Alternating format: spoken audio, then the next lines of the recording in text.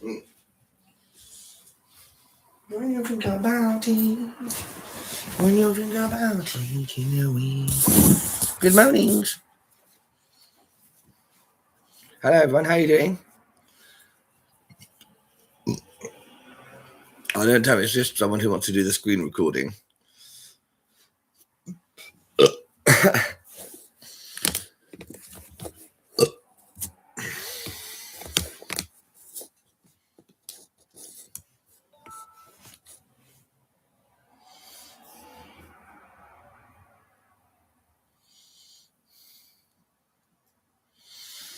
Good mornings.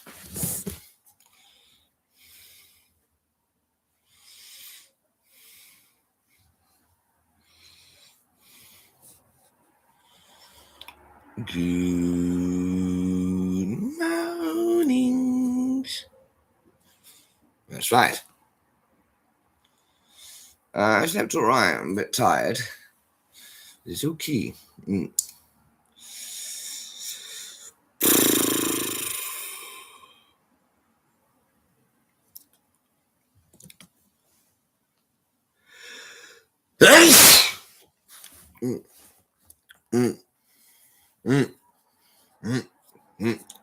I always hate waking up. Always so shaky. I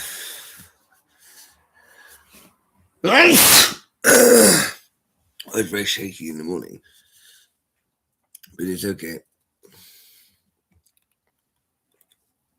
I had to call for my solicitors.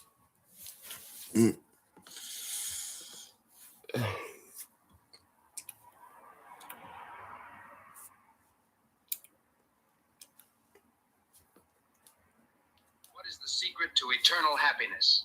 Do not argue with stupid people. That's it? I don't think that works. You are right. Master, what is the secret to eternal happiness? Do not argue with stupid people. That's it? I don't think that works. You are right. Thank you, Nico. Master, what is the secret to eternal happiness? Do not argue with stupid people. That's it? I don't think that works. You are right. Master.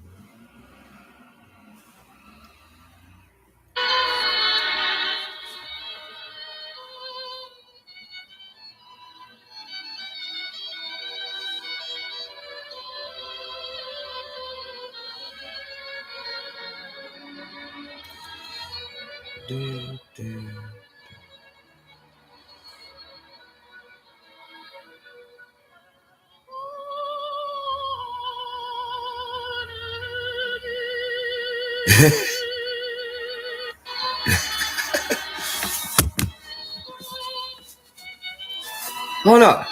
Oh, what's that story? Oh, what like this?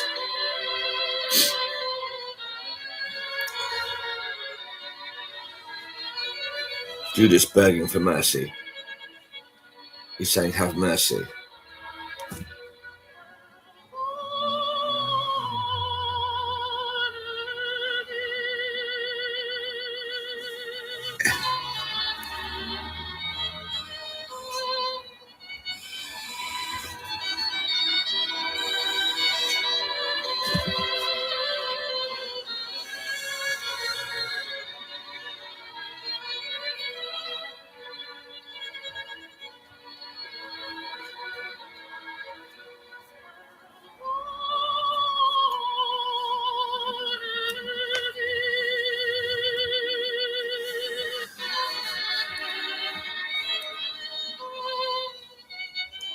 Oh!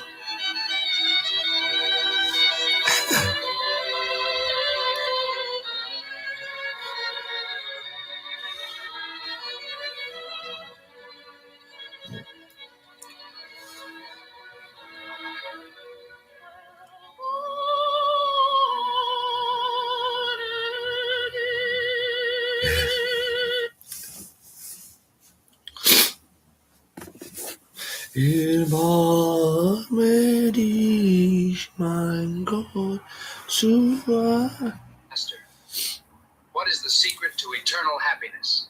Do not argue with stupid people. That's it? I don't think that works. You are right. Master, what is the secret to eternal a happiness? smile. Do not argue with stupid people. That's it? I don't think that works. You are right. Should come. Master, what is the secret to eternal happiness? Do not argue with stupid people. That's it? I don't think that works. You are right. Master.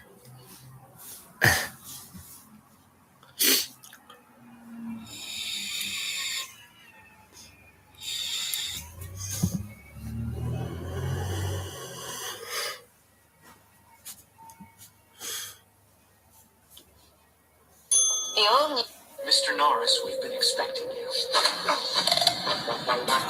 Quick, get him!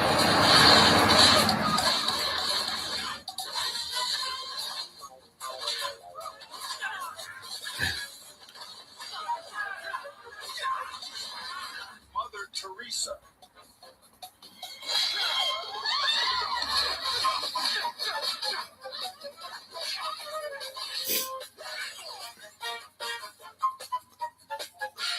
Oh my God. Well, yes, that's me. Good to see you, my old friend.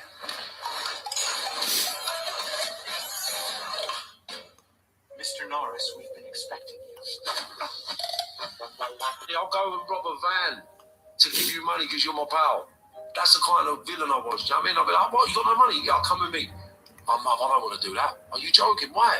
Oh, Mum, I'm scared. This is... I don't know what. Right, wait here, I'll be back in a couple of hours. And I'll go and nick money, come back, say, how much did you need? There you go. Don't fucking tell anybody, I'll give you that though, right? Do you understand? So, when I was lying in that hospital, man, and no one come to see me, it broke my heart. It broke my heart.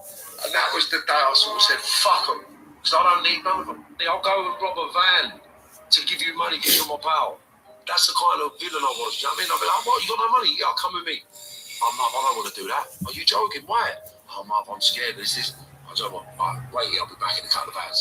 And I'll go and nick money, come back, say, how much did you need? There you go. Don't fucking tell anybody, I'll give you that though, right?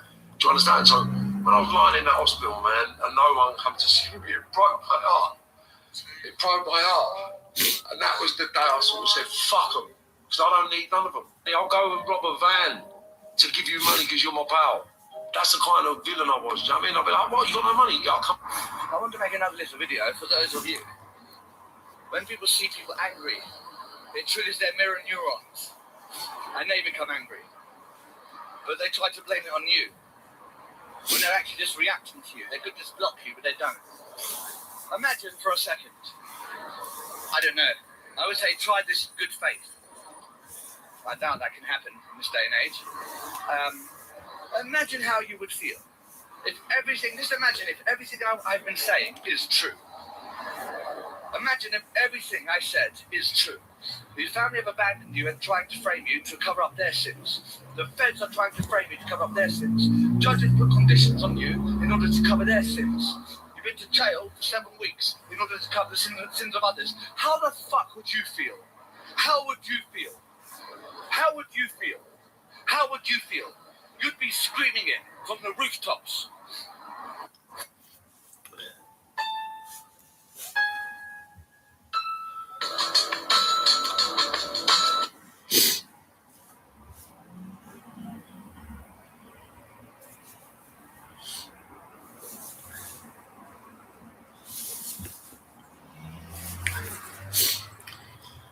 So today, I woken up.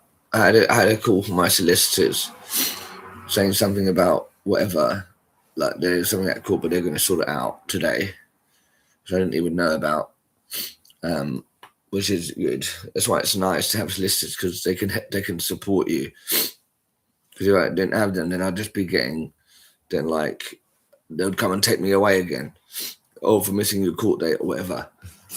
The feds, they don't call you and help you out. They just wait for you to miss something so they can come and get you again. Here I'm here now. I've got a dentist appointment on Friday to sort out my teeth. And that's quite good. I don't know, maybe I'm going to have a coffee. Maybe I'll have a coffee. Yes. Why not? What do you think about it? It's a good thing. Good things. Oh, I love my things. Come on, follow me. Don't be an asshole.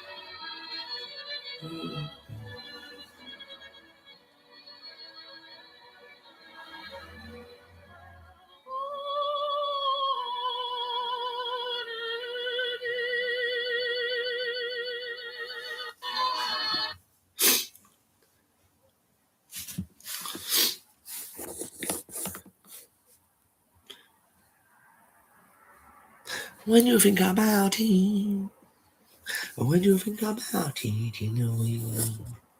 When you think about it, oh, when you think about it, you know it, because of it so.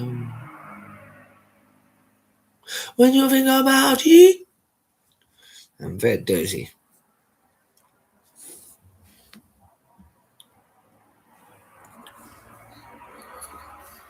I am very dozy.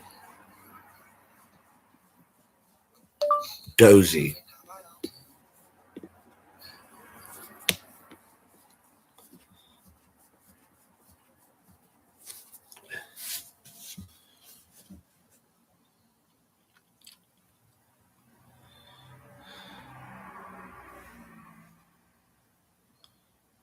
I'm tired.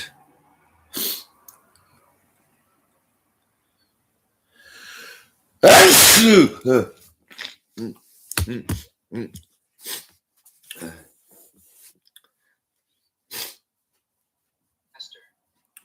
what is the secret to eternal happiness? Do not argue with stupid people. That's it? I don't think that works. You are right. right. Master, what is the secret to eternal happiness? Do not argue with stupid people. That's it? I don't think that works. You are right.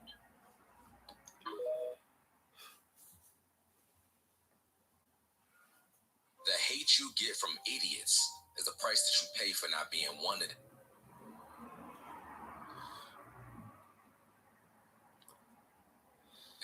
You think for yourself, you move different, and that makes insecure people uncomfortable. See, people hate what they can't control. So if you're not as dumb or stupid as they thought you was, they see you as a threat. So you're going to be hated by idiots, because that's the cost for not being one of them. It's the cost The hate of not being an you get idiot from idiots is that you'll is the suffer. price that you pay for not being one of them. Also, lads, let's go to the mouse cam right next menu. First of all, for my fame. That's a nice belly. Not for me. Not for me. Also, lads, let's go to the mouse cam right next menu. First of all, I'm nervous, you're not nervous. I'd like to talk a little bit more about Judas, right? Now, obviously I don't believe in the Bible, but they've got some interesting stories, right? So Judas knew he was betraying Jesus. He knew what he was doing was wrong, but he thought he would get away with it. He thought he would get away with it.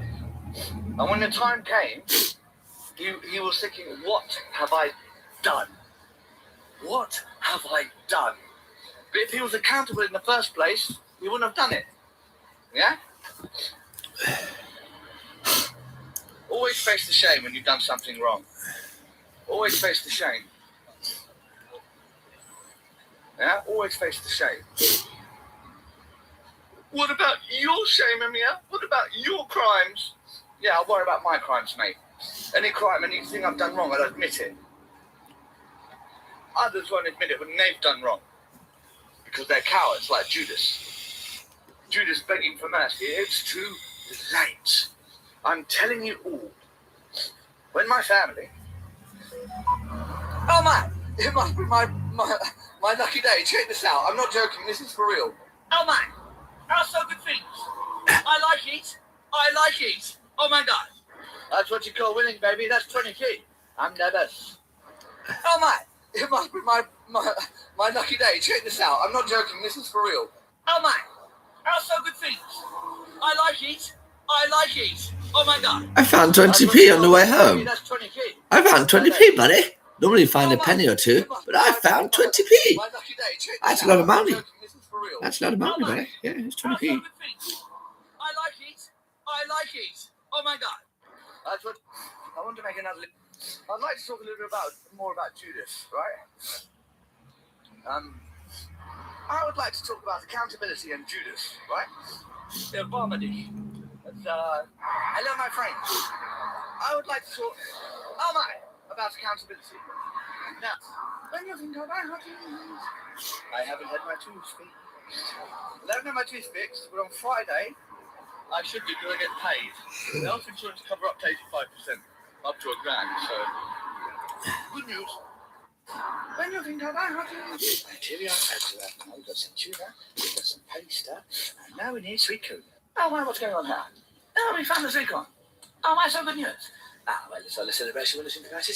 Oh, so good news. Come follow me, so good things. And here we are, That's right, ladies and gentlemen, we're going to Asda for a new adventure. Oh, so exciting things. Oh, my God, so good. I'm going to buy some pasta and some tuna and sweet corn. What are you doing? That's right, ladies and gentlemen, we're going to Asda for a new adventure. Oh, so exciting things. There we are, love Asda, thank you very much. Of course, today I'm in Tesco, so good time. Sweet corn. What are you doing?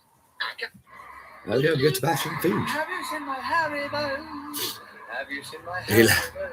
Yeah, Asda's wicked. I love Asda. Are you in this area? Where are you, Nico?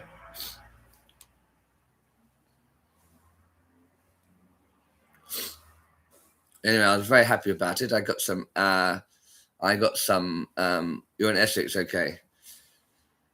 That's not too far. But I guess you don't know. Yeah. But there's a very big Asda. There's like a 2-floor Asda.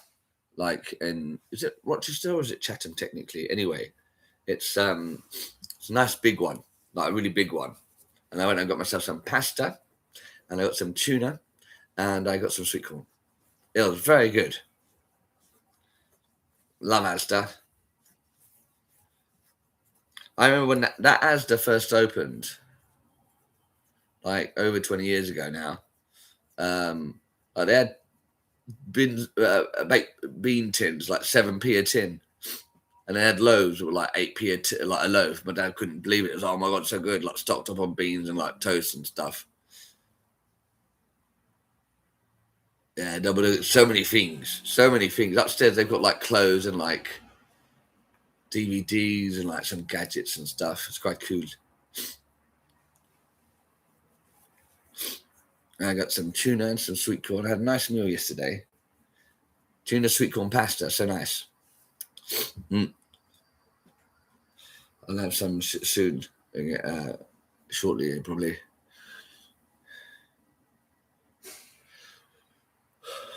I feel so dozy. Ding ding. I don't know. Like maybe I will have some pasta for breakfast as well. I'll have some of that. I got some more tuna, and I found 20p on the way home. 20p on the floor. I don't know. That's a pretty good score, buddy. Normally there's only 1p or 2p's on the floor, but find a whole 20p. That's pretty big money, baby.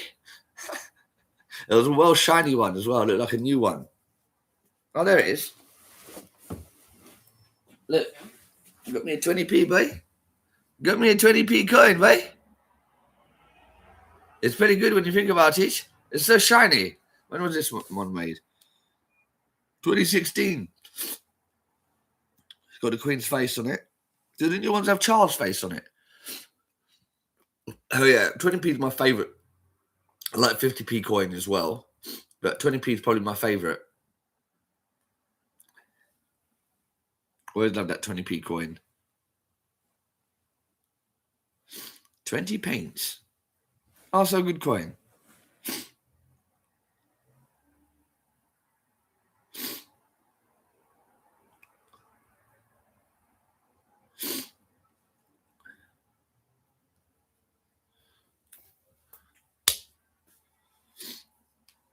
Here's some tails.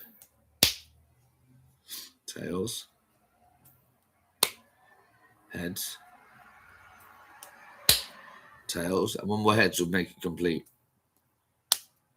Ah, tails.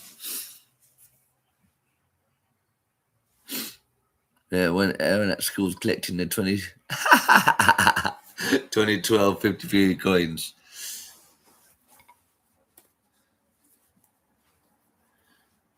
That's funny.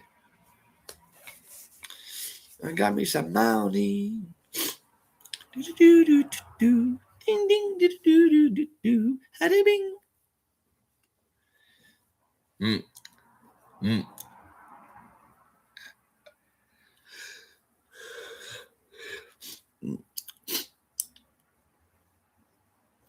Sweets at the end. I was never like, when I was a kid, I'd always like, I wasn't like one of a smart kid that would like save the money. I'd always get money and I'd go and buy sweets. I used to love buying sweets when I was a kid. It was the best thing. Go and buy some sweets. Made me feel happy. Used to go and get like penny sweets. Go and get a bag of penny sweets.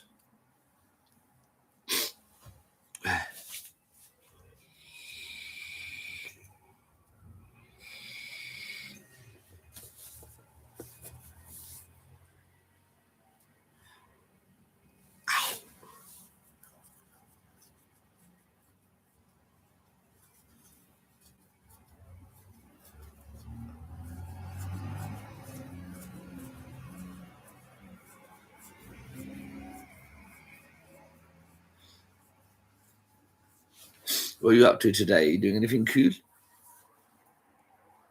Sometimes you like find like a little scar or a little, like not a scar, like a little scab on your leg or something, and you don't even know how you got it. And I found all these like little scars. I don't even know what I banged into.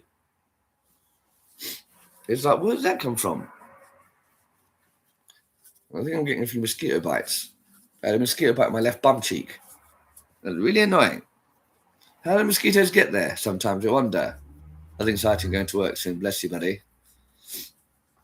There's fucking mosquitoes. I woke up one time with a mosquito bite on my balls. I was like, how the fuck did they get in there? How the fuck did they get in there?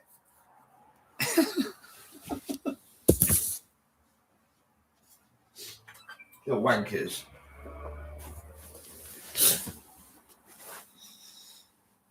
I don't know how they do it.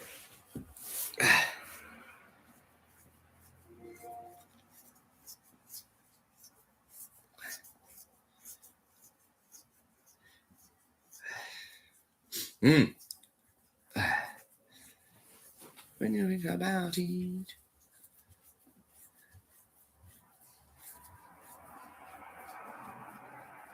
Yeah, and that's coming out again, little wankers. They love it. Come and drink your fucking blood, little cunts. They love it. Come and feeding off me. They're eating you. Do you know what I mean? Nasty things. They are. They come around. They're fucking eating you. They're literally eating you alive.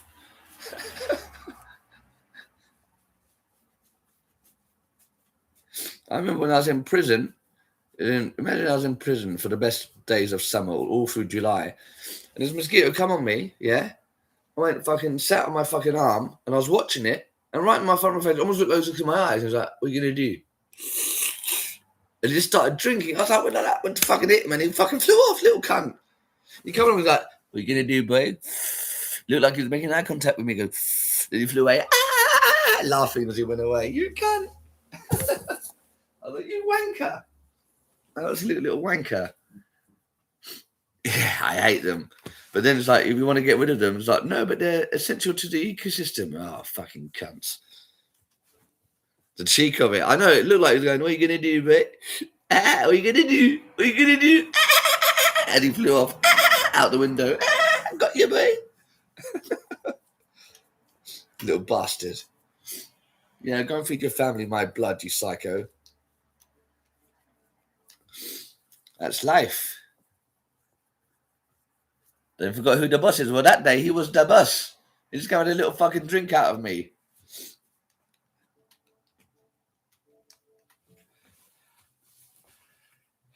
I should have a coffee. This is quite good. So I got up at 9. That's quite good. So maybe I can normalize my sleep pattern. I don't know, really. There's a new Metro game coming out. That's quite exciting.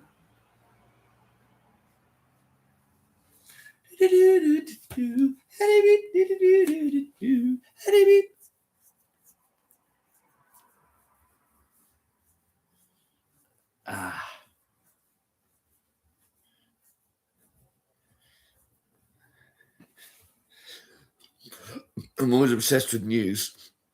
I have to see what's going on. All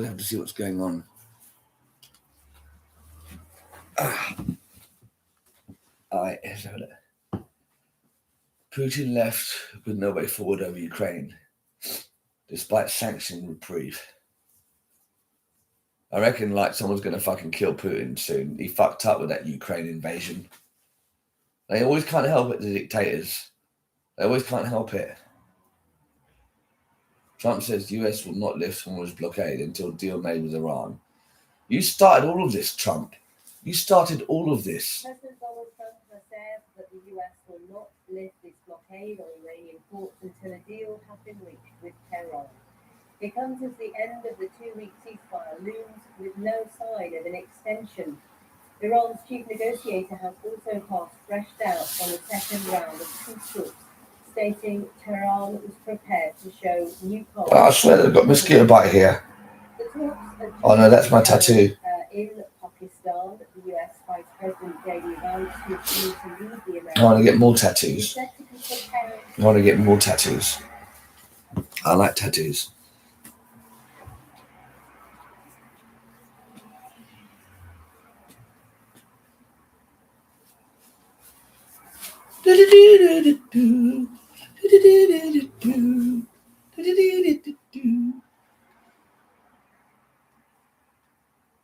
Up to the job.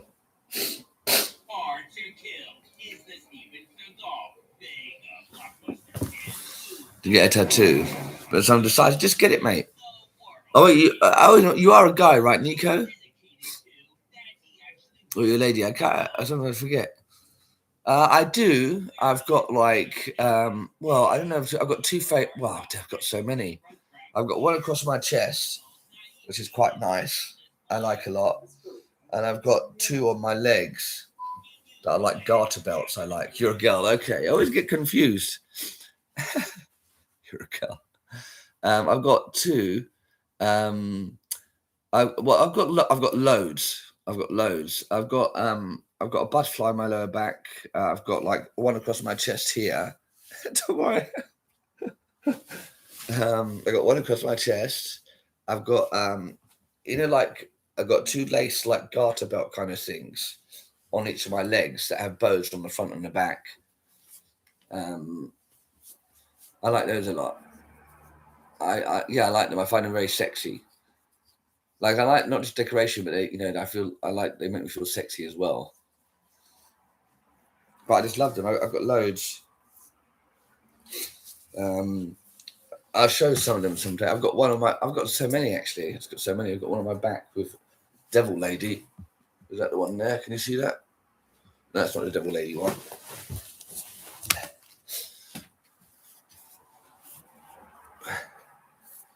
Can you see that? Sexy Devil Lady there. I love that one.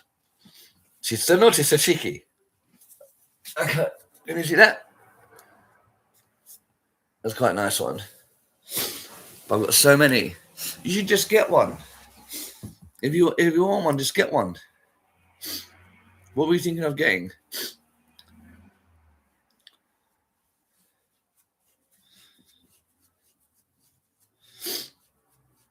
Do you have any idea? You can start off just getting a small one or something. You don't have lots to just need to bite the bullet. Yeah, and the thing is, when you get one, if you don't like it, you don't like it. But just go for it. Because again, ultimately, if you really, really don't like it, you can get it removed, right? Which ain't a problem. But I love them. Oh yeah, I've got another one here. I've got one on each side of my feet. Just want to make sure there's no holes in my pack boxes. See that there's one. Can you see that? Let me turn this brightness up. Yeah, there's a bow. I might want to get that wrapped round or something. Got one on each foot. That hurt. That hurt. That one hurt. I love it. If you want to get one, it's like my tongue piercing. When I was at the piercing lady I used to go to, and I said, I want to get my tongue pierced. She said, do it. And I did it, and I love it.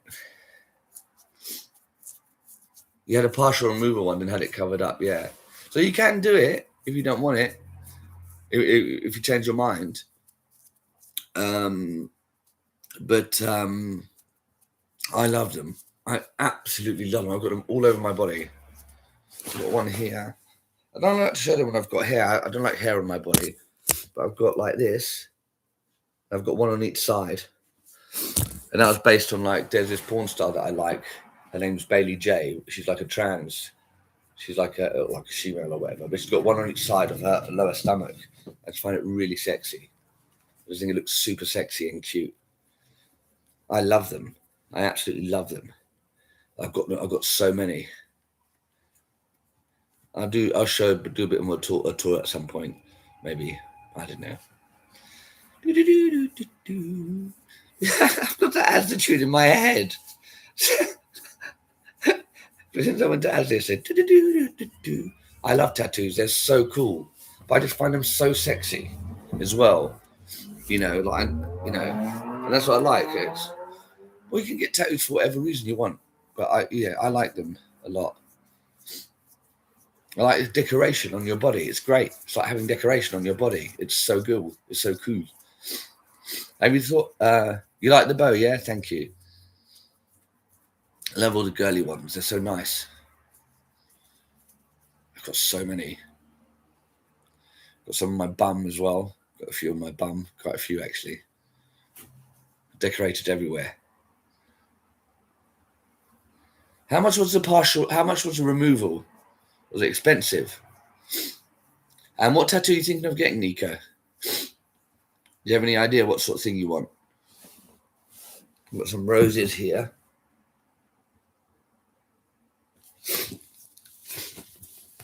I've got this here. That's like feminine. That's like, you know, like femininity or like a female like symbol or something. Female energy. Is that it? 99 for 3 sessions. That's well cheap. A moon or sun or stars. Oh, that's nice. I've got some. Have I got any stars? I think I might have some stars somewhere. You had 4. Were they all removed? That's well cheap. Moon or sun or stars. Yeah, just go online and just look at different images you like. That's the great thing about it. You can just get any image you like or whatever, or any drawing. Just find any drawing that you find cool or you like, or for whatever reason. That's what I like about it. For whatever reason. For whatever reason. Whether you like, you feel sexy, or you want it to remind you of something, or in dedication to someone. It's just anything. Yes.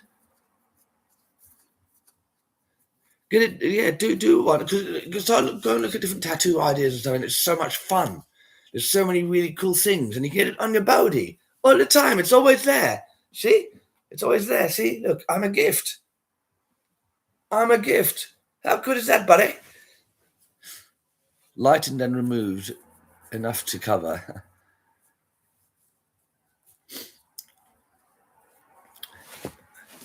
Ding ding ding ding. That's the price. That's the price, isn't it? And Tesco's every little helps, isn't it? Yeah.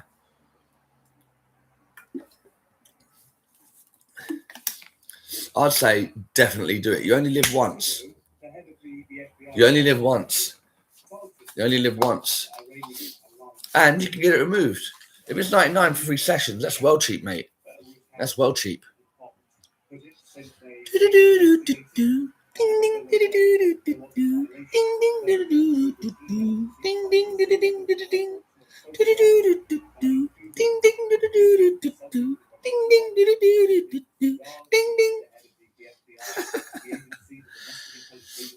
YOLO. My first one a few years ago. Oh, God, what was the first one? It might have been on my bum. I can't show that one, obviously. I've got so many. Yeah, I've got some stars here. I've got a musical thing. I've got a music thing. I don't know if I can even show that. I'll probably show that, maybe. Here it is, see? So that's not too inappropriate. So we've got a music thing there. See the music symbol. And some stars and stuff.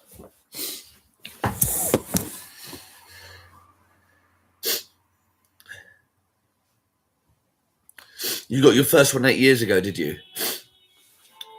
Yeah, it's very cool. I've got so many. I love them. Because I love music.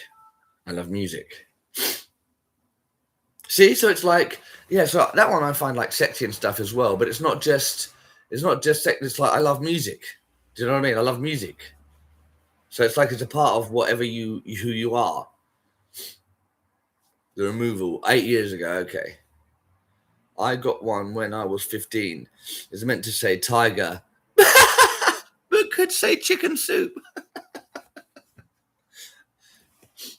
Tash has got some cool ones. She's got like X-Files on there.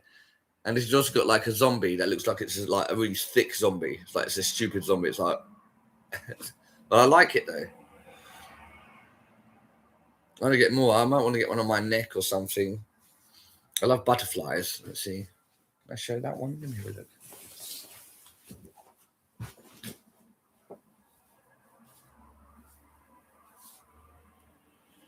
Maybe I'll show this, because I could show that. Does that not show my bum, is it? No, it doesn't show my bum. I've got these. Playboy, a few different ones. I've got so many. Yeah, I like butterfly ones. I find them sexy as well. I've just got them all over.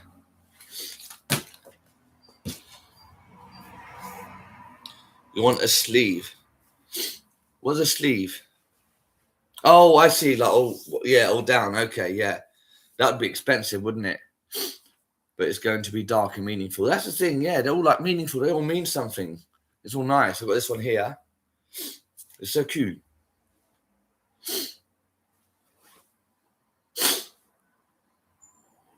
I do have writing on my back, yeah.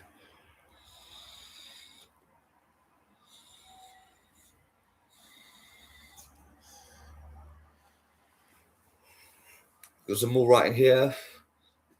Oh, I can't show you that, but I've got some writing here. This is from the hair dye. Don't worry. These are clean. This is like the hair dye. It's bleached it. It's gone orange. I've got so many. No, I'm not going to show you. Let's have a look. So I've got a heart there.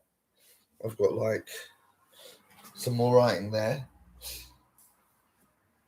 There's some roses, some hearts.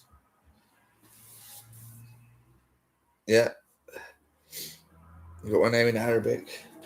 Another star. Nice bow. I've got some dates on there and stuff. Running down heaven steps. That's nice. So you can have them like, meaning stuff and whatever. That's what I've got here. Yeah, I've got a bird here. Got like this.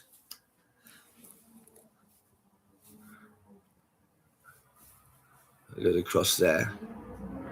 That was an expensive one. It was like $1,000.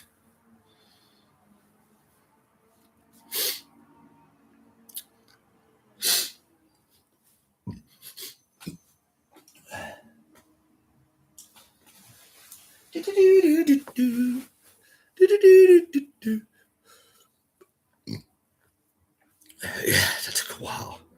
That hurt a lot as well. I did it in one session though.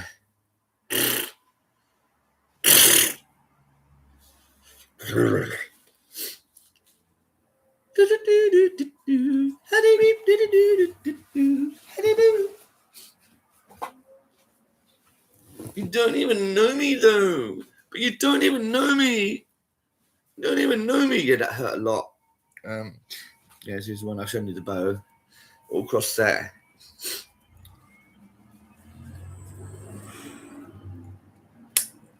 I can't get that fucking Asda tune out of my fucking head. Ding ding, bing bing. That's what I did when I walked out the shop. I was like, bing bing, and I looked at the security guard, and he was like, I was like, but that's Asda price, isn't it? And he was like, yeah, but of course. He was like, are you going to leave the premises now? I was like, yes, I'm leaving, don't worry.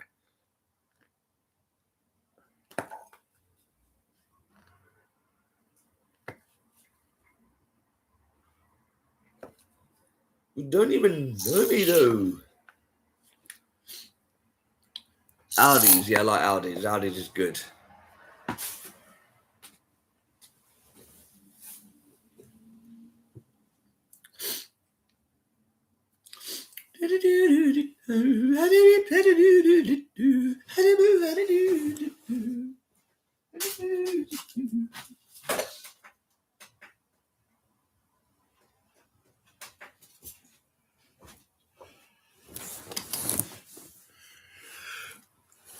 A few weeks ago, the head of the FBI, Kash Patel, was targeted by an apparent Iranian-aligned group of hackers. A hack and leak scandal was how the department put it, said that they were investigating.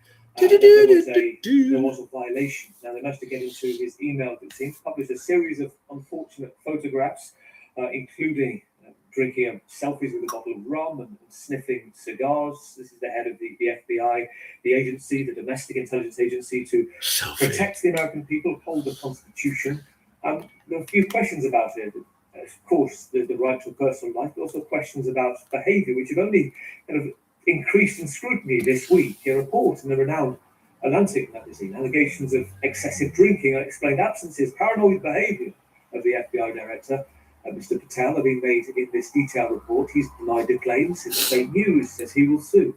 Let's bring in the journalist behind it, Sarah Fitzpatrick, who spoke to a number of FBI officials, amongst others, questioning Mr. Patel's fitness for office. Welcome to Front 24, Sarah. Tell us first about the investigation. Take us from your first tip-off that there was something amiss, something that needed in-depth analysis. Thank you so much for having me. I want to get one like here or something. You know, it's been a very long, very diligent and detailed process that has taken place over many, many months. It is a, it was a portrait that emerges from a wide range of sources. A wide range, of course. Government. Oh, no. Suggests yes. FBI director that his own colleagues find to be a potential national security vulnerability. There are unexplained, as you mentioned, unexplained absences. There are alleged incidents of drinking to the point that his own security detail had to request put in a request for additional resources because they were concerned about multiple occasions in which he was unresponsive behind closed doors. And I think the most key point that comes out of this totality of this reporting is the fact that it is people from within the government that are sounding the alarm, who are very, very frightened for what this might mean, particularly in light of recent events in which the threat landscape in the United States, because of the Iran war and other nation-state actors that may find this opportunity in which the United States is particularly vulnerable. So it is a very frightening pattern of behavior that is. Is that his wife, is it? Incredibly. She's so proud of him. Take us through a couple of these. Look at her looking at him like, I'm so proud of you. This is the kind of gets to the heart of the headline. He wanted you to be proud of him. Where was he when they had to go through some pretty extraordinary? That'll be my next one, maybe. All he wanted was you to be proud of him. Proud. And the language of the story is very careful, and I don't want to get ahead of that, but I will say that it is a pattern that has taken place on multiple occasions. That's why. And there's a lot of concern because the director of the FBI, for two reasons. One, the director of the FBI is among the most targeted people in government for foreign intelligence agencies. He is considered one of the targets for blackmail or other types of interference that can be quite sophisticated and we know is a source of concern on a daily basis for high-ranking members of the government and the intelligence agencies. But secondly, the director of the FBI is responsible for making many of the most important calls that have to do with making Hello?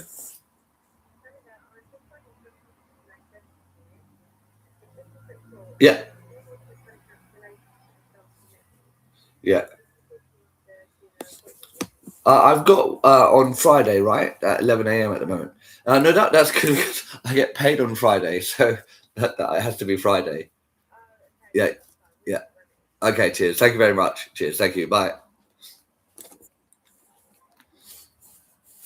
I saw it was a local number, so I thought, okay, that's probably legit. Most phone calls I don't answer, they're like, often they say spam call warning and shit. Bless you, buddy. Have a good one. Ding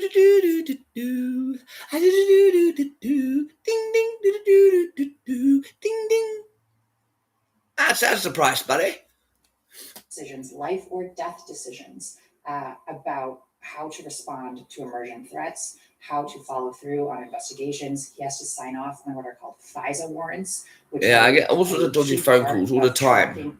All the time. Terrorists who are believed. Oh yeah, all the time. So it is a concern both about his availability to be responsive and cogent on a very short length of time. So that is among the reasons why people were raising these concerns throughout the government. Let me mention a couple of these incidents, some of the key allegations within them. So one incident involved this request to It's a nuisance call. breathing equipment, typically used by SWAT teams, hostage teams, because he's unreachable behind locked doors. Security detail allegedly struggled on multiple occasions to wake him. He appeared heavily intoxicated. Early on, meetings, briefings reportedly scheduled because of alcohol-fueled nights, and described as drinking to obvious intoxication at spots like a private club in Neds in DC. Now, his fairly curt response has been that this is fake news, that he will sue to go ahead and put you what you want. Essentially, this is not true.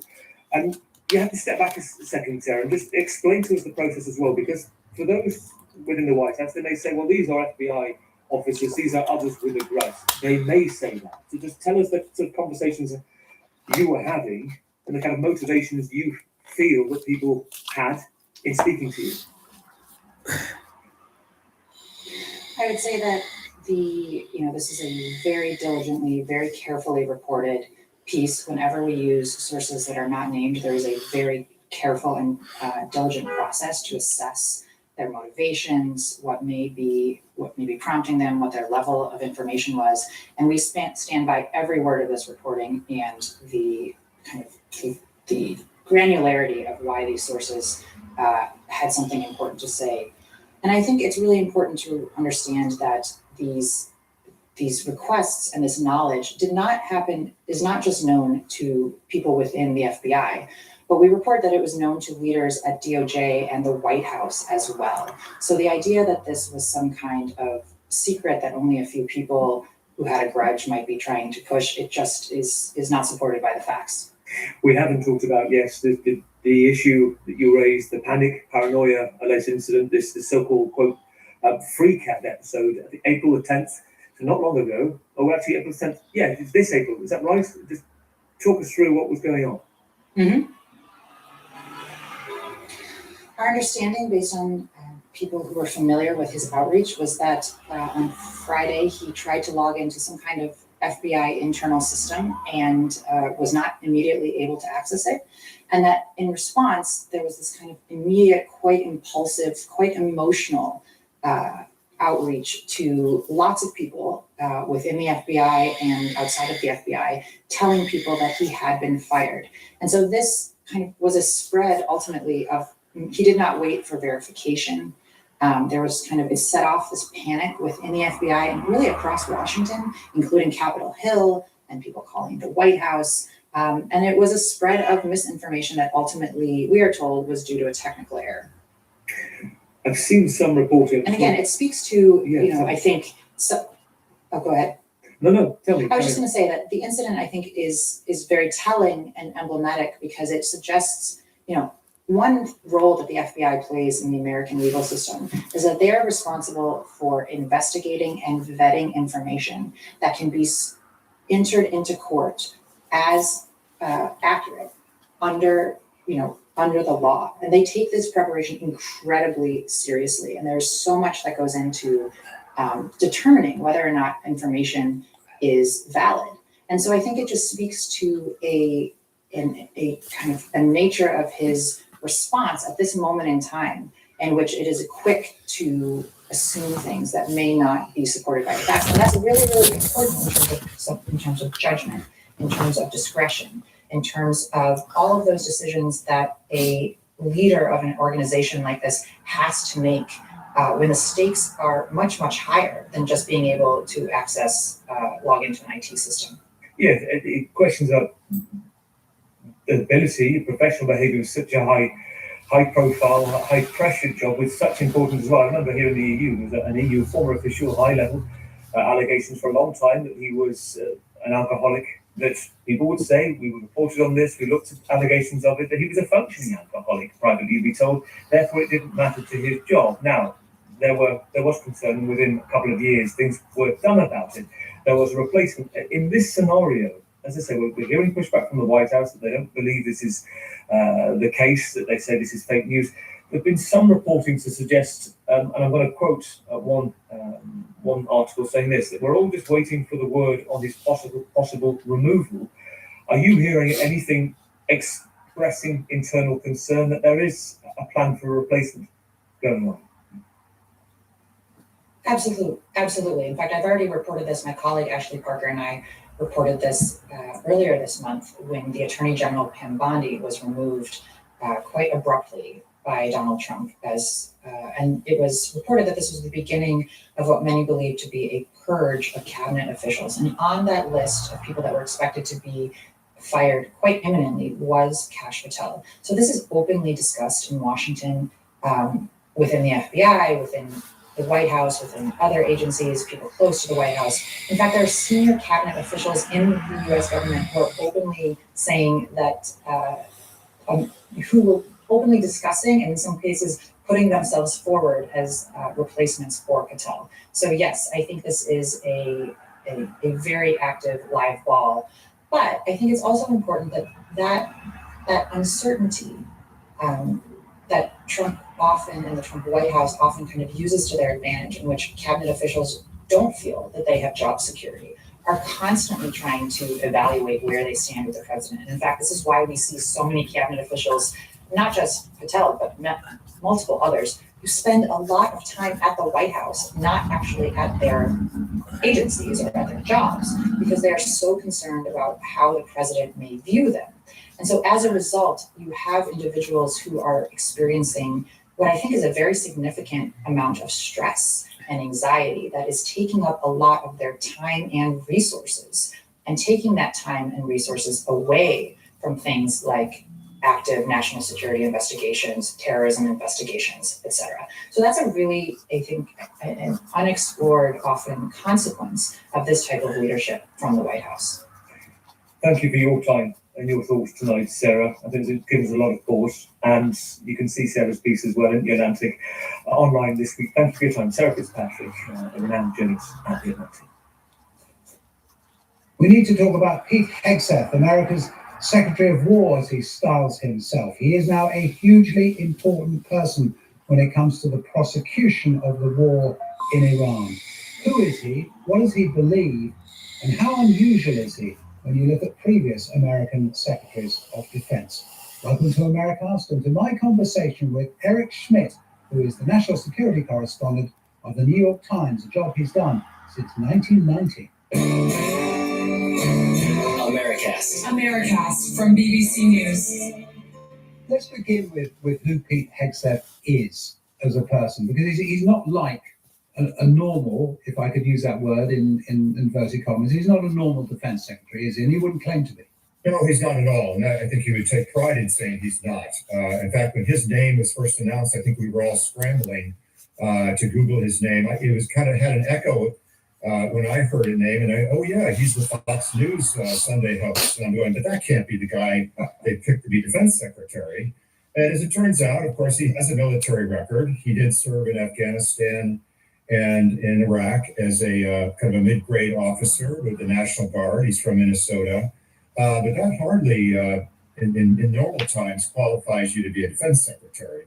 Typically, that's a senior statesman. If you think of a Don Rumsfeld kind of character who served in Congress, the White House chief of staff, maybe he was a retired general like Jim Mattis or Lloyd Austin, somebody with some credentials. And I think the main credential here was that President Trump had seen and liked him on his performances on Fox News, and that was the voice that he wanted over at the Pentagon. So how does he organize things? Because he obviously he simply doesn't have the experience in bureaucracies that it might take to make that work. Has he separated himself off as a kind of leader, totemic figure at the top of it, and let other people do the kind of grunt work, as it were, but the important work of organizational things, or what? Yeah, typically the defense secretary in the American system is... I can't watch this guy fiddling with his fucking mouth.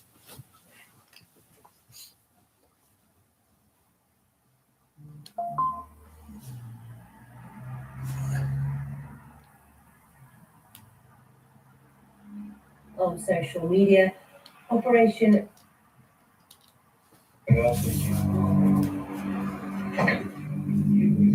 Вот там справа идет, пусть смотрит.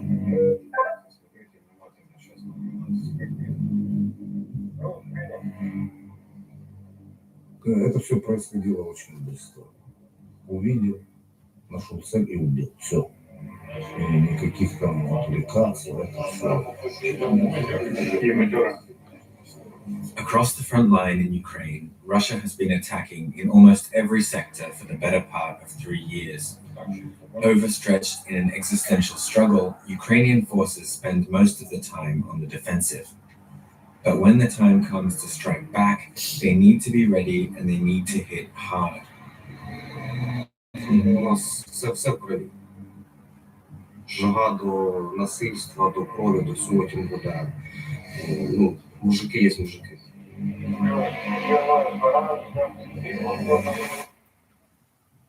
With Russian drones making journalists' work in frontline areas here in Ukraine more deadly with every month, large international media has almost stopped coming to report from the ground on the battlefield.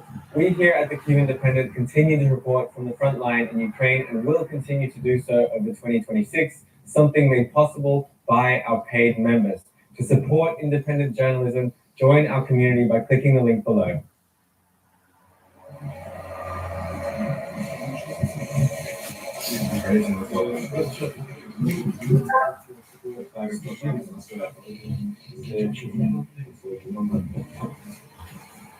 У них сам домик зашел, да? Нет, они зашли в домик. О, сюда, наверное, не спустились, а что там?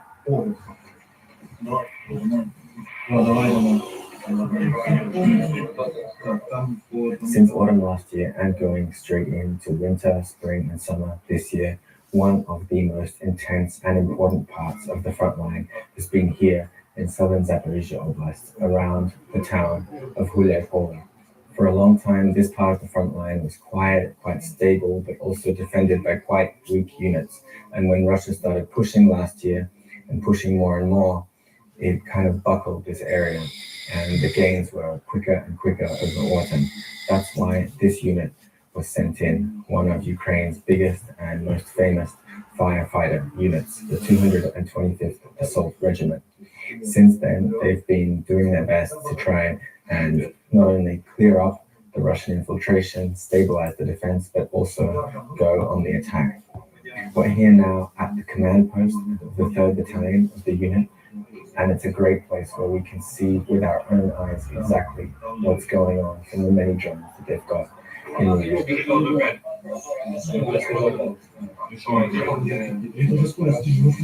Central to waging an efficient fight, whether attacking or defending, is situational awareness combined with smooth command and control. Here, commanders monitor the situation in a very real way, coordinating the response of all the battalion's assets.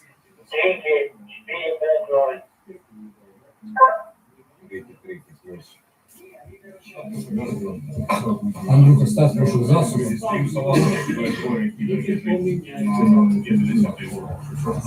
As soon as we arrive at the command post, movement is spotted. 2 Russian soldiers moving chaotically through the gray zone. Hot on their heels, Ukrainian drones. Собралось из 5-4, сейчас разбежались по городу. Не часто бачите таку поведінку, що так на відкритому просто вибігають. Часто. Это вот...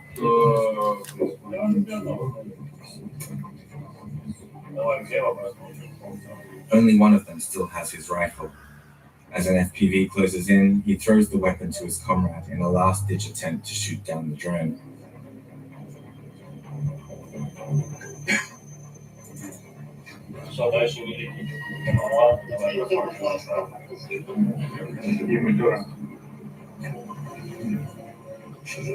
Да, автомат кинул, прыгнул, подобрался, стреляет. Было бы лишь автомат, плохо без ствола. Я был бы Immediately an example in front of us of how extremely deadly it is to be out there in the open, especially in these conditions. We have 2 Russian soldiers just absolutely running for their life after a few FPV drone attacks. Now they're also sending in a heavy bomber to try and stop them. And you can see just the landscape of this completely open fields here in Zaporizhzhia Oblast. Clear weather, still no leaves on the trees. Very, very difficult to survive for more than a few minutes in that gray zone.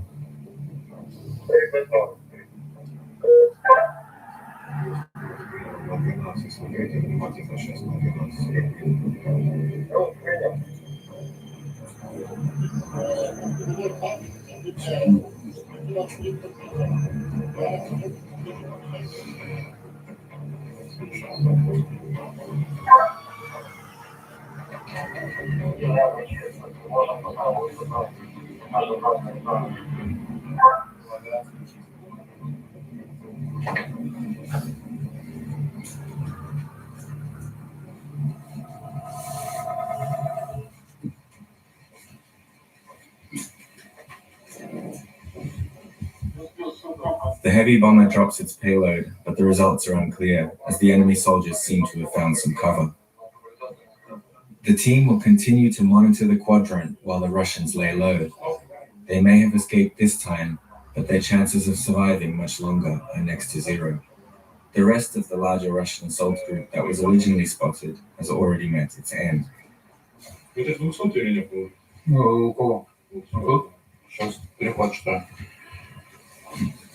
Ну, немножко нехорошо. Мне кажется, да, это что, то, что въебали в пишку? Нет. Так, в принципе, у них на данный момент да, стратегия, которая есть, тактика, ведение боевых действий малыми разведгруппами идут в сторону позиций и пытаются заходить в межпозиционное пространство, засовываться в любые дырки, потом они вот так вот накапливаются.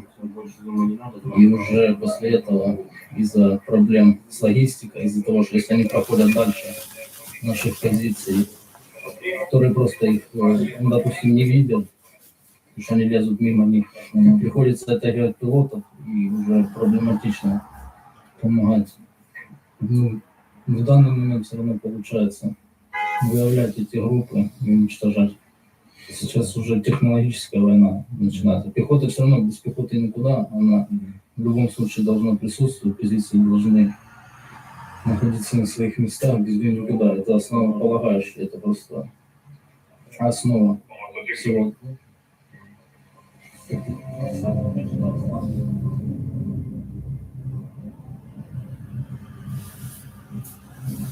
Since the counteroffensive in 2023, Ukrainian forces haven't been on the attack very often, but when they are, the 225th is usually involved.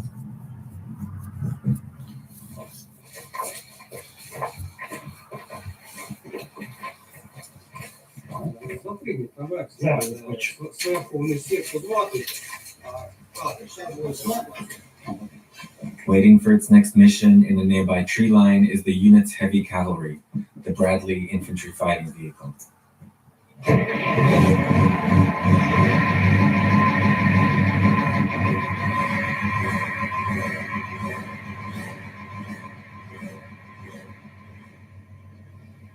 An enduring testament to American design and engineering, these Bradleys were part of the attacks that breached the Russian border in Kursk and Belgorod regions. На месте бифлота, это Чебурашка.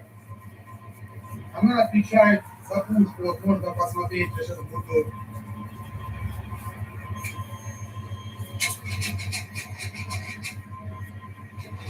И то же самое, где уже ведется огонь. Вот зажимается, и здесь клавиша, вот она видно, если с нее ведется огонь.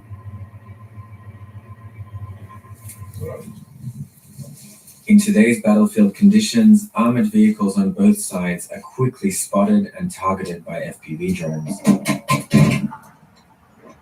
But when part of a well-planned and timed operation, the speed and protection of a Western vehicle like the Bradley is still unmatched. Мы постоянно заезжаем так, что, грубо говоря, мы работаем в упор.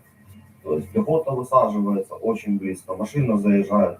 Если разбирать здание, допустим, то, это в прямом смысле это в упор делается. Нет такого, что там выехали, с 2-3 километров работаем, в сторонке где-то, ну, такого у нас не бывает, на штурмовой полк. А главное быстро въехать и быстро уехать, потому что те, которые висят, что более страшные, с кумулятивными снарядами, вот, снаряд тяжелый, то есть этот дрон в воздухе постоянно висеть не может. То есть противник увидел, что заехали, поднимается дрон, ну, главное быстро заехать, быстро уехать, чтобы он просто фактически не успел долететь, да? Вот, ну, как бы вот так вот. Ну, бывает, конечно, успевают долетать, но тоже же такое. Мангал есть. Машина хорошо держит.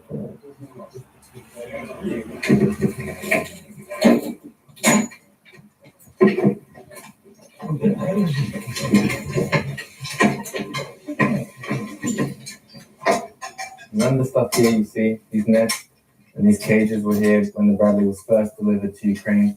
But now both sides are defending their armored vehicles with their extra netting. Here, you know, we've seen much crazier versions, including from the Russians, where they basically look like these Mad Max turtles. But the guys say that the simple net system is enough to make sure that the detonation of the FPV drone happens further away from the actual armor itself. And so long as they can ensure that, the armor can handle the rest. These Bradley crews know all about the increasing drone threat out in the field. But when the time comes, fear fades and gives way to the mission to get their guys in and out safely. Дело в том, что раньше тоже летали, ну и как бы то, что там на каком-то направлении может больше, на каком-то направлении меньше, ну то есть в принципе оно без разницы. Ты выехал, отработал, приехал. Главное себя не накручивать вот этим, что там куча их есть и куча их может прилететь. То есть, ну от этого же никто не застрахован, это что война. Только самую лучшую, как-то так.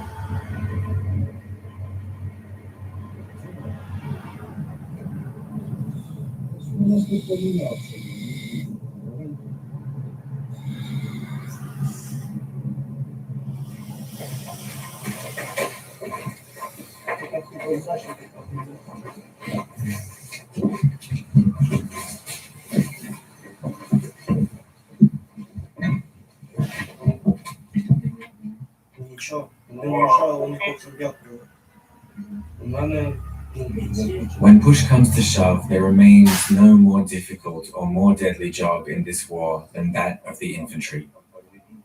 Whether attacking or defending, the foot soldiers of the 225th must be prepared to face the grueling, chaotic reality of the modern grey zone. We meet two of them, Andriy and Alexander, typical faces of the average mobilized infantryman in Ukraine. The two recently returned from their last rotation, where they came face to face with the assaulting Russian forces. Ну что, зашли, заняли позицию, зашли в село, заняли позицию, дом. Начали, что посрывали полы, начали окапываться, естественно, залаживать окна от дронов, ну и от противника, чтобы не выявить себя. А потом уже начался вот этот движ, короче, на гуляй поле. Уже ощущали, что это уже жесть полная была, что их все больше и больше идет именно. У него по 5, по 8 человек, ну по-разному отходило. Они напрямую шли. Ты даже не мог, ну, ты не знал, откуда они идут. Или сзади дома, или по дороге будут идти. Вот нету, вот проходит там 5 минут, ты там вышел, там покурить, говорю, хуя, там уже у тебя во дворе их там двое-трое. Все, 3 секунды и твоя очередь на выход. Это все происходило очень быстро. Увидел, нашел цель и убил. Все. Никаких там отвлекаться, это все. Сейчас нету. Туда отвернулся, на тебя за дверь будет стрелять. Ну, первую неделю нормально. Мы дошли, отсидели. Потом они начали идти, короче, утром и вечером. Это вот дня 3 подряд они пришли. Ну, благодаря нашим дронщикам, вампирам, кажанам, точнее. Ну, вампир, кажан. до позиций до наших они не успевали доходить. А потом, когда они стали уже заходить с двух сторон, либо группами разделялись, там 5 человек в ту сторону, 5 в ту сторону, то как раз у нас проходили там 5 первых. Получилось, что мы одного подстрелили, и у нас попалась радейка их. И пошло это чуть легче, то, что мы слушали, типа, когда, куда и сколько там человек будет идти. И помогали немного, там долаживали своему командованию по радейке, что там будет воеваться, там какая-то группа. Ну, вот пару раз выходило, что четко все, что мы помогали говорить, как раз що виграли тут в Кримі. Як це, коли не розумієш, де саме лінія, де саме можуть бути вороги і так далі? Ну, нужно пройти, что где-то неделю, чтобы ты начал ориентироваться, где шел, это что сразу там не говорится, что откуда там, где что-то должны там полезть. Они могут там, кто-то там пропустил где-то что-то, или херя, могут вылезти откуда хочет. Иногда говорят, там, типа, основной контроль ведите там на 12, на 3, там, потому что сзади там график, кто-то может полезть. Є такі ситуації. Сьогодні я можу сказати одне, що, як не крути, ми ж люди самці, ми ж хищники. У нас все в крові. Жага до насильства, до крові, до всього, тим буде, мужики є мужики. Просто все одно за шкалі, адреналін, кураж. Навіть багато було таких побратимів, що просто до цього вже втягуються іменно на штурмах, це напередку з остальними без служити вже може. Просто рвуться самі. Це дуже від людини залежить просто. Якщо ти не будеш робити цю роботу, то йдуть вороги, де на твою землю, твою сім'ю стріляють, вбивають, не знаю, що тобі. Ловить вот этот, типа, как вы говорите, там, панику, вот эту, типа, страх перед тем, чтобы, типа, застрелить или убить врага.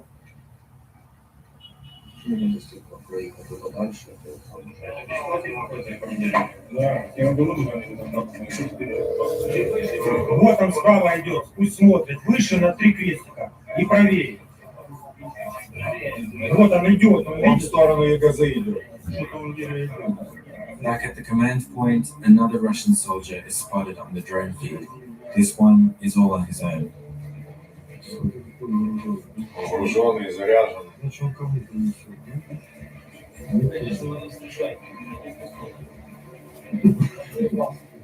Unlike the soldiers seen before, this one walks calmly, with purpose. His movements are watched from the air every step of the way. Нет, вот он сидит, походу. Да. Вправо повернул и остановился, сел, походу. А зашел на крышу. Он скинул рюкзак, мужчина, его задача зайти сюда. Ну и все. After exiting the tree line, the enemy soldier takes shelter in an old Ukrainian fortified position. Another close escape, for now. Коли вони забігають в доту, їх розбирати дуже тяжко. І приходиться изобретати там різні методи, способи і так далі. Це, як я бачу, це якийсь великий роб, чи щось таке, так? Жодної інформації не цікаво. Going into the 5th year of the full-scale war, as long as Russia can leverage its manpower advantage, Ukraine must learn to fight less and less with boots on the ground. For the battalion's drone commander Pavlo, this adaptation will be crucial in the battles ahead. Бачимо велике скупчення росіян, велике скупчення ворога накопичується, користуються погодніми умовами, підходять на більш ближні рубежі для подальшого наступу. В деяких місцях встигають просачуватись і закріпляються там на деяких позиціях, далі вони накопичуються і так продовжують рухатись далі. Зараз будемо переходити з зими в весну, вже тепліше умови, зеленка, Що це буде значити для... Ну, для ворога це буде простіше, оскільки у них ресурсу людського більше. Вони постійно будуть рухатись зеленкою. Це потрібно буде постійно робити дистанційне мінування для того, щоб заважати їм рухатись, щоб їм це було все складніше і складніше. Розвідці буде важче, ударним силам також буде важче.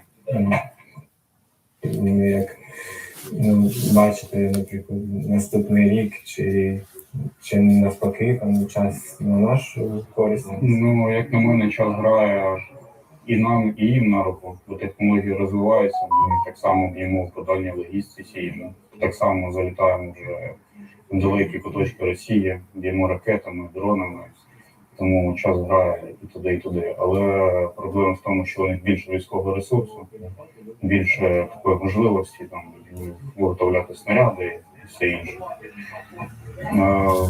Домовлятись, про що домовлятись, просто відтягнути те, що буде далі. Домовимось, ми там через півроку, через рік буде те саме, буде тільки гірше. Бо вони там підготуються, накопичують ще ресурси і просто ще більше навалу підуть. Ви взагалі думаєте багато про майбутнє, про сценарій закінчення війни? Та який сценарій? Сценарій, все далі війна буде продовжуватись.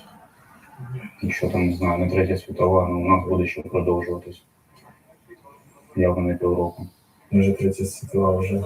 Вона вже давно йде, багато війн по світу. Просто що вона так локально.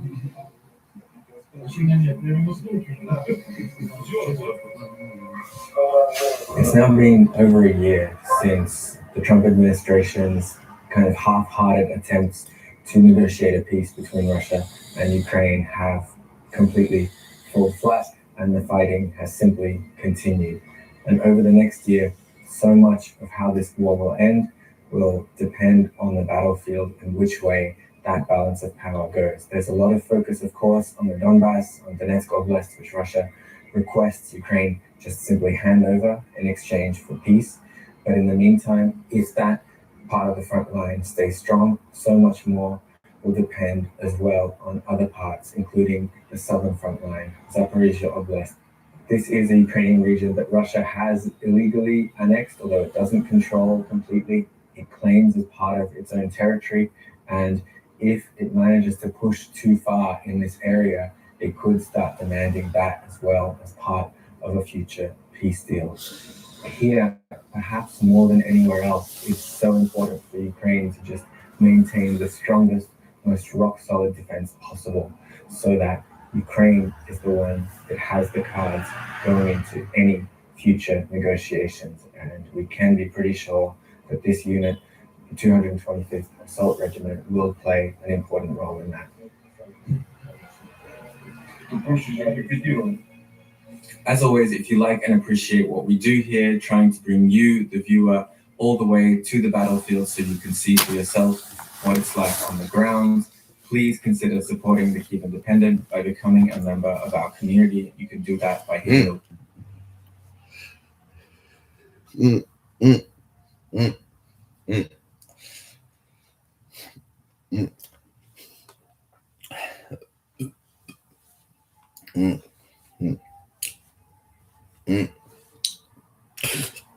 On December 31st, 1994, Russian armoured columns casually drove into the city of Grozny. No one could have even imagined that the next 60 hours would be pure hell, and that almost every single one of them would end up dead, wounded, or captured. We're going to show you exactly what happened, why it happened, and how horribly far it went for everyone involved.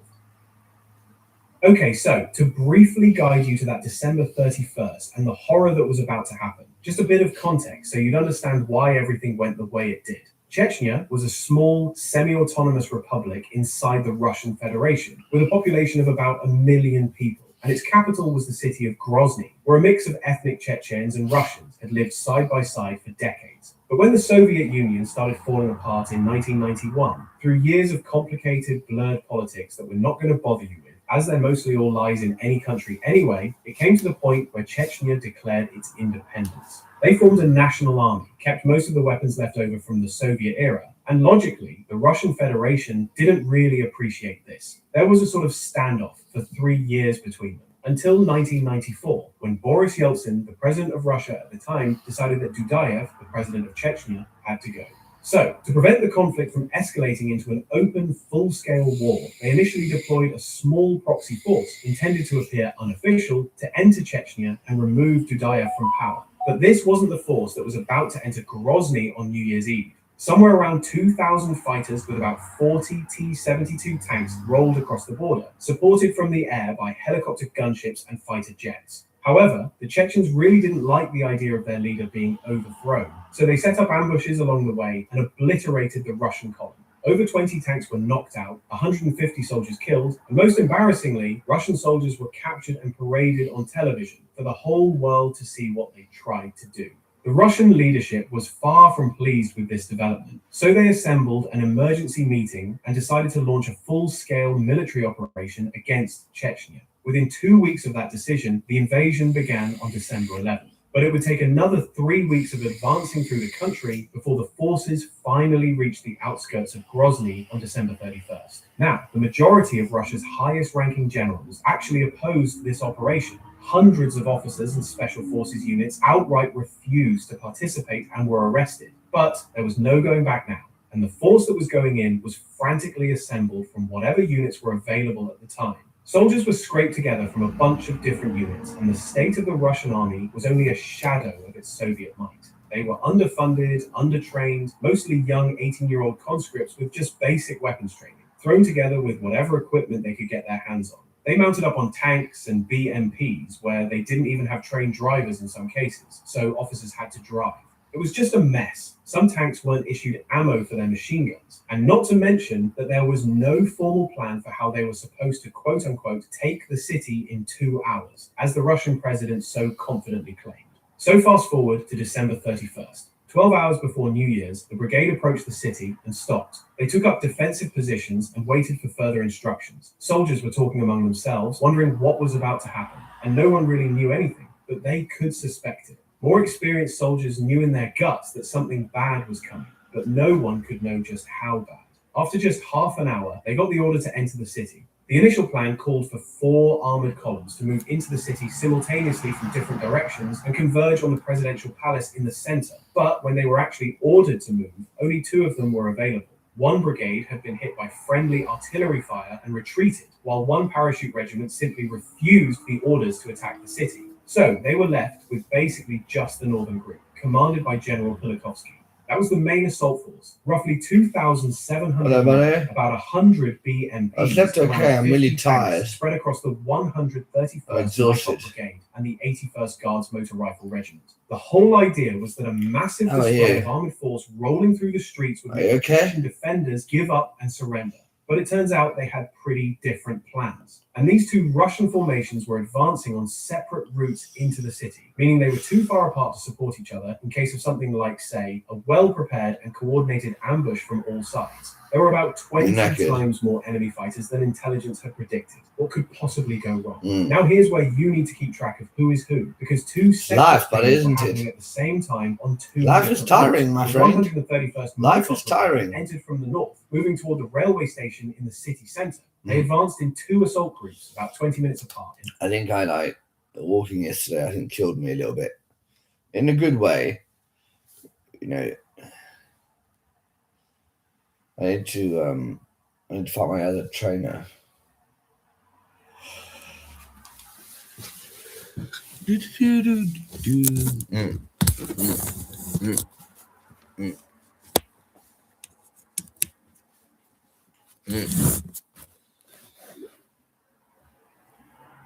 Yeah, I know. It's not the best design, is it?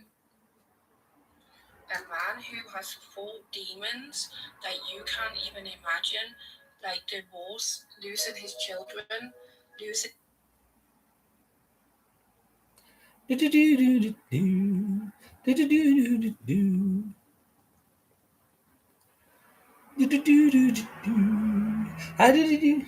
Master, What is the secret to eternal happiness?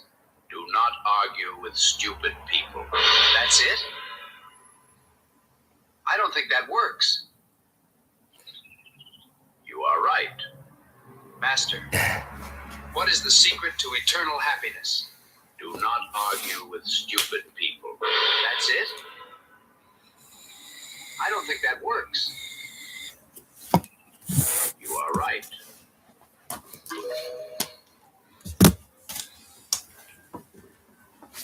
Long convoy formations, one vehicle behind the other, spaced just about 5 meters apart.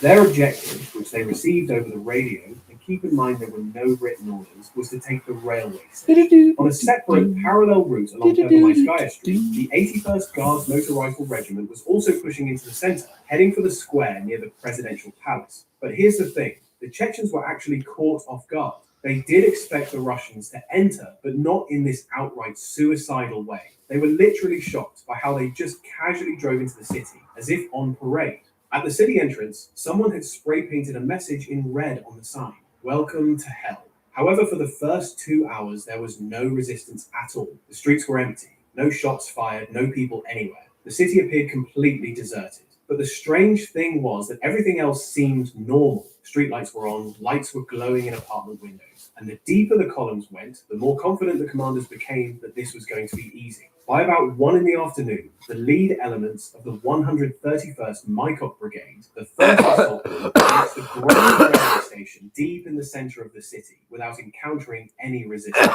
However, unbeknownst to them for now, the station sat right between the outer and inner rings of the Chechen defense around the presidential palace, meaning the 131st had literally driven straight into the middle of the enemy's combat formations and parked there. They had Chechen fighters all around them, in front, behind, and on both sides, and they had absolutely no idea. They parked their tanks and armored vehicles in neat rows around the station and waited for further orders. Nobody secured the surrounding buildings. Nobody set up defensive positions. The infantry stayed inside their vehicles or went into the building of the railway station. At some point before the attack began, and the exact timing is debated, so we can't say for certain when, but it was shortly before everything went to hell. A Chechen commander, most widely identified as Turpal Ali Argeriev, got on the Russian radio frequency and contacted Colonel Ivan Savin, the commander of the 131st Brigade, directly. He called him by his nickname, Alik. It's said that they knew each other from their years in the Soviet military. And I'll put you the link to the whole conversation that you can listen to later. But Argeriev basically pleaded with Alik to give the order and get out of the city, and that he didn't want the bloodbath to happen. The conversation was friendly, with him trying to convince Alik to save his soldiers, as no one wanted this to happen. Colonel Savin said he understands, but that he couldn't give that order. He had his orders from above, and he would follow them. There was simply nothing he could do.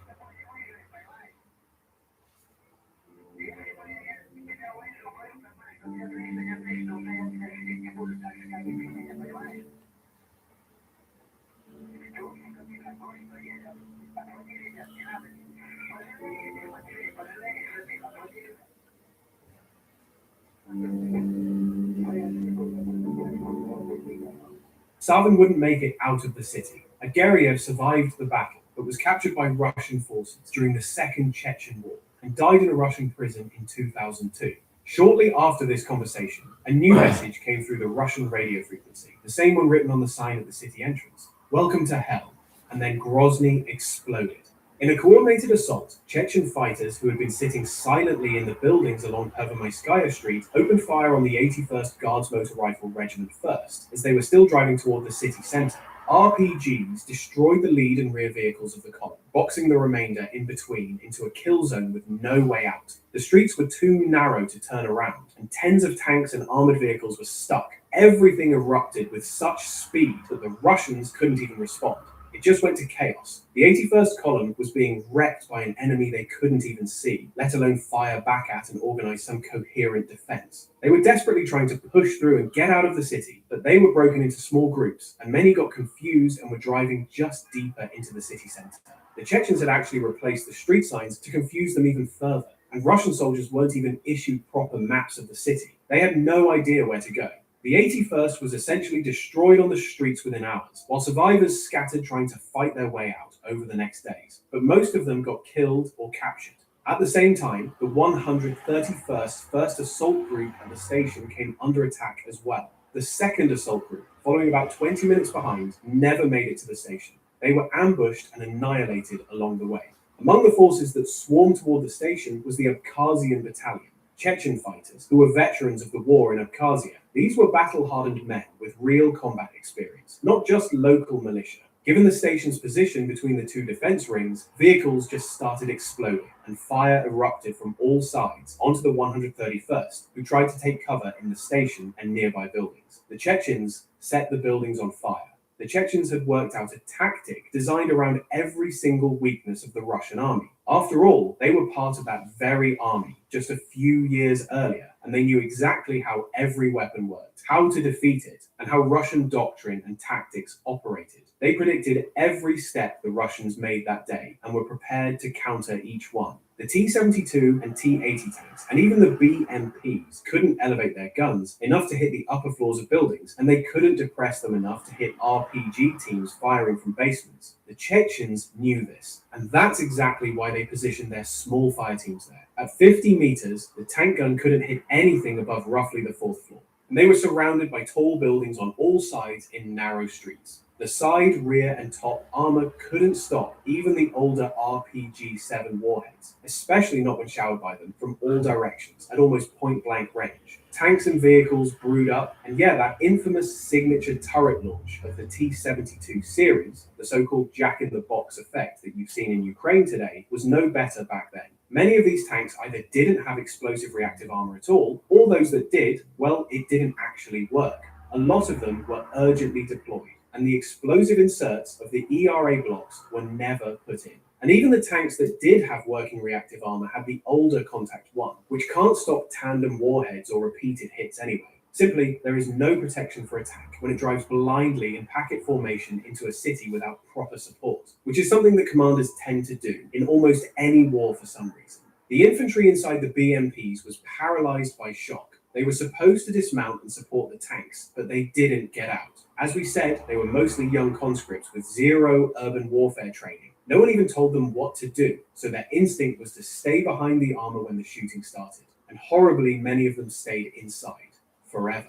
Chechen fighters walked up to buttoned-up vehicles and blew them up with RPGs. Those who tried to bail out of burning vehicles were cut down by machine guns and snipers. The brigade commander Savin stayed in command despite being wounded himself, calling for any help they could get over the radio, but there was no help on the way.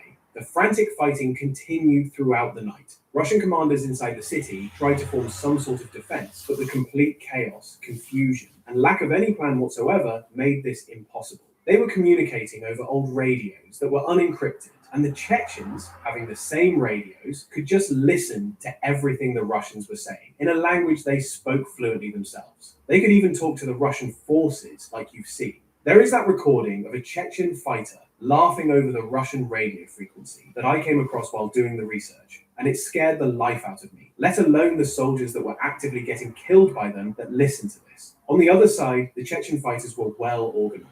They had at the time new Motorola handheld radios for almost each team. They could communicate without Russians listening, and given the fact that they were defending their own city, they were far more motivated.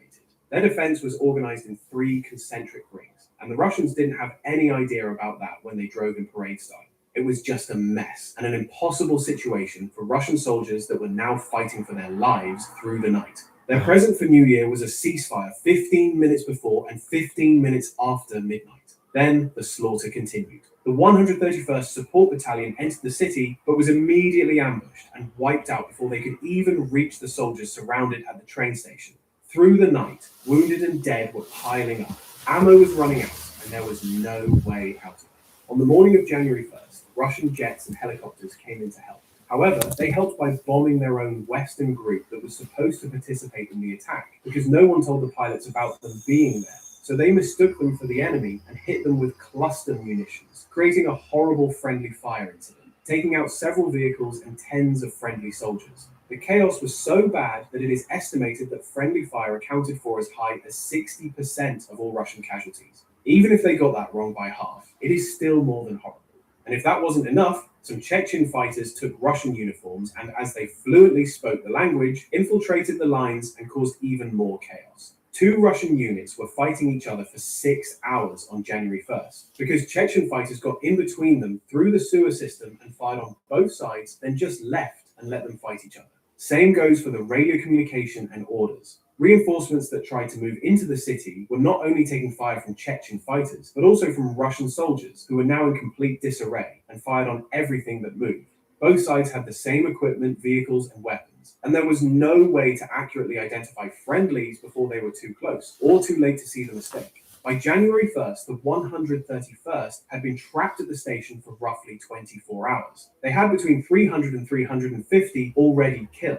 They were going out of ammo and the wounded couldn't be helped anymore. Surrender was pretty much out of the question for most soldiers, as those who tried to surrender were mostly shot on the spot. Some were captured and then had an even worse fate than that, while some were captured, treated if wounded, and then released later even without ransom for Chechen prisoners. It all depended on the unit they came across and their commander. Now it was obvious that no help was coming for them. At sundown on January 1st, Savin was still in command and decided to try to evacuate the wounded. He placed about 40 of the most critically injured onto the last 3 operational vehicles and dispatched them. The vehicles drove out but went in the wrong direction, toward the city centre instead of away from it. They eventually turned around and tried to retreat back the way they came, but were immediately ambushed by Chechen RPG teams. None of the vehicles made it out of the city. 13 of them survived to be taken prisoner. The command back at headquarters, desperate, told the surrounded soldiers to take civilian hostages to negotiate their extraction. However, the Chechens didn't respond. They also suggested the trapped troops try to sneak to friendly lines under cover of darkness, like if they couldn't think of that themselves. It is now January 2nd, and surviving Russian soldiers were barely holding on, fighting for their lives. Buildings were shattered by RPGs, and hand grenades were thrown in. It was just close quarters fighting, getting more desperate by each hour as the Russians were now almost completely out of ammo.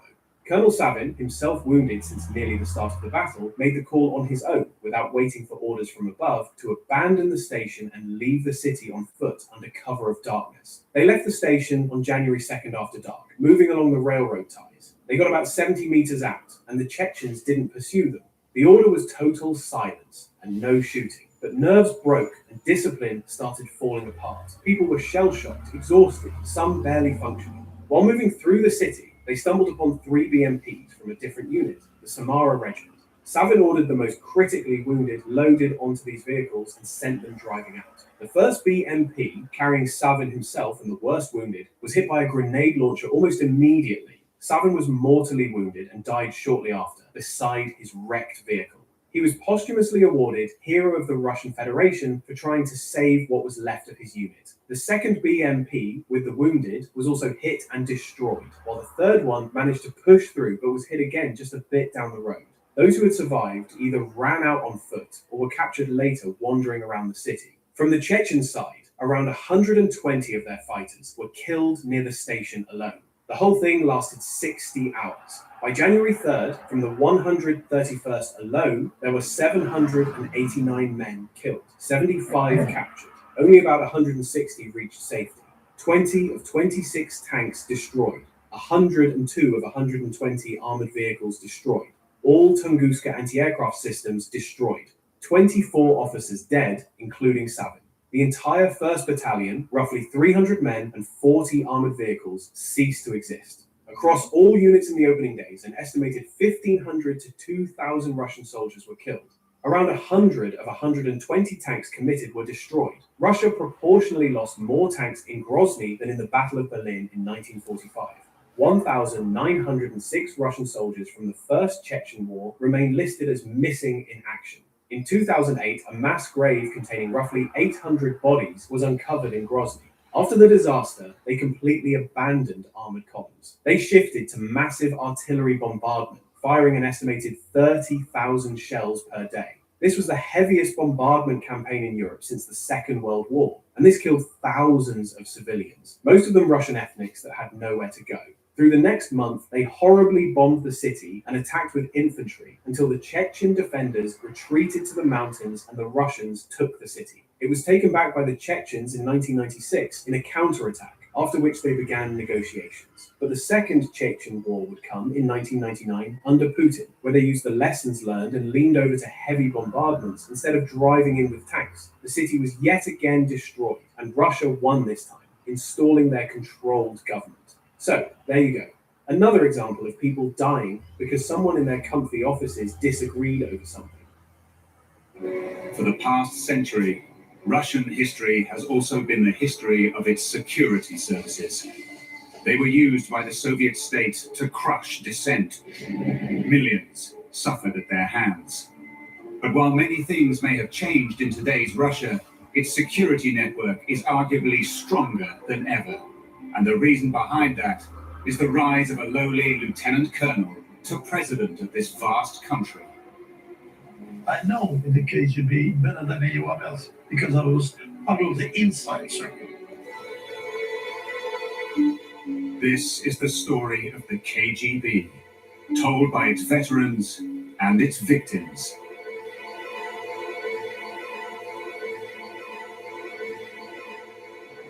In the summer of 1991, secret orders were sent out from KGB headquarters to field officers throughout the Soviet Union. My colleagues and I saw preparations for repression. We saw work taking place on case files. Handcuffs ordered. Prison capacity expanded. We were involved in the process. Some officers wanted nothing to do with it. I was among them. So I resigned. The chairman of the KGB, Vladimir Khrushchev, had ordered 250,000 pairs of handcuffs and 300,000 arrest warrants, and cancelled all KGB leave.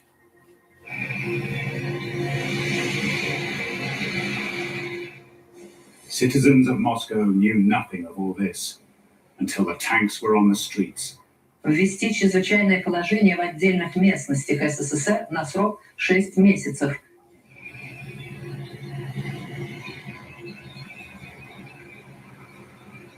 The announcement didn't reveal that President Gorbachev was under house arrest in his dacha in the Crimea.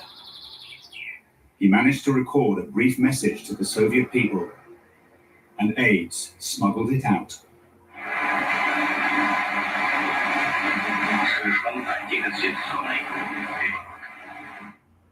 KGB hardliners believed that Gorbachev brought it all on himself, introducing Western-style reform.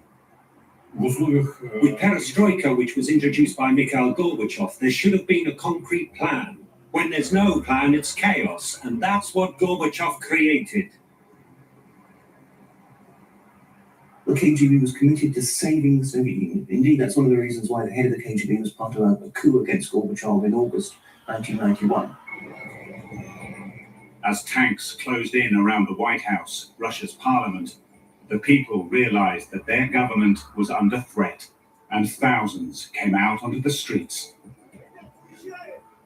In the early morning, I rushed to the White House. I was thinking that they would arrest me.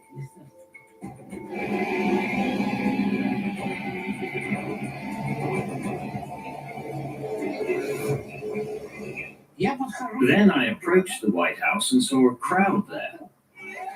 Extraordinary. Crowds put their bodies in the way of tanks and trucks, determined to stop the putsch. Tank crews were reluctant to hurt the protesters.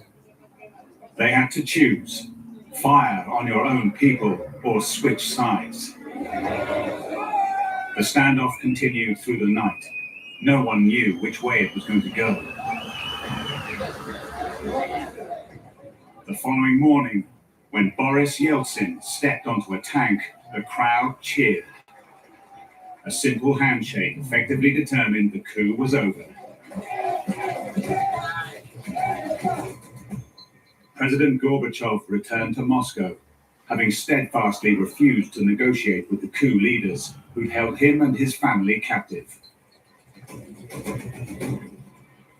The leaders of the KGB didn't understand the mindset of their own officers. They didn't understand that most KGB officers wouldn't support the putsch. The cadre of coup leaders became known as the August Kings. They were all arrested, except Boris Pugo, who killed himself to avoid capture. The putsch in 1991 failed because the people preparing it were incompetent. They hadn't made contact with the army, they didn't have a clear plan, and also I think they failed to account for the fact that by 1991, quite a lot of Russians weren't willing to go back to the old Soviet times. And the putschs seemed really like yesterday's men, they just want to dial back the clock. The leaders of the coup were in large part the old guard of the Soviet Union, who'd watched with despair the reforms, but they had no new ideas to offer, they had no new policies, and had their coup succeeded, I think it would have been a recipe for disaster.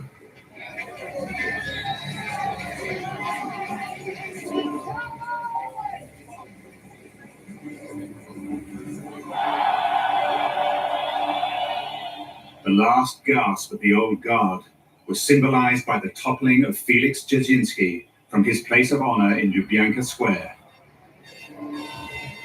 The founder of Lenin's security service was carted away face down to the delight of a celebrating crowd.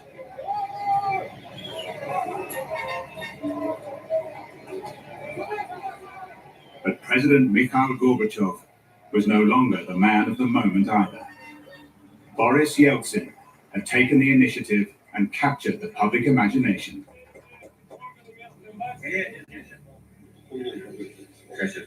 Вот Борис Николаевич мне сейчас, когда уже мы встретились, он дал краткое изложение заседания Кабинета министров, но я его еще не читал. Вот почитайте.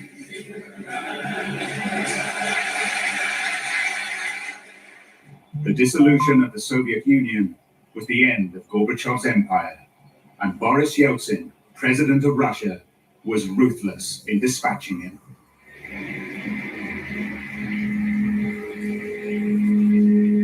Having dissolved the old KGB and split it into several parts, Yeltsin now had control of the security apparatus. His idea of reform was superficial. The idea was just to split the agency. So you have a monster, you just split it into different parts, and that gives you some sort of control.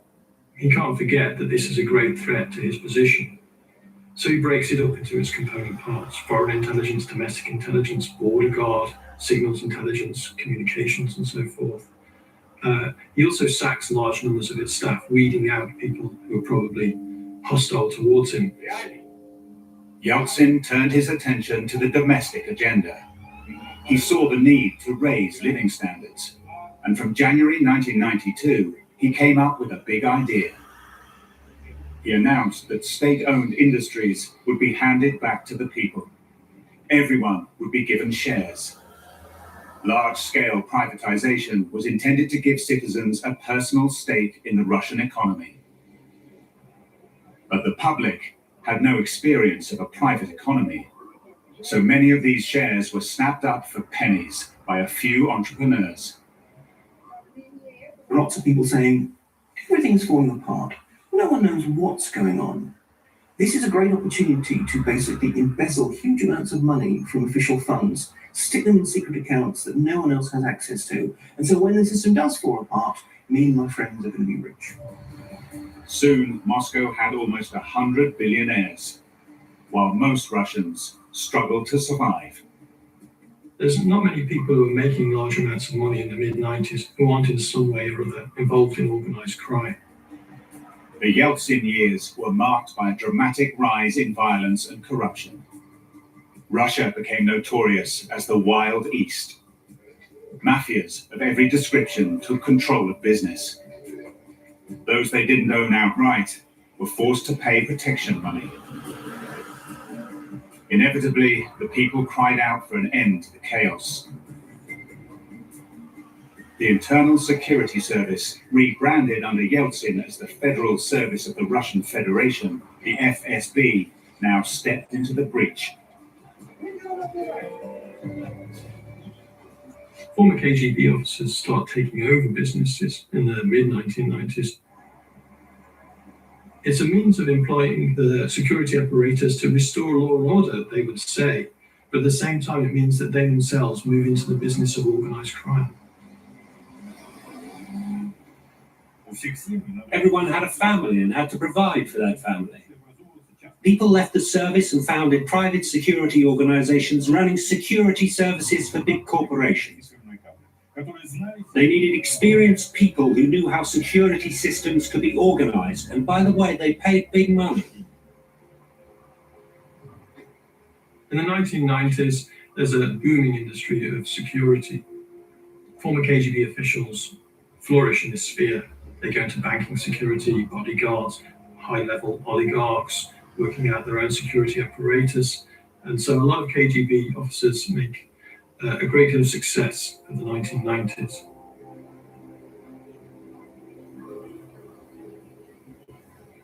The difference between the FSB and the KGB is the ideological motivation. The KGB officer is someone who represents the interests of their class within the state. The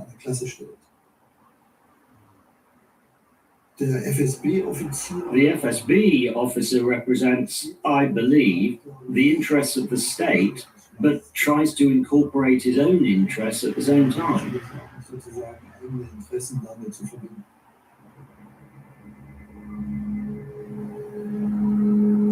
The end of the Soviet Union, when there was a realization in the KGB that they were the only people with access to foreign currency, effective networks, means of getting things done. And this was the time to leverage this into personal fortune, because all of the vast reserves of foreign currency that were at the KGB's disposal overseas could now be turned into making money.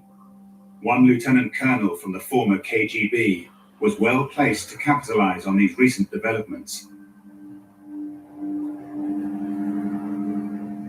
Vladimir Putin returned to his home city of Leningrad and landed a job in City Hall. He was kept on what's called the active reserve, where you sort of stay within the service, but you actually get a job outside. And in short order, he ended up at the mayor's office, where, because he spoke foreign languages and so forth, he became an advisor on international affairs. And in some ways, that was the making of him, because he caught the eye of the mayor, Sobchak. Anatoly Sobchak was a rising star, a man many saw as a future president. I think Putin recognized, if I go with Sobchak, then there will be loads of new possibilities. There you can shape the new Russia more in your own interests or in the interests of your own progress. And he basically became Sobchak's fixer, bagman. He was the guy who liaised with the powerful local organized crime syndicates. He was the guy who basically kept things working. Putin was typical of a whole generation of KGB officers who used their power in the past to become very rich. And they were then in a position by the late 1990s and early 2000s to retake a political role as well. Later, in what was now St. Petersburg, Putin became friends with Boris Berezovsky, one of a number of oligarchs who'd made vast fortunes when the Soviet Union collapsed. Russia at that time was in a really bad situation in terms of food supplies. And people would stand in lines to buy bread and everyday stuff.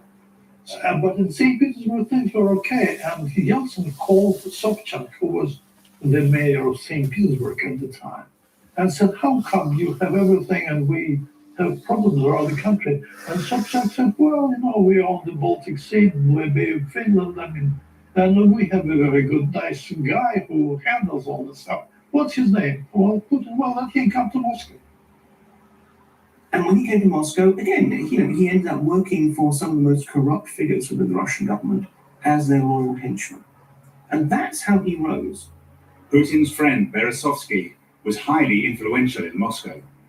He funded Yeltsin's re-election and later claimed that it was he who suggested that Putin might be effective as head of the FSB. Yeltsin duly appointed him in July 1998. Putin's command of Russia's security service marks the return of intolerance. Internal critics were again viewed as enemies, plotting with the West to bring down the state. Prominent among those critics was Galina Starovoitova. An outspoken Russian MP, she tried twice to pass a bill that would exclude Communist Party officials and, crucially, former employees of the security services from taking political office.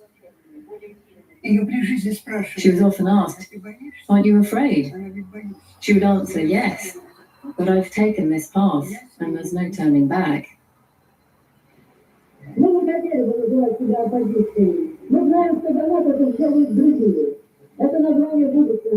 Galina Starovoitova was one of the first Russian MPs to act differently from other politicians. She was human, she talked like other Russians, she wasn't seeking to make money for herself, and she was mysteriously murdered in the stairway of her St. Petersburg apartment building.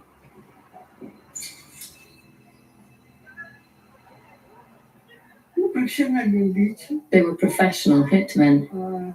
The ringleader who ran the gang of killers is now in jail. The people who order serious political assassinations are never caught in our country. They don't investigate themselves. It's a very usual way, I would say, kind of tradition for the Russian law enforcement to investigate only the low level. Like you have a high-profile killing, you just investigate the people who actually physically did that, but you never try to investigate the whole chain to find masterminds. There is nothing to connect Starovoitova's murder with Vladimir Putin. But if her legislation had become law, he could never have migrated from the security services into political office. This impediment removed, Putin used his security service to get President Yeltsin out of a tight spot. The Attorney General Yuri Skaratov was preparing a corruption case against the very highest state officials. Putin used FSB surveillance to catch Skaratov having sex with two prostitutes and broadcast the footage on national television. Skaratov tearfully resigned, and his allegations about corrupt politicians were silenced. It would not be long before Putin was promoted to Prime Minister. From the beginning, Prime Minister Putin painted a picture of Russia under siege, both from external enemies and from separatist extremists within. Территориальная целостность России не может быть предметом обсуждения, тем более торга или шантажа. Против каждого, кто на нее посягнет, будем действовать жестко всеми имеющимися в нашем распоряжении законными средствами. Just 1 month after he took office, 4 apartment blocks in major Russian cities were bombed. The outrage was attributed to Chechen rebels. But former KGB investigator Mikhail Trepashkin believes Putin was well placed to take advantage. These apartment bombings may have happened as a specific provocation to start a war in the Caucasus and to win dividends for an upcoming election. Only I can fight terrorism. Just look at what's happening here. The Chechens are becoming too audacious, bombing here in the center of Moscow. That's why we should bomb them. Of course, anyone who would fight terrorism was immediately a hero, and I think it was a factor in Putin's high popularity rating for years. No rigorous investigation has been undertaken into these bombings. So all kinds of accusations have floated around. It's got a lot of people killed who've made these accusations too, but we haven't got to the bottom of that mystery. Whoever was behind these atrocities, they convinced the Russian people once again that their country was under siege and they needed a strong leader. Within 3 months of these bombings, Boris Yeltsin conferred the office of president on Vladimir Putin.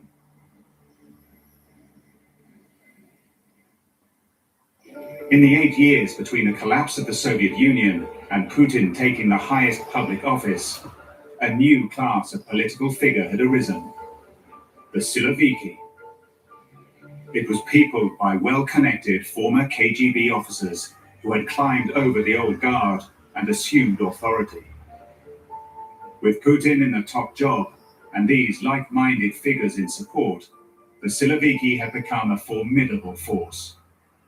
With Putin's in charge, actually the KGB took over. This is really a unique situation. In the old Soviet days, the Soviet system was built on 3 pillars: Communist Party, the security service, and the military-industrial complex. With the collapse of the USSR, number 1 now is KGB, with the president of the country, former KGB officer from St. Petersburg, Mr. Putin. When he found out that he was going to be made president just in the December of 1999, he gave a speech at the Lubyanka to the gathered KGB officers.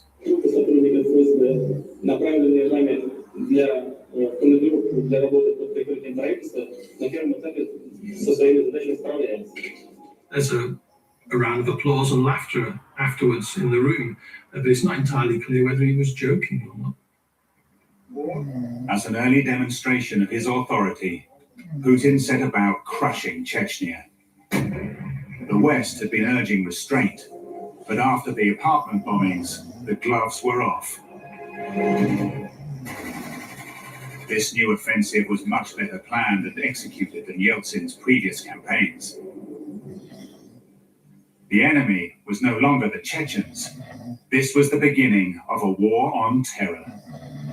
Putin had boots on the ground there for the next 10 years. Officially, the Second Chechen War was not a war. It was a counter-terrorism operation. And the thing is that when you have a counter-terrorism operation, the primary role is by definition given to the security services, not to the military. Colonel Yevgeny Petrushin served in the Second Chechen War. He led an alpha unit of Spetsnaz, or Special Forces. They were established under the KGB specifically for counter-terrorism operations.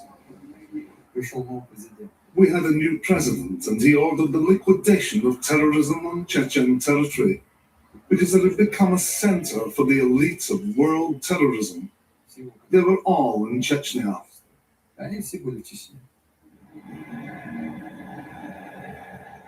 Chechen fighters were no match for the Russian military. Grozny was virtually razed to the ground. But in October 2002, the militants took the fight to Moscow.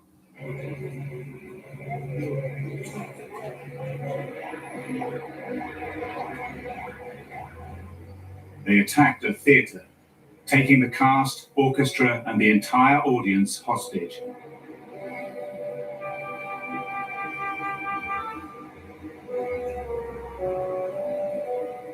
The gunmen demanded an end to the Chechen War, which had been triggered by the apartment bombings 3 years before. They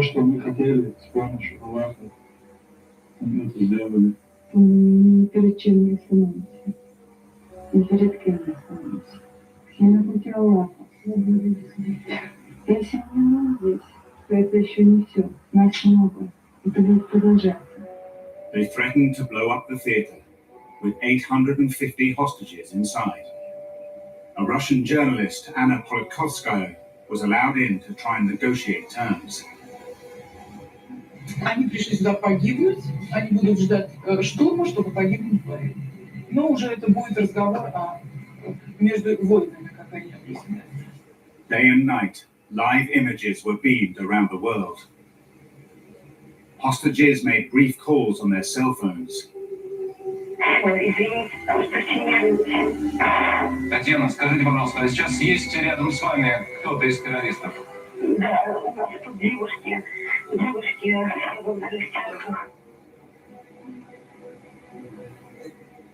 When 2 captives were executed, the FSB was standing by, ready to mount an assault. We woke at 5:55 a.m. We were on full alert. And you know, I noticed a strange smell, and I'd left my gas mask on a shelf in my quarters. I quickly ran to get it. I grabbed it, put it on. As soon as I got there, we blew off the door and moved in.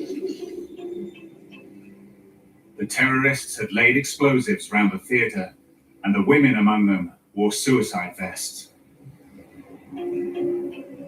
The security forces had devised a strategy to minimize loss of life.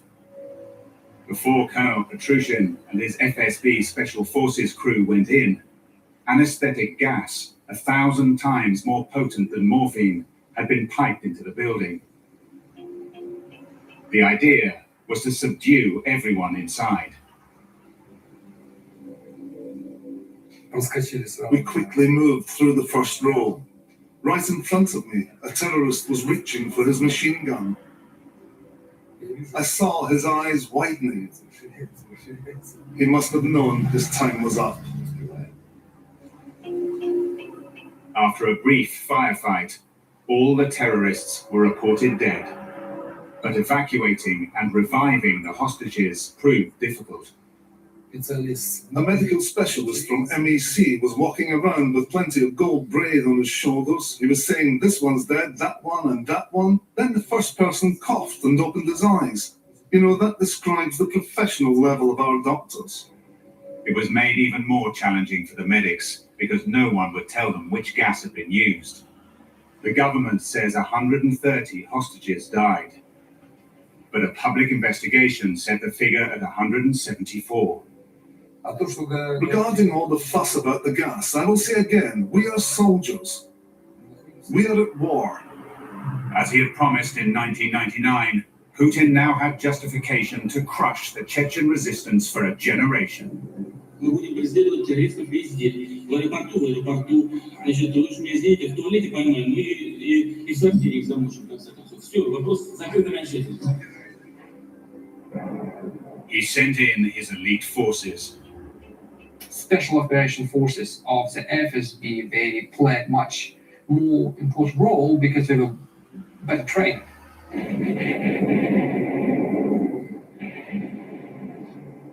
Colonel Petrushin was dispatched for a second tour in Chechnya. Yes, I'm a soldier. A soldier is not a murderer. He has God's permission to protect his country. But just like the apartment bombings, the trigger for the new onslaught in Grozny, the theatre siege, may not have been quite as it seemed. There was intelligence, and a lot of people knew that fighters had arrived in Moscow. Something was brewing, but no one took action to stop it. Colonel Mikhail Trepashkin also finds it suspicious that all the hostage takers were shot dead. It's understandable if they're armed and dangerous, but an unarmed man on his knees was shot in the back of his head. It would have been better to fully investigate someone than to have killed every one. What could they gain from keeping any of them alive? A complicated trial, more chance for propaganda from the Chechen cause. It's very inconvenient to have celebrity terrorists, and that's the last thing they want. An independent inquiry was launched into the theatre siege. Of the 6 investigators involved, 1 died in a hail of bullets in Moscow, a second was poisoned, and a third was murdered in her apartment building. Mikhail Trepashkin was also one of the 6. He served 4 years in prison on trumped-up charges. Still the most vocal of the surviving 3, he may be living on borrowed time. In Putin's Russia, anyone who raises their head above the parapet is in grave danger. In 2003, the billionaire oligarchs who had underwritten his ascent to the presidency were summoned to St. Catherine's Hall in the Kremlin. Mikhail Khodorkovsky, the wealthiest of all the oligarchs, took the opportunity to raise concerns about state corruption. Масштабы коррупции в России, оцениваемые экспертами 4 организаций, приблизительно одинаковые, в районе 30 миллиардов оценивается долларов. Putin was visibly angry and criticized Khodorkovsky's oil empire, Yukos. Надо отдать должное руководству компании ЮКОС. Она договорилась с налоговой службой, приняла все претензии и закрыла все проблемы, закрывает все проблемы с государством. Но как-то эти проблемы возникли. Khodorkovsky was arrested soon after and served a total of 10 years, mostly in a Siberian prison camp. His business was seized, and the oligarchs were left in no doubt who runs the country. Journalists have also tried to hold the state to account. Between the criminal world and the security services, they stand little chance. They warn them before, then when those warnings aren't heeded, they kill them. And the murders are not there just to remove them, though that is a factor. It's there to send a message to the less bold journalists that this is what faces you if you are as brave as that. Я думаю, что мы пришли к диктатуре в Латинской Америке, где смерть любого журналиста это является сегодня нормой. Yuri Chechen, who exposed KGB corruption and vigorously opposed the Chechen war, died in what can only be described as suspicious circumstances. According to the law, Chechen died naturally. Of course, that's if you can call it a natural death, when a person starts losing his hair, his skin peels away, he suddenly gets 20 years older, and all his organs stop working, and he dies within 4 days. If that's supposed to be a natural death, I find it suspicious. In Russia, to be a real free journalist is a very risky business. It's a really risky life. Another journalist, Anna Politkovskaya, who had tried to negotiate a resolution to the theatre siege, ignored warnings. She championed human rights for minorities and campaigned against the Chechen war. She too was silenced brutally. She died on Vladimir Putin's birthday. No one can say who ordered her execution. The fact that the Politkovskaya case has never been solved, yet no further investigations are underway, leads me to believe that the people who ordered the hit are still in power. Chechen and Politkovskaya both worked for Novaya Gazeta. It's one of the last major independent newspapers in Russia. Most of the media is owned or controlled by the state. 6 of Novaya Gazeta's correspondents have met untimely deaths in the era of the FSB. Yet no one can say with certainty who was behind their deaths.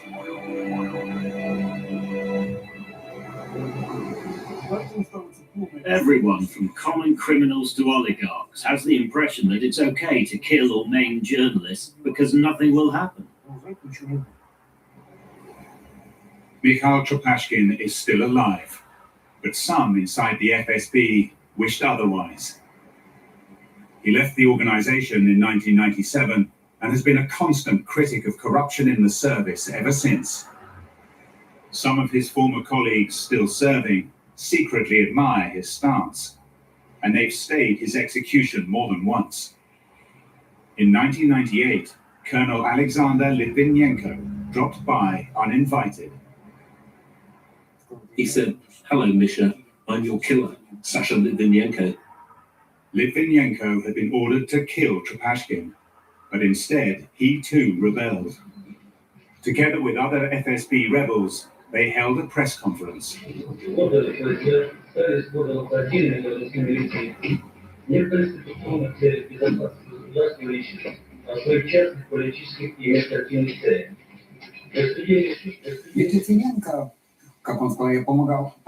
Litvinenko exposed the actions of some senior officers engaged in illegal activity, thus tarnishing the reputation of the service.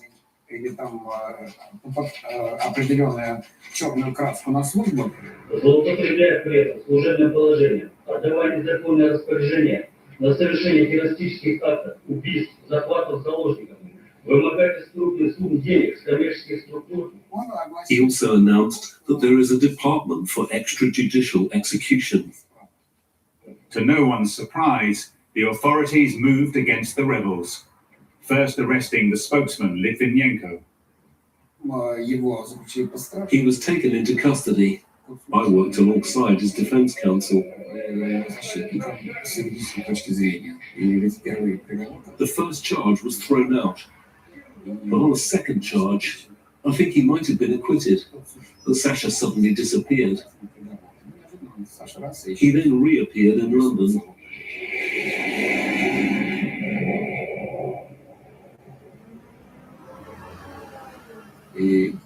He'd been reliably informed that on his way to court, he would be snatched.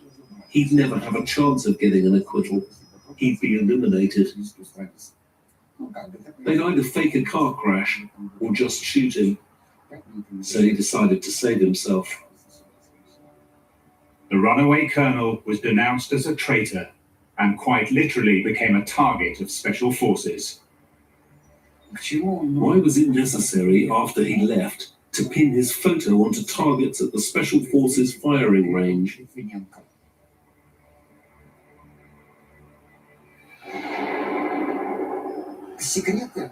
He had no secrets to trade. He wasn't a secret keeper. Even now, there's no evidence that he betrayed anyone or gave away secrets. He simply didn't have that kind of information. He was only involved in fighting organized crime.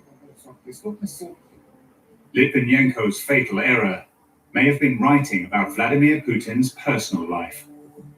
He raised the issue of homosexuality among FSB leaders, this kind of thing. He even told some personal stories.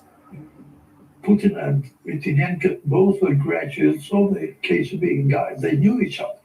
And Litvinenko knew some parts of Putin's private life. He made it public. And I warned him over the phone, calling from Washington. I said, Alexander, you should not talk about Putin's private life because you may be in trouble. You do not understand who we are dealing with. 6 months later, Litvinenko was dead, poisoned by polonium. The poison attack was a warning to others. If you step out of line, there is no safe refuge. Radioactive polonium destroyed Alexander Litvinenko over 22 agonizing days. It's always supposed to have been part of the popular folklore of the Soviet and ex-Soviet intelligence agencies that defectors are dealt with in the most painful and ruthless manner possible. We hear the stories from the defectors during the 1980s of how they would be shown videos of traitors being fed feet first into a furnace while still alive in order to teach a lesson to everybody else. No one can be certain of those stories, but the British public inquiry concluded that Litvinenko's murder was probably approved by Nikolai Patrushev and also President Putin. It named the killers Andrei Lugovoy and Dmitry Kovtun, but Russia has always refused their extradition.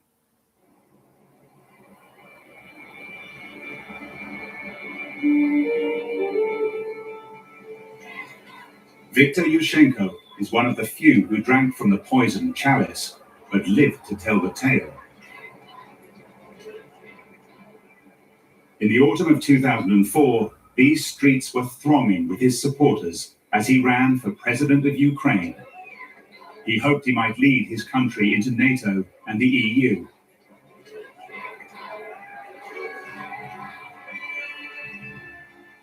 Late one Sunday in September, he was summoned to the deputy head of the Ukraine Security Service, formerly the KGB. After a short and rather frosty meeting, they sat down for a meal together. They served salads, rice, and some sort of meat.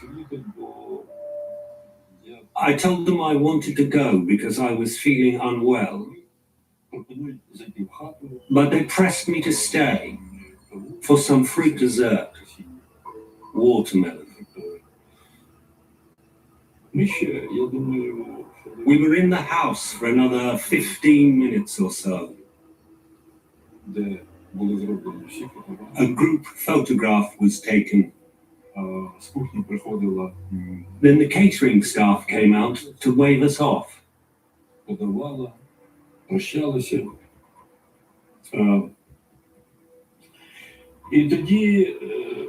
Then I felt a pain worse than anything in my life.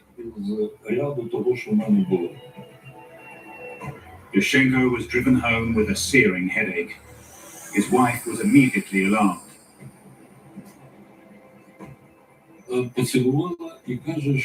She kissed me and said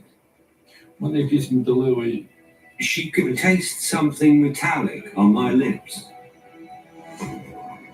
Hours later, racked with pain, Yushchenko was rushed to a local clinic.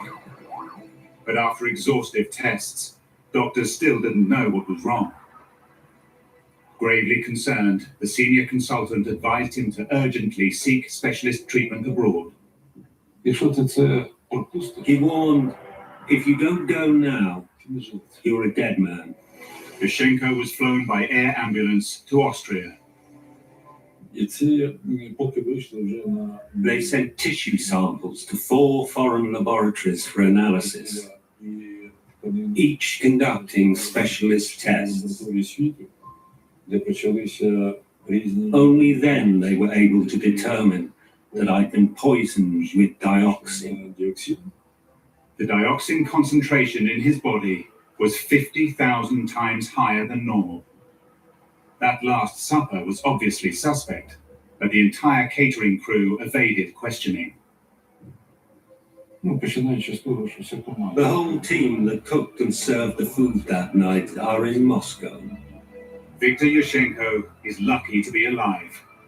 He went on to be president of Ukraine, but his West-leaning policies were stymied.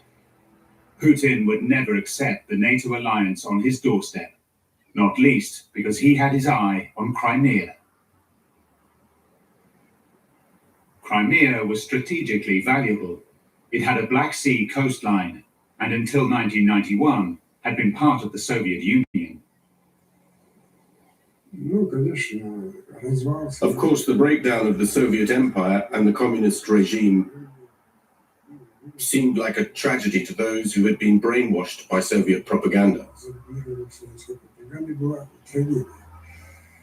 But for Crimean Tatars, it was a cause for celebration. The Tatars had enjoyed nation status under the government of Ukraine. But in 2014, heavily armed men in combat fatigues, but without insignia, appeared on the streets. These were Russian security service units, together with Russians who'd settled in Ukraine, asserting Russian authority.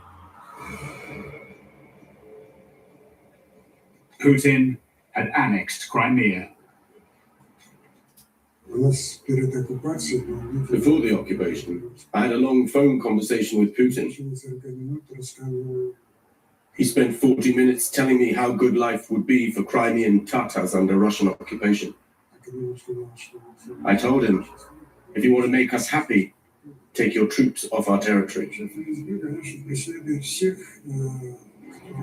Now the FSB chases everyone who expresses disagreement with the occupation. Anyone who shows disloyalty to the occupiers. Today in Crimea, they've established a worse regime than the Soviet one.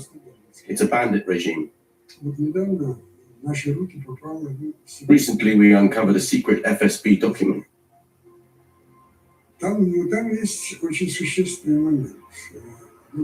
There is one very important sentence.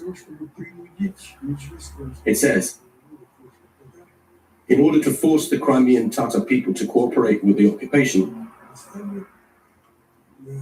we must encourage patriotic organizations which have anti-Tatar attitudes.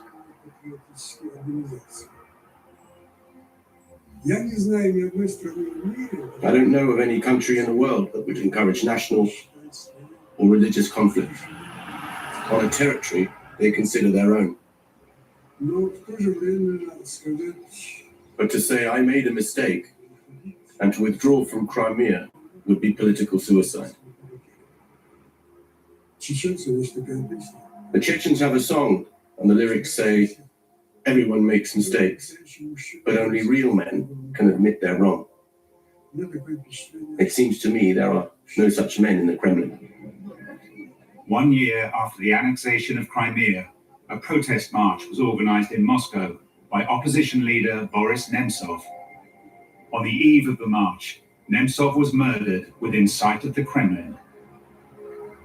He was shot 4 times in the head, heart, liver, and stomach. All the CCTV cameras in the area were switched off for maintenance. The killers would need very high security clearance to contrive a blackout so close to the Kremlin walls. Russia is no longer concerned about its denials being plausible. Russia no longer cares whether it is believed. The Novichok poisoning of the Skripals in Salisbury, England, is a striking example. In 2018, 2 men, quickly identified as officers in the GRU, a military branch of Russian security services, were captured repeatedly on CCTV in the vicinity of Sergei Skripal's home. When named as suspects, they claimed to have an interest in Salisbury Cathedral. There doesn't seem to have been any effort put into making these 2 individuals' cover story plausible. In fact, if you look at what they're saying about their movements in Salisbury, it's almost as though they haven't been shown the CCTV photographs and their movements during that day that have already been established, because they're saying things that are completely incompatible with what's already known. Russian security services seem to operate with impunity at home and abroad. But there are limits. A Lubyanka conversation was recounted to Oleg Kalugin about his own survival. And he asked him how come Kalugin is still alive. And that Russian guy, a top official, number 3 man in the Soviet KGB in the old days, he said, and I quote, "Had he lived in Europe, in Asia, or elsewhere, he would have been dead long time ago. But he lives in America. Sorry." FSB assassins don't set foot on American soil, and Russia is no match for America in economic terms. But they do compete aggressively in other ways, and they can do real damage in the virtual world. A lot of people think that having a GDP the size of Spain is a huge disadvantage, but this is one of those cases where it doesn't matter how big it is, it's what you do with it. If Russia is determined to use its national resources to confront what it sees as its adversaries, whether those adversaries are aware of it or not, then it can exercise power, it can create headaches for those countries that it's targeting. The internet is an inexpensive weapon with global penetration. Russia has found that it can exploit the hyperconnectivity of the internet and the speed at which conspiracy theories flourish to set societies and target countries against each other. The use of hackers, the use of the internet as a weapon, weaponizing social media, all of these things are carried out by the FSB, but through very informal networks, because these informal networks are completely decentralized and completely deniable. Names including Cozy Bear, Office Monkey, and Fancy Bear have emerged as persistent cyber threats to US national security. They have penetrated major institutions in the EU, installing malware in banks, hospitals, power stations, and military facilities, as well as diplomatic organizations and governments. All have been associated with Russian intelligence. There is no direct link back to who provided the orders, because that is simply not how the Russian system works. You will not be able to find a piece of paper that says, yes, go and hack the US election. Interference in the Brexit debate in Britain and the US election process are still under investigation. No obtainable evidence can prove that Russian interference changed any votes. But James Clapper, the former director of US National Intelligence, said it stretches credulity to think that the Russians didn't turn the election. Russia was sowing social discord by pushing the extremist narratives at both ends, setting off disputes and seeing what would happen. If you conduct an operation with some very ambitious targets such as regime change, but you fail at that and instead just stir the pot a little and weaken your adversary, disrupt its social cohesion, weaken its societal resilience, weaken its government, trust in authority, etc., then that is still a bonus as far as Russia is concerned. Because in their zero-sum view of security, if you weaken your adversary even by little, that makes yourself, in relative terms, stronger. This thinking, espoused long ago by the founder of Lenin's security service, Ion Felix Jazinski, has had a resurgence under Putin, and his statue has been quietly restored and now stands in a Moscow sculpture park. In order to understand today's Russia, very important to understand the KGB mentality, because Putin and the people around him, really a whole class of people who rule Russia, still have that mentality. Any threat, any challenge can never be considered loyal opposition, loyal criticism, people who want to make Russia better. Any challenge is by definition treason. Under Vladimir Putin, the KGB, or FSB as it's now called, rules Russia with an iron rod directly from the Kremlin. To challenge its authority, even from apparent safety abroad, means risking your life.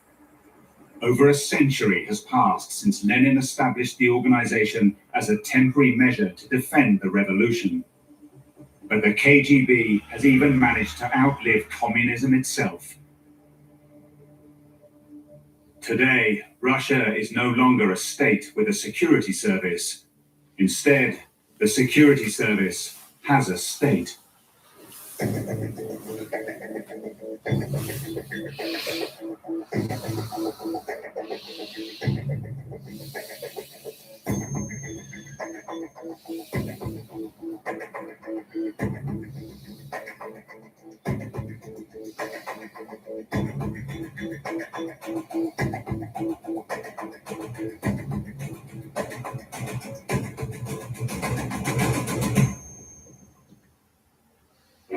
For the past century, Russian history has also been the history of its security services. They were used by the Soviet state to crush dissent. Millions suffered at their hands. But while many things may have changed in today's Russia, its security network is arguably stronger than ever. And the reason behind that is the rise of a lowly lieutenant colonel to president of this vast country. I know the KGB better than anyone else because I was part of the inside circle. This is the story of the KGB, told by its veterans and its victims.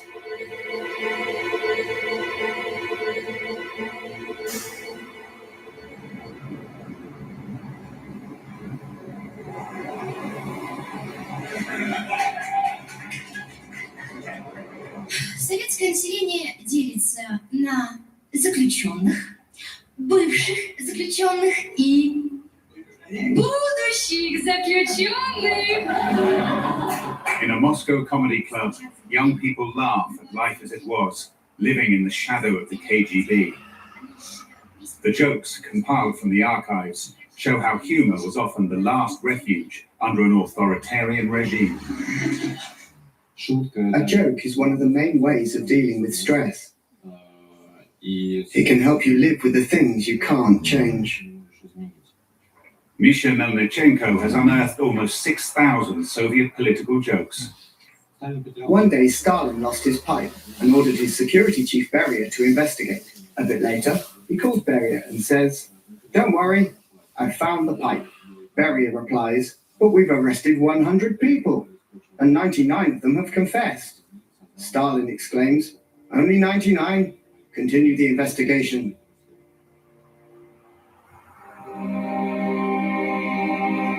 In reality, life for most Soviet citizens was no laughing matter.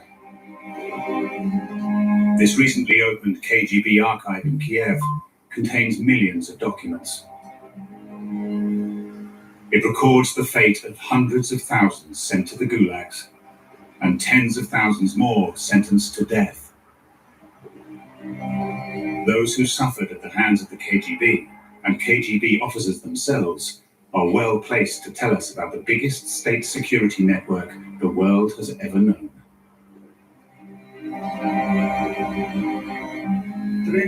On the third day, they led you into a cell to take your fingerprints. This is me. Prisoners called this playing the piano.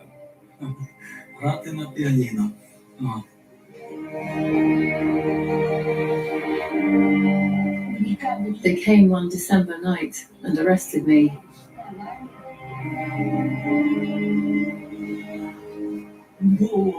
They pushed guns through our cell windows and opened fire.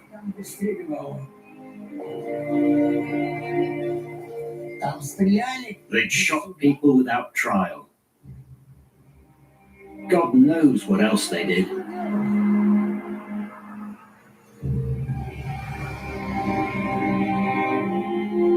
Also inside these boxes, there are untold stories of heroism, where KGB agents put their lives on the line to protect their country and Soviet rule.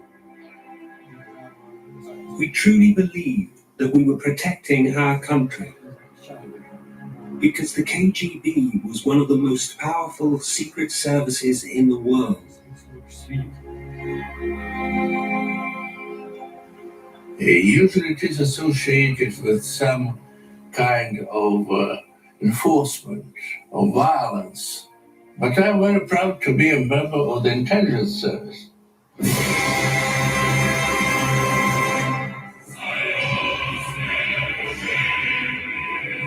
Russia, the largest country on earth.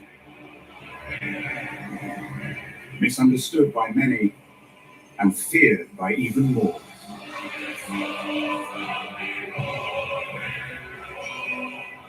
Invaded repeatedly over the centuries, its leaders have adopted a siege mentality to counter real or perceived threats from abroad. Russia's people have been encouraged to view foreigners as the enemy. I want to be a citizen of the world, and I want to be on good terms with the rest of the world. But they tell me that this is an enemy, and that is an enemy, and those over there are also enemies. But why is he an enemy? Maybe I just want to love him. Enemies have been a preoccupation throughout Russian history. In modern times, those enemies, inside and out, have been the target of surveillance, assassinations, honey traps, and hacking scandals.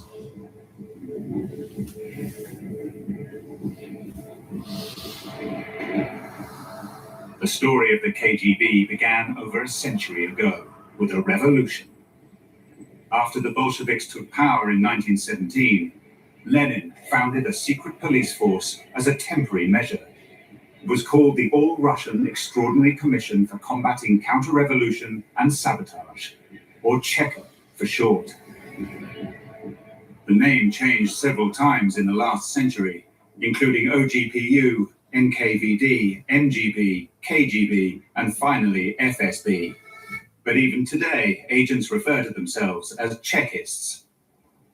KGB Colonel Anatoly Sakno recalls the ethics that were drummed into him as a young recruit. A checkist, we were told, had to have a cool head, warm heart, and clean hands. It was drilled into us from our very first day. It went into our heads, hearts, our souls. There is a myth of this high morality, of this moral purity of the Chechists and other Knights of the Revolution, as they were called. In January 2018, only 12% of Russians said that they associate the Chekar as the Soviet secret police with terror and persecution of dissidents. Their Moscow headquarters, the Lubyanka, quickly became notorious. Chekists were expected to crack down hard on all who opposed the state.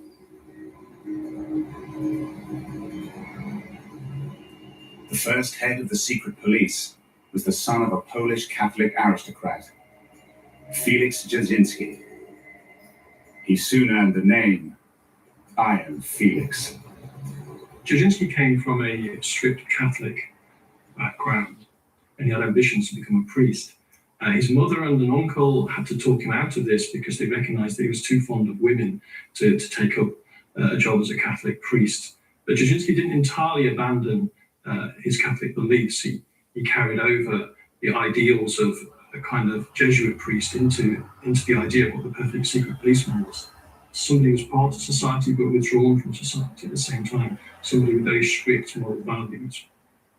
И все знали, что это такой вот. Everyone knew he was a man of iron, a man of integrity. Of course, he created a monster. It was a dreadful organization. Even some of Lenin's closest associates were afraid of the Czecha.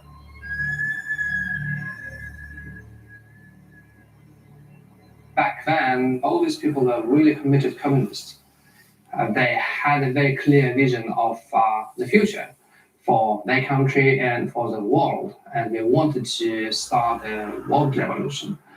And it was a very big idea for many, and they were ready to sacrifice themselves, sacrifice the population of Russia. From their imposing Lubyanka headquarters, the Czecha exercised seemingly limitless authority. Only the best, cleverest, most reliable people were selected, so it was considered a great honor to be awarded your certificate as an officer of the KGB. State-sponsored movies and novels also glamorized the security services through the exploits of men like Nikolai Kuznetsov, a Russian equivalent of James Bond. But while Bond was fictional, Kuznetsov was very real. Films depicted his daring behind German lines during the Second World War. Many aspiring agents fell under the Kuznetsov spell. One lad who dreamt that he'd join this prestigious organization was young Vladimir Putin.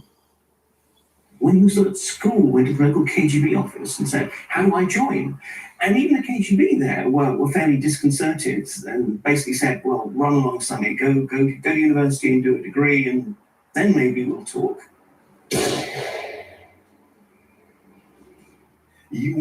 When I was a young lad, I wanted to work for the state security services because I was influenced by the books and films of that time. It was deliberately romanticized. I was very patriotic. I wanted to catch spies. I wanted to work in counterintelligence. All that romantic stuff that excites young people. We would be the patriots who would protect the country. We were ready to sacrifice our lives for the country. Once they had caught the bug, these idealistic and ambitious recruits underwent specialized training, including the dark arts of counterintelligence. A KGB officer doesn't usually wear a uniform. These are the only photos of me in uniform. They were taken at the KGB Training Academy in Tashkent. We learned languages and learned to shoot. We learned the art of photography. There were professors, specialized research, and experienced professionals were assigned to train us. How to recruit, how to blackmail, to bribe, and to abuse. In their fortress-like training center on the outskirts of Moscow, today's recruits are constantly reminded of Lenin's words, ironically borrowed from the Bible. Whoever is not with me is against me. Yet Lenin's secret police chief, Iron Felix Jazinski, constantly feared for his life, and he wasn't wrong. He was a very cautious man. For example, in his office in the Lubyanka, there was an anteroom where his secretary worked, and a prisoner was in custody in the cells nearby. The man overpowered his guard, took his gun, and ran into the corridor. He was determined to shoot Jazinski. He burst into the anteroom, but he couldn't see a way into Jazinski's office because the door was hidden behind a wardrobe. To get in, you had to go through the wardrobe, and strangers didn't know about it.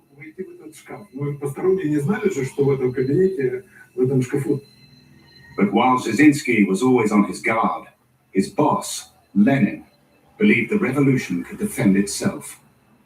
Lenin had a rather naive attitude towards security, it seems. He said it'd be enough for the new Soviet state to arrest 50 to 100 leading bankers, expose their frauds, and the Russian people would then realize the horrors of capitalism. Jazinski said, no, you have to be more brutal than that. There are forces at large who wish to destroy the Soviet state. You need to not just arrest large numbers of people, but you need to terrify the opposition, so you need to kill large numbers of people. Jazinski himself said, "We stand for organized terror. This should be frankly admitted. Terror is an absolute necessity during times of revolution." The Soviet system, the Bolshevik regime, seized power. They didn't have the support of the people. For them, the nation, peasants, the countryside, military units were all suspect. And they decided to run the country with the use of undercover informers who reported on all spheres of Soviet life. Everywhere, from factories, small cooperatives, to the army, the Soviet regime trusted no one. Convinced by Jazinski that saboteurs were everywhere, Lenin ordered a purge. A civil war had broken out, and between 1918 and 1920, over 100,000 people were executed by the Czecha. It became known as the Red Terror. The Red Terror was indiscriminate violence. It could be shooting prisoners in the basements of the Lubyanka. It could be burning down villages. It could be putting prisoners on a boat and just sinking the boat, watching them all drown. It could be putting them in prison camps and letting them starve to death. Jazinski, a man who might have become a priest, was now orchestrating mass murder. Religion was denounced as a competing ideology, but it had been ingrained in Russian culture for centuries and couldn't be replaced with atheism overnight.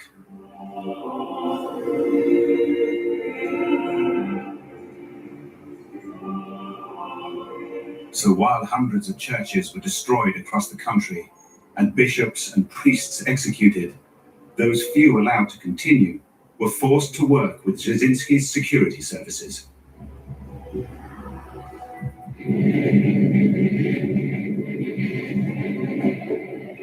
Only a fraction of the churches that existed in Moscow before the revolution remained in the 1950s. According to the research of a British exchange student in Moscow at the time, Michael Border. In January 1918, Lenin himself passed the first anti-religious laws. He also took away church property. So religion and the Tsarist regime were put together as being fair game. To neutralize what remained of the religious community, Jazinski's Czecha infiltrated it at every level. I would go as far as to say that the ruling group of bishops was more or less a KGB agency. The Communist Party found new uses for some church property. The dark elements of early Soviet history have become of special interest to historian Marcia Shilova. This is the John the Baptist convent. In 1918, it was closed, and the Bolsheviks turned it into one of the largest concentration camps of the early Soviet era. As many as 800 prisoners were held here. Interestingly, the concentration camp and the convent somehow shared the space until 1926. 100 nuns continued to live here.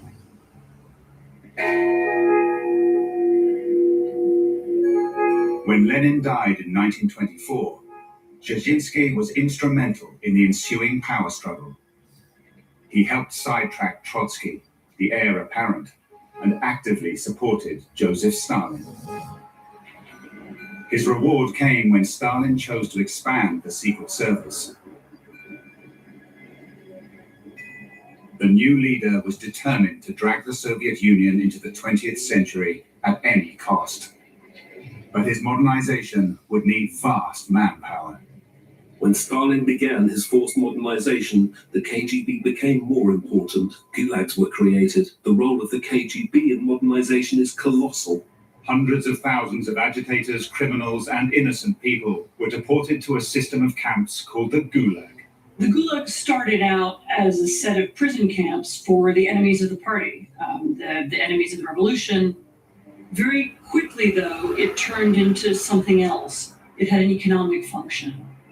The Bolsheviks saw that they had all these extra people, these useless people who really couldn't be used in any way by society. Why not put them to work for the state and help grow the state?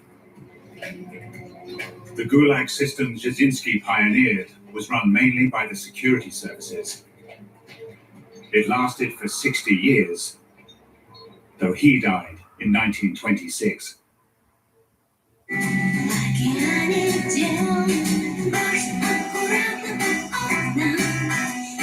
Russian soap star Yevgenia Takova's family was sent to Siberia in the 1940s, suspected of collaboration with the Nazis. The youngest were thrown into orphanages, the oldest to the Gulag. That really is how the Ministry of Security, the state, influenced the lives of my family. They lied, deceived, and murdered people. It's a miracle that my family survived. They were supposed to die.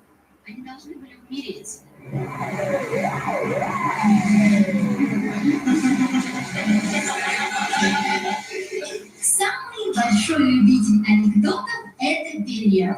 Он их собирает вместе с рассказчиками. In the old days, people could be arrested just for telling a joke. I told a joke. When schoolteacher Vera Golubeva told a joke, she paid a terrible price. In Moscow, in Tverskaya Street, they were planting trees along the boulevard. The joke was, the whole world is arming itself while we're planting flowers. That's all I said. But they came in the night and arrested me. I was 8 months pregnant and looking forward to motherhood.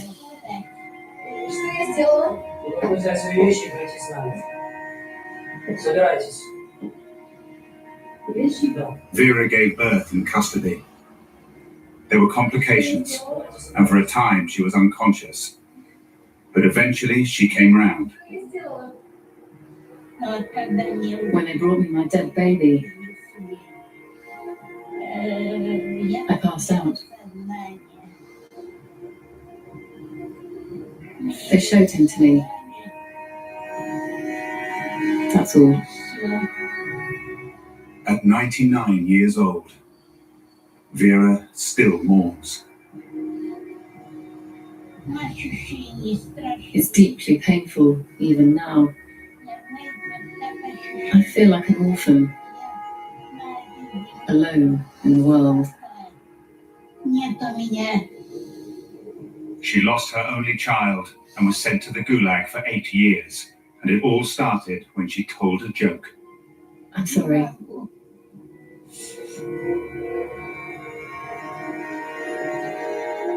The reality is that much of Soviet modernization was achieved on the back of Gulag slavery.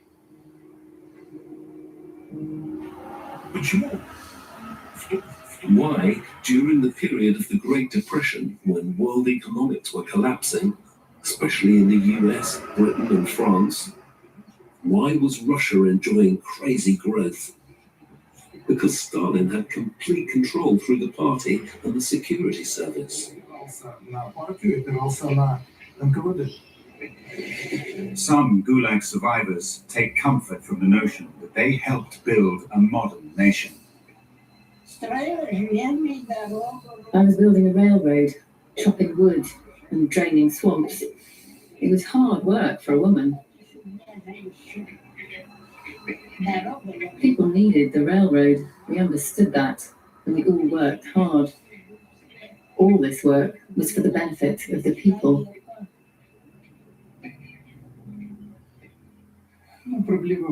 The problem was that tens of hundreds of thousands of people were sent to these prisons. It was class warfare, very cruel. Today, the old and young generations condemn that whole system and consider it to be a grave mistake of Stalin and the policies of that time. Through more than 6 decades, the Gulag system extracted forced labor. The main feature of that work was that it was hard. If you refused to work, you are immediately punished. Many people didn't receive medical treatment. There was a lovely joke of our doctors to bring some dentists to the camp to make a hole, put arsenic in, and say it will take a few days, then we will come back and finish. And they never came back. So you cannot repair by yourself. So that's permanent suffering.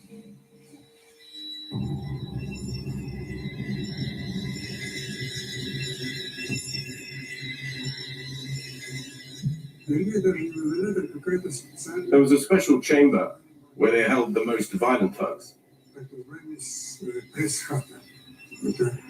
I understood that it was a press house. Prisoners there break, cripple, and kill people on the orders of the administration. When they put me into that chamber, I thought it was the end.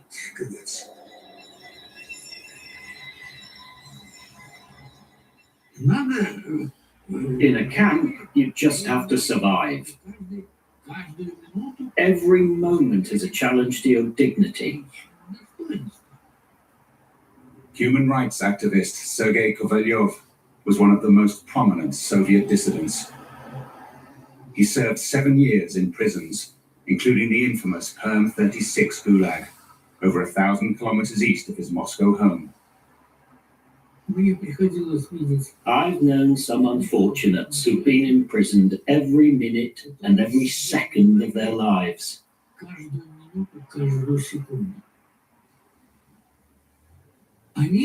Every second they suffered the burden of imprisonment.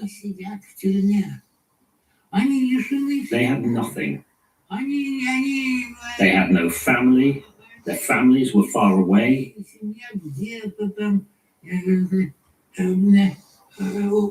They were miserable every second. It's horrible. Even with the slave labor of millions, Stalin felt that modernization was progressing too slowly. Stalin, taking his usual summer holiday in the Caucasus, meets one of the local secret police chiefs, Yevdokimov.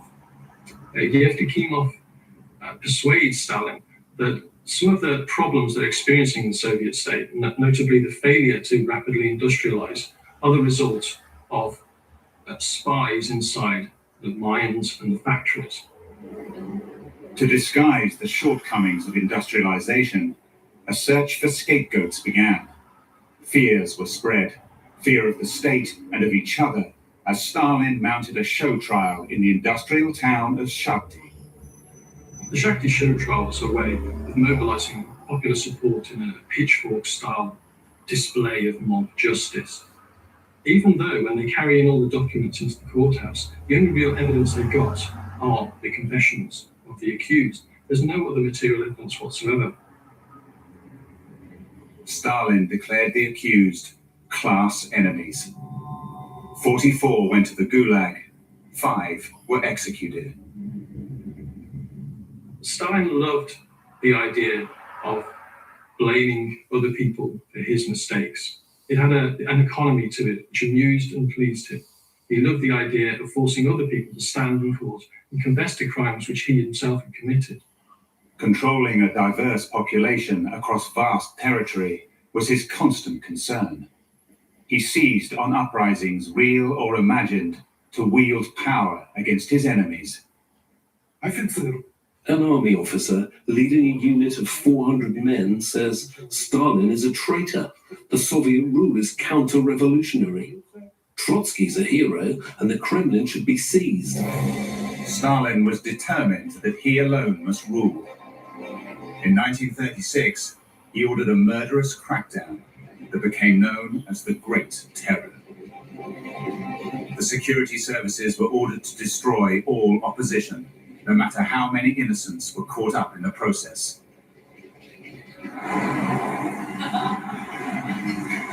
Человека ведут на расстрел. Дождь.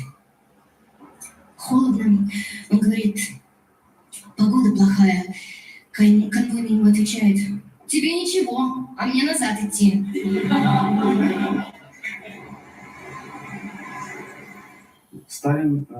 Stalin was the source of the terror. He personally signed the arrest lists for senior party officials. He was the top man in the hierarchy of terror. His new henchman as chief of the secret police was Nikolai Yezhov. He was a ruthless and sadistic man, and Stalin kept him very busy.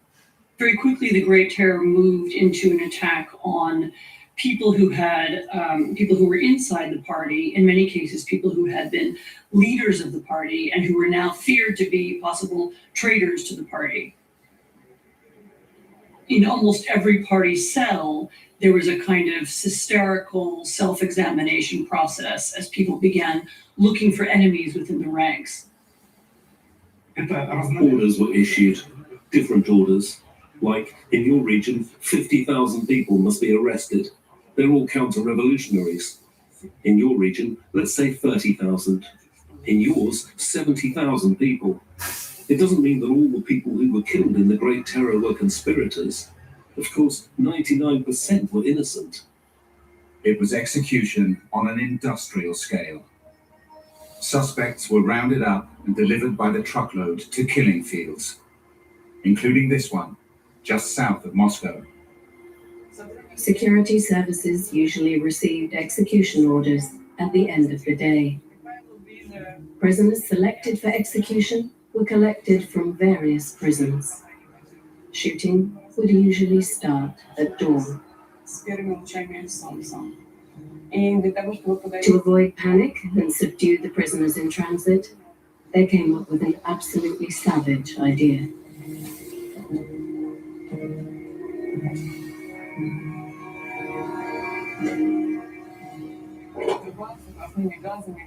Exhaust fumes were piped into the truck where the prisoners were carried.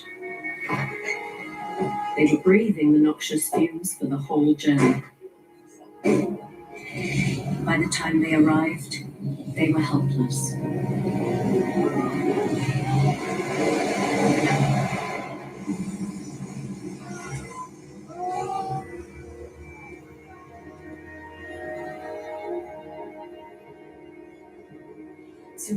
The remains of around 21,000 people lie here.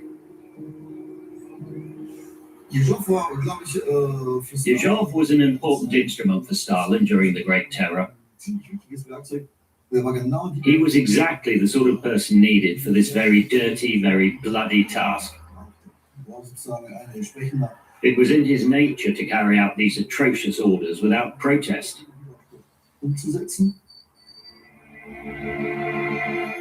During 1937 and 1938, nearly 700,000 people were executed and over 1 million more sent to the Gulag.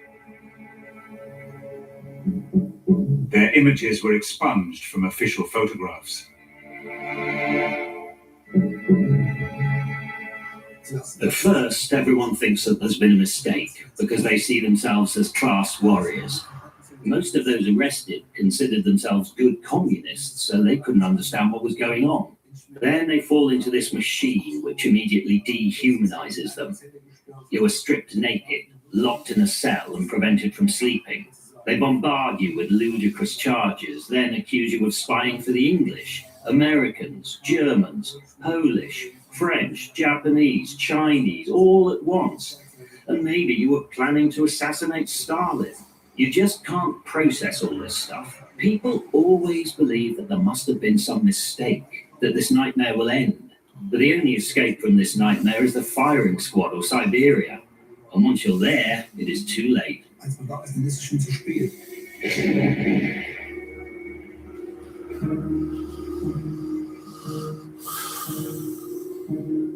KGB Chief Yezhov said there will be some victims.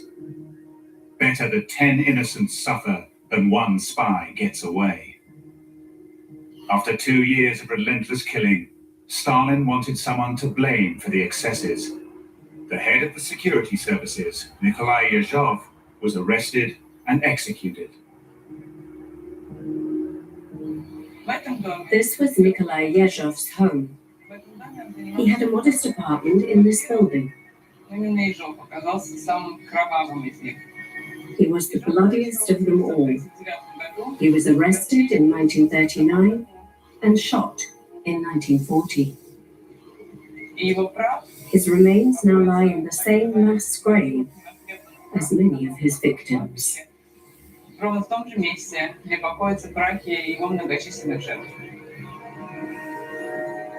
Relatives have laid plaques for some of the 8,000 victims whose ashes lie here in a Moscow cemetery. There is no plaque for Yezhov. Stalin replaced him with fellow Central Committee member Lavrenti Beria, a name that would become infamous in Soviet history. And yet his first act was the release of 100,000 political prisoners. He wasn't a mass murderer like Yezhov. He tried to reduce that. But he was quite prepared to kill or incarcerate anyone who resisted the Soviet system. Like Stalin, Beria was from Georgia, and he arrived with a cadre of trusted lieutenants. They soon established a more comfortable environment for their intrigues. The Aragvi. It became one of the most celebrated and infamous restaurants in Russia. Everybody liked Georgian cuisine. Back then, it was the most exotic in Moscow. Soviet chechists controlled the Aragvi from the very beginning. It was created under the patronage of the NKVD.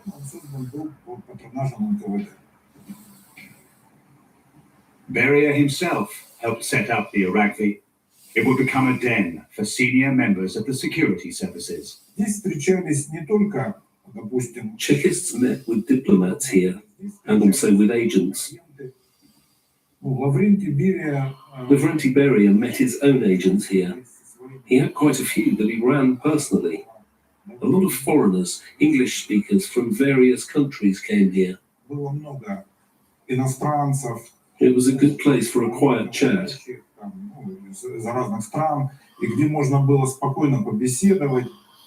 A quiet chat, perhaps, but it was said that every table had a hidden microphone.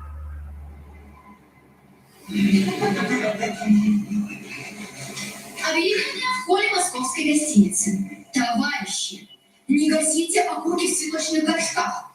Вы можете повредить микрофоны.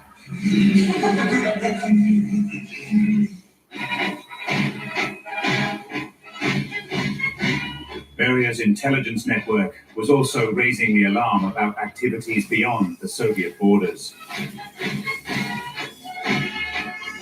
Hitler's German war machine had been growing since 1933. All the USSR's resources went into the preparation of the army. But when in 1936 they held maneuvers in Ukraine and Belarus, it became clear that the army was not ready for war.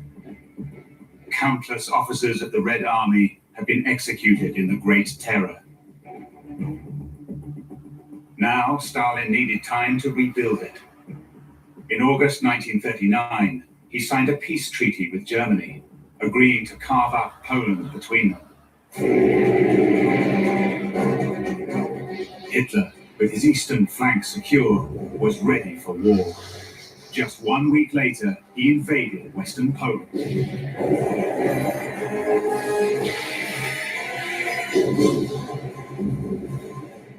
As German forces advanced, the Red Army moved to annex eastern Poland. Almost 500,000 Polish prisoners fell into Russian hands.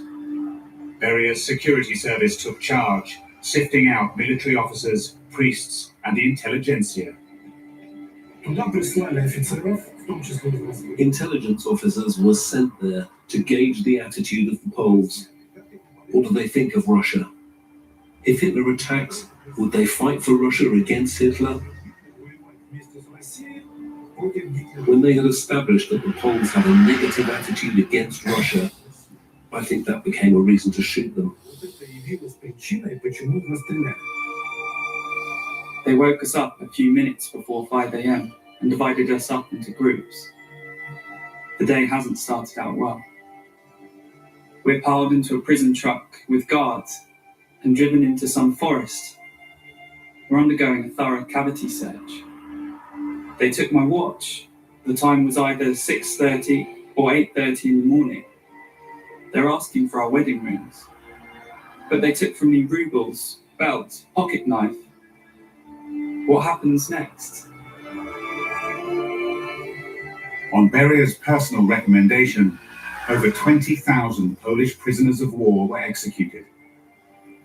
Thousands right here in Katyn forest.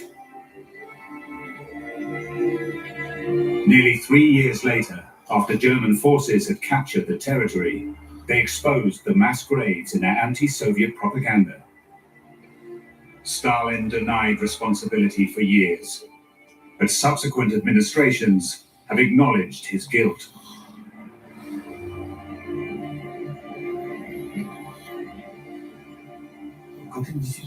Katyn is still a stumbling block and a focal point, even for the present Russian government.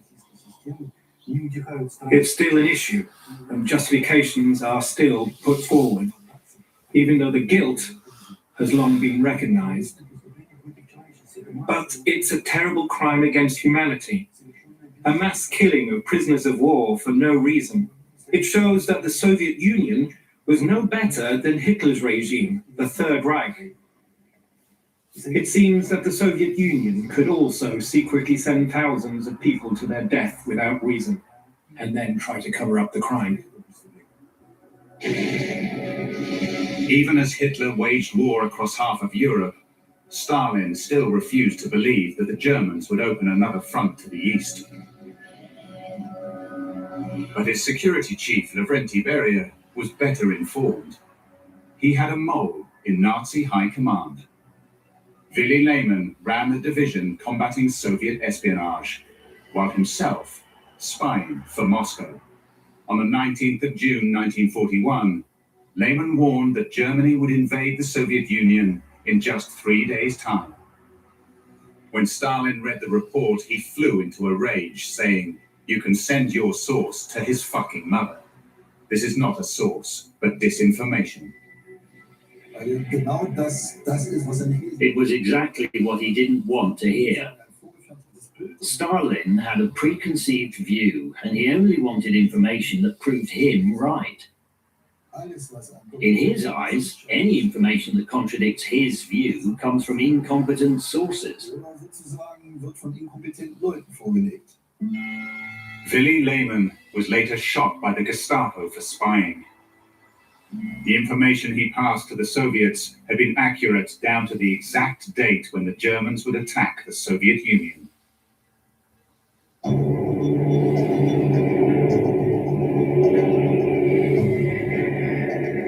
It was June 22nd, 1941, when Hitler turned east.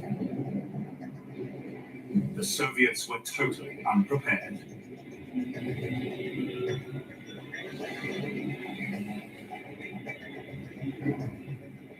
Soon after, the first strikes hit the cities of Western Ukraine.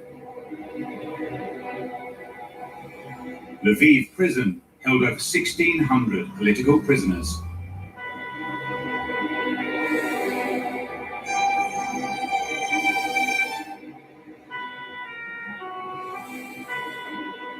The prison was run by Beria's secret police, who had their regional headquarters here.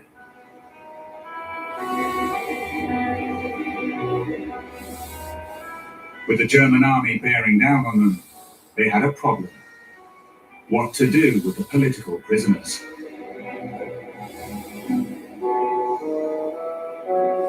Their solution was a war crime, later exploited for propaganda purposes by the Germans, and which still provokes outrage today. In 1941, when the war between the USSR and Germany started, an order came from Moscow to clear the prisoners. As the prisoners waited, 30 or more in each cell, they could hear rushing footsteps coming towards them in the basement. Then, the first explosion. Grenades were thrown through the cell windows. Then another team came and shot anyone who was still alive.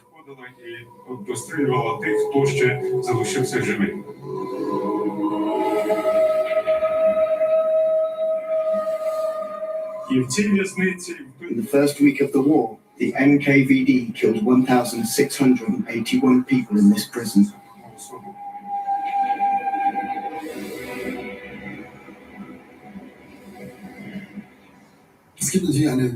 There were a whole lot of reports describing crimes during the retreat of the NKVD. They had orders not to leave any prisoners behind. The security service boss admitted, I had no transport for them. If I didn't shoot them, I'd get shot myself.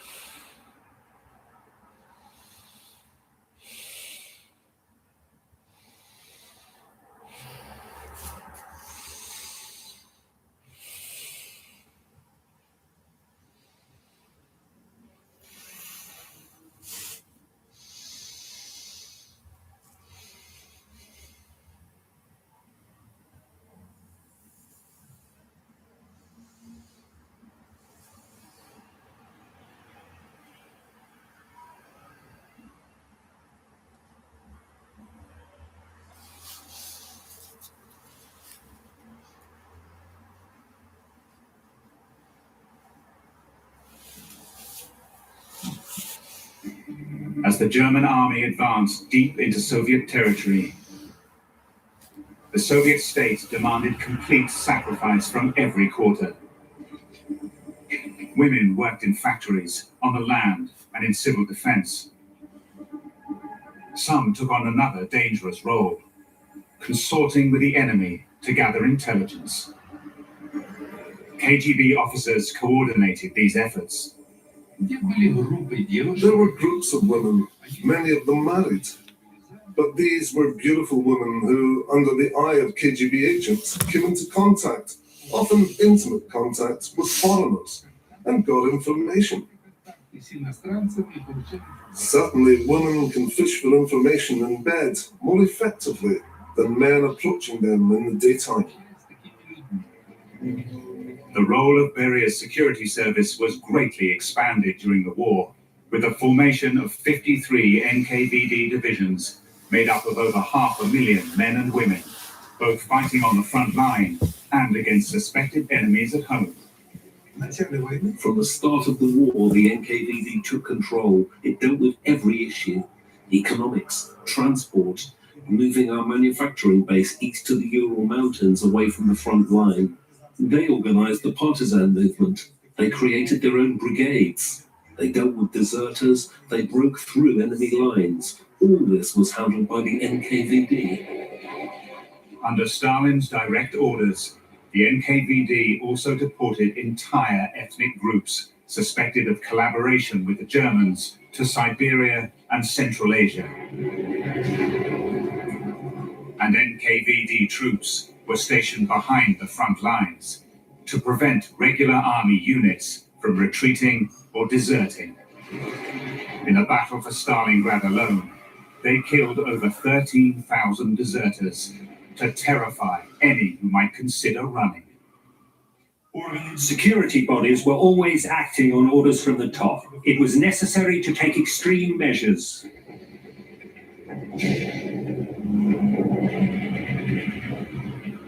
The Soviet Union suffered an estimated 27 million casualties in World War II. Around 18 million of them were civilians.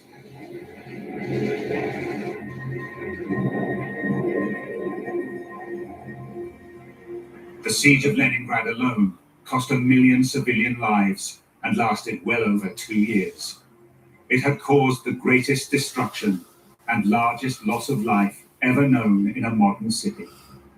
Yet the suffering and heroism in the fight against the German invaders would become a unifying and defining experience for the Soviet Union.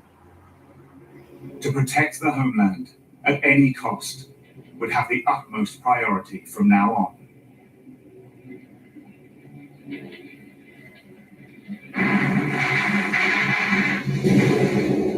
By April 1945, Hitler's armies were almost defeated. The Soviet assault on Berlin marked the end of World War II in Europe.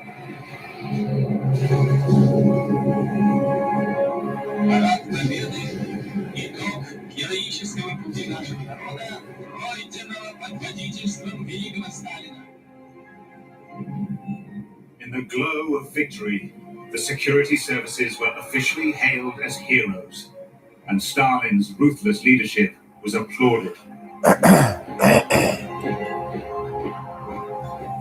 Stalin was the most brutal of all the Soviet leaders. But at the same time, he was the one who achieved the most, it seems. He industrialized Russia, and of course he was the man who carried them through the Second World War. But the enforcers of the security services had also played a crucial role. Lavrenti Beria was awarded the title Hero of the Soviet Union and promoted to Marshal. He was, at the same time, a highly intelligent leader and a brutal executioner, a paradoxical character, a complete enigma. Beria certainly had positive as well as negative qualities as a government leader and a great organizer, and we can't deny either of these. There are great piles of documents outlining Beria's many crimes. He was a man who had power and used it. He was also a cruel man with no moral scruples about the use of violence by the authorities.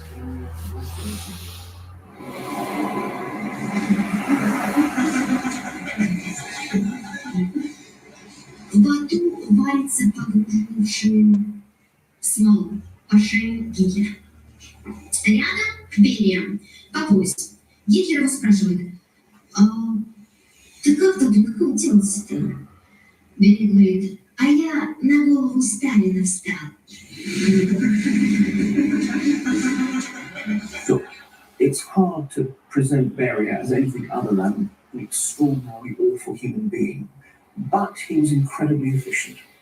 There are some people who try and say Beria and the people like him were not bastards after all, and clearly they were. But then there are others who have a different or more nuanced approach, which is, unfortunately, this was a time when we needed bastards. And this is a different form of revisionism, which is in some ways even more pernicious. Lavrenti Beria's crowning glory was a secret espionage operation which would change the world's power structure for the rest of the 20th century and beyond.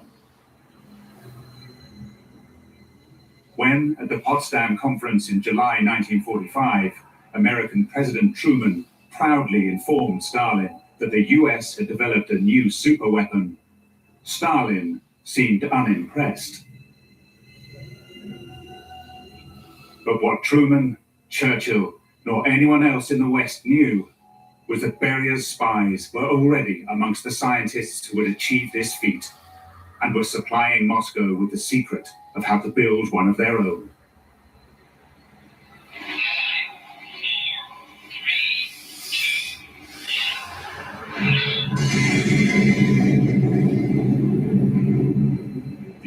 Americans had spent a vast fortune developing the atomic bomb. But Lavrenti Beria and his network of agents and spies matched the threat for a fraction of the cost. And so they triggered an arms race which would risk the destruction of the planet. The spy game of the Cold War had just begun.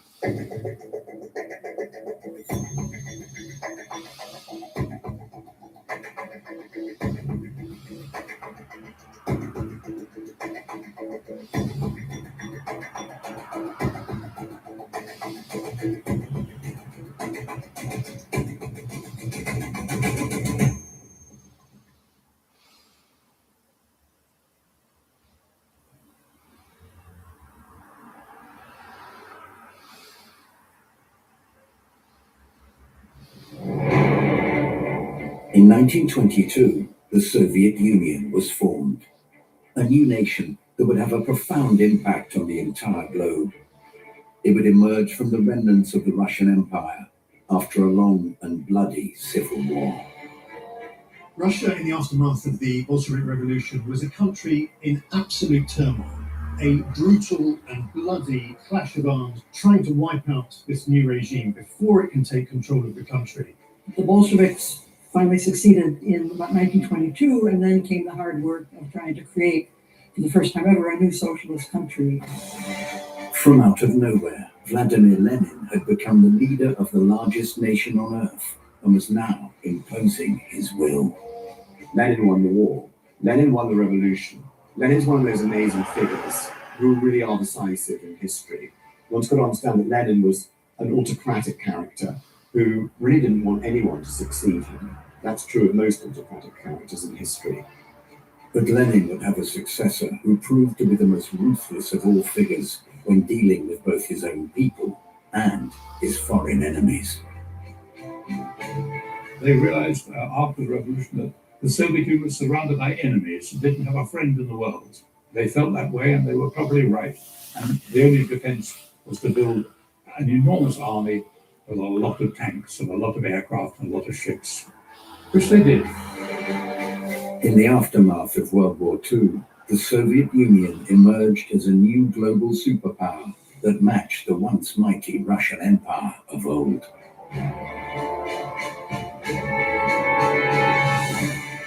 All of us who were then young, we were saying, great achievements by the Soviet Union.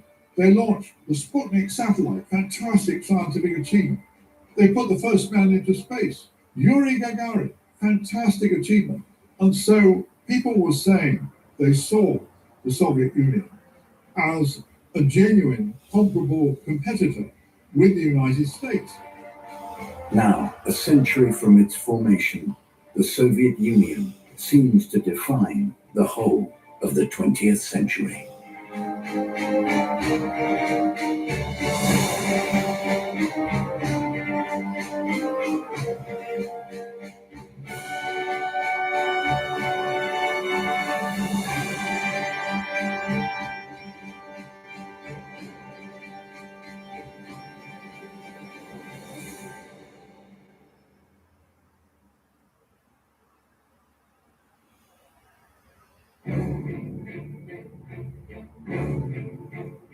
In 1917, the Romanov dynasty fell, and Vladimir Lenin and the Bolsheviks had managed to seize power in the Russian Revolution. This new government signed the Treaty of Brest-Litovsk with the Central Powers, bringing an end to Russian involvement in World War I. But despite an end to the conflict with foreign governments, the battle for Russia itself would continue for years. In the beginning, it seemed fairly simple. It seemed to be the Red Army, which was an army of soldiers with hardly any officers, and the other army is the White Army, which you could say was an army of officers with hardly any soldiers, who wanted to put Russia back to what it had been before the First World War and possibly continue that war to a victory. And then it got complicated. For really the better part of 2-3 years, this struggle is taking place for control of this vast and completely turbulent country. At the same time, other things are going on. There is a famine. There's a war going on between Russia and Poland at the same time. And there are endless mutinies, rebellions taking place, notably the Kronstadt mutiny, where the sailors of the fleet rebel against the new Bolshevik government. So not only is the Bolshevik government fighting for its very survival, but it's fighting against powerful and disparate forces, all of whom have one goal, and that is destroy it. Various national groups formed their own armies, the Ukrainians, the Georgians, and they all fought. There was an anarchist army which fought all sides, sometimes allying with one. So basically red and white, with various other factions, and of course from 1919, the Japanese, the French, the British, and the Americans all thought they might intervene and save something from the situation. So there were at least 5 or 6 foreign armies also, mostly fighting the Bolsheviks and trying to help the whites, but in the end giving up, because the presence of foreign soldiers only made the Red Army stronger. It increased national feeling among the peasants and the workers. But while Lenin, as the overall leader of the Bolsheviks, and Trotsky, as the leader of the Red Army, wound up victorious in the Russian Civil War, it was another figure who truly established himself during the fighting. Lenin and Trotsky are now firmly in power. The Czecha is abolished. In its place comes the OGPU, or political police. And to check on the OGPU, there is Prague Spring, the Workers' and Peasants Inspection Group, whose chief is one Joseph Vissarionovich Zhugashvili. Party name, Stalin. Stalin was born in Georgia, one of the national areas of the Russian Empire. He was the son of a shoemaker. Initially, he was intended to go into the church. He attended a seminary. He joined the Bolsheviks at a young age, and he became known for his practical work, working in the underground, organizing bank robberies and political demonstrations. He was never, he spent a few years abroad, but he was mainly an inside guy. And in the course of the Civil War, he became in charge of all of the Bolshevik cadres, the organization, and he developed a patronage network in that way. So then he became obviously one of the potential successors to Lenin. Everyone underestimated him because he pretended to be not as clever as he was. He pretended not to know foreign languages. He pretended not to have read anything. So they thought, this is a useful gopher. He'll do as a sort of chief whip to get others into an organization. And when they founded a central committee, they thought, well, what's the most boring job on the committee? It's a secretary. But the point is that the secretary, if they have enough personality and power and ruthlessness, is the person who determines what the agenda is, who is going to receive that agenda, who is going to be notified of the meeting, and who is going to be allowed to speak, and who writes the notes, and so on. So as a result of that, right to the end of the Soviet Union, the most powerful person was the first secretary of the Central Committee, not the president, not the chairman. And that was Stalin's doing. One of Stalin's key tasks in the Bolshevik Party had been how the issue of the nationalities that made up the Russian Empire would be handled by this new regime. You know, his interest in the nationalities and the creation of the Soviet Union was that Lenin appointed him in 1911, 1912 to be his nationalities expert. And Stalin went to Vienna and lived there for a few months and wrote his paper on the nationalities question, which him and Lenin worked out what to do with the nationalities. You've got to understand that the Russian Empire was a multi-ethnic empire. It contained something like 100 tiny ethnic groups, but obviously a handful of big ones. The biggest of them, of course, was the Russians themselves, Orthodox Russians. But then there were Poles who were Catholic, Finns who were Protestant, Georgians who had their own church, Azeris and Chechens who were Muslim. So the big question in the Russian Empire was, how do we overthrow the Tsar, and how do we liberate these peoples? The problem of national minorities had been a thorny one throughout Europe. Woodrow Wilson decided the solution was to allow national groups to self-determine themselves and create nations if they wanted to. Russia was a multinational empire, so the problem was how to organize the different nationalities. And Lenin decided that nationalities should have their own homelands, that the Soviet Union would be socialist in content, nationalist in form. And so the republics were formed along these national lines. So he'd reconquered Ukraine and Belarusia, he'd retaken the Caucasus, including Georgia, Stalin's homeland, but he'd lost the Baltics states, which became independent, he'd lost Finland and he'd lost Poland. So how does he manage the rest of his empire? What does he do with these nationalities? Because the Bolsheviks have supported their right to freedom, and all of them have their own nationalist movements now, and all of them would, really have the right to be independent. That was the big question. What do we do? What kind of new country do we create to keep these territories within our new Soviet Bolshevik state and yet give them freedom? And that's the million-ruble question. In December of 1922, the solution that the Bolsheviks enacted was the creation of a federal system of republics known as the USSR. The name comes from the Union of Soviet Socialist Republics. It was a union of quasi-independent, nominally independent republics.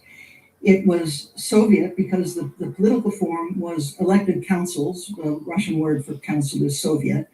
It was socialist because the state owned the means of production. To begin with, they had the Russian Federal Republic, which still exists. There was the Ukrainian Republic once they'd ended Ukrainian independence, which lasted until about 1920. And there was a Caucasian Republic, which later split into Georgia, Armenia, Azerbaijan. Central Asia was still in chaos till 1924.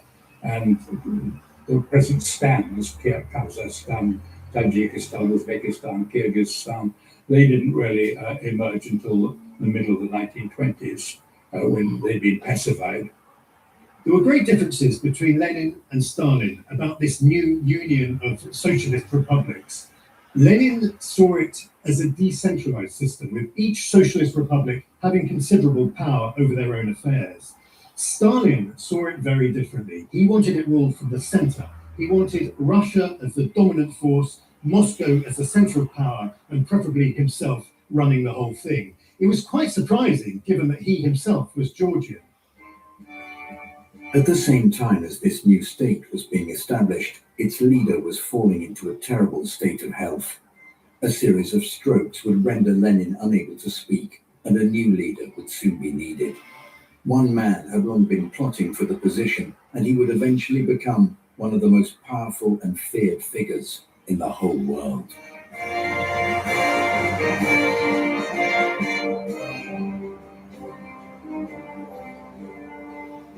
In January 1924, Vladimir Lenin died. The battle for succession of leadership in the Soviet Union was now truly underway, with one man, Stalin, determined to come out on top. And then on January 21st, 1924, the moon-faced, balding dictator left the scene as abruptly as he had appeared. He literally died of overwork. His funeral was a monstrous affair. Hundreds of thousands queued up in the streets in 25 degree below zero weather. It seemed that everyone wanted to pay their last respects. Stalin removed his rivals systematically with incredible ingenuity and in such a way they didn't know it was happening. Lenin's great fear, I think, was that Stalin would develop a personality cult, a cult that had already developed around Lenin himself. And in fact, Stalin exploited this. He built up the cult of Lenin. When Lenin died, he took charge of the funeral arrangements. He wanted to have complete control of what happened to Lenin's legacy. It was Stalin who wanted Lenin's body to be embalmed, much against the wishes of Lenin's widow. And once Lenin was dead, this personality cult was transferred onto Stalin himself, and this would become one of the hallmarks of his entire reign of power in the Soviet Union. Stalin was left as the sort of leading member of the leadership, along with Trotsky. And there were other major figures, Zinoviev and Kamenev, and younger ones like Bukharin as well, and Rykov, who were also key figures. But the leading two contenders were Stalin and Trotsky. And even though this is always presented as one of the great sort of struggles, and it was an amazing thing that Stalin won this succession struggle, actually he'd really already won it by the time Lenin died, he was already the leading figure in the regime. And somebody had to do something pretty radical to stop him. He'd already controlled the party machine and the party controlled the country. So Trotsky was actually his ideal competitor. Trotsky was very arrogant and so famous and so preeminent and so pleased with himself that he really believed that he didn't need to do much organizing and he would simply be given the leadership. The first thing he did was to tell Trotsky he needed a rest and suggested that Trotsky go to the Caucasus.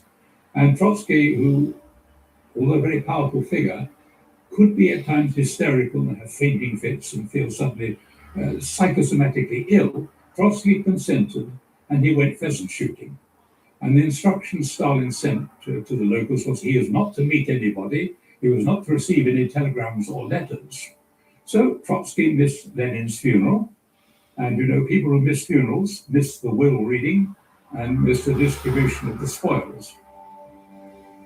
Stalin's maneuvers during Lenin's funeral would be the beginning of the end for Leon Trotsky's role in the newly formed USSR, and the beginning of Stalin's radical plans for the nation. Stalin, Zinoviev, and Kamenev forced Trotsky into exile. Then Stalin overrules his two associates and ends the new economic policy. In its place come three successive 5-year plans, all designed to emphasize productive capacity, especially heavy industry and power output.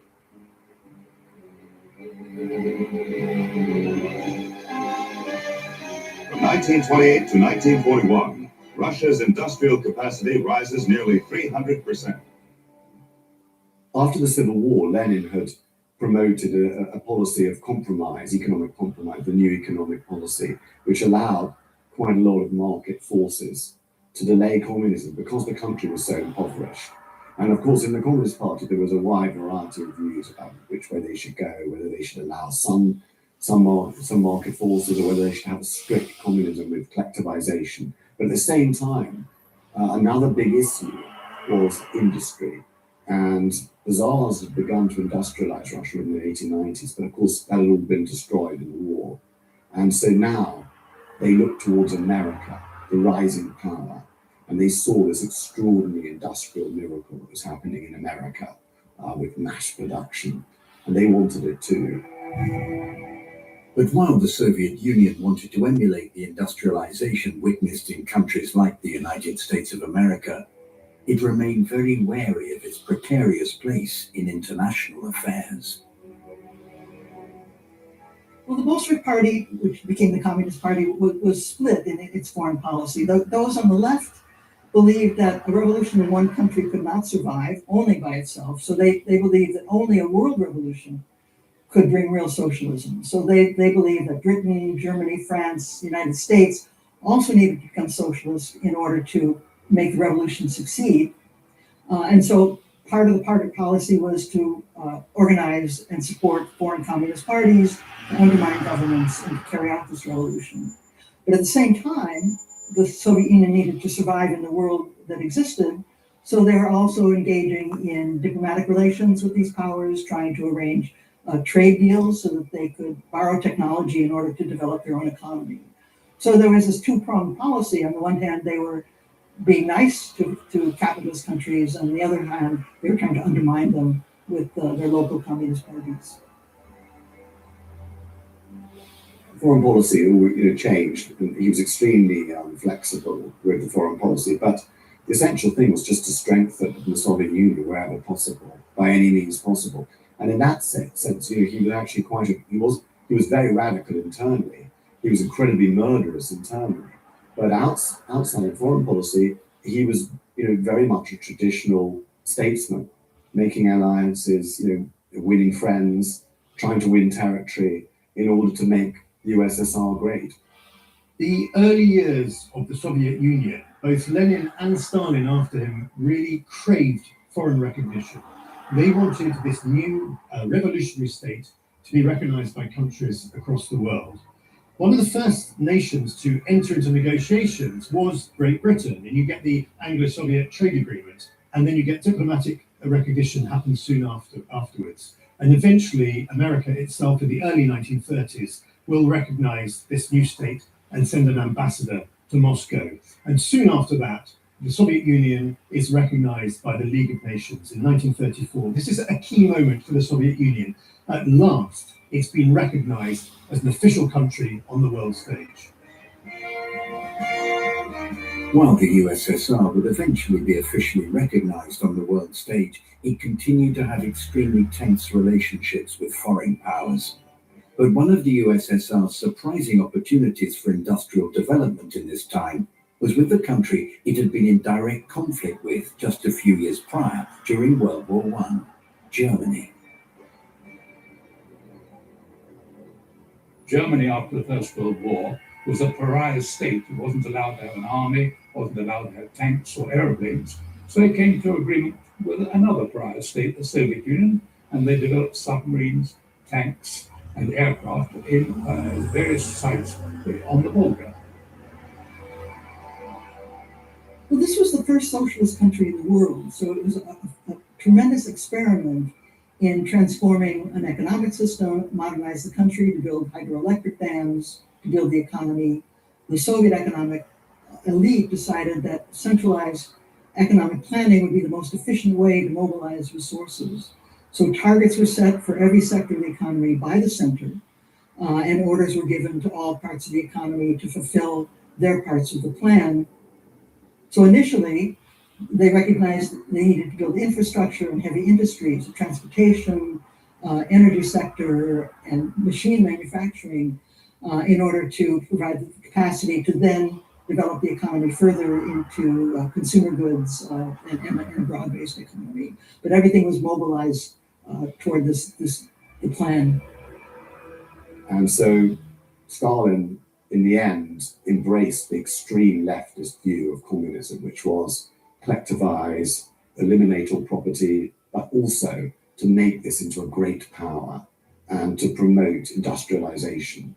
And the best way to do that was to collectivize the fields and the farms and then sell the grain abroad and buy technology to industrialize the country. And that was the policy he decided on. So it was a radical policy. And by about 1928, he decided that that was the only way to go to make the Soviet Union a great power and to ensure the survival of the USSR. And that was what he decided to do. And he would do it at any cost. The economic policy enacted by Joseph Stalin in the late 1920s would lead to a wide-scale famine across the whole of the USSR. He did it by, first of all, introducing a policy of collective farms. They had been tried briefly in the 1920s and found that peasants didn't want to have their horses owned collectively and rebelled against it. That was quickly abandoned. And then he tried again in 1929, and this time it was organized with the help of the Red Army. And it is said for the first time in Russian history, peasants ate all the meat they wanted to, because rather than hand over their pigs and sheep and cows, they just had an enormous feast and ate as much as they could. One of both Lenin's policies and Stalin's policies was the destruction of the wealthy farming class, the yeoman farmers, if you like. These are farmers who had quite a lot of land and produced a lot of produce, which they would then sell on. This was deemed unacceptable to the Bolshevik regime, and they were to be liquidated. And other farmers, the smaller peasant farmers, were to be gathered into collective farms and produce grain and supplies for the benefit of the state. This was an absolute disaster, because on the one hand, Stalin had wiped out the one class of farmers that produced a surplus, and there was no longer any incentive for the rest of the peasant farmers to produce any food that was going to be taken from them anyway. What happens next is the Great Famine of the early 1930s. The regime would not listen to signals from below. They wouldn't listen to the fact that there was no seed to plant, and they insisted on high quotas anyway. And this led to an even worse harvest the next year, with loss of life and devastation, mostly in Ukraine, because this was the main grain growing area, but it would also affected parts of southern Siberia and eastern Russia as well. So historians who've looked very closely at this don't believe this was a deliberate attack on Ukrainian nationalism or Ukrainian independence. It was just a terribly tragic manifestation of mistakes made in economic planning and an unwillingness to collect unbiased information, but rather trying to believe the most rosy predictions and reports rather than the actual reports. Records weren't kept properly, but we know how many people died simply because of the census report that in 1937 there are about 12 million people missing from the population. Well, they shot the people who took the census, and they had a new census which was faked. And the problem with this famine was that there was a depression going on all over Europe and so on, and there wasn't much demand for buying grain from the Soviet Union. So the price wasn't good. They had to sell more and more in order to finance their industrialization. So that famine killed an enormous number of people, between 10 million and perhaps 15 million, because it happened not only to Ukrainians, it happened to Russian farmers. There was a sort of insanity about it, the agricultural policy. And the workers, I think, party workers got quite cynical. They realized their job was to destroy. So vineyards were torn up and farms destroyed, animals destroyed. The grain wasn't even stored properly. It rotted in great railway sidings. So it's a form of madness. But it did solve one problem. It got rid of the peasantry as a force. Those who survived were cowed. But it was not just the peasantry that was terrorized. The very leadership of the government and the original Bolshevik revolutionaries would also be targeted.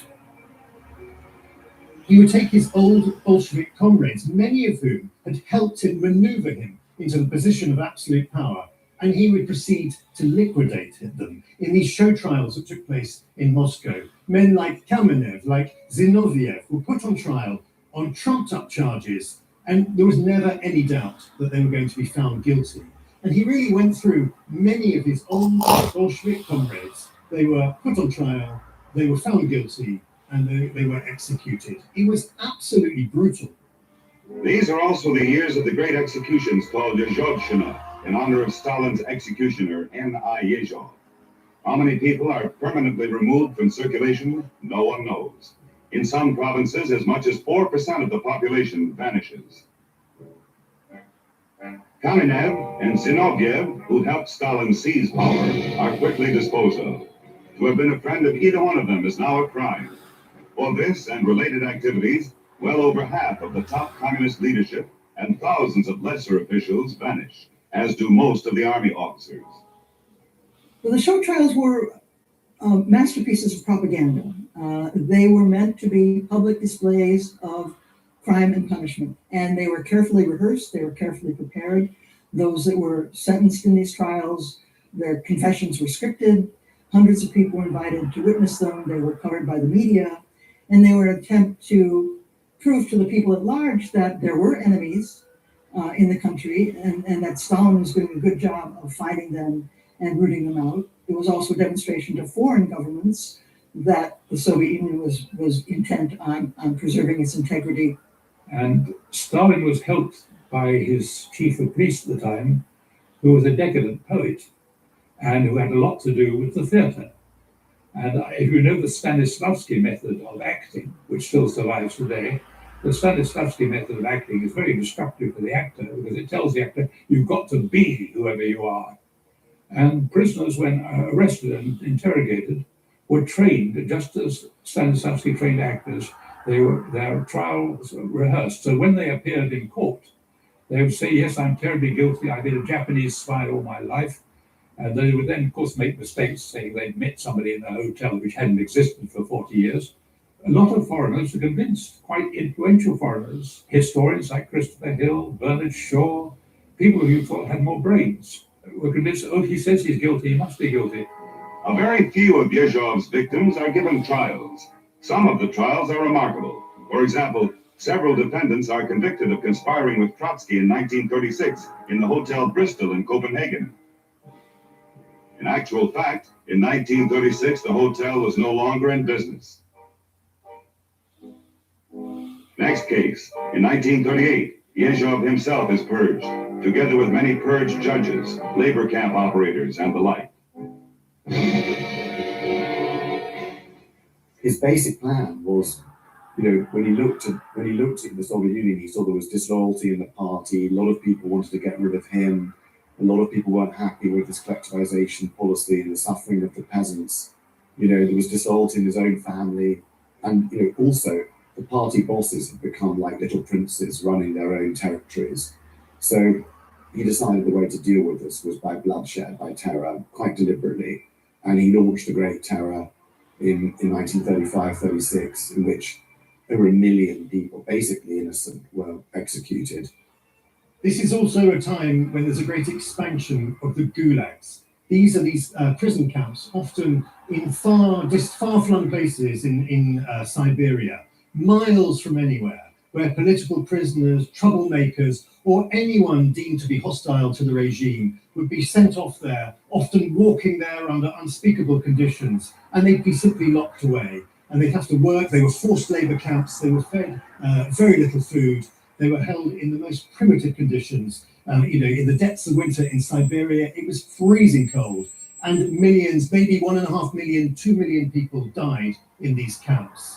But it meant that by the end of the 1930s, Stalin was absolute master of the Soviet Union. He had simply wiped out anyone who could challenge his leadership. Some 2,000 delegates who were at the 1934 Communist Party Congress, 2/3 of them would have lost their lives by the end of the Great Terror. So the leadership was disproportionately targeted. There were many other victims as well. Other whole groups of victims were members of national minorities who could be suspected of disloyalty in case a war came. So there was a German minority in Russia that had been there for 200 years. It was feared they would be disloyal. So they were rounded up and executed. Poles living on the borderlands between the Soviet Union and Poland, it was feared that they would turn on the Soviet Union in case of a war. So they were also targeted and victimized, not for anything they did, but just for the language that they spoke, basically. So it was a completely cynical thing. It went on for about 18 months. And then there were several incidents which even Stalin realized made it impossible to go on. For instance, there was a low temperature laboratory in Moscow, and they'd arrested so many of the scientists that it was about to explode and destroy a large amount of the new Russian underground that was being built. And so they decided to reverse things. The little chief of police, Nikolai Yezhov, had become a drunk, completely drunk, and was stopping to turn up for work. And Stalin decided to get rid of him. So the Great Terror came to a fairly sudden end towards the end of 1938.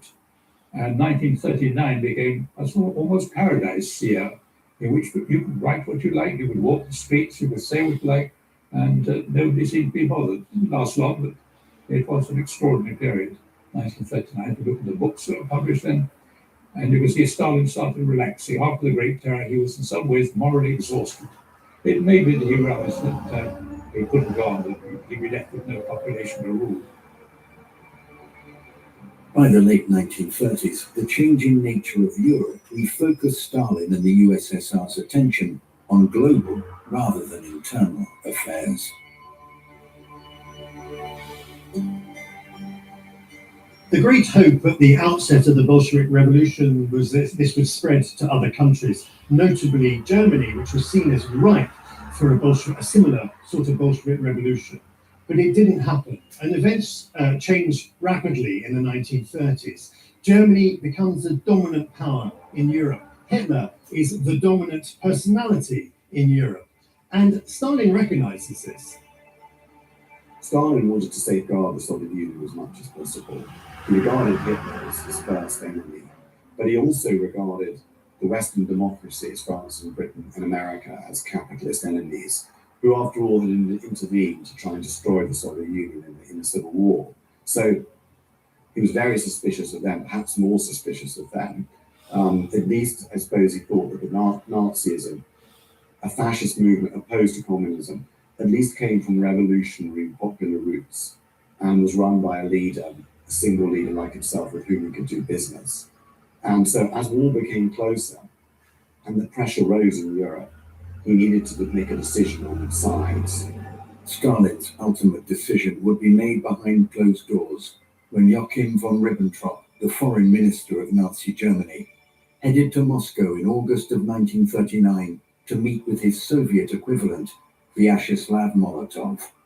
A pact between the two nations was being prepared. In 1939, Stalin accepted that sooner or later he was going to fight Hitler. But he did not believe that either it suited the Soviet Union for it to happen soon, or that the Soviet Union was ready to do so. He also saw the opportunity for territorial booty in Finland, in Romania, in Poland, which he was happy to seize. And Stalin convinced himself that he was offering Hitler such a good deal with oil, wheat, and many other commodities of which Germany was in desperate need, that he was confident that it was going to be left to him, Stalin, and the Soviet Union to choose the moment at which he confronted Hitler in arms. What he did not recognize was that his timetable and Hitler's timetable might not mesh. In the end, Stalin's predictions about the timetable of the war in Europe would prove disastrously wrong. In August 1939, it was publicly announced that the Soviet Union and Nazi Germany had signed a non-aggression pact. The news would cause shockwaves around the world. The lights began to burn all night in Moscow. British and French military missions arrived to confer with the Soviet government. So did German representatives. And on August 21st, 1939, the world was set on its heels by the announcement of a treaty between the Russians and the Germans, in which they agreed not to fight each other. Here were the admitted arch-enemies in a state of apparent friendship. It was too fantastic to make any sense. It didn't. When the news of the Molotov-Ribbentrop Pact was announced to the world was absolutely stunned. This had all taken place in secret. All the negotiations had taken place behind closed doors. No one could quite believe in the West that Stalin would do a deal with his arch-enemy, Hitler. But also, inside the Soviet Union, there was deep and profound shock that Hitler, who'd been presented by the regime as the ultimate monster, suddenly Stalin was sitting down and doing a deal. Not just a deal, but signing a non-aggression pact with him. Well, Stalin and the Soviet leaders were very much afraid of Hitler's intentions, starting from when Hitler came to power in 1933 with an avowed anti-communist platform. One of the first things Hitler did was outlaw the German Communist Party and imprison the German communists. It was starting in 1936, therefore, the Soviet Union adopted a policy of support for popular fronts, trying to rally all socialists and all moderates in popular fronts against fascism. So they were very much trying to join an international coalition to fight Nazism and to fight fascism. From 1936 to 1939, Stalin was trying to join various collective security pacts with Britain and with France, but they were not letting him in. And when Stalin was excluded from the Munich agreements, he began to feel that he was going to be excluded from any protection that collective security might give the Soviet Union. So then they started negotiating on the other side for some sort of pact with Hitler that would protect them. Many communists in Western Europe and in the United States were deeply bewildered by the Molotov-Ribbentrop Pact. This was something completely unexpected, something they could not reconcile with their enormously high ideals. But in the end, they did so. They believed that the Comintern and the Kremlin must know what they were doing, and so they went along with it. But it did sow extraordinary confusion in the minds of Western communists. So it was a cynical thing to do, to suddenly announce that the Germans were your friends and to start imprisoning people that you denounced Hitler in their books and articles and Communist Party dictate. And for 2 years, of course, this was official policy. We collaborate with Hitler because at least he's fighting the capitalist West. Just over a week after the Molotov-Ribbentrop Pact was announced, Nazi Germany invaded the western half of Poland, marking the beginning of World War II. Only a couple of weeks later, the Soviet Union took over the eastern half of Poland in exactly the way that the two nations had secretly agreed. Part of Poland passed over to the Soviet Union, and the three independent Baltic states of Estonia, Latvia, and Lithuania were also handed over to the Soviet Union, which gave them more space between them and the expanding German Reich, which they hoped would help them if and when an invasion came. He thought, and he did, he thought he'd get the Baltic states, he'd get half of Poland, and that half of Poland irritated him enormously because it was the half of Poland he had lost in 1920 when he was in charge of the war there, and it had been settled by Polish officers. So he took great care when he, under the Molotov-Ribbentrop Pact, he was entitled to take over that part of Poland, to slaughter 22,000 Polish officers who were taken prisoners. And in fact, it made it much easier to cushion the eventual Nazi invasion. The invasion of the Soviet Union itself would occur on the 22nd of June 1941, when Operation Barbarossa was launched on Hitler's orders. One of the most extraordinary stories of the Second World War is that in Germany, Stalin, through communist sympathizers, had the most superb intelligence of any service, any nation in the Western world. And all his spies in Germany were telling him repeatedly that Hitler was going to attack him. And they told him so with the utmost authority, with the best information. And all of this information was getting through to Moscow, and Stalin absolutely refused to believe it. He'd been warned by Churchill himself, had sent intelligence to Stalin saying that this is going to happen. And most importantly, he'd been warned by his spies in Tokyo, notably Richard Sorge, had told him not only that Hitler was going to invade, but he'd actually told him the exact date on which the invasion was going to take place. Stalin refused to believe this and dismissed these accounts as fabricated, and it meant that the Red Army was totally unprepared. Hitler and Stalin read the same books. One of them is Clausewitz on war. Clausewitz fought with Napoleon, whereas Napoleon's mistake was to fight on two fronts, in Spain and in Russia. Well, Stalin concluded, if Hitler's read this, he knows. I've read it, I know. You only fight on one front. Hitler is busy fighting Britain and France. When he's finished with them, then we can have a war, but he's not going to attack me until he's finished with them. And on that basis, Stalin made one of the biggest mistakes he ever made.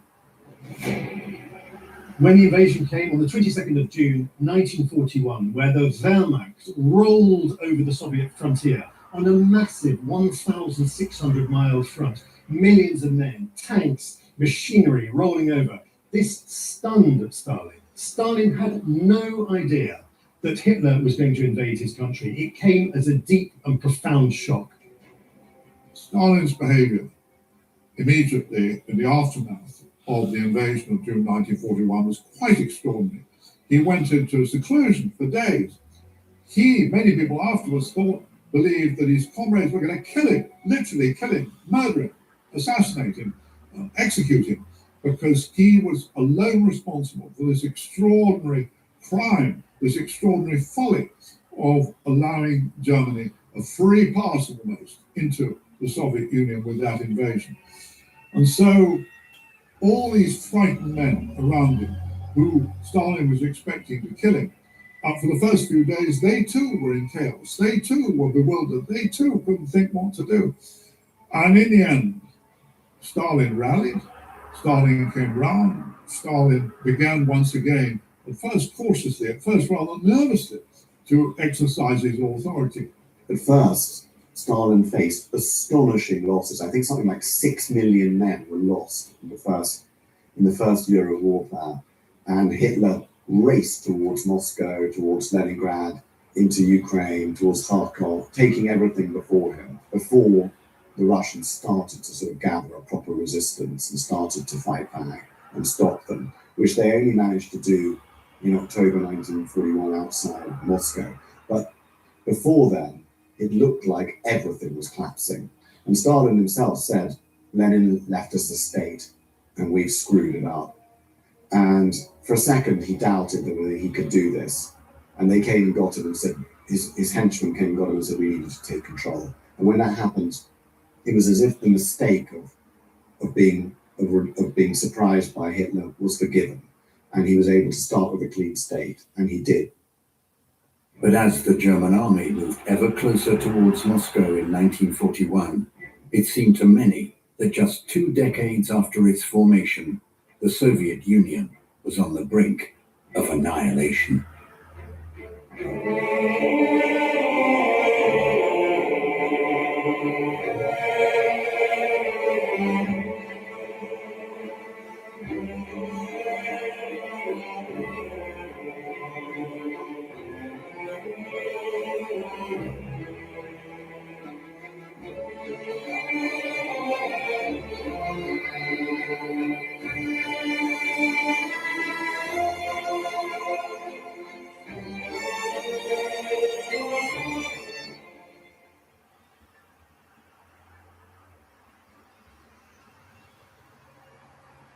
If the Russians want general war, they are in a position to have it. They knew that the Red Army was incomparably stronger than the Western Allied armies.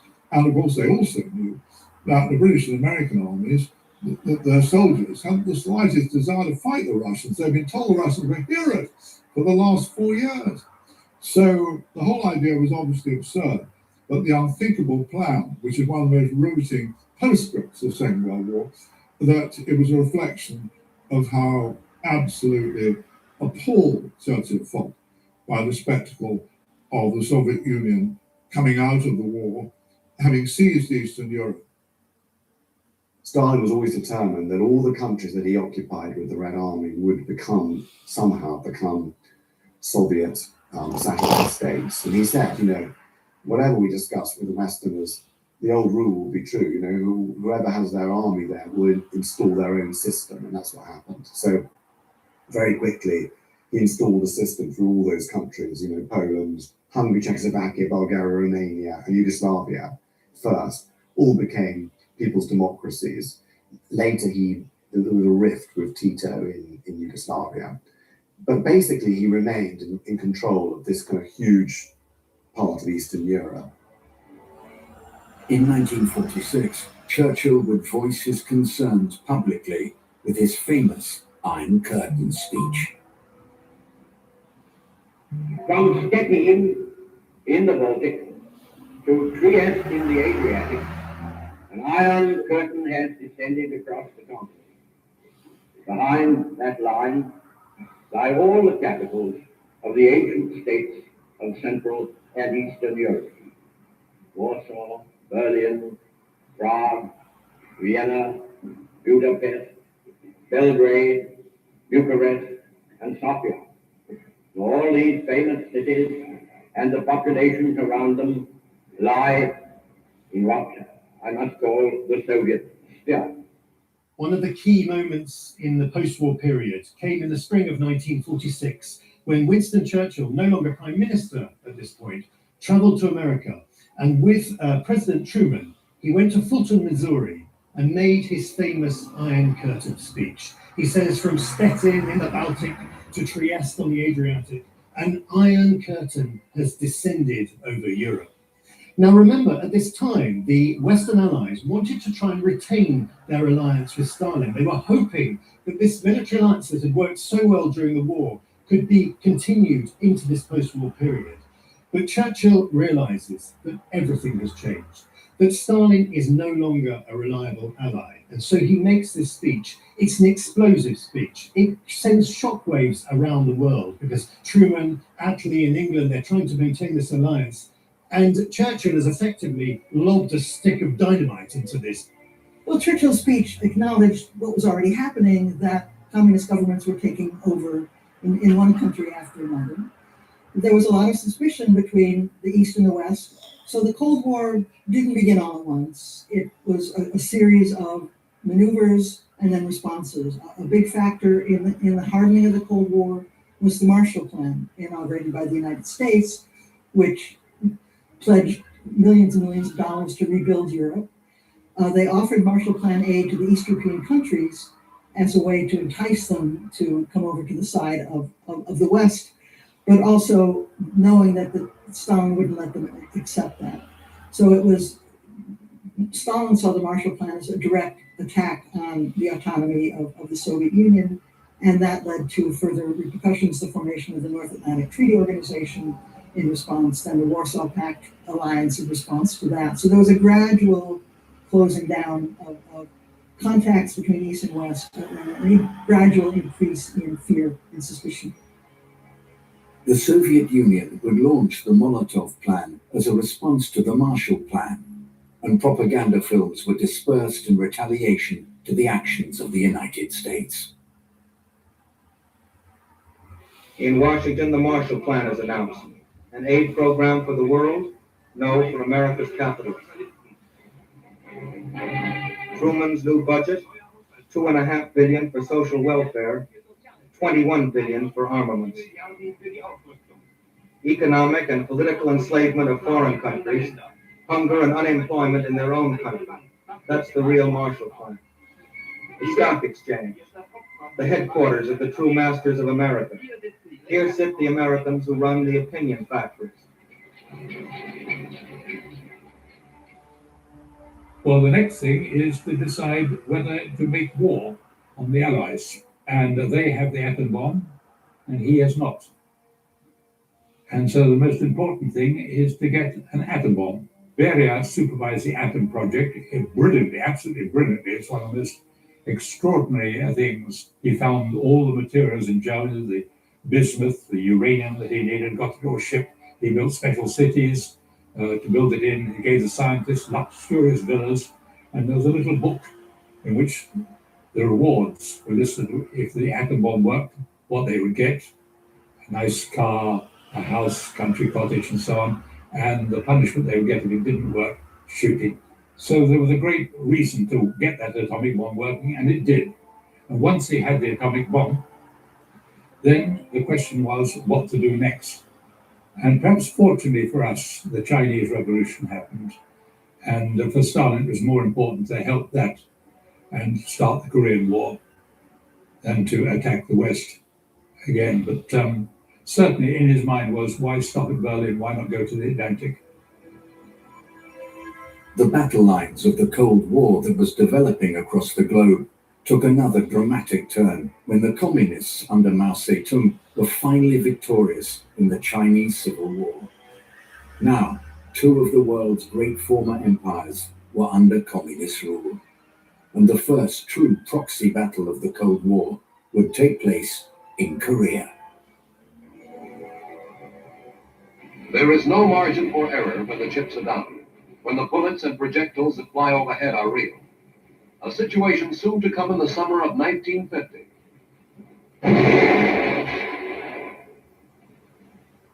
Thousands of miles away on the other side of the Pacific, trouble was being fermented. North Koreans, plotted by the communists, were massing strength for a war against the democratic government of Korea, a war which threatened the peace of all nations. 1953 would prove a pivotal year.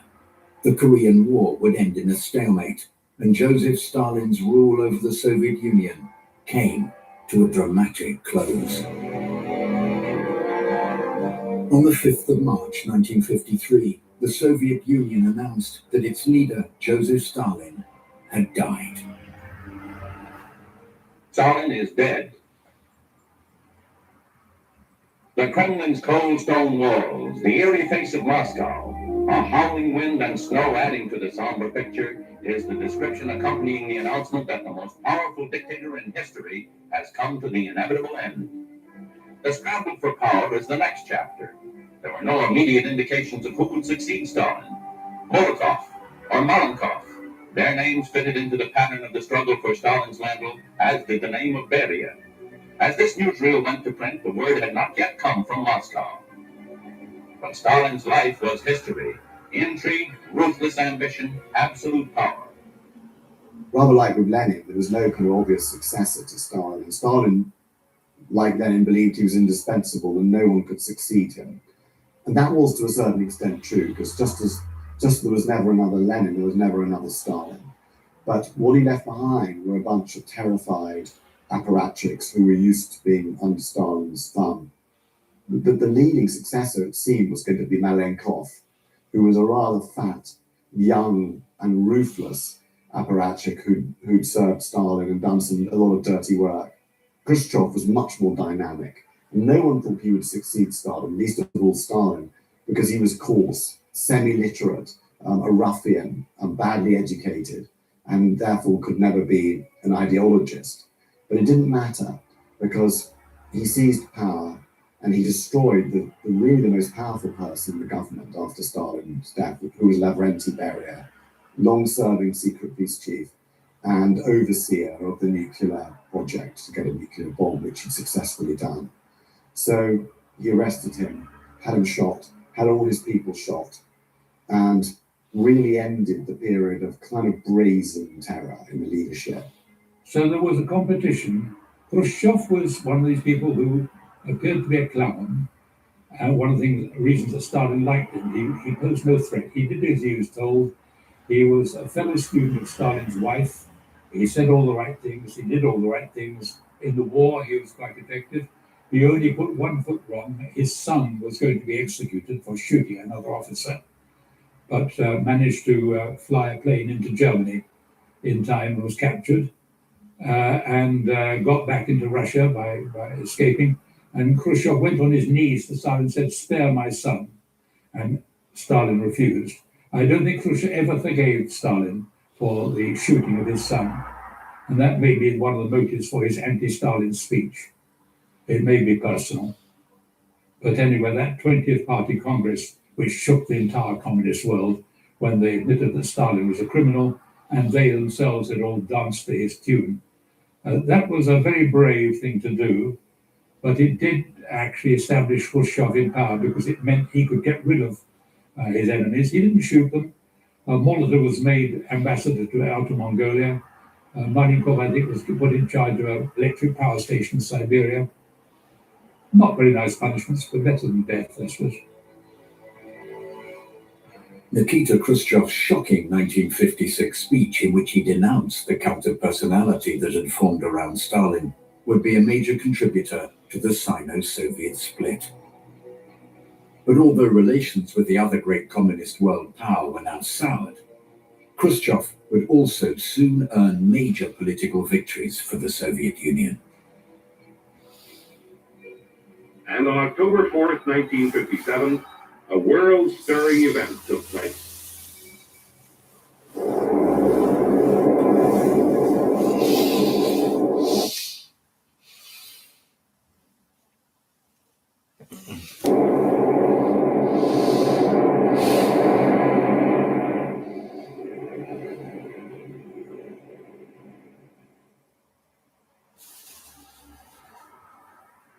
A man-made celestial body, for the first time in history, overcame terrestrial gravity and flew into space.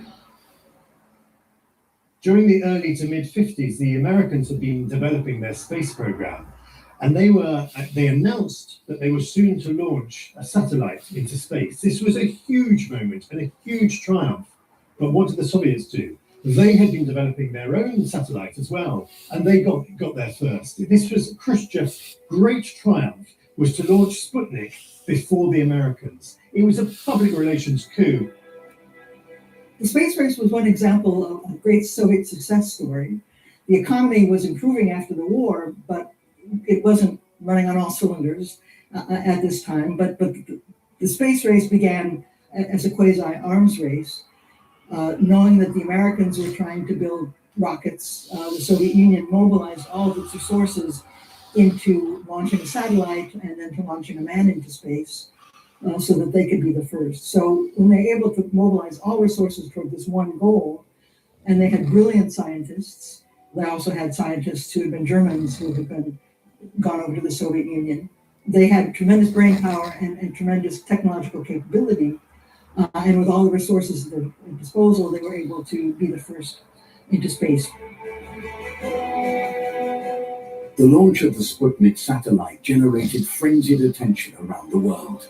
But at the same time, an arms race was in full effect, and acts of espionage were at extraordinary levels on both sides.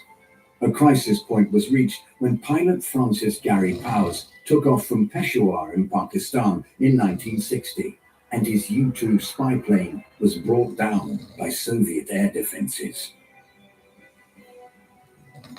Secret reconnaissance of Russia by high-flying American U-2 jets ended when one was down deep in Soviet territory. Its pilot, Francis Powers, was made the subject of a showcase trial. Powers' family was in the courtroom as Russia began massive exploitation of this propaganda windfall. Powers' conviction was inevitable, and the U-2 affair became Khrushchev's pretext to torpedo the Paris Summit Conference. So in September of 1959, Khrushchev had met Eisenhower at Camp David in America, and the two men had agreed to meet again in Paris in the following spring. And this was duly to go ahead. But something intervenes in the meantime, something that causes a crisis in relations between the Soviet Union and the United States. And this is the shooting down of a U-2 spy plane piloted by Gary Powers. Khrushchev gave a personal order to his air defenses to shoot down an American U-2 spy plane over Soviet airspace. For 3 or 4 years, American planes have been intruding over Russian airspace freely, very high altitude, and the Russians had no fighters or missiles that could reach them. By 1960, they did. And he thought, and who can blame him, that for the Americans to spend a spy plane flying over their airspace on May the 1st, May Day, the most sacred day in the Soviet Bolshevik calendar, to fly over his airspace was a deliberate insult, and Say gave the order to shoot it down. Khrushchev played his cards very skillfully and ruthlessly. But initially, he announced the shooting down of the plane, but he did not admit that he captured its pilot, Major Gary Powers. And so the Americans got themselves deeper and deeper into a tissue of lies about this being a weather plane and so on and so forth. And only 2 days later, the Khrushchev revealed that they had Major Gary Powers and announced triumphantly to the world, and our cameras are better than the American cameras that we found on the U-2. So the humiliation was terrific. This throws relations between the two countries into absolute crisis. Khrushchev storms off back to Moscow. He won't have anything more to do with these talks, and he cancels the intended visit of Eisenhower to Moscow. Eisenhower is very disappointed. He was really looking forward to going, but this is cancelled, and relations between the two countries descend once more into crisis. The U-2 incident was eventually resolved by an exchange of Gary Powers for a Soviet spy named Rudolf Abel, who'd been captured in the United States. The technological war would continue, though, and the Soviets struck another victory when they launched the first man into space in 1961, Yuri Gagarin. The space race became an incredibly public competition between the two superpowers as to who could display their technology, their sophistication, their ambition in a new realm, space. And that was really what the space race was about, and why both countries put massive amounts into sending people into space and competing in that way. And of course, the Soviet propaganda machine made all the cosmonauts into massive heroes, just as the American propaganda machine made their astronauts into huge heroes.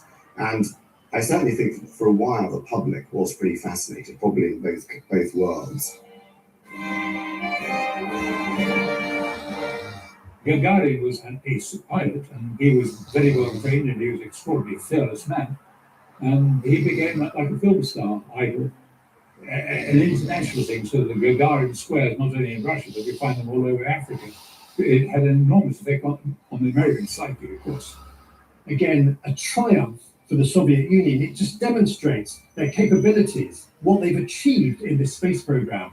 And it's a humiliation for the Americans, who publicly congratulate the Soviets, but in private they're seething. What do? One of the first things they do is they form NASA. They are determined to regain the upper hand in the space race. The achievement by the USSR of orbiting a man and returning him safely to ground is an outstanding technical accomplishment.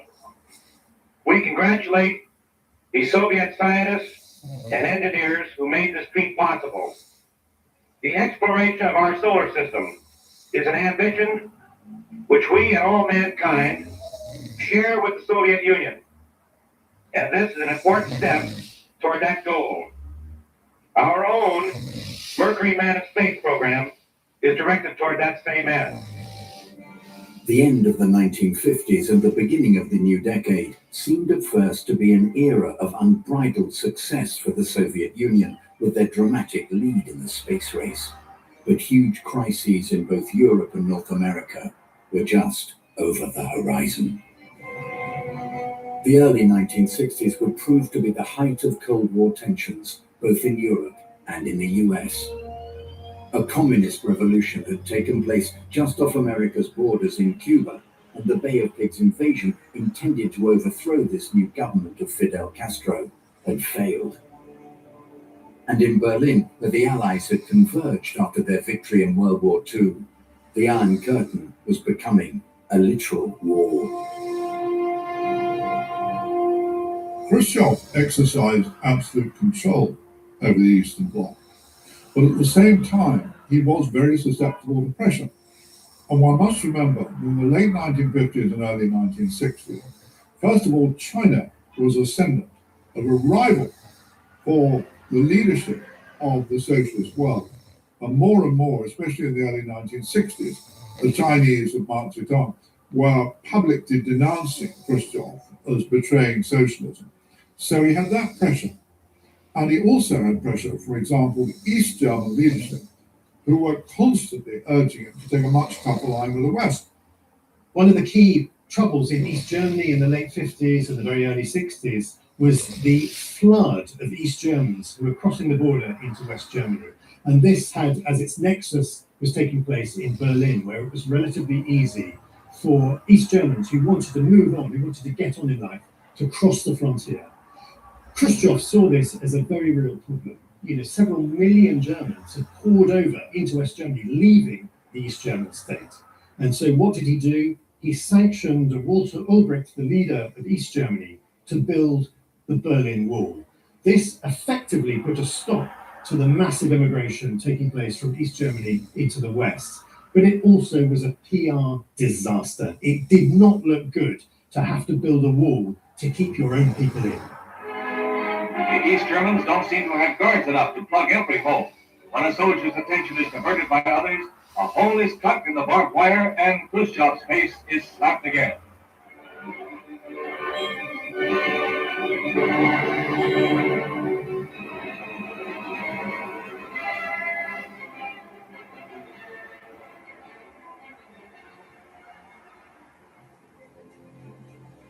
Not long after the Berlin Wall was constructed, another flashpoint in the Cold War emerged, when it was revealed to the world that the Soviet Union had placed nuclear weapons on the territory of newly communist Cuba. The world watched with bated breath as the two superpowers faced off. The Cuban Missile Crisis is a hugely complicated episode, and historians are still uncovering archives and trying to understand what exactly happened. I think Castro played an important role in this, or at least Khrushchev blames Castro for goading him into sending missiles to protect Cuba against another United States invasion. The Soviet Union miscalculated the United States response to the presence of these missiles. They didn't realize that they had been found out. So there was a real danger during these 2 weeks in October that the world would go up in a nuclear war because of this tension. The greatest crisis between the Soviet Union and the United States, and indeed, I think one of the great crises of the entire Cold War, this was sparked by America placing missiles, its own missiles, on Italian and Turkish soil. In retaliation, Khrushchev wanted to replace Soviet missiles on Cuban territory very close to the United States. Thus began a standoff. Kennedy said that this was totally unacceptable to have these missiles so close to the United States. Khrushchev said it was totally unacceptable for the Americans to have missiles on Italian and Turkish territory. The world at this point is in deep crisis. We are very, very close to a nuclear war being declared. And it is only through wiser counsel, wiser heads prevail, a deal is done between the two powers that enables them to back down. Khrushchev, launched the Cuban Missile Crisis as a way to break the impasse that he felt, the sort of stagnation that he felt was taking place in the rivalry between the two superpowers. He thought that if he needed to do something to up the ante, and he convinced himself that taking a risk, a gamble, would turn the whole course of the Cold War. And he'd seen a hint of it when, in 1956, during the Suez Crisis, he'd threatened that if Britain, France, and Israel didn't withdraw from Egypt, he would use nuclear weapons. And it's a moment that's often forgotten. And America had forced them to withdraw. So he saw that as evidence that nuclear brinksmanship really worked. And so what better way to break the impasse and to overcome American power and wealth than to place weapons right in America's backyard and to defend a new fraternal revolution in Cuba. And so that's why he did it. He was also a member, one of the World War II generation, like all the Soviet leaders. And they were actually very, very afraid of war. They'd seen what war did, even conventional war. And so, he thought he'd win that point. Call on the chairman of the Council of Ministers of the Soviet Union on the point of order.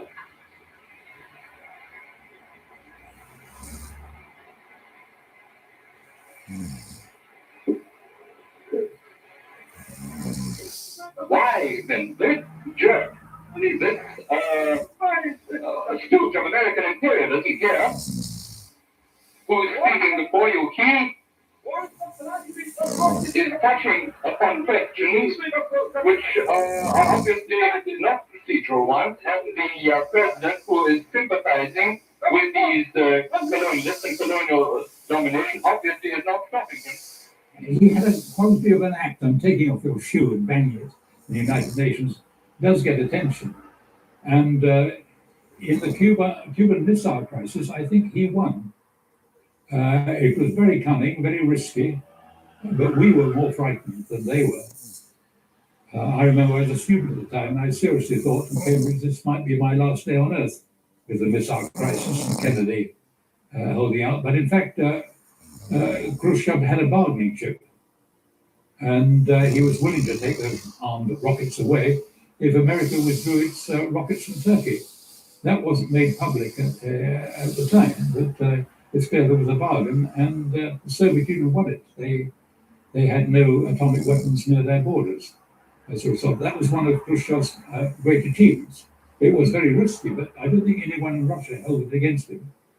And despite all these expensive intelligence services in the West, nobody fully understood that when Khrushchev threatened to bury us all, when Khrushchev was telling Western ambassadors that he'd earmarked 20 nuclear weapons for Britain, and he was confident that would be enough, that all of this, it was boasting of an almost deranged kind. And Khrushchev thought he was playing a brilliant hand, and Khrushchev thought rightly that he was frightening the West. But what he failed to see was that he very, very nearly overdid it because he frightened the West too much.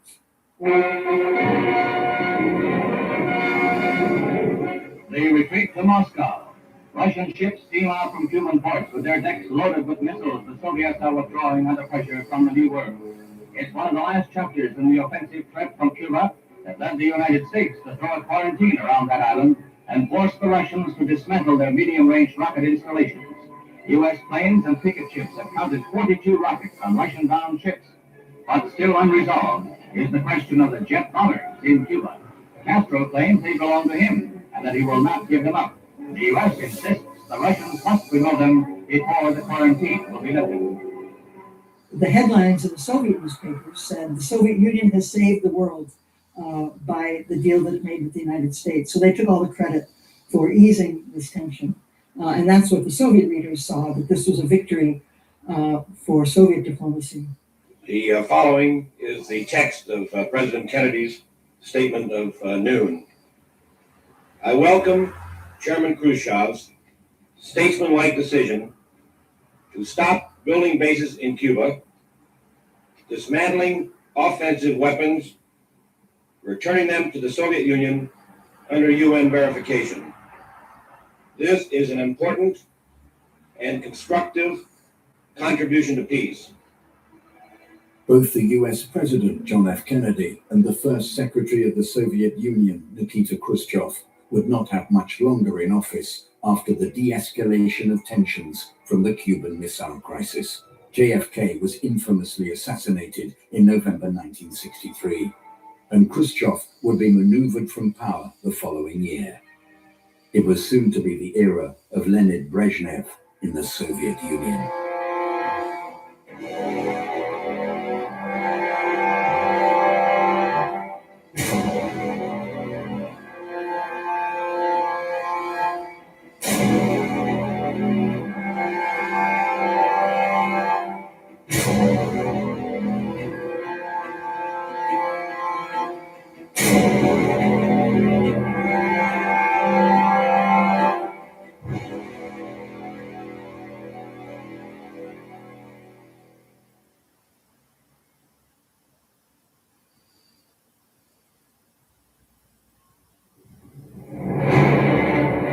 In 1922, the Soviet Union was formed, a new nation that would have a profound impact on the entire globe.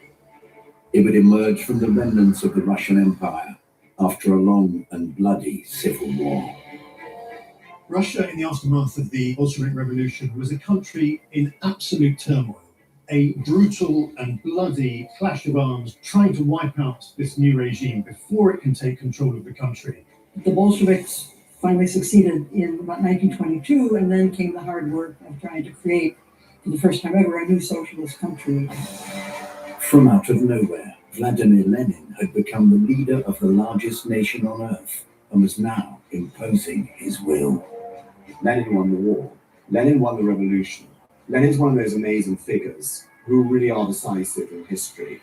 One's got to understand that Lenin was an autocratic character who really didn't want anyone to succeed him. That's true of most autocratic characters in history. But Lenin would have a successor who proved to be the most ruthless of all figures when dealing with both his own people and his foreign enemies. They realized after the revolution that the Soviet Union was surrounded by enemies and didn't have a friend in the world. They felt that way, and they were probably right. And the only defense was to build an enormous army with a lot of tanks and a lot of aircraft and a lot of ships, which they did. In the aftermath of World War II, the Soviet Union emerged as a new global superpower that matched the once mighty Russian Empire of old.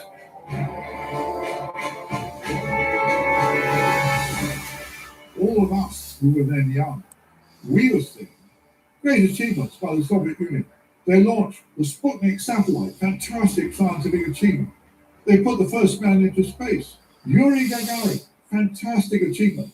And so people were saying they saw the Soviet Union as a genuine, comparable competitor with the United States. Now, a century from its formation, the Soviet Union seems to define the whole of the 20th century.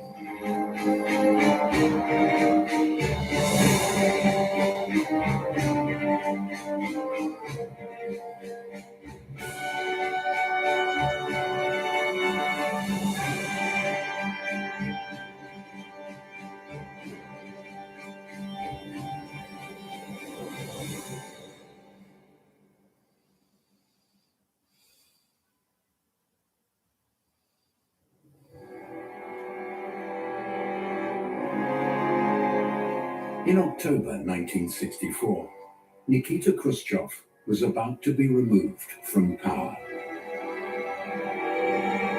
Whilst on vacation in Pitsunda on the Black Sea, he grew suspicious of activities developing in Moscow, and he immediately flew back to the capital city. Upon arrival, he was forced to step down as leader of the Soviet Union. The official Russian announcement said he resigned. The Reds say ill health prompted Khrushchev to step down. Observers say that his abortive feud with Red China that broke apart the front of monolithic communism was the real reason. The man who clawed and fought his way to the top moved leaders like Nasser of the neutralist nations. Khrushchev probably made his greatest impact on a strangely fascinated world when he came to the United Nations Assembly in 1960 and attempted to purge Secretary General Dag Hammarskjöld. He piled shock upon shock when he and the Soviet delegation rudely interrupted speeches by Western delegates. The Soviet leadership overthrew Khrushchev. They called him in and they denounced him and they sacked him from all his positions. And the reason they did it was because of his kind of arrogance, his despotism, his completely ill thought out adventure. What sealed Khrushchev's fate was his interference with agriculture and his harebrained scheme to imitate the Americans by growing lots of maize, and in order to do that, wrecking existing crops. So there was serious food shortages in the shops and serious discontent. That was more important to the party than anything else. There had already been a number of riots by workers who were dissatisfied, and that was the decision to get rid of him. Forces began to conspire against him, and leading those forces was Leonid Brezhnev, who sees that maybe now is the moment to act, that maybe this is the moment where he can get his hands on the levers of power. The crowds that once cheered Khrushchev wildly were left in the dark as to just what went on when the Central Committee met to act on his retirement and to name Leonid Brezhnev as the new leader of the party, while Alexei Kosygin took the job of premier. Brezhnev has lately been considered Khrushchev's heir apparent, but the question remains as to whether he had anything to do with hurrying his boss's departure. Khrushchev is on holiday, he's summoned back to Moscow, and the Politburo, led by Brezhnev, denounce Khrushchev. They criticize him for everything he's done, and they say they want him to step down from power. This will not be a coup quite as brutally as Stalin might have done it. He's allowed to resign, but it is the end of Khrushchev's reign of power. Now, Leonid Brezhnev is the man at the helm. You know, they voted him out. They didn't execute him. They didn't imprison him. They just retired him. In the meeting, he said, you know, whatever else happens, my one achievement has been that no one's going to be shocked now. I'm just going to retire. And so it happened. And Brezhnev became the next leader. Brezhnev was a pair of safe hands, a man with a good military record. He just wanted to keep the apparatus going as it had in the past, to appoint suitable first secretaries and heads of Soviets and so on, and who allowed a fair amount of corruption. His own family was horrifically corrupt. His daughter Galina was a nightmare. But that corruption was a sort of lubrication for the party. And under Brezhnev, everything had a price. Brezhnev is known among Western diplomats as the Red in the Grey Flannel Suit, a man who is expected to continue peaceful coexistence with the West while trying to heal the breach with China.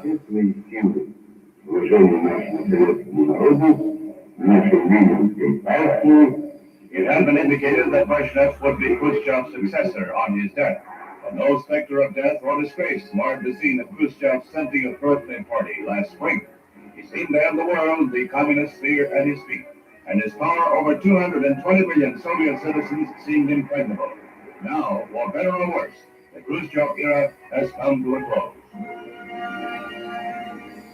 Well, Brezhnev was a generation younger than Khrushchev, and he had been a real beneficiary of Soviet higher education, of Soviet social mobility. So born in a working-class family, he got a degree in engineering and became a practicing engineer in the 1930s, joined the Communist Party, served in the military as a party official. So he had some practical knowledge of the economy, and he wasn't ideological the way the early Bolsheviks had been. The party was the Soviet Union was the only thing that he knew. So he had worked his way up into the party. You can see his face in the great kitchen debate between Khrushchev and Nixon. Brezhnev is standing there just behind Khrushchev. So he was a trusty aide at the time, and so was one of the leaders at the time of Khrushchev's dismissal, along with Alexei Kosygin. The two of them came to power together. Brezhnev soon eclipsed Kosygin, but initially it was a dual leadership. And he was a bluff, good-natured, pleasure-loving, quite capable apparatchik who'd been chosen by Stalin and promoted, who'd played a part in the arrest of Beria and served Khrushchev quite loyally until the end. But it gradually became a stagnant period for the Soviet Union. No reforms were really succeeded, and the Soviet Union needed reform. Unlike Khrushchev, who'd attempted to decentralize the economy, to give more power to the regions, Brezhnev wanted to do exactly the opposite. He was much more in the mold of Stalin. He wanted to bring everything back to the center, to bring power back to Moscow, and to bring power back to himself.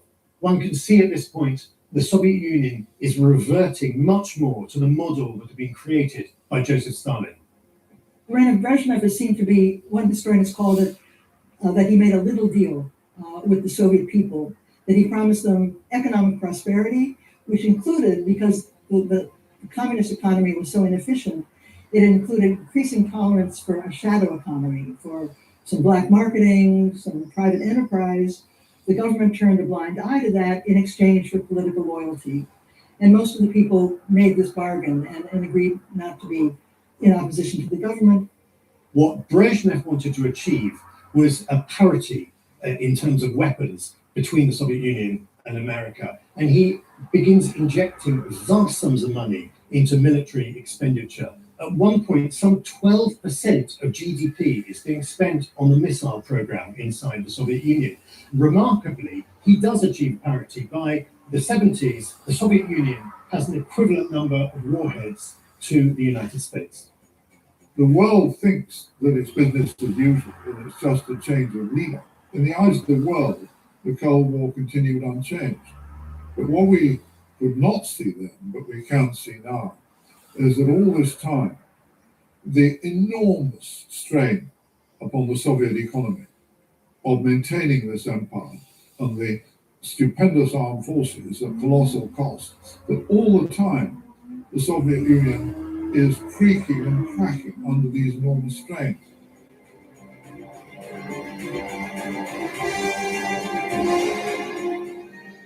Since 1954, every American president has offered support to the people of South Vietnam. We have helped to build and we have helped to defend. Thus, over many years, we have made a national pledge to help South Vietnam defend its independence. And I intend to keep that promise. In 1965, President Lyndon Baines Johnson followed up on his promise and ordered US troops to intervene directly in Vietnam. One of the great proxy battles of the Cold War had begun.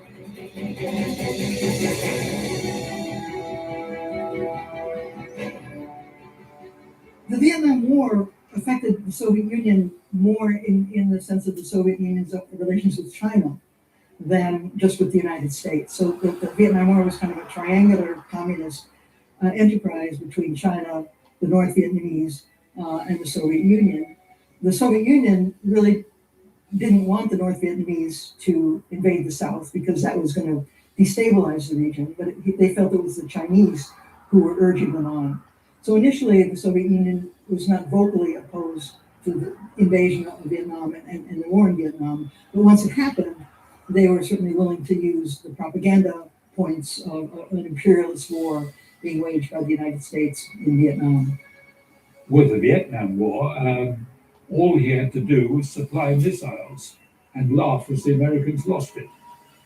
Because he knew perfectly well that there was no way in which you could win a war when you're supporting a corrupt regime in the South, and you had a dedicated regime in the North, which had armaments from the Soviet Union, armaments from China, and didn't care how many people it lost.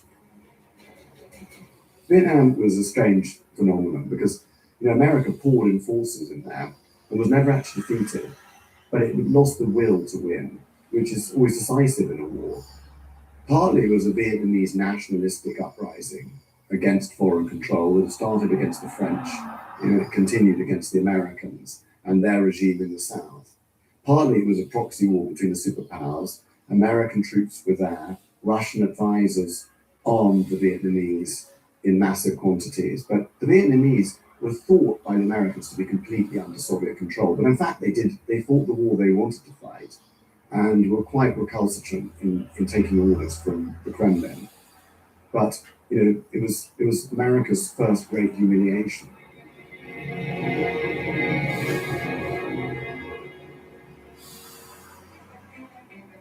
But just as America was becoming embroiled in Vietnam, the Soviet Union was facing its own battle in Europe.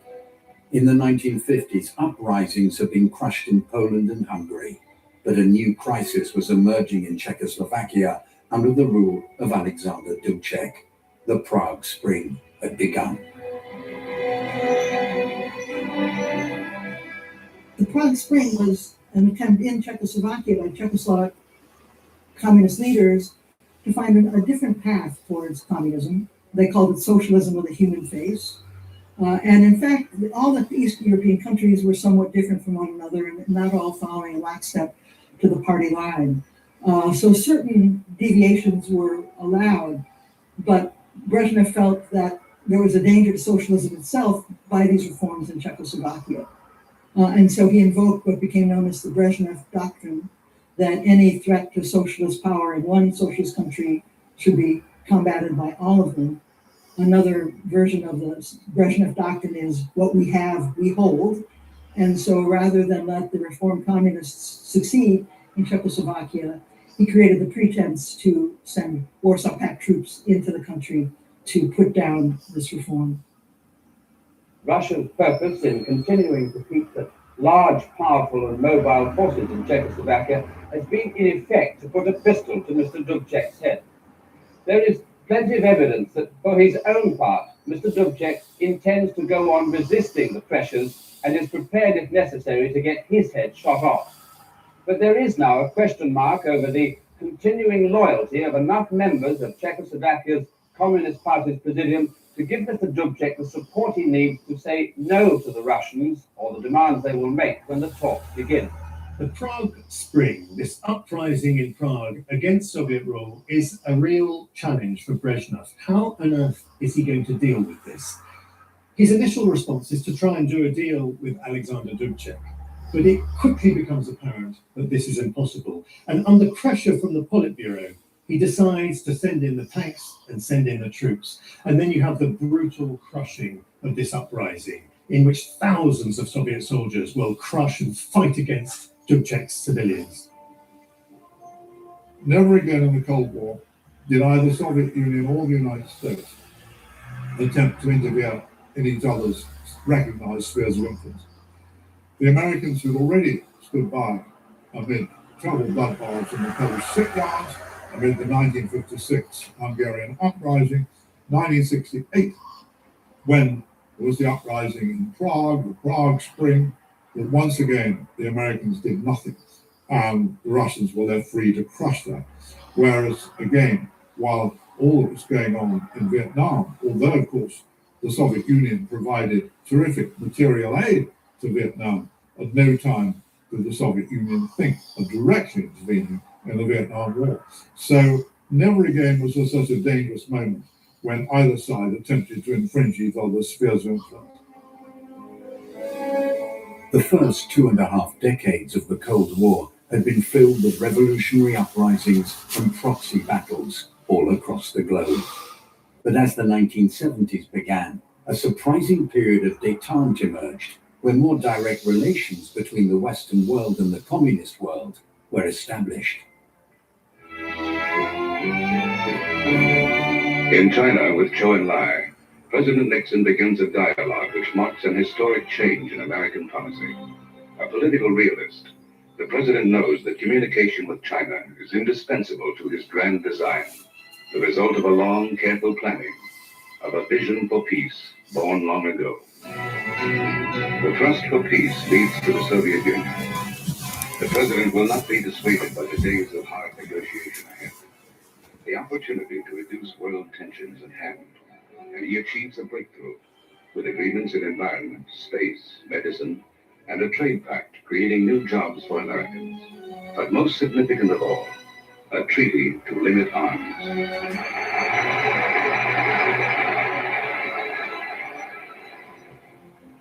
With the significant decrease in tensions in the Cold War, Leonid Brezhnev focused on the domestic challenges that faced the Soviet Union. The hallmark, I think, of Brezhnev's economic policies were the 5-year plans. He liked these 5-year plans. The early 70s saw a big increase in the consumer goods that were being produced by the Soviet Union. Something of an economic miracle took place in these years, and even the West was surprised at how the Soviet economy was performing. But it wouldn't last. The Soviet economy was too reliant on natural resources, on oil and gas, and the whole thing would begin to stagnate. And we're soon going to enter what Gorbachev would later call the era of stagnation. So there was certainly stagnation politically in the Soviet Union under Brezhnev. Fewer and fewer freedoms were allowed, writers were censored, people self-censored themselves rather than risk getting into trouble. The economy actually was not so stagnant. It continued to grow. We think of the Brezhnev period as a period where a Soviet consumer public actually came of age. People were aware of fashion and able to choose what they wanted to buy. But overall, there was a sense that it wasn't progressing as fast as it could. And this was reinforced by the stability of the leadership, who were getting older and older, and not really allowing any new blood to come in. So there was a sense that the whole thing was grinding to a slow halt. There were all sorts of holes in the system that made it impossible to live under Brezhnev.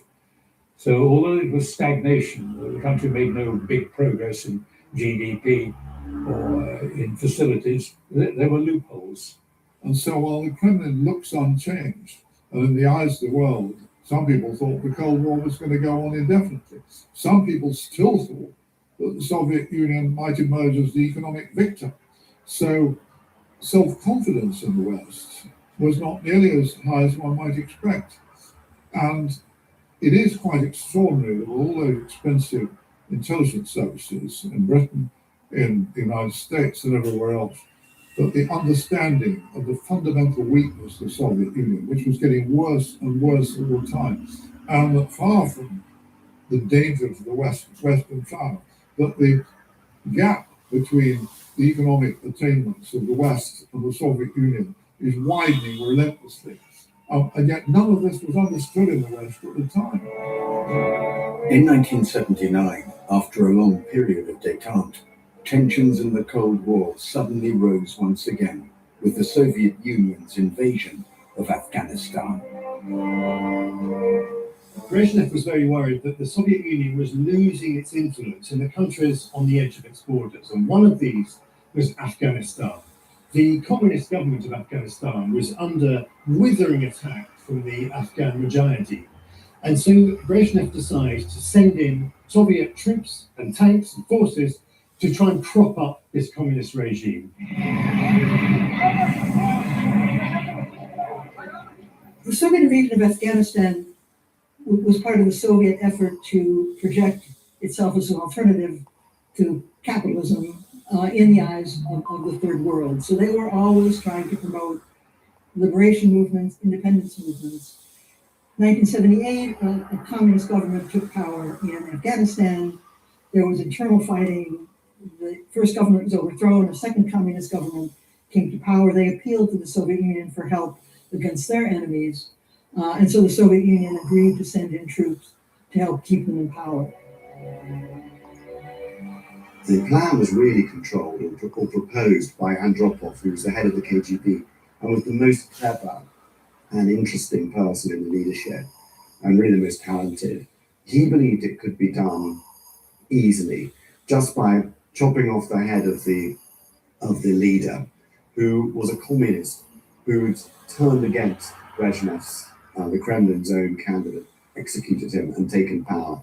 They didn't trust this guy, who was called Hafizullah Amin. And so they began to fear that Amin would turn against them and actually embrace the Americans, all the Chinese. And so, they decided to replace them. And so in the end, they sent some special forces with an army. What they didn't expect was a massive Islamicist rebellion that would be backed by the Americans. Many people compare the Soviet engagement in Afghanistan with the United States in Vietnam. They got sucked in without realizing what they were getting into, without an exit strategy. Many young Soviet men died, led rise to a movement of mothers trying to stop men from being drafted. So it severely weakened the government in the eyes of its own population.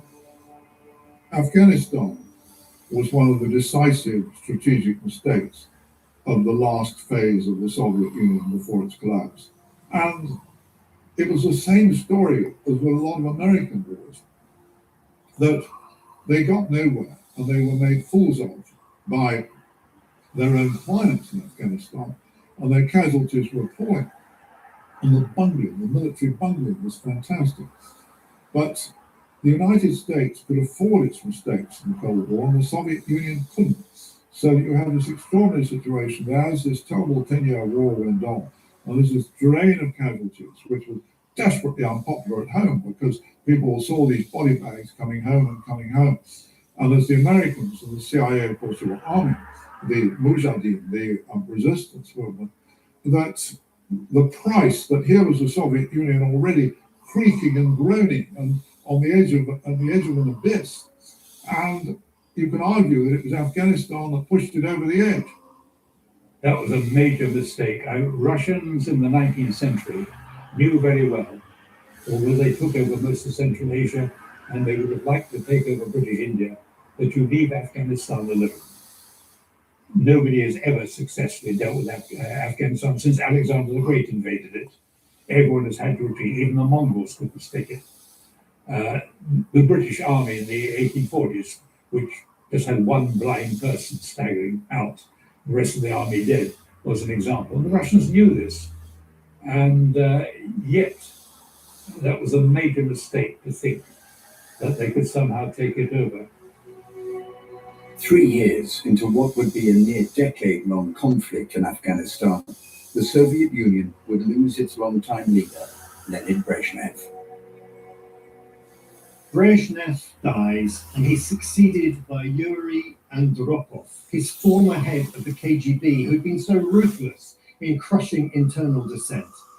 But Andropov is simply ill-equipped to deal with the financial crises that are facing the Soviet Union. Brezhnev's successor was Andropov, who he chose himself, but he himself was already too ill from kidney failure to really do the reforms that were necessary now to make industry and economy work, to rethink the Soviet communist system and to reinvigorate it. And he very quickly deteriorated. His successor should have been Gorbachev, who was a young and intelligent and up-and-coming younger leader, and who was a protege of Andropov. But instead, Chernenko, who once had been an executioner for Stalin, and really was a sort of known as the silent one, he really never said anything, he was just a sort of non-entity, he too was dying. So he came to leadership for a very short period. And the joke at the time, because both Brezhnev and Chernenko were not really mobile, Brezhnev was seen to be immobile, and Chernenko seemed to be moving around. So they said the trouble with Brezhnev was he was running on batteries, but Chernenko had transistors and could get around. People believed that Chernenko would be giving broadcasts from his office, but it was really a hospital room made up to look like an administrative office. The manner of the collapse of the Soviet Union was extraordinary in that it's almost as if the physical collapses of successful leaders mirrored the collapse of the whole edifice. And all these very old, tired, discredited men in the Kremlin, one by one, attempting to seize the reins of power and then proving completely unable to exercise them and collapsing and being removed to their tombs. And it was symbolic. Konstantin Chernenko, who is so old, so infirm, and so almost senile that when he gives the eulogy at Andropov's funeral, he can hardly speak the words. It's clear he's not going to last long, and within another year, he's also dead. And this is the moment of change. This is the moment where a younger man, Mikhail Gorbachev, comes to power on a promise to transform the Soviet Union. Gorbachev was an extraordinary man to have reached the summits of power in the Kremlin, that he was capable of recognizing failure, of recognizing what had gone wrong, of recognizing the need for radical change. Whereas for years, the Soviet Union had been governed by people who were still clinging desperately to the past and struggling at all costs to avoid the humiliation of public defeat. Gorbachev, of course, it comes from the Russian word gorbati, which means bent. And the Russian proverb is that only the grave will straighten the bent. So people laughed when he came in with a name like that. His idea was that as everyone was being dishonest, and even he couldn't find out the truth, you had to release the journalism, let the newspapers expose things. And he allowed complaints and scandals to be aired in newspapers and then on television and so on. So people found out more about what was actually happening in the country, and the public came round to his side when it became clear that some sort of campaign was being mounted against the corrupt and the rich. And of course, what directed was the Chernobyl accident. On the 26th of April 1986, the Chernobyl nuclear power plant went into meltdown, and an enormous cloud of radioactive contamination was released. Chernobyl happened early on in Gorbachev's period of rule, and was a key mistake in that period, because when it happened, they reverted to their old habits of secrecy and denial, which led to much greater loss of life and more damage than otherwise would have been necessary, and also created more suspicion toward the Soviet Union among Western Europeans who were disposed to think positively. This was a period of Euro-communism and of Germany's Ostpolitik, trying to make deals with the Soviet Union. And this was kind of a throwback to the bad old days. So it was a domestic disaster, an international disaster in health terms, but also a very bad signal for what the Soviet Union was becoming. The White House says Mr. Reagan's attempts to discuss the situation with Mr. Gorbachev personally have been ignored by the Kremlin for 4 days.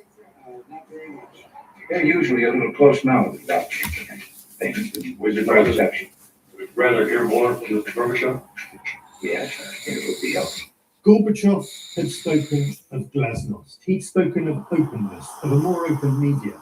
And the first instinct is to go back to the old Soviet way of doing things, to hide everything, to cover everything up.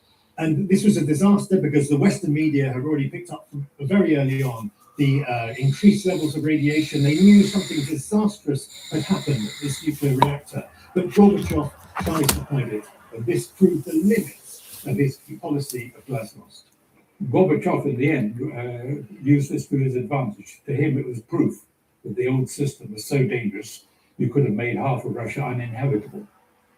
If those reactors had melted into the ground, the Western Ukraine would be strictly for the animals. It proved to the Russian public that there was no point having the traditional secrecy, that you had to have openness.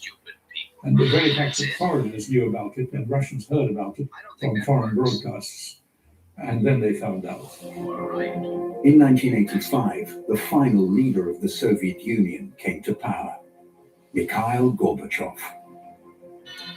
The name Gorbachev is really synonymous with perestroika. This was his great idea. He wanted to reform the system.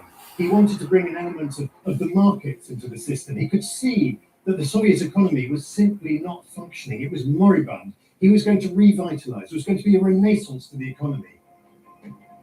I think Gorbachev is misunderstood by everyone. Everyone nowadays thinks that he was, in the West anyway, that he was a sort of anti-communist liberal Democrat, rather like one of our leaders. But in fact, he was very different. He was a Leninist.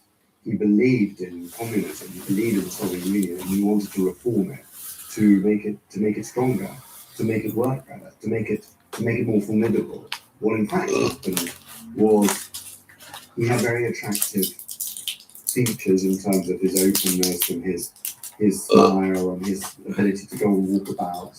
and he immediately impressed the Western leaders. But in the Soviet Union itself, he really attempted an insane plethora of reforms that undermined the whole empire. And in some ways, his ambitions were hubristic, if not arrogant. He thought he could do it. He hadn't really thought through the nature of the Soviet Union and the nature of the Leninist system. He tried to reform the economy, the power politics, and ultimately the nature of the Union itself, in other words, the empire, all at the same time. And no one had attempted that before, and with good reason, because each of those reforms was a colossal reform that could have destroyed the Soviet Union on its own. We can all see today that he was something very remarkable and he broke with the past. But I remember so well when the first reports of Gorbachev from our correspondents in Moscow, and some imaginative correspondents did see that Gorbachev was something quite new and quite special. I met him, and he was an extraordinary man. And I do hope that history will pay him the tribute that is his due, because he was the one who broke the mold. But for us, who lived almost all our lives in the shadow of the Cold War, it was almost impossible to believe that the whole edifice, the whole structure around which we lived was suddenly changing, and that the Soviet Union and Russia, as we'd known it, was suddenly tottering. So we were very slow, some of us, and governments, to realise the nature of the change. Gorbachev wanted an end to the Cold War, he wanted an end to the arms race. But this was very difficult when, during Reagan's first term as President of the United States, Reagan spoke of the evil empire. He was very antagonistic towards the Soviet Union. But this began to change. I think he saw in Mikhail Gorbachev somebody he could do business with. And they eventually sat down and they began to discuss the reduction in weaponry. And I think really it was the personal relationship between these two men, and also with Margaret Thatcher and Gorbachev, that it was a coming together of personalities that enabled the Cold War and the arms race to come to an end. General Secretary Gorbachev, if you seek peace, if you seek prosperity for the Soviet Union and Eastern Europe, if you seek liberalization, come here to this gate.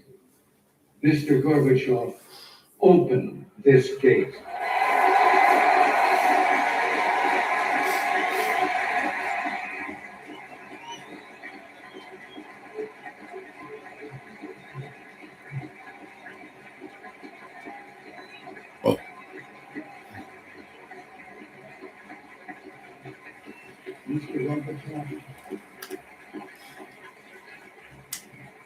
Mr. Gorbachev, tear down this wall.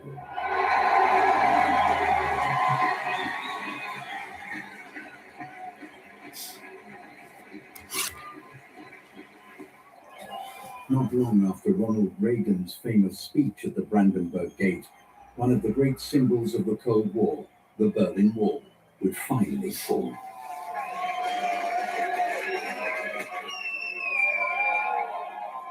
The Berlin Wall had been a success in the sense that it stopped East Germany becoming depopulated, but it hadn't made it much more prosperous. I mean, it had a limited...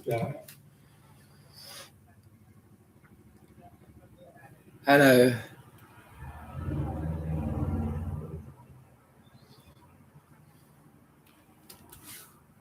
The Ukrainians seem to have stabilized it.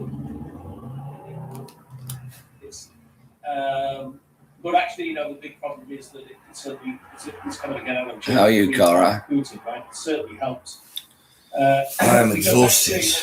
That walk really did knock me out. I'm much out of shape. That's a good thing. It was just the signs that the Russian economy was beginning to struggle under the weight of sanctions late last year. That's the most work I've done in a while. We saw a significant reduction in oil and energy export receipts. They were running around half the level How are you, from buddy? the year earlier, or I should say peaks, just after the invasion. The Russian budget deficit reached about 1.5% of GDP. Oh no, why are you stressed, buddy? Why are you stressed? Oh no, Right, so no good thing. What's going on? Target in 2 months of the year. Tell me about so it. Really struggling. Stress to the max. No. Why like this? Actually, oil price. Why like this, buddy? Tell me all about it. Tell Uncle Shubas. What's going on? I'm just going to take a pot to the kitchen and come and bake. We measured to kind of address those issues, tax hikes and spending cuts, and then manna from heaven. Trump invades there, not yet.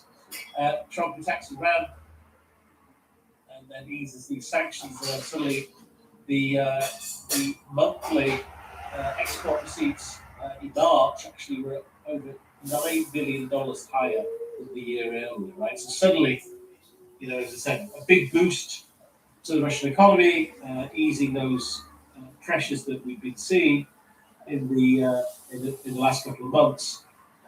So Putin probably can't believe his luck, right? And so there we are. I mean, unfortunately, some actions by our allies are maybe not as much in our interest as we'd hoped them to be. And Ukraine's response in the last month has been to up its bombardments of Russian oil infrastructure. A refinery in Krasnodar in Russia has been hit for a second time in a week, just this morning or overnight. Is that campaign going to be enough to counterbalance those increased Russian oil revenues if the waiver continues?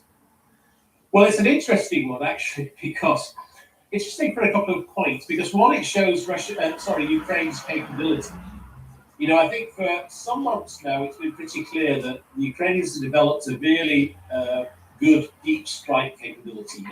Sending long-range drones to hit Russia's kind of energy and critical infrastructure.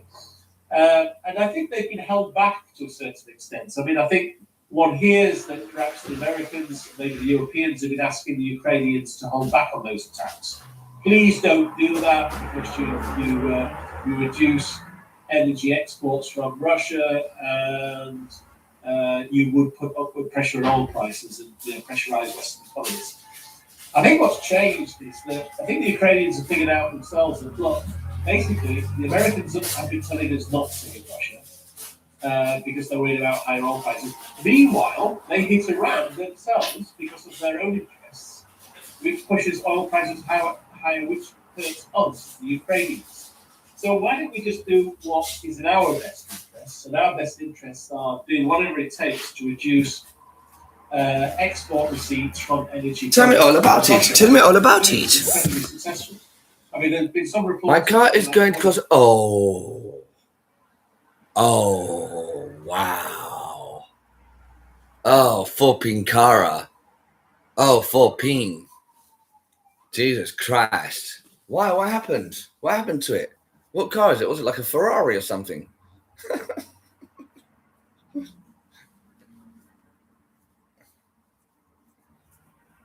Yeah, that's a lot of money, buddy. You're around driving a fucking Ferrari. What's going on? What car have you got? What happened to it? The dual clutch transmission. What's a dual clutch transmission? I don't know what that is. That's a lot of money. Why don't you buy a new car with that? You can buy a new car with that, can't you? Is it nice? What car is it? It must be a good car or something. Oh, well, I don't know. Dual clutch. I don't know. Is it a really nice car?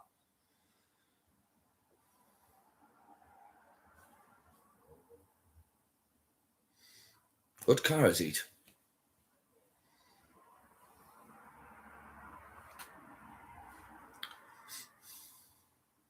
That's so funny.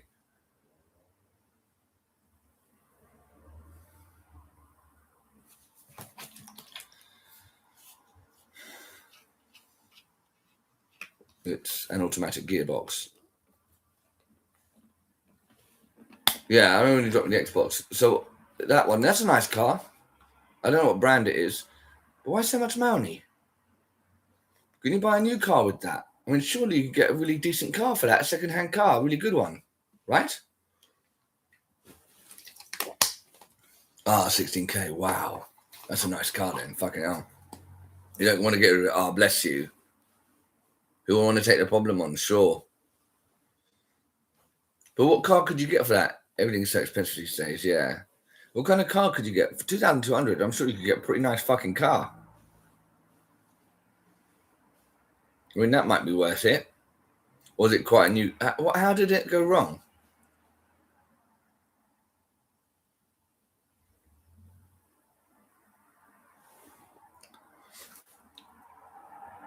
I had a mate who used to fix cars himself. He would just buy the parts and do it himself. But obviously, if you haven't done that before, probably make a mess of it.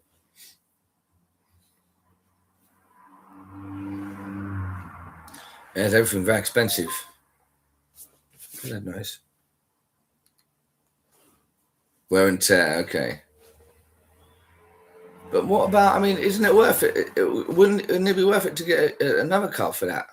Isn't that worth it? For 2,200, you can get a decent car, buddy. Pretty much. It's a 20 plate as well. What does that mean? Like, as in it's quite new. Is that what you mean? See, I don't know this shit. I don't even have a license.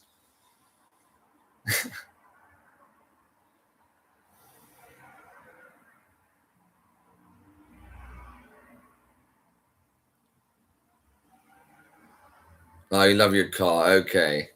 Well, if you love your car, you love your car. You have to do it.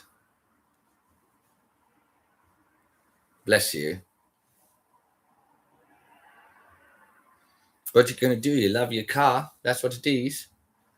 Oh, is it a 4x4? Oh, that's cute. They have the best handling 4x4s. I know that from my rally game. One day I'm going to build a gaming PC again and carry on with my rally game. I had like driving wheel, I had the handbrake turn, the gears and everything. I was getting quite good at it.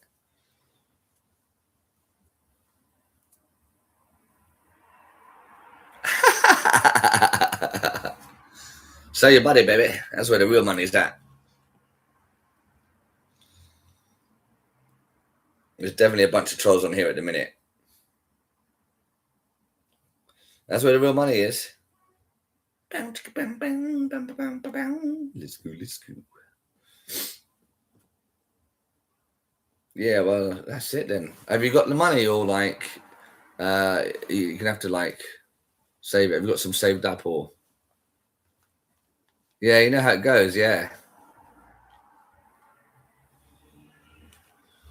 Yeah, you got to keep going, but it's fucking shit. That's a lot of money. That's a lot of fucking money.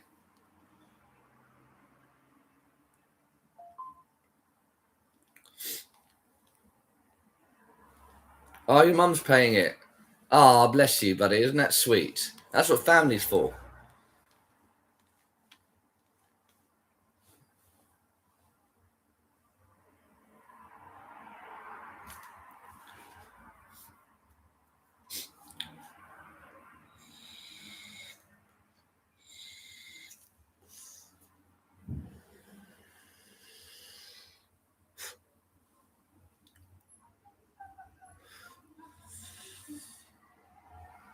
Yeah. I'm not lucky with my dad. Like, we're not really close or anything, but he's the only one that gave me the money. It was 10 grand. It's a lot of money. It's a lot of money for solicitors. But if I didn't have that, I got a call from my solicitors this morning saying that there's a court date for me, but don't worry, I don't need to be there. I didn't even know it. I didn't even know it. Because the feds ain't going to call you up and say, you've got a court date tomorrow, just a reminder. They ain't going to do it because they want you to miss it so they can come and arrest you and waste more money. Yeah, I know. If I didn't, all the trolls got at me. Yeah, I'll give you that money. Yeah, but that's what family's supposed to do. I don't look. I'm lucky, but if my friends and family put a tiny bit together, it wouldn't cost each of them much. But no one did it. I would have been in trouble. I would have been arrested again.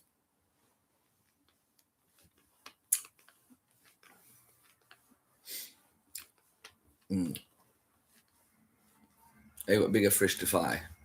Who's that? My parents.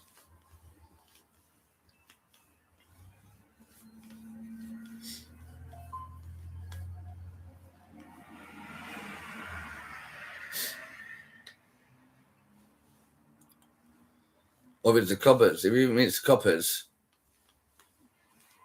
the judges, I don't know about them. They're all petty. They're all petty. No, because my solicitors are going to handle it. Like, you know, solicitors going to do all that. I don't need to be there.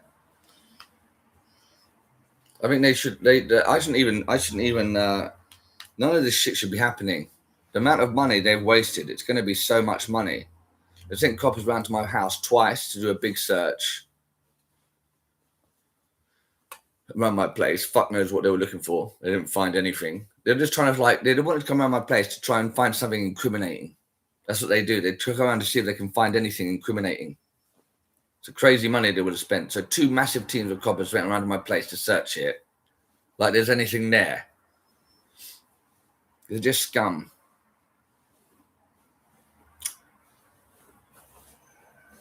Anyway. So when is the car going to get fixed?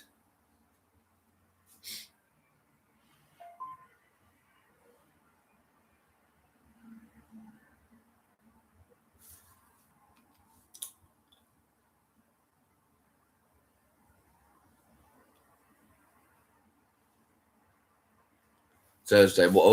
How many days will it take?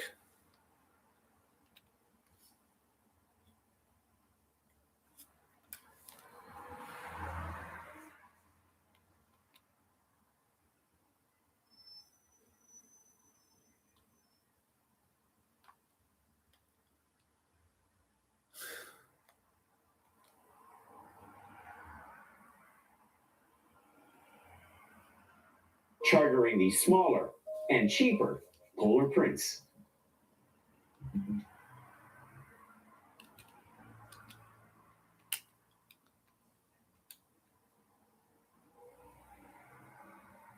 When people talk about the horrors of the First World War,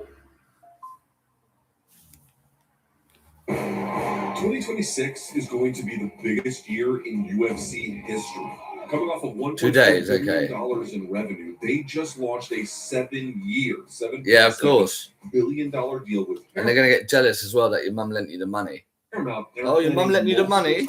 Your mum lent you the money? Oh, what the fuck? Yeah, I wish my fucking mum let give me that fucking money or whatever. Anything they can find. They're jelly belly, baby. That's right. It's such cunts.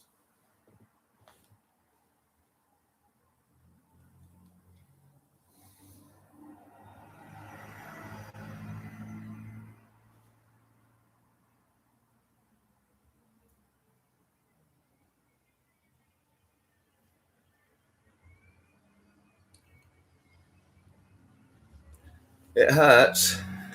It hurts. A hot water bottle would probably help, to be honest. Maybe we could fill up the hot water bottle.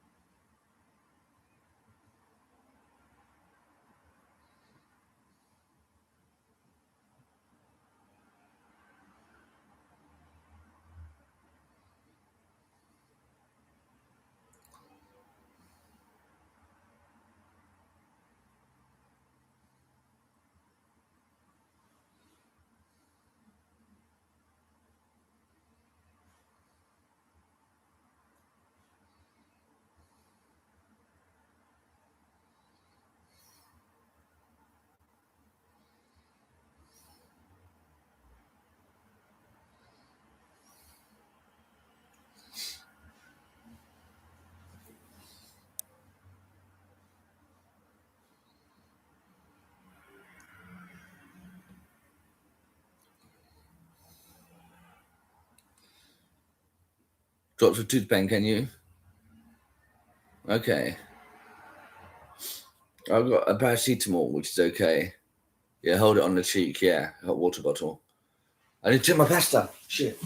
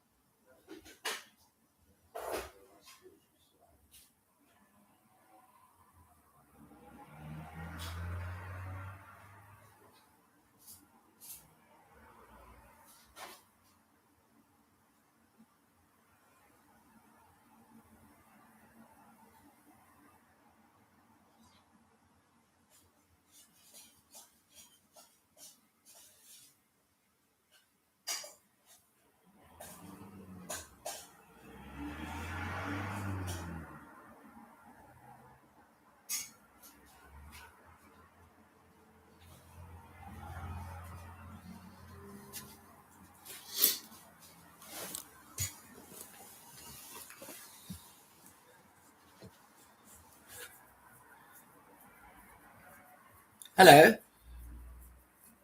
You nearly divorced me. Oh no, what happened? Except right, I was really knackered. I think from the walk or whatever.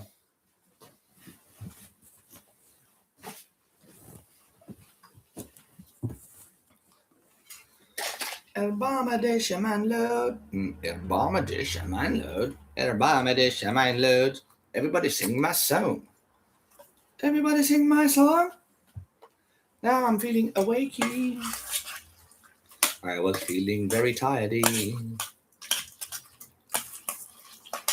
Oh my god, pasta, yeah, let's go. Oh my god, yeah, pasta, yeah, let's go.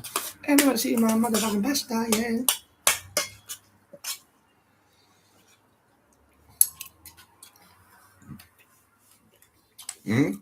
Give me pasta, my friend.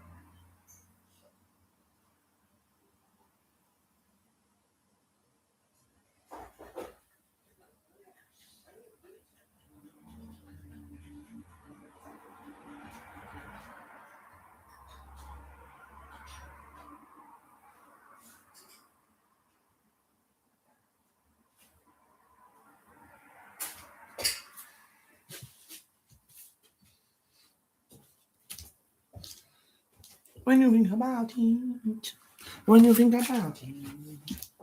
When you think about it.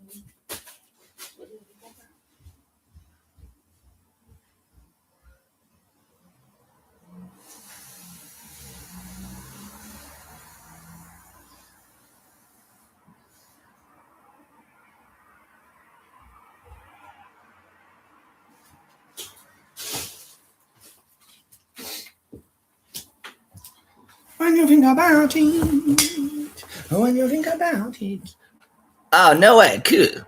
Tuna pasta and sweet corn. Yes, that's right.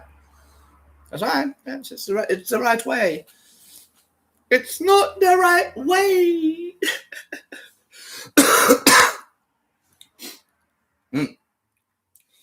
I'm feeling better though. From earlier, I was knackered. Need to update my report a little bit. Need to add some more stuff to eat.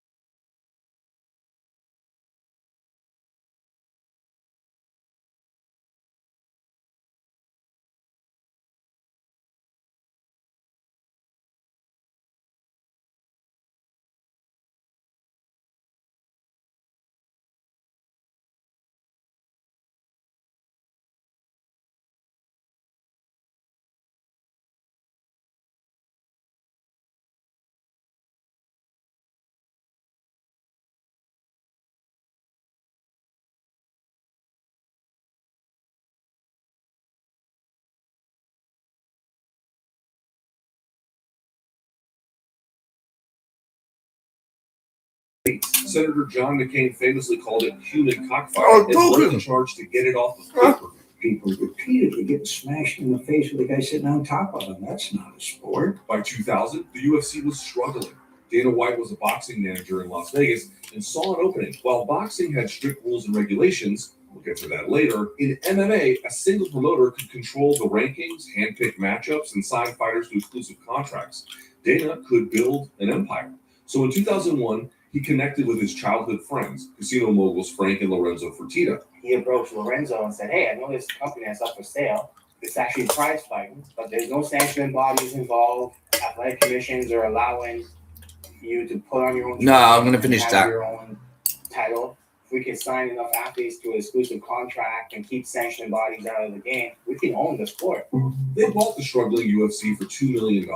The new ownership group struggled to find consistent venues for the first UFC event after their acquisition. Most venues rejected these early UFC events. They were deemed too seedy or grotesque. None of the venues wanted this. They didn't believe in it, they didn't like it, and they were worried about the type of crowd that would show up for this type of event.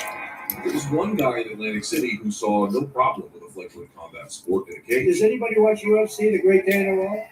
So Donald Trump offered to host Dana's first event at his casino. Dana, congratulations on your first show. That's got to feel good. Basically, what we want to do is we want to make this Super Bowl mixed martial arts. And thus began the quarter-century friendship between Donald Trump and Dana White. My fellow Americans, it's my honor to introduce the 45th and soon to be 47th President of the United States, Donald J.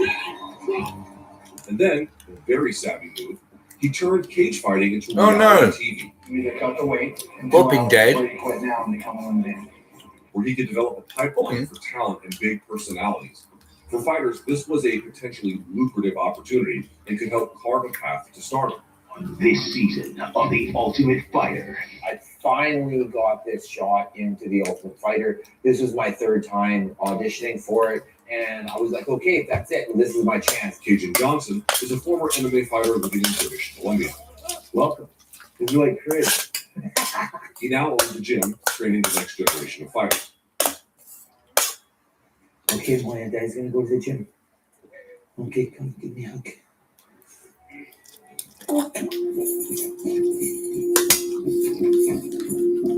After appearing on The Ultimate Fighter, Cajun was offered a contract with the UFC. I was so happy. Finally, I'm not going to be broke. It's Cajun here at Stream Tour, Las Vegas. A bunch of heavyweights in the building. You know what it is. Finally, I don't have to worry about how I'm going to pay rent. That was the main thing. It was a huge relief.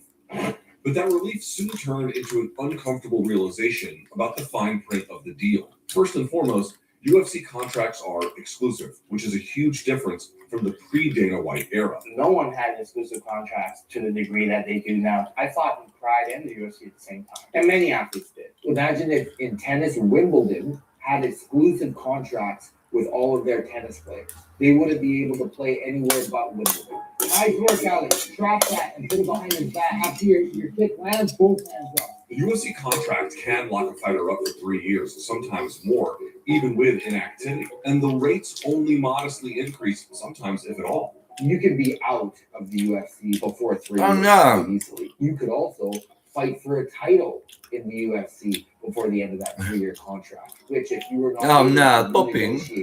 They go to school. Then you're going to be fighting. Get the bugs from their friends. Those rates are what you get paid to show up and what you get paid to win. And the money isn't nearly as good as people might think. I was making $8,000 to show, and I was making $8,000 to win. People might think that $16,000 is a lot, but I fought once that year, so $16,000 for the year, not super crazy. And expenses for the fighters come out of their own pockets. My training costs, that could be a gym membership. My coach, your shin pads, your gloves, your headgear, healthy food, any supplements that you need to use. A lot of the time you have to pay for your blood work because you get tested before you fight. I'm not here to take part. I'm here to take over. If you're Conor McGregor or another top star, sure, you can afford these costs no problem. But for the other 500 plus fighters on the UFC's roster, it'd be a different story. It can get crazy expensive. So how were these guys even making ends meet? Fighters were able to get all their own sponsors. If I had a friend that had a company, I could get him to sponsor me, and I could put his logo anywhere on my shorts. I could wear whatever shorts I wanted. Most times, we would actually make more money on sponsorship than we made on the fight. But in 2015, the UFC signed an exclusive $70 million deal. Yeah, beating down for Jones. All personal sponsorships during fights and promotions. Reebok has stepped up. These guys are spending a lot of money. We're giving every dime of the money that's coming in to the athletes. But you took 80% of our sponsorship dollars. That's food off our kids' table, food out of our kids' mouths. And since fighters are classified as independent contractors, they also don't get company benefits. Peter, Alex, your dad. That means no comprehensive health insurance, no pension, no collective bargaining rights. But they signed a contract with dreams of reaching the top. And if a fighter gets injured or is unable to compete, the UFC can pause their contract, locking them in for even longer. This is exactly what happened to Katyn. Finally into the UFC. It's taken like 13 years for me to get here, and then bang, one shot. All of that went down the drain. In his first UFC fight,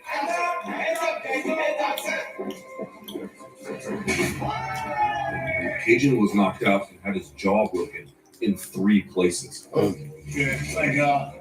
Yeah. Oh. Traumatic brain injury is nothing to shake a stick at. For me to get back to training, it was very difficult. So I'm not able to fight. They hit pause on the contract. And if you're not fighting, you're not getting paid. Contracts don't work like this in any other major sport. So then that leads to situations where guys know that they're injured but will fight anyway. Dana White's MO is to pay the fighters as little as possible in order to make them willing to fight whoever, whenever, right? Because they're starving, they need to get paid. Remember when we said the UFC made $1.4 billion last year? Well, fighters see roughly 17% of that. By comparison, NFL players are guaranteed nearly half of league revenue by their collective bargaining agreement. I think they should get paid more. I know how fucking dangerous that shit is. You should get paid an incredibly generous amount of money to step into a cage fight for millions of people to see. So why are fighters afraid to speak out? Well, one reason is that the UFC's monopoly power gives them a lot of power over fighters' careers. They control the title. They control the rankings. That's what I'm talking exclusive That's on that. contracts with every fighter there. If you have exclusive contracts, then you can take away their leverage. You just got to look at the structure and realize it's designed to screw you and exploit the athlete. And the same power structure that exploits Ultimately, the scumbag trolls, too. in the long run, they're doing me a service. Have risen Got to take the hits in the short run. But to be taking screenshots and everything, but of course, some of this has to do with the just be part of my legend, for the sport. my story. It helps that there are no rival leagues Just helping me out. for the MMA marketplace. Over the past 25 years, the Just be UFC another one has that bites the squashed or dust. acquired nearly all other promoters that could employ their fighters. The events keep breaking It records. was not fucking losing. Count at one point. You think you may be out Getting lucky for me, baby. We're not close. I mean, we keep breaking the record. It's also hurting fans by watering down the sport's quality.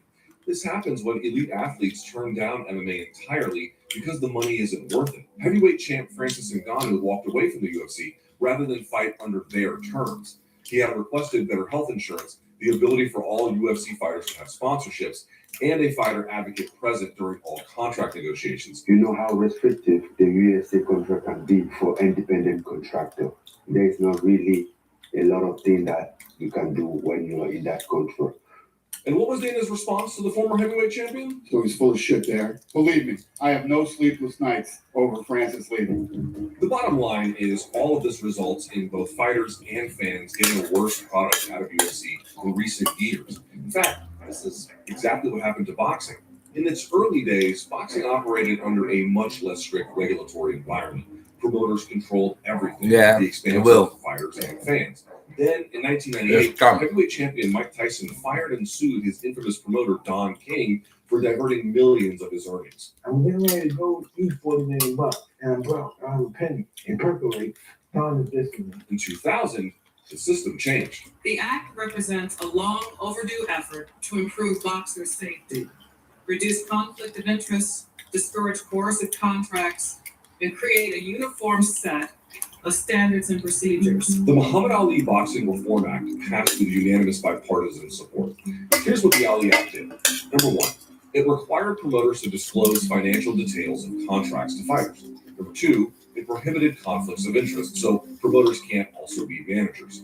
Number three, it banned coercive multi-fight contracts that locked fighters up for years. And number four, it forbid promoters from having their own rankings and titles. In short, the Ali Act gave boxers freedom from promoter control over their entire careers. Plus, boxing has multiple sanctioning bodies that recognize champions. They don't have to fight under one organization. It is a more competitive marketplace. Fighters have their pick of promoters, and promoters organize fights, negotiate TV deals, and market their fighters. The result is that boxers have at least some protections against being exploited like underpaid gig workers. You think boxers at the championship level worry about health insurance, or anyone in their family worries about health insurance? Nobody. It's going to be like, this is the bread and butter of your striking. So I'm going cross, hook. If fighters are able to move back and forth in between organizations, if I'm able to create a bidding war, which is how boxers make so much money, right? Create a bidding war between 6 different promoters and then take the highest offer, it would lead to a situation where the fighter has the power, has the leverage. But the laws passed by Congress to protect the rights and interests of boxers do not now and never have applied to MMA. I'm trying to tell you guys, these TKO guys are scumbags. And now they're trying to change the Muhammad Ali Act to fuck boxers over. Get the fuck out of our sport. Well, last year, White and TKO launched Zuffa Boxing. He's got powerful partners. Saudi Arabia's Turki al-Sheikh, the architect behind the kingdom's massive sports investments. They've just done a deal to start a new boxing league with Turkey. The model is proven to deliver the fights that the fans want to see. But with the original Ali Act in place, he can't run boxing the way he runs UFC. So he's backing legislation to change that. Republican Congressman Brian Jack and Democratic Congresswoman Sharice Davids introduced the Muhammad Ali American Boxing Revival Act, a bill designed to revive American boxing. Let's join together in a spirit of bipartisanship and revive one of America's greatest sports in the name of one of America's greatest athletes, Muhammad Ali. On the surface, it sounds good. Guaranteed minimum pay, improved health coverage, enhanced safety protections, and it still borrows the name from the boxing legend. But inside the bill, this Revival Act has some window dressing and a bit of a Trojan horse. Buried in the legislation is something else. The creation of unified boxing organizations. They'd have their own rankings, their own championship belts. And crucially, they could sign fighters to exclusive, long-term, coercive contracts. If you give me control of the entire industry, if you give me the ability to monopolize the entire industry, then boxing will be better. This is what they're putting forth. I'm going to build the thing from the ground up, just like we did the UFC. No sanctioning organizations, and we will have our own belts, just like the UFC. Simply stated, Dana is repackaging the UFC model for boxing. This isn't just about the UFC. It's about what happens when you let one company control an entire industry. It's the same story for Amazon warehouse employees, Starbucks swimming hat, one of mine. Oh, starting excited for lessons. So sweet. Your swimming hat. That's so sweet. And all the passionate fans paying I want to do that. I can't wait to do that when I have kids. Go and buy them stuff.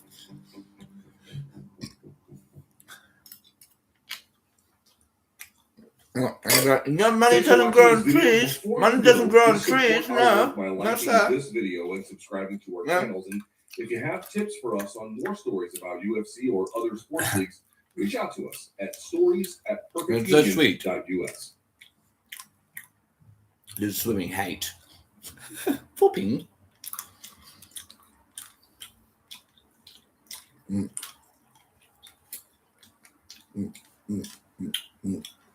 Mm.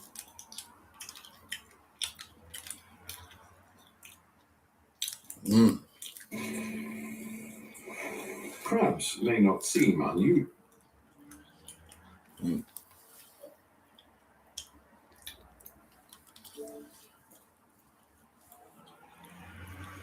Long hair.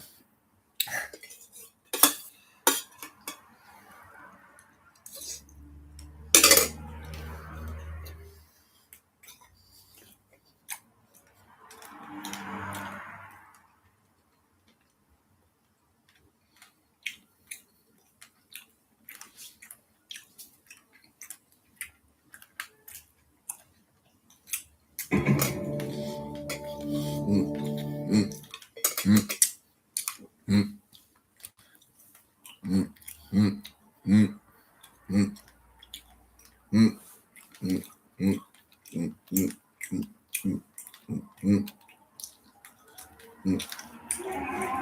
I could go back into captain for another couple of months. Mm, mm, mm, mm, mm.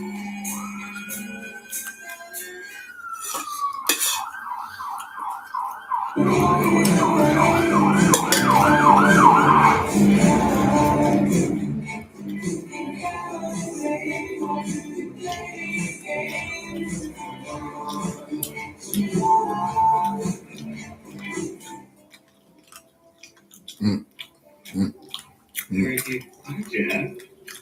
Mm-hmm. You're becoming a regular. mm.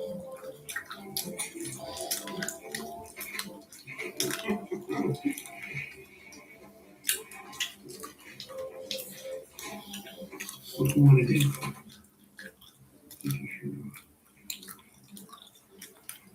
Mm. Sweetie. What's his problem?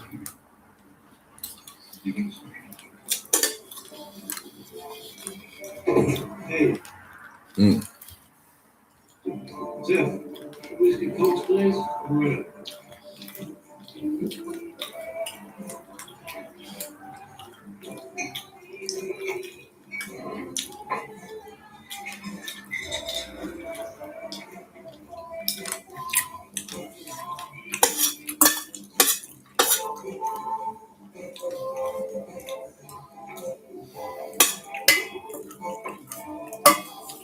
Cheers.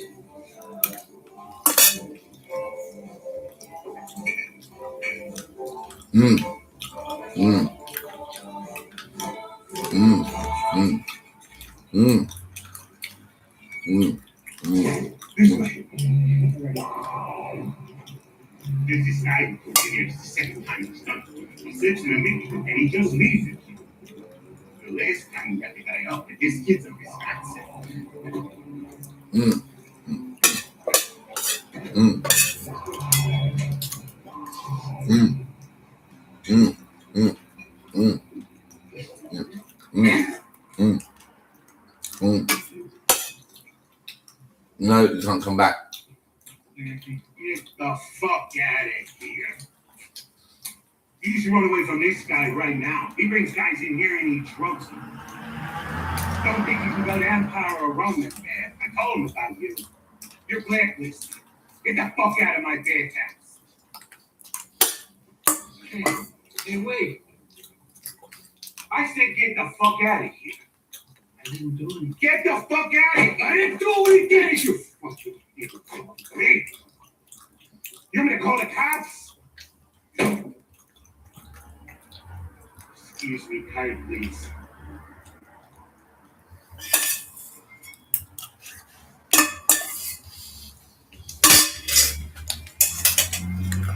Sassy Queen. I'm going to church now. Okay. I'd like you to come with me, Jeff. I know you got fired, and that's really disappointing. But you can drinking again, don't forget. Your father's thrown up his hands, and that's real hard for you. But you know, there's another Father who will never let you down. The Heavenly Father.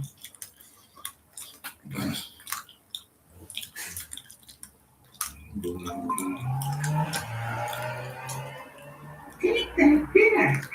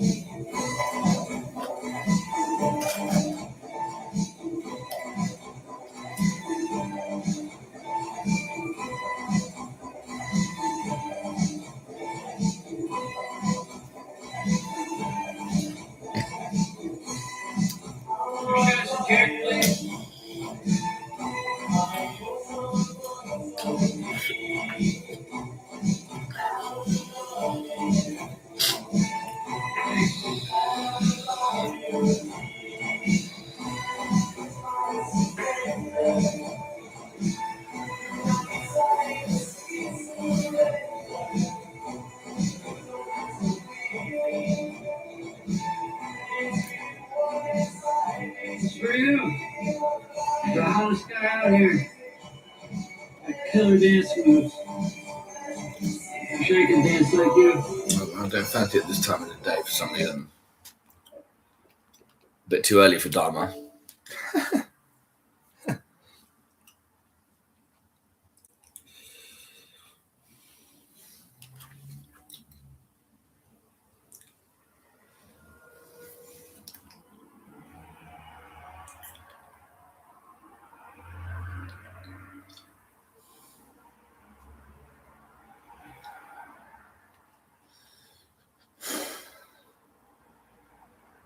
Fugitive task force? What did I do? What could I have possibly done? I may occasionally have the violent ideations.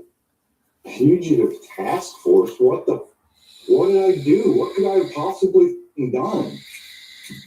I may occasionally have the violent ideations or whatever. Our missing person was also involved in those types of fantasies and violent ideations. Oh, I'm sure we had some rather nasty discussions. Yeah.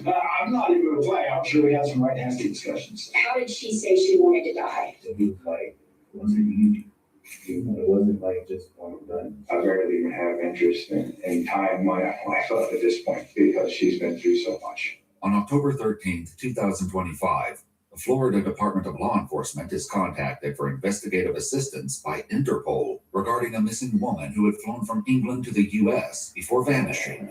The truth about what led to her disappearance is far more haunting than anyone expects, leaving investigators with more questions than answers. I think it took her 2 years to talk him into helping her leave this world. The following report is based on official police records, and some of the footage has never been seen before until now. Please note that all persons charged with a crime are presumed innocent unless and until proven guilty in a court of law. 32-year-old Sonia Exelby from Portsmouth, England, had traveled to Florida on October 10th, 2025, and though she booked a return flight on October 12th, she never boarded it. The last known trace of Sonia's whereabouts was a series of charges to her debit card on October 11th. These charges were to the company Silver Wolf's Roadside Assistance, owned by 52-year-old Dwayne Hall. On October 17th, with Sonia still missing, investigators are eager to speak with Dwayne. Utilizing aerial surveillance, the Marion County Sheriff's Office tracks down his vehicle and relays his information to deputies and agents from the Florida Department of Law Enforcement. Everyone units on track. We got the vehicle. I'm putting it northbound. Just got on. You gotta wait till I tell you what. You gotta get one. You said wait till you call out. Dwayne isn't alone. His wife Ginger is in the passenger seat. Yeah, that's pretty good my idea on center console. And the search warrant for your vehicle. I know is that this vehicle, with that tag number, or the search warrant for that vehicle. That being said, I'm happy to give you a free ride with whoever got the search warrant so you can help them. They can explain what the purpose of the search warrant is. We're on the way to go take her up to her thing for those transplant stuff. What the hell? Is he gonna search gear or what? So that's all the information I know. They tell Dwayne that they will transport him so that he can speak to the person who organized the search warrant, and he agrees. Oh, so nice. Go voluntarily up. 10 years. Oh, Okay. man. So if you just want to pat him down, search, make sure you don't have any weapons, and then we may have to take her wife as well, so she can arrange for a ride or something to get those. Yeah, she's got to be for a bronchoscopy. She just had a double lung transplant. Oh, geez. Okay. All right. This one is a really nice guy. This is. All right. I'm just gonna make sure you got nothing. Sorry, man. As they're seizing the vehicle, Ginger has been asked to get out as well, but she isn't opposed to getting into the back of the deputy's car with Dwayne. I don't mind riding in with him. Right, thank. I don't know a lot about what's going on. Normally we don't. Normally we have everybody's stuff. I've seen it for me. I'm worried about her. I don't worry, but yeah. Hey, listen, don't worry about her. We're not gonna. You're worried about what you did, mate. You're a fucking murderer, you cunt. Word of advice, people. No matter how much someone annoys you, don't murder them. What did I do? What could I have possibly done? Fugitive task force. What is going on? I haven't done anything. I guess I got big problems. It won't take long for Dwayne to discover if he does, in fact, have a big problem. Yeah. As he's You murdered transported someone, to mate. speak with investigators, deputies agree to give Ginger a ride to her appointment. Not that kind of girl. Dwayne is soon joined by an agent from the Florida Department of Law Enforcement, Doesn't want to shake also hands. known as the FDLE, and a detective from the Marion County Sheriff's Office. Mr. Hall, my name is Rebecca. Oh, Yes, nice. I'll pass. Hi, Mr. Hall. Hello. What's your first name? As if you don't know. I don't like playing silly. Okay, well, I like to be direct. You have my name. You know, so I want you to be here. How would you like us to call you? Dwayne is fine. Dwayne is fine. Okay. Okay, well, I was just gonna say because I honestly forgot it, so that's why I called. Okay, I will accept that. Though things are off to a somewhat rocky start, they remind Dwayne that since he came in voluntarily to speak with them, he's not being officially detained. While he's appeared bewildered by the situation so far, Dwayne was actually called by authorities twice already and been made aware that his transactions have something to do with a missing persons case. What's going on? He's stupid as fuck. I do need to just tell you your rights. You gotta be It's more checking nice. a You box. are right. So okay, check the box. It's checking a box. Checking the He's read his box. rights and Dwayne agrees to speak. He explains that on October 11th, the day of the transaction, 20 years, a wow. woman called him and told him her car had broken down. They called at night and they got it run a card and my card services kept declining it. So they kept going lower and lower on the amount. And the only thing she was saying that made me paranoid and thought it was pretty sketchy. It was too quiet in the background for somebody that was broke down. Okay, for somebody that broke down, it was way too quiet in the background. And she kept saying over and over again, I swear there's money on the car. I swear, I swear, I swear. And of course I declined and I didn't go out there. Records show that over the course of 10 minutes, Dwayne attempted to process 6 transactions for varying amounts, from $100 to $790, all of which were declined. In the same time frame, he ran a second card, and Dwayne was able to complete a transaction for $1,200. Both cards were for United Kingdom banks and belonged to Sonia Exelby, the missing woman. Dwayne, however, claims not to know who the woman was, and that he never went out to help her with her vehicle. Where were you, like, when you were having this conversation? I was actually out in the other side of the league. Okay. I was out there on a different type of job. Okay. That I gotten hired. Nah, I ain't telling you anything about this because I signed an NDA for the client. Okay. Okay. But if it comes down to it, and we need that information, and we desperately need that information, I'll break that NDA. But the reason why the NDA was there is because there's a high-profile client that has cars for people like Travolta and that on his property, and he doesn't want that all disclosed. Despite the NDA, Dwayne reveals that the man he was working for was named Harold. He says he worked on a series of vehicles for him Friday night, stayed overnight at an Airbnb, and then worked for Harold all day Saturday, late into the evening. In an EWU exclusive interview, Ginger, Dwayne's wife, describes what he told her about that weekend. Done a jump start for a customer that had a big garage full of really, really expensive cars, and it was going to be an all-night thing. He was supposed to oil change, battery change, and tire change, like over 50 cars, high-end, super expensive cars. That's what he told me. And so he was going to have to stay overnight to save on gas and all that. She also shared why she believed Dwayne had been asked to speak with police.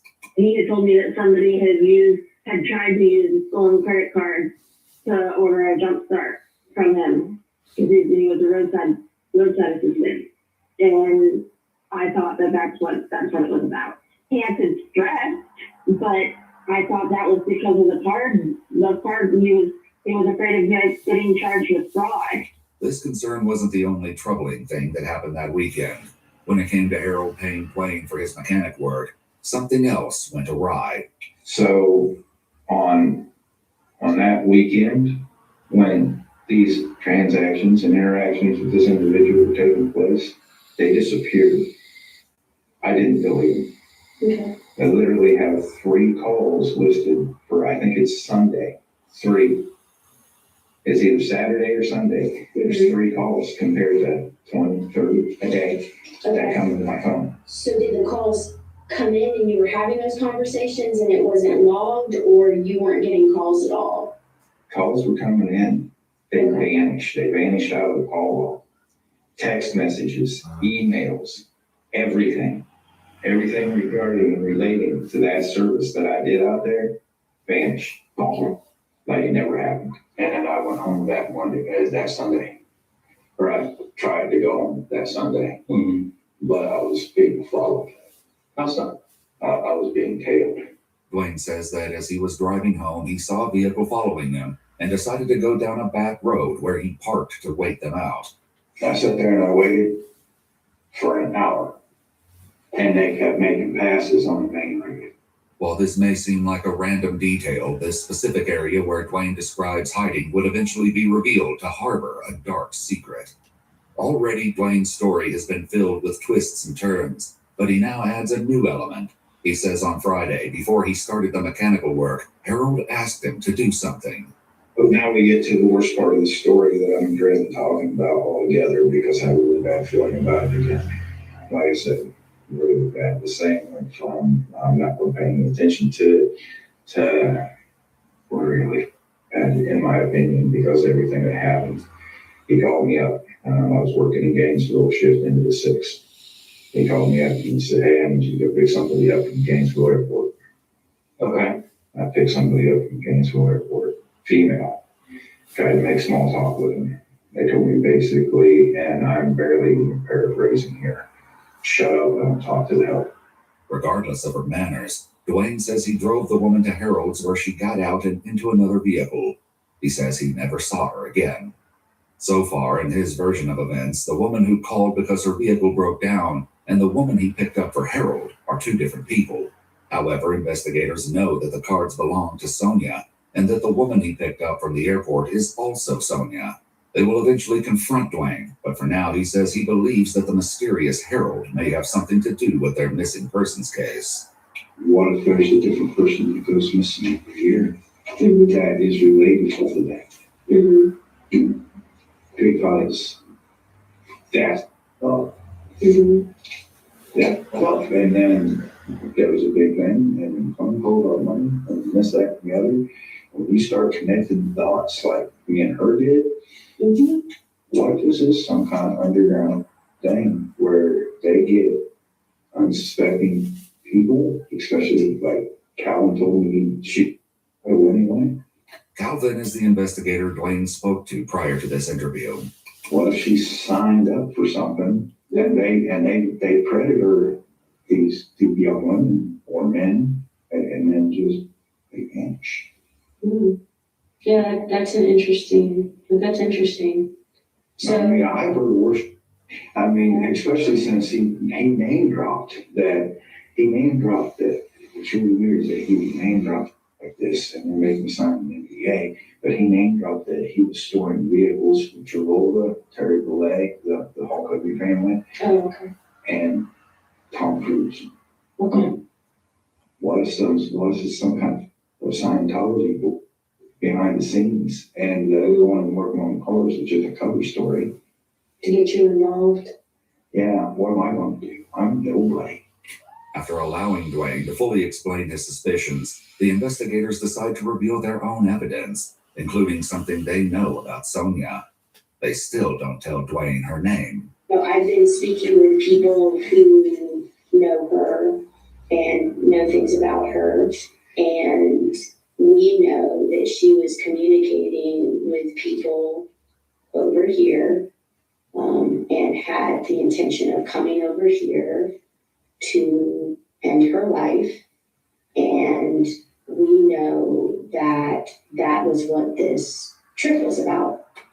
This is the reason that the authorities in the UK were so concerned when Sonia never boarded her return flight home. Court documents indicate that a year earlier, in 2024, Sonia had been planning to travel to the US to meet with individuals she met online in order to fulfill her wishes. That attempt was thwarted and she received treatment.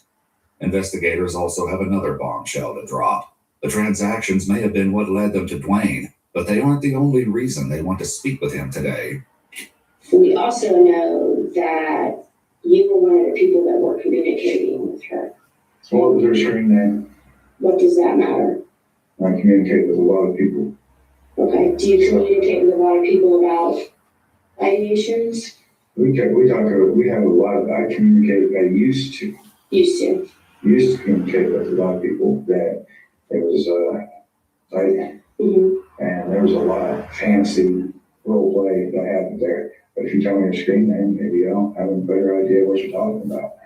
Dwayne claims he hasn't had access to his account in months because he was banned for violating the terms of service. So what kind of stuff did you like to talk about? I'm part of bondage. Okay. I like part of bondage. Okay. You think that's what got you? That's not what got me banned. There's no way you got It seems like somebody took offense to something I've said, like on a comment or something like that.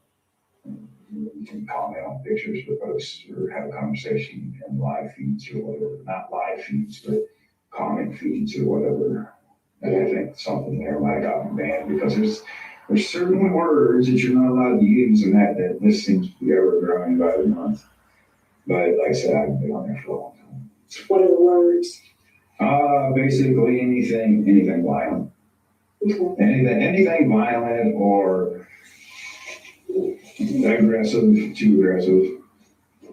Like snuff type stuff? Between snuff type stuff and other sort of violent stuff like that. I may occasionally have the violent ideations or whatever, but at the same time, it's better left on paper. So the reason why I'm having this discussion with you is that our missing person is also involved in those types of fantasies and violent ideations. Well, that somehow didn't surprise me. Right? Especially if you're telling me that I actually had communication and she was actually communicating with me at one point or another. I'm sure we had some rather nasty discussions. Yeah. I'm not even going to play. I'm sure we had some right nasty discussions. And between consenting adults is absolutely okay, right? Yeah, I mean, like I said, there's one. But yeah, good one. Yeah. So if she came over here with the intention of fulfilling some of those fantasies, bondage, violent or fantasies, I'm not saying necessarily, but definitely violent fantasies, and then at the end of it, she wants to end her life. If you're trying to put me in line with something like that, I'm going to tell you right now, it's been all about my wife since she damn near died. I have no interest in anything to do with anything like that with another woman. I barely even have interest in tying my wife up at this point because she's been through so much. Once again, the investigators know something they have been withholding until this moment. But we know that she was with you, and we know that she came over here to carry out this bondage and fantasies, and ultimately to take her own life. We know all of these things. The FDLE agent discloses that they have evidence that shows Sonia stayed at the Airbnb with Dwayne. With this revelation, Dwayne abruptly adjusts his version of events, now admitting she was with him on Friday and Saturday. However, he still doesn't refer to her by her name. Weird. Things, a lot of different things. We already talked about that too. Okay, so we're good. A little bit of light choking, whatever, just ready to kind of firm grip kind of every once in a while, but light bondage. Very, very light. Didn't even involve any ropes or anything like that. Okay. So just the hands. Okay. Anything else? So you said light choking. So, and I know this game. Yes. So what does that mean to you? It means I put my there. Okay. What part of her? Yes. Every part. Yes. She wanted it. How'd she let you know that she wanted it? Because there's lots of ways that happens. She did that. Did she grab Yeah. with her hand? Yep. And? And then her face. And then So, her face? What does that mean? like the whole thing. In her interview, Ginger explains that she was aware Dwayne was talking to other women. I knew he had other girls, quote unquote girlfriends, that he talked to online, but it was never like, because I was so disabled, I told him I was fine with it as long as he didn't lie to me about it. And so I knew that there were a couple that he was talking to like that, but there was never supposed to be anything physical. They were never supposed to meet in person. It was supposed to stay online. According to official documents, Sonia left evidence on her computer indicating that she had made a plan and was carrying it out by traveling to the U.S. The investigators now discuss this plan with Dwayne. So she talked about dying, having somebody maybe help her. What were those conversations like? How did she say she wanted to die? We didn't talk about that. We didn't talk about that. It became very apparent. Anything like that. I really wanted to deal with her presence.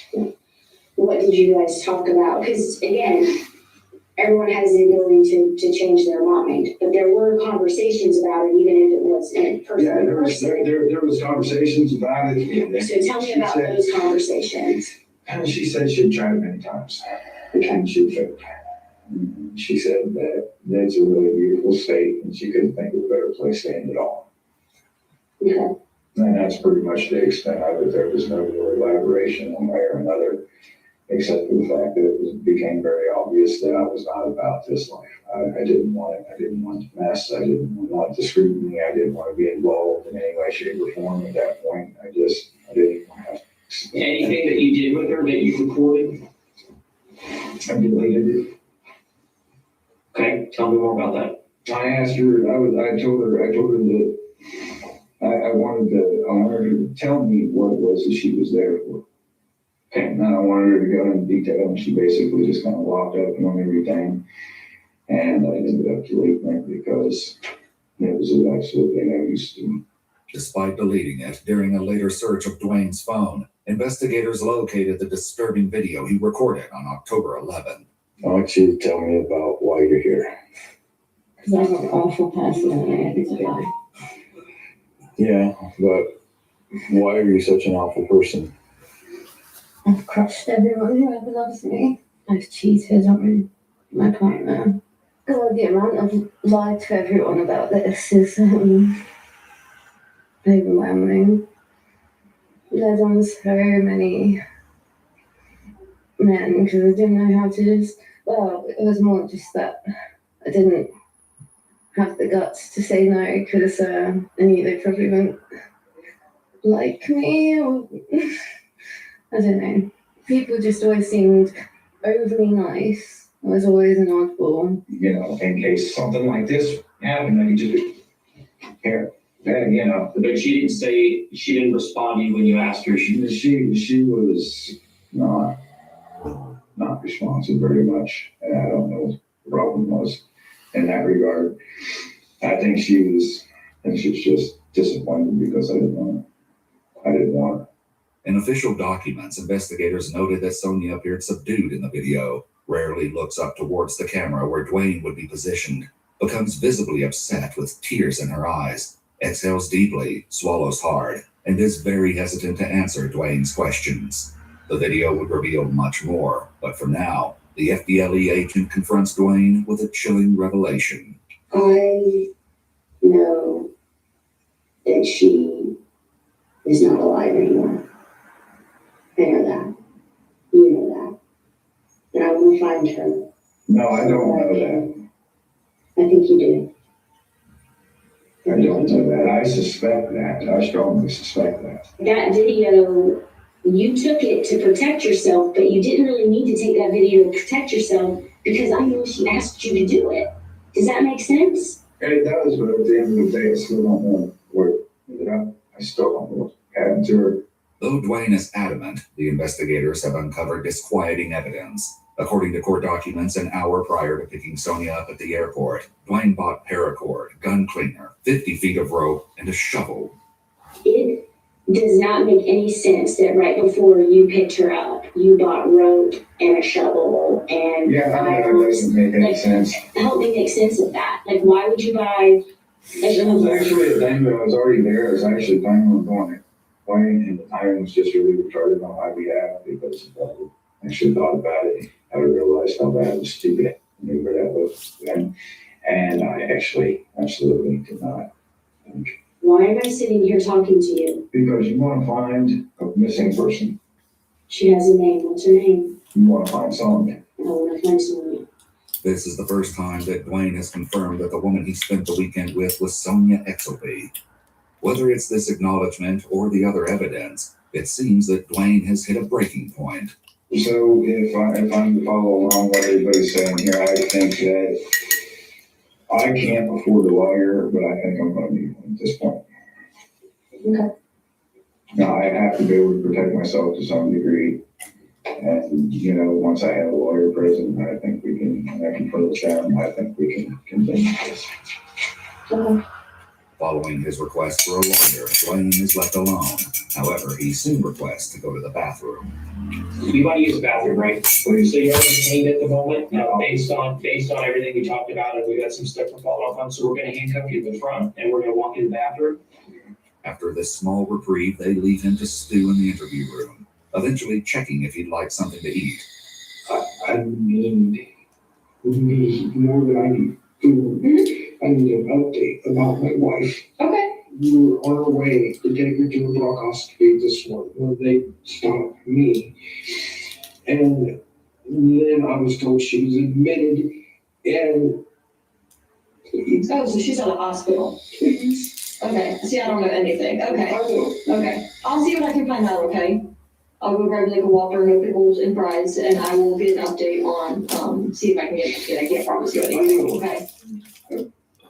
I'll see what I can find out. Okay? Crying because you're going to jail, mate. That's why you're crying. Despite his concern about his wife, Ginger was dropped off at the hospital for her appointment without issue.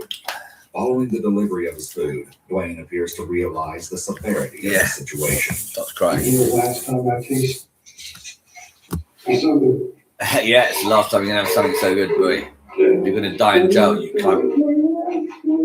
It is your last meal, you cunt. Oh, this is what they do. Was the hot meal. I hate these fucking cunts. He's gone and he's murdered some woman, and now he's crying for himself because he's going to die in jail. You fucking murdered someone, you cunt. For the hours on self-centeredness. His own, Dwayne has made a decision. I want to speak to Miller. Can we call him back again? I want to speak to Miller. Okay. Yeah. Hey, Dwayne. Hey. Did you need us for something? Yes. If you got a minute, I'd like to talk to you. Well, Okay. More creative than you, I think. Okay. So that's good. Cool. What would you like to talk about? I want to recant basically my entire statement. You want to recant your entire statement? Yes. Okay.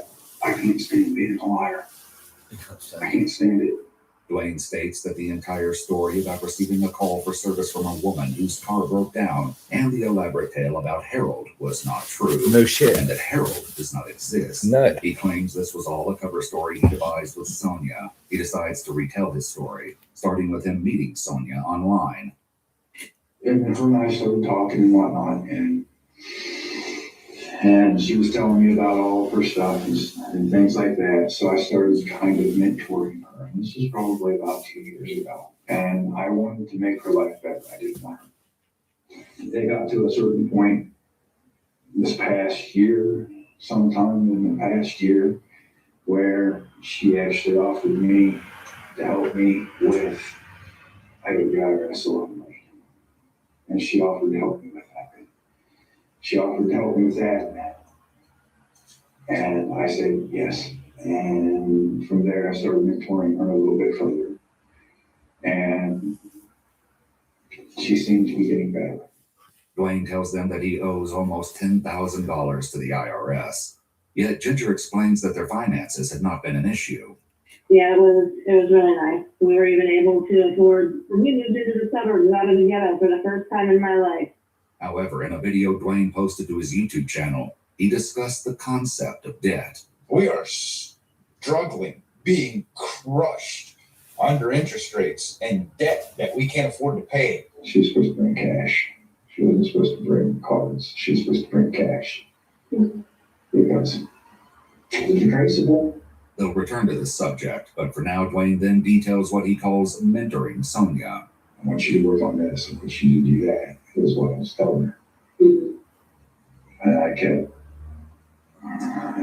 kept instructing her to have a look at the customers. Because it seemed like when I do that, she'd get a little better every time. She'd feel a little better. And then, of course, her husband was obviously appreciative of the attention. You know what I mean? However, this didn't last. It didn't work. It didn't work. It worked, but it didn't. Just temporarily. It was a band-aid.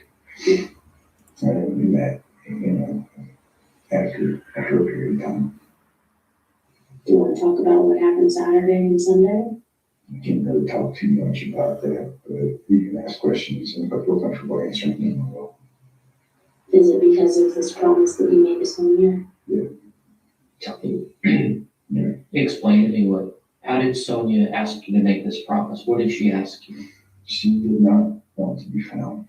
She did not want to be returned home. She wanted to be gone. Gone. Okay. So you feel like you would be breaking that promise if you told us where she was? I can't confirm or deny that, but I can't break the promise about anything regarding that. I can't tell you where she went, and I can't tell you anything about it. Since he refuses to discuss what happened to Sonia, the investigators instead focus on what occurred during their time together. So you said that you have some light bondage. Can you tell me about that? Because sometimes bondage, there can be injuries. There probably are injuries. Okay. At her insistence. There's a reason the investigators are clarifying this detail. What's this on your face? You've beaten me. Is that what you wanted? Is that what you asked for? Yes, literally speaking. The rest of this disturbing video may hold the key to revealing what ultimately happened to Sonia. So, smacking on it. From back. Okay, smacking on the face. She had me smack her face a couple of times. Okay. Around the same time that Dwayne recorded the video of Sonia, she attempted to reach out to an online friend through Discord. According to court documents, the message was long and at times disjointed, but Sonia wrote that the person she was with made her record 3 disclaimer videos and write a letter to her family because he thought it was funny. She definitely made it very clear that she wanted really rough, aggressive back. Okay. Sonia's message goes on to say, "I'm sorry, he keeps taking my phone. He doesn't trust me with it." She writes that last night was so bad and he's in the shower, but I'm locked in and there's no signal in the middle of nowhere. I thought he'd do it quick and not give my mind time to stew. Her message ends with her saying, "I'm so scared. I'm so broken and in so much pain. All I can do is lay here, and doing what he wants makes him respect me enough not to do the things I really hate. I'm trying to be quick, and my time's up." Chillingly, during this same time, Dwayne was also in contact with his wife and even called her on the evening of the 10th around 9 p.m. He called me to say goodnight for like 5 minutes. Though Ginger doesn't reveal anything else about this conversation, the message Sonia sent also came up in Ginger's interview. Oh, and they're talking about her sending some message or something somewhere saying she's changed her mind, going back and forth, the yo-yo, back and forth and back and forth. Because fear is going to kick in. We're wired to survive. The fear is going to kick in, and you're automatically, it's exactly why you can't just hold your breath until you die. Sonia's Discord message also indicated that the person she was with wouldn't let her leave, and they always had a gun on them. Did she ever do anything during the time that you spent with her where it seemed like maybe she had changed her mind? No. Actually, she got really upset with me because I quit. I was not into it whatsoever, and I quit. And I didn't want to sleep with her. I didn't want to play ball chains with her or anything. I just wanted to be done. Blaine then finally explains the truth behind the transactions, which led the investigators to him in the first place. She still wanted to help me out financially, so she had me in one card over and over again because she swore them down that there was money on there. It's not a lie. She swore them down that there was money on there, and when we got down so low, she's like, well, we don't know why there's nothing on there. And then we ran to the other property, and she was extremely short for what she promised. Because I kind of get out from the IRS just to get that way too. How much was she gonna give you for the IRS? About $4,000. And she only ended up having the 1,200? And how did that, I mean, it seems to be pretty, like that's pretty impactful for you. You're expecting something that may cut your IRS debt almost in half. Yep. And then she doesn't have it.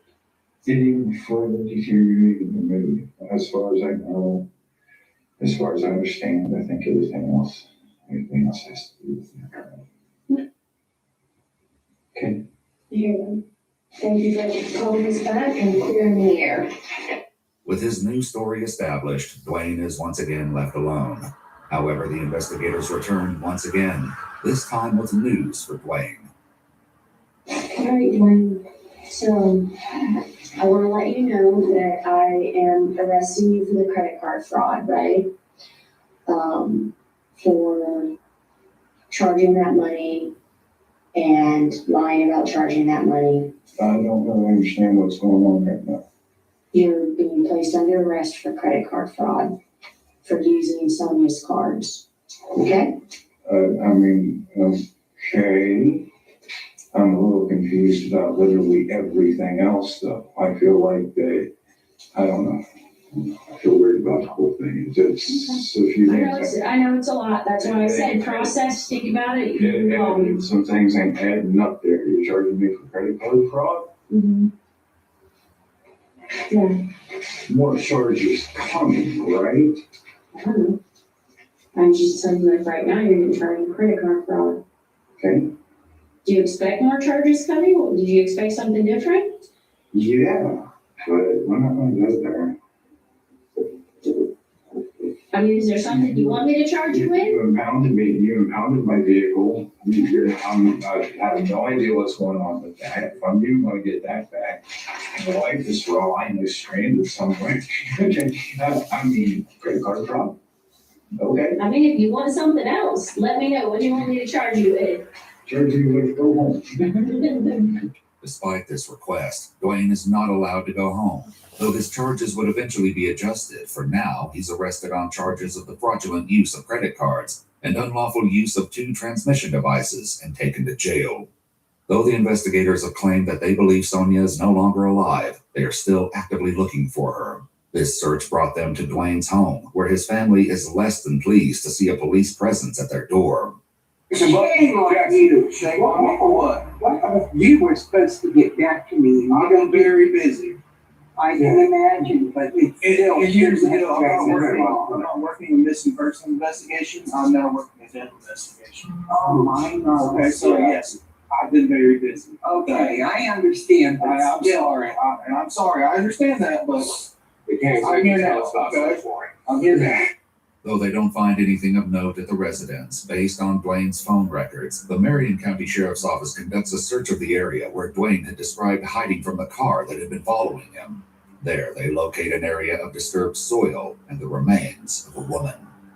All she has on is a black bra and tan sandals with a white floral dress, matching the description of Sonia's dress, lying on top of the body. Fingerprint comparison confirmed the remains belonged to Sonia Exelby. During the exhumation, a label for a shovel matching the one purchased by Dwayne was located in the grave. The shovel was recovered from Dwayne's garage and when tested gave chemical indications for the presence of blood. The major DNA profile matched Sonia. Following Dwayne's arrest, investigators were contacted about his case, but not by Dwayne. Another inmate came forward after he had a series of conversations with Dwayne. He describes what he told him about his case. He was in business, but not a safe business, but he was in business, so people who didn't have their own. He would help them A similar discussion came up in Ginger's interview. Because back when I was sick, before my transplant, I got really, really bad for a little while. And we talked about it helping me end it because I didn't want to wind up a vegetable. It occurred to me just the other day, actually, that when Sonia started talking to him and started breaking down and crying and saying she can't handle it, she can't do it, she can't do it, I'm wondering if he saw me hooked up to all those monitors and all those machines just barely staying alive and miserable and in pain. And I'm wondering if maybe he just couldn't watch that happen again to someone he cared about, and he came to helping her end it. And this is how you wanted to die, right? You wanted to be beaten and made to suffer because you're such a piece. Say it. I needed to be beaten and suffer because I'm such a piece of. Good. You're not being forced to say that, right? So are you getting what you wanted? Are you pleased? Are you happy? I think it took her 2 years to talk him into helping her leave this world. In his interview, the inmate says that Dwayne did not seem concerned about his case and discloses that Dwayne told him he had a contingency plan. It's like backup, just in case you may have to get rid of something, or like do something in case, the case got closing up around his neck. Knowing that Dwayne had potentially set up a contingency plan, investigators took a look at his Facebook messages. There they can see that he sent his friend a photo that was later deleted with the message, "We'll need this back in 6 months if this storm passes over with no lingering fallout. Please, for the love of shadows, don't lose this box. These are very precious and valuable personal items." While serving a search warrant on the friend's home, Dwayne's friend revealed to investigators that he'd received a package from Dwayne containing an engraved knife and sheath that he purchased for him, and a bracelet. He then sewed the knife, sheath, and bracelet into a small black fabric bag. The blade of the 7-inch knife was engraved with the words, "Dork Wharf, pointy end goes in the other guy." The friend explained that the engraving was him making fun of Dwayne's use of the Dark Wolf name online. In his interview, the inmate tells investigators that he asked Dwayne about Sonia's death. I just done. How he said it, where it made me believe it was a knife. Okay. Because he was like, to be honest with you, it wasn't like the easiest. Okay. I'm assuming that's a knife. And how did you want to die? What was your chosen way to die? Kind of describe that. What have you been consenting to here today? You mean the way that you're talking about killing me? You consent to what kind of treatment beforehand that you feel like you deserve? To be stabbed. Yeah, that's what you want, but the last day or two, what has your treatment been? What did you ask for leading up to that? I can't remember. We've talked about so many different ways. A color-changing test was conducted on the knife recovered from Dwayne's friend. It returned chemical indications for the presence of blood. The DNA profile matched the profile from Sonia. He was like, it wasn't easy. It wasn't like just one done. An autopsy determined that Sonia's cause of death was 4 sharp force injuries likely caused by a knife. When her body was first exhumed, investigators noted that she had 4 stab wounds on her left side and a curved placement between her back and under her breast. The manner of death was determined to be homicide. Now you're being coerced and being forced into this? But he did tell me he was sorry, and he doesn't, I don't think he regrets it, because it's hard to watch somebody go through pain like that, and to be too scared to go yourself. I can understand it. I believe it was horrible. No, I don't feel like WD wrong. This was this woman's wishes. He's not really the monster that everybody is thinking he is. I think he really actually cared about Sonia and didn't want to see her suffer anymore. As he suspected, more charges were indeed coming. Dwayne Hall has now been indicted for murder in the first degree and kidnapping. He has entered a plea of not guilty and the case remains ongoing. I'm proud to say that myself, Seven Productions, gonna make a film about the life of one of your founding fathers, the pioneering founding fathers, the smashing machine, Mark Kerr. Mark Kerr went on to fight in the UFC and went on.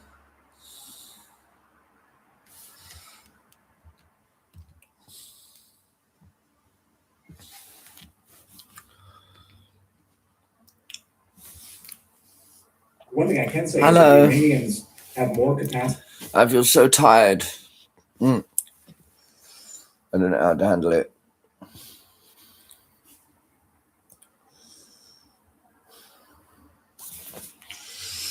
I hope you're okay.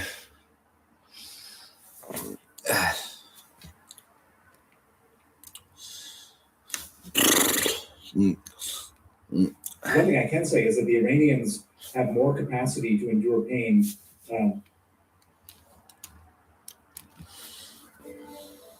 Have you ever tried to unscramble an egg? To take a whisk and stir it backwards through your breakfast and somehow end up with a perfectly whole yolk in an egg white? Probably not, as such a thing would be impossible. Now imagine for a moment that you had never even seen an uncooked egg, but had only ever seen them scrambled. Just by looking at that mass of yellowish mush, do you think you could envision what it had once been? We exist in a universe that has been churned, refined, mixed, and beaten. Our brightest minds try to piece together the scramble to figure out what the universe used to be before that first whisk.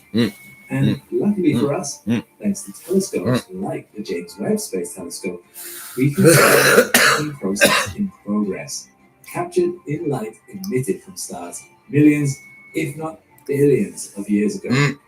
By looking at ever more distant stars, we are seeing ever earlier in the process. But the further we go back, the harder things are to unscramble. We are finding things that throw out our expectations and seemingly don't make sense, leaving us to wonder, what do we really know about the universe? How did it form? And why is what we're seeing not lining up with our models? I'm Alex McColgan, and you're watching Astro. Join with me today in this supercut about cooking an egg. The origins of the universe. We'll look over scientists' effort to answer those most fundamental questions and examine some of the strangest evidence that seemingly contradicts our answers. It seems universes, much like eggs, are very difficult to unscramble. When scientists revealed the James Webb Space Telescope's first images back in July 2022, it was a source of great excitement in the astronomical community.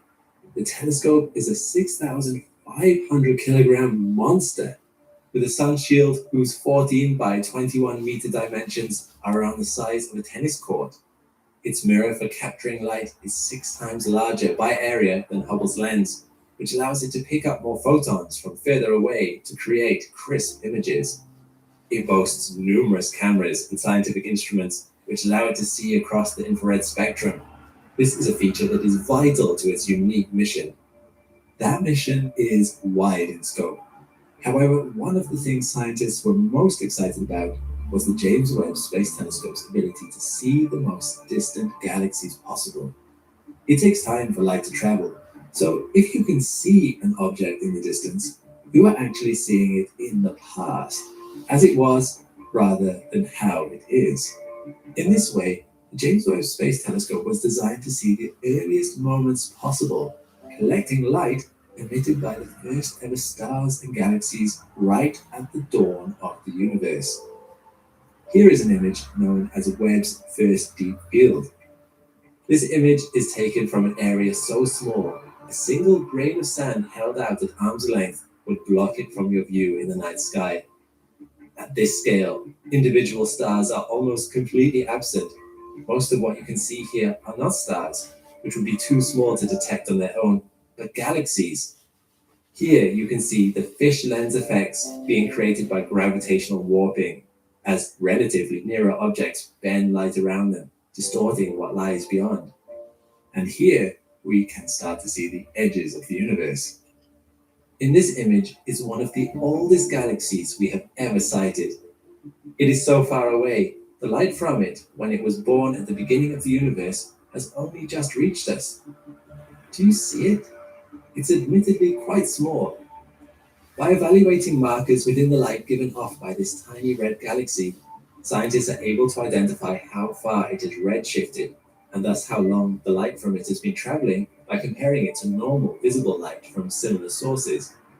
This tiny dot was found to be 13.1 billion light years away. No wonder scientists were excited. By piecing together data from galaxies like this one, we could begin to investigate what conditions were like back then, and thus how our universe came to be. But it wasn't like we were going into this blind. Long before the James Webb Space Telescope was launched, we had already started formulating ideas about the origins of our universe. Let's start with a question. How old is our universe?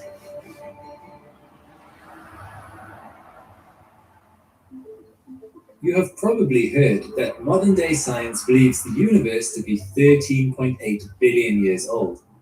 It seems rather unfathomable how anyone can come to that conclusion, but actually the how is not too difficult to understand. People just don't generally ask the question. Either they scoff at it or they accept it as truth. So how did we come to that figure? It starts with the fact that we currently see the universe is expanding and cooling. Everything is moving away from everything, excluding forces like gravity keeping things together. The speed of this expansion is known as the Hubble constant, and currently the universe is expanding at a rate of 80,000 kilometers per hour per million light years. So the obvious conclusion from an expanding universe is that matter is becoming diluted. There's more space in between things. This led to an observation. After the discovery in the 1920s that our universe was expanding, a Belgian cosmologist, Georges Lemaitre, theorized that if the universe was getting larger and cooler, it used to be smaller and hotter, with all that energy being squeezed into a smaller and smaller area.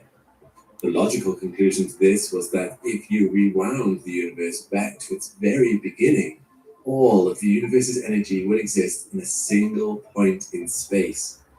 This singularity would be infinitely hot and dense, which makes sense. It would then explode outward in a rapid expansion, which would eventually give rise to all the galaxies we see around us.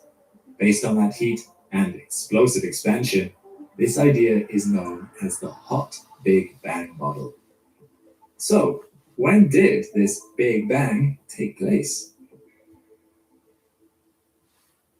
Well, to answer that, we do need to assume a few things about the universe first.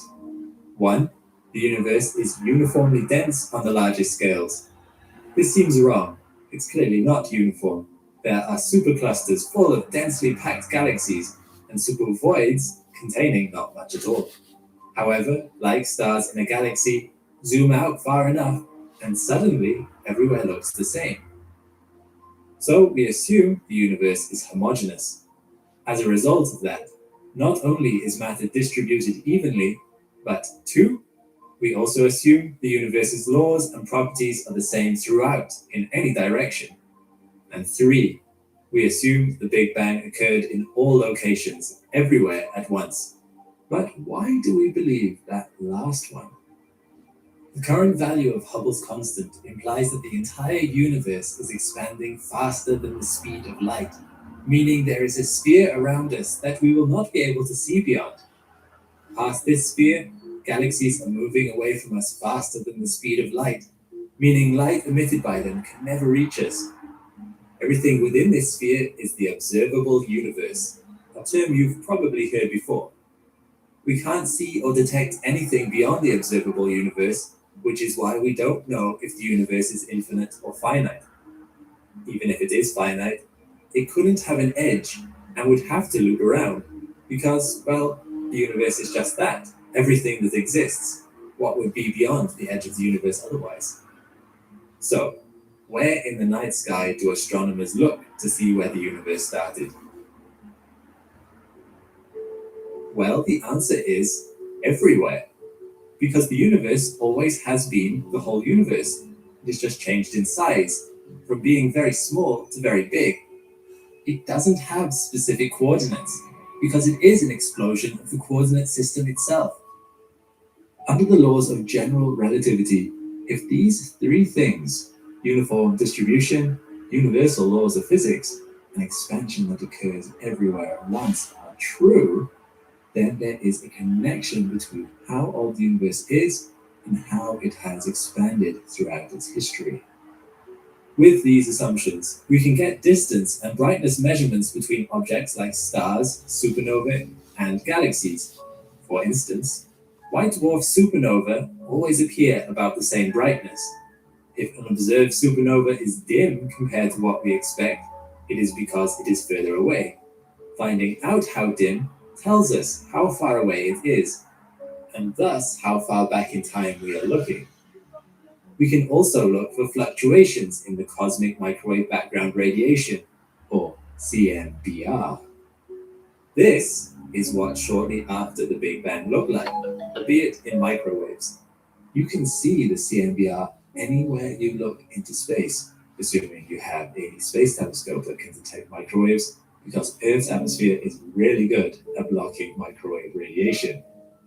380,000 years after the Big Bang, the entire universe was hot, around 2,500 degrees Celsius. Even though this heat would have emitted visible light, we can't see it because the expansion of the universe has stretched the wavelengths of electromagnetic radiation by a factor of 1,000, meaning the photons no longer arrive at Earth as visible light, but rather as microwaves. So, just like seeing those distant galaxies billions of light years away using visible light, we can see what the universe looked like before galaxies even existed by observing these microwaves. This makes this image effectively the oldest thing we have ever seen. Fascinatingly, the slight variations in the image are the precursors to the filamentary structure of the universe. We are quite lucky in that there are not really any bright sources of microwaves in the universe apart from the cosmic microwave background radiation, which means this view is a relatively uncontaminated view of the universe 380,000 years after the Big Bang. Can we see beyond that? No, not really. Before that, atoms were just becoming a thing, and light could travel through the soup of fundamental particles. But the CMBR is still very useful. Comparing it to galaxy clusters we see today, there is a correlation, so we can examine the CMBR's fluctuations and use it as a basis to track the universe's evolution. Based on the expansion of the universe today and how it did expand, we now know the universe is 68% dark energy, 27% dark matter, and 5% observable matter. But what is dark matter and dark energy? We really don't have much of an idea. However, we can see their effects. Dark energy is believed to be the driving force behind the universe's expansion, as the expansion would have slowed down by now without it. And dark matter is gravitational force we can't account for. Galaxies, and galaxy clusters in particular, seem to have a lot more mass than they should, meaning the gravitational pull is stronger. Dark matter is what must keep galaxy filaments together. We can observe its influence. In fact, we can even map out its mass distribution, like in this image. But we don't know what it is. We can't observe it. But for our current purposes, we don't need to know what it is, only what it does to be able to work out the universe's age. So, we know the current rate of the universe's expansion, or the Hubble constant. We know how that redshifts light. We know the composition of the universe, and we know its properties. We can see how galaxies have evolved over time. We look for fluctuations in the cosmic microwave background radiation. We can use all of this together to extrapolate back to the earliest stages of the Big Bang. Using 3 different instruments, all looking at different aspects of the universe, all the answers have come back roughly the same, 13.8 billion years, with an estimated 99% accuracy. But there's another method, which has thrown a bit of a spanner in the works.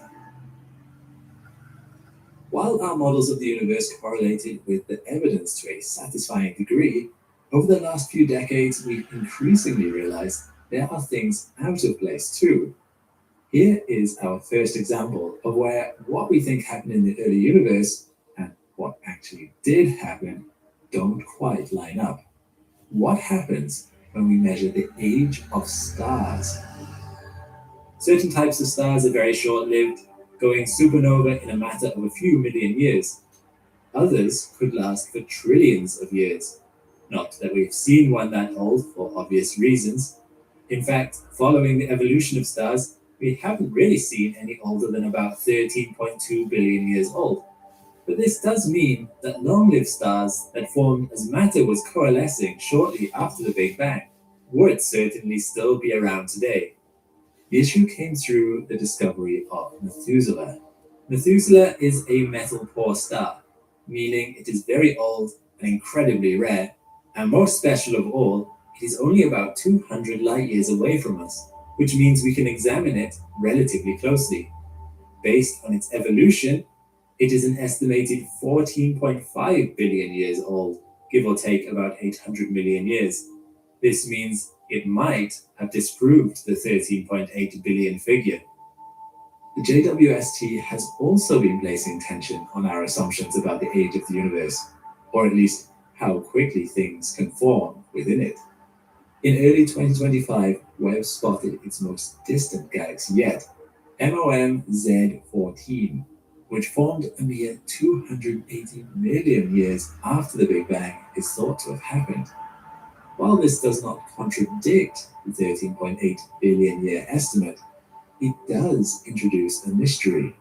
Scientists did not believe galaxies could form in that time frame, especially one so bright and large as MOM-Z14. It should have taken a lot longer. So do we really know how old the universe is? Roughly. It wouldn't be surprising to see this figure change as our technology improves, and we will have a lot more data coming in from Webb in the future. Although I don't think we'll see this figure vary by more than 1 billion years in either direction. At the end of the day, even with these other factors challenging our assumptions, the other evidence that gave us those assumptions in the first place still exists. All have to be accounted for in our final model of the early universe. But there are other challenges spotted by James Webb out at the furthest edges of the universe. In fact, when the James Webb Space Telescope finally saw the edges of the universe, we knew we had a problem. Once Webb's data started coming in, as it resolved light emitted from stars 13 billion years ago, what we saw was not a sparsely populated proto-universe, where matter was only just starting to coalesce into the first tiny, intermittent galaxies here and there. The early universe was a bustling place. It had galaxies, too many of them. They were too bright, and the black holes we started to spot in their hearts had grown too big too quickly. As I mentioned earlier, it takes time to cook up a galaxy. Interstellar gas and dust need time to subtly come together under gravity until a critical mass is reached and stars begin to ignite. These stars live and die, and from their deaths, new stars are formed. This, too, takes time. Cosmologists have observed our universe and, based on what they saw, created models for how old our universe is and how quickly galaxies form, which is why the James Webb Space Telescope data caused such a crisis. Things were not as the models predicted. Fortunately, some of those problems proved solvable in the months after the data was released. For example, the brightness of the galaxies we could see through Webb. This brightness implied that there were far too many stars present in those galaxies. So many stars should have taken much longer to form, and yet there they were, fuzzy red dots at the edge of Webb's resolution. However, scientists at the University of Texas studying Webb's cosmic evolution early release survey realized there could be another explanation for all that excess light. And counterintuitively, that explanation was black holes. If we work under the assumption that there were massive black holes in these galaxies rapidly consuming cosmic gas, then the intense friction given off by these hungry leviathans as they ate created an excess of light in their accretion disks. This explains why galaxies overall seemed brighter and were throwing off our estimates. Once you add these shining black holes, you don't need so many stars. The mass of each problematic galaxy dropped, and everything fell back into line with the cosmological model. Problem solved. This reinforced how important black holes are to our understanding of the early universe, which was in and of itself a problem because the black holes themselves broke our models too. In particular, cosmologists struggled with the thorny question of how they'd come to be. For small black holes, known as stellar black holes, there was no issue. Stellar black holes have masses a few to 100 times that of our sun, and we understand very well how they are formed. They are the collapsed remnants of a sufficiently massive star, and there would have been time for such black holes to form in the early universe. But scientists were struggling with the supermassive black holes, with masses tens of thousands to billions of times that of our sun, which tend to lurk at the central point of galaxies. And due to something called the Eddington limit, there just shouldn't have been time for these kinds of black holes to have formed where and when Webb saw them. And yet, there they were, and they were numerous. Stellar black holes can grow as time goes on, provided you funnel more mass into them. But how quickly? In 1920, an English astronomer and physicist called Arthur Eddington formulated the idea that there was a limit to how quickly either a star or a black hole could grow. This was because photons carry momentum. A tiny amount, true, but enough to exert a push. This is what pushes solar sails on certain hypothetical spaceship designs. That tiny amount of momentum imparted by photons. For mass to enter into a star, it has to push against a constant stream of photons that are radiating outward. And at a certain level of brightness, not even gravity is strong enough to pull against the flow. This is called the Eddington limit. And stars that brush against its boundaries, such as Wolf-Rayet stars, bright stars at least 20 times more massive than the sun, emanating powerful stellar winds, are just the slightest nudge away from blowing themselves apart. For black holes, you might think this would be less of a problem. Isn't the whole point of black holes that they don't radiate any light? But their accretion disks are a different story. As we discussed earlier, accretion disks around black holes can be incredibly bright, particularly around supermassive black holes, sometimes dwarfing the brightness of the stars in the galaxy they reside in. With brightness comes resistance to gravity, and black holes have to obey the Eddington limit too. So even though, given enough time and mass, stellar black holes could theoretically grow into supermassive black holes, it doesn't seem plausible that this actually explains all the supermassive black holes we see in the early universe. Simulations have been run, and although it is technically possible to grow a stellar black hole into a supermassive black hole in that time frame, it would require those black holes to be feeding at near the Eddington limit non-stop since their birth, which just doesn't happen. Black holes in real life often run out of mass nearby and need to wait to run into more, or for more to come to them. To further complicate the matter, we're not completely sure that supermassive black holes are the grown-up version of stellar black holes in the first place. Although it seems like common sense to assume so, scientists had been confused at the lack of the intermediate stage of black holes observable in our universe. To be frank, they've not cited any, at least none for sure.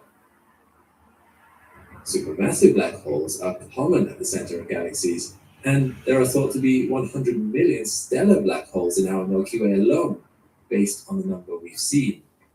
But intermediate black holes are suspiciously lacking, with only a handful of potential candidates. You would think we'd see a lot more. Struggling for certainty, scientists began to hypothesize that supermassive black holes were instead born in some other way. Many cosmologists have been exploring the idea that because everything was much closer together in the early universe, things might have been dense enough that interstellar dust itself could conceivably have collapsed to form a black hole directly, skipping the star step altogether. If this is true, and there is some evidence to support the theory, then perhaps supermassive black holes were once capable of simply being born that size or near it right from the offset, even if such a thing is no longer possible in our more spread out universe today. But this is by no means certain. But then a black hole called Lid 568 came onto the scene, and the pendulum swung the other way again. Lid 568 is a very distant black hole, between 12.1 and 12.3 billion light years away. It's so far away from us that we can't see it at all using visible light. The expansion of the universe has redshifted it all into infrared ranges. But even its infrared emissions were too dim to be picked up by heavy hitters like Hubble alone. It took the Chandra Cosmos Legacy Survey's combined telescopes and the incredible resolution of the James Webb Space Telescope to see it at all. Even then, Lid 568's whole galaxy is a little more than a faint red and compact dot. But the light emissions from this red dot are Hello, everyone. Thanks. I hope you're okay. I'm very tired today. I walked like over 7 miles yesterday, which ain't like that much necessarily. But I haven't walked that long in a while. But hopefully it's good because when I recover, I'll be able to walk some more. I'm quite shaky though. And I don't know how to handle it in a way. I don't know.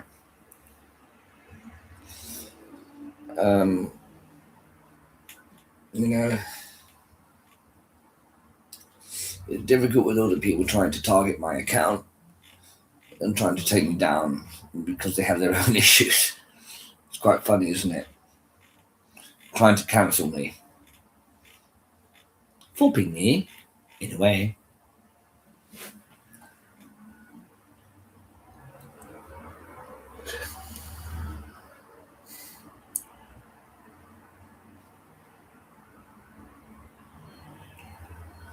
Mm. Mm. Mm. Mm. Mm. Mm.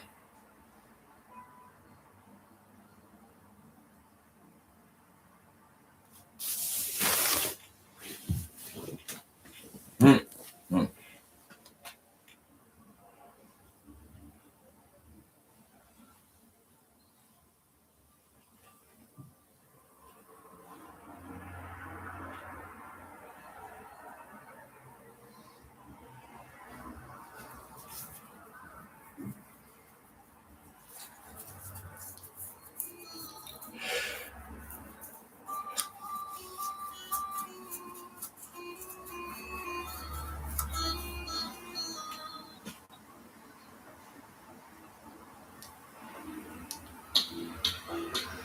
Mm.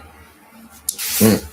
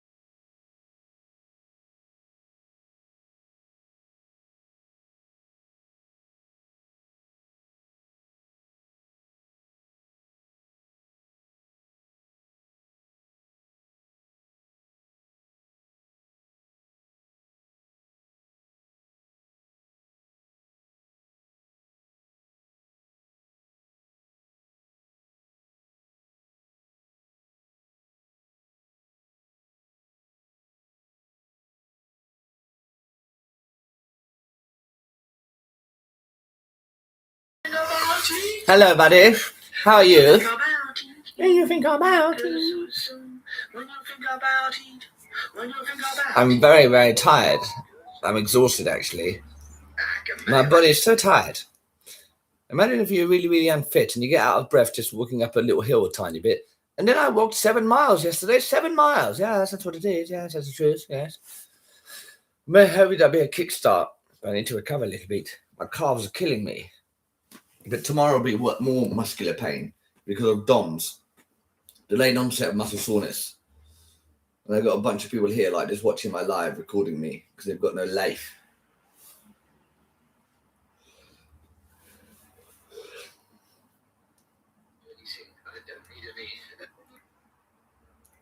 Everybody around me, but nobody loved me. Right, I would like to sing you a song now called Oh So Sad Song. Nobody loved me, nobody loved me. Me feeling badly, me feeling sad. Fucking me, so sad. Nobody loved me. Nobody loved me. Me feeling bad.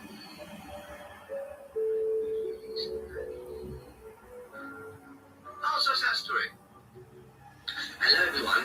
I want to say that my place here is a place where you can talk about how you feel. Because life is very hard sometimes. You play games with his heart. You make him chasing you around like it was just a fucking game. Fuck you for that. How can you have done that? Do you know what it's like, huh? For a man? Do you know what it's fucking like, huh? How dare you? You fucking bitch, man. It's not the right way. It's not the right way. That's my favourite bit of it. Because it's so adolescent. It's such a little, like, a toddler. It's not the right way. No. He was doing ghost, bro. Jesus Christ. He was trying to go ghost, bro.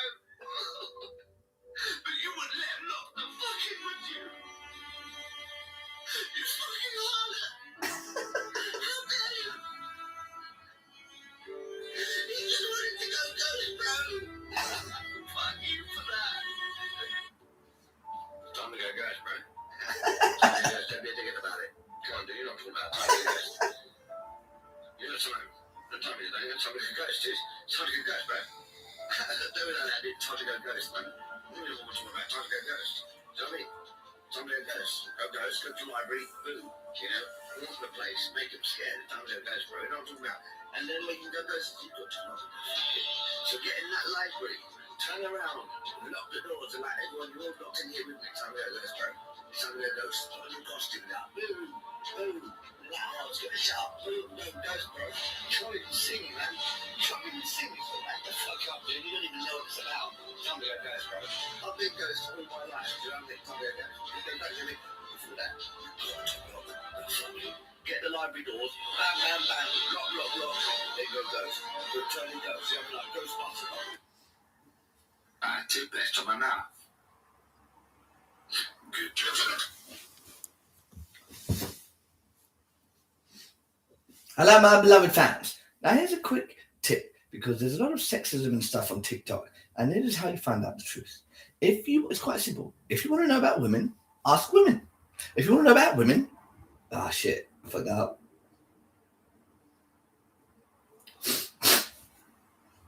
Hello, everyone. I'll make some clarifications because obviously Google is not Google. Hello, everyone. I want to make some clarifications because TikTok can be a very sexist place, right? So it's very simple logic. It's basic logic. Ask, get it from the horse's mouth, as they say, right? If you want to know about women, ask women, right? If you want to know about men, ask women. That's the truth. Do not ask a man anything about women or men because they have no idea. Please take a moment out of your day to consider filling me one. I'm so good entertaining things. Hello everyone, I want to make some clarifications. Because TikTok can be a very sexist place, right? So it's very simple logic, it's basic logic. Ask, get it from a horse's mouth, as they say, right? If you want to know about women, ask women, right? If you want to know about men, ask women. That's the truth. Do not ask a man any.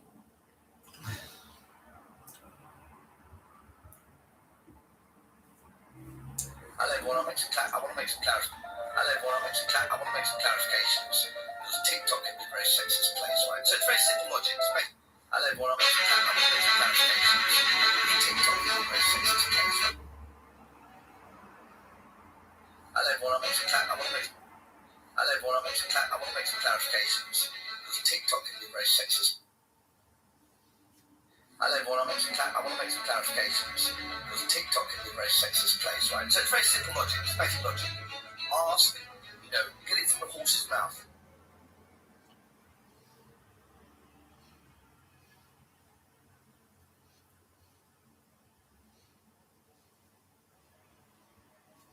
Hello everyone, I want to make some clarifications. Because TikTok can be a very sexist place, right? So it's very simple logic, it's basic logic. Ask, get it from the horse's mouth, they say, right? If you want to know about women, ask women, right? If you want to know about men, ask women. That's the truth. Do not ask a man anything about women or men, because they have no idea.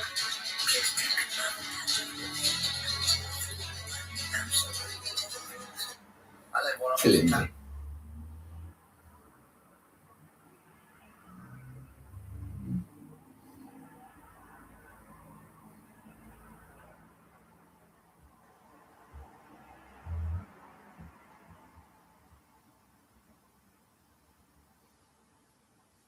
Hello everyone, I want to make some clarifications. Because TikTok can be a very sexist place, right? So it's very simple logic, it's basic logic. Ask, get it from the horse's mouth, as they say, right? If you want to know about women, ask women, right? If you want to know about men, ask women. That's the truth. Do not ask a man anything about women or men, because they have no idea.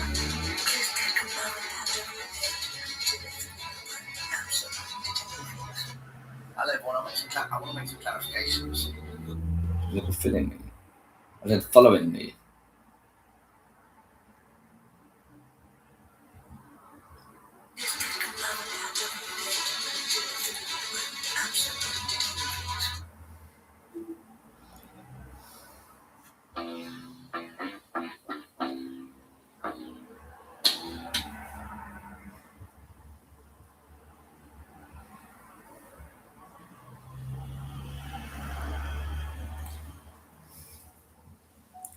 Hello.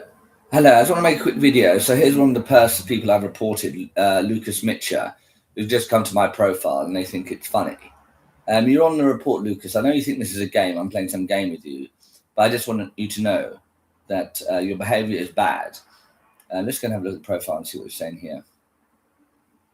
So it's all videos about me, right? Actively trying to make me look bad. Oh, he's got all of 15 followers.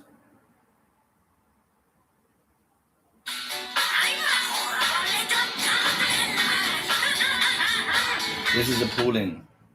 Amir Sebum Sadiq Simon. He loves playing victim and crying to his fans when things don't go his way. I see. Oh man, it must be my lucky day. Check this out. I'm not joking. This is See? for real. Oh man. Hi. I would like to say thank you very much. It's on the internet.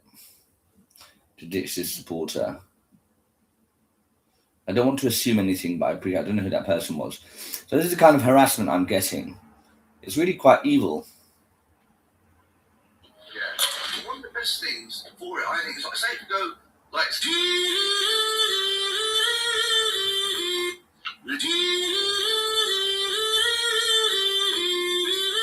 So people think it's okay to make up lies about me. People think it's okay to make up lies. It's actually not. That's not decent behaviour. Those are love hearts coming out of my eyes. That is actually accurate. So not very nice people.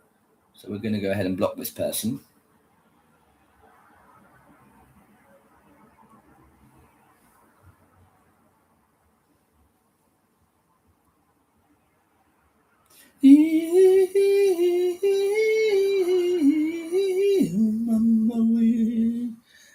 In the jungle, the mighty jungle, the lion sleeps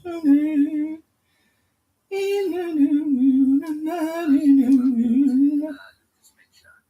Just come to my profile and they think it's funny. And you want to report it, because I know you think this is a game, it's a game. I just wanted you to know that your behaviour is bad.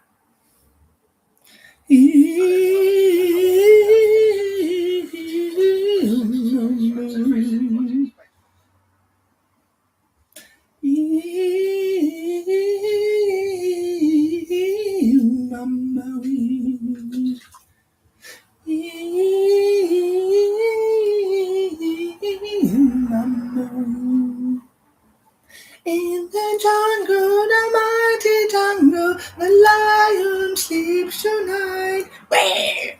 In the jungle, the mighty jungle, the lion sleeps tonight. Meh. Wee, mama, wee, somebody. Wee, mama, wee, I'm a lion.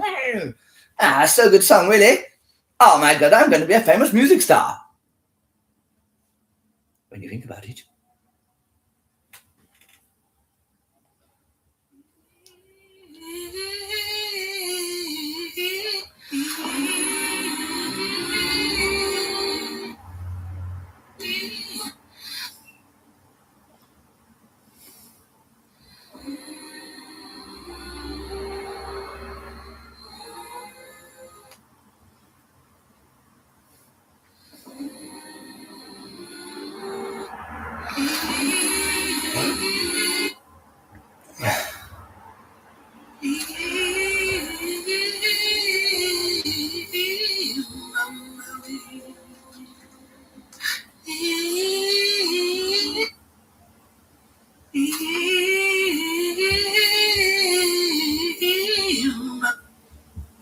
In the jungle.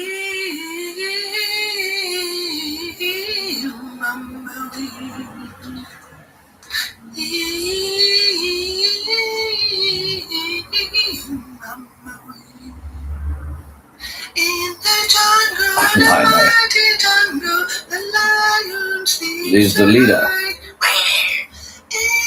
I only wanted to be the boss.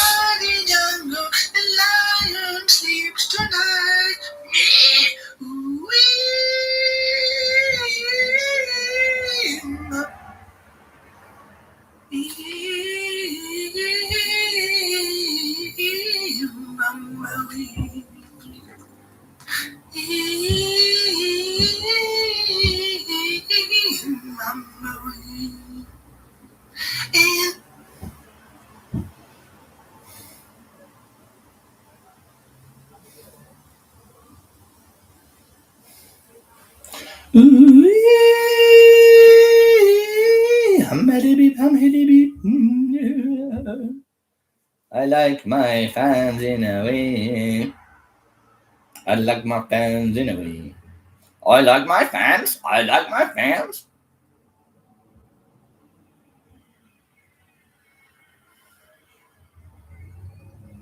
Wired differently, mate. Your body is so fucking shit.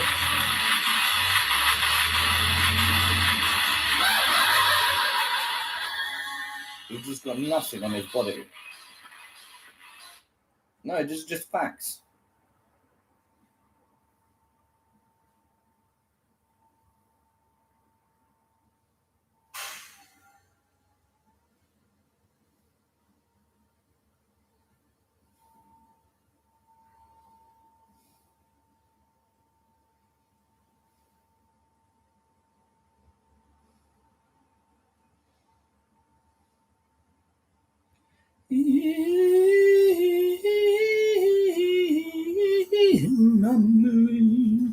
In the jungle. jungle, in the mighty jungle, yeah, remix, remix, let's go.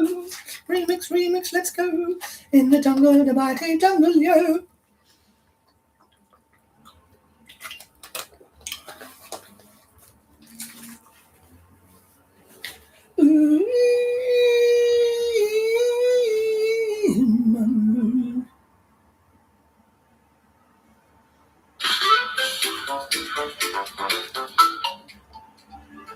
Oh my goodness, Coco is so cheeky.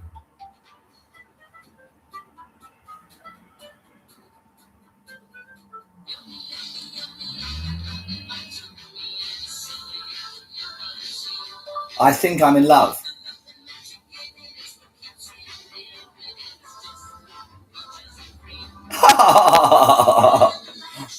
Oh no, so nice. Oh my.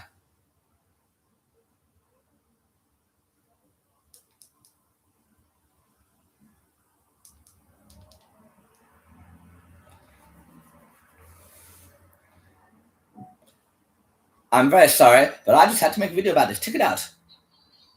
Oh my! Oh, what's going on here? Oh! Oh my goodness!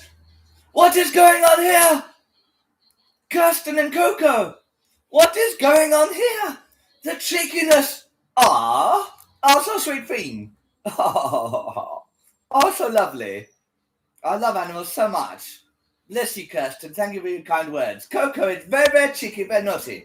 I like it so much. He's not very interested in that cucumber, though, because he has a yummy... Oh, no, he likes it. Oh, my! He's going to go for it. Oh, so sweet.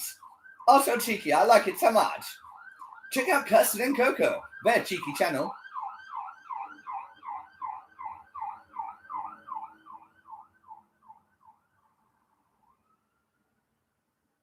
Had a bee, had a bow. 1, 2, 1, 2.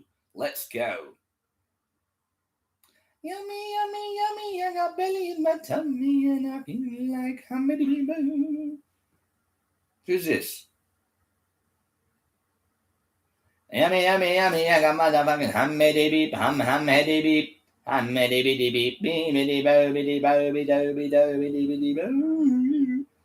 I like it, I like it. I like the funny feeling when you look at me. Sheffield.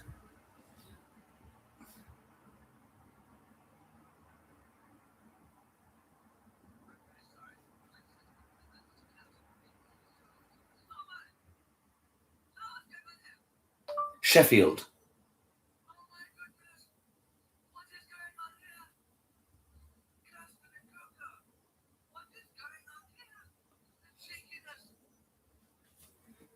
Yummy, yummy, yummy, I got belly in my tummy, hummity beep, hummity boom, meddy bitty beep. Yummy, yummy, yummy, I got love in my tummy, and I feel like loving you. Yummy, yummy, yummy, wearing my prison garb. Love in my tummy, and I feel like loving you. Follow me for more quality entertainment like that. Come on, don't be an asshole. He needed you, and you broke his heart. His heart.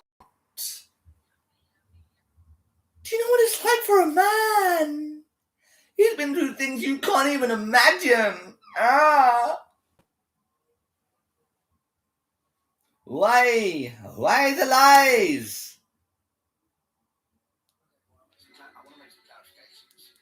TikTok can be a very sexist place, right? So it's very simple logic, it's basic logic. Ask, get it from the horse's mouth, they say, right? If you want to know about women, ask women, right? If you want to know about men, ask women. That's the truth. Do not ask a man anything about women or men, because they have no idea.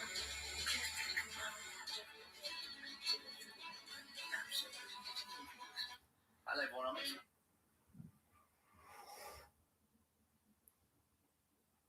And fuck you. I've got to do that. I've got to do another one.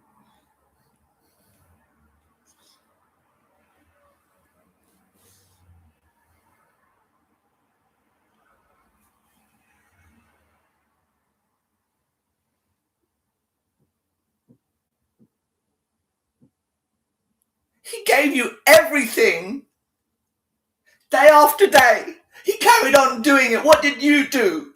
He came home. He wanted to tell you how he felt. How he fucking felt. What's wrong with you?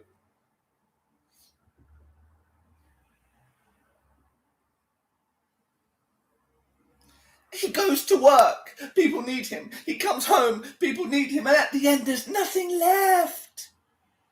Huh? How dare you? Fuck you for making him feel that way. Fuck you for making him feel accountable for his actions. Fuck you for holding him to his word. Yeah?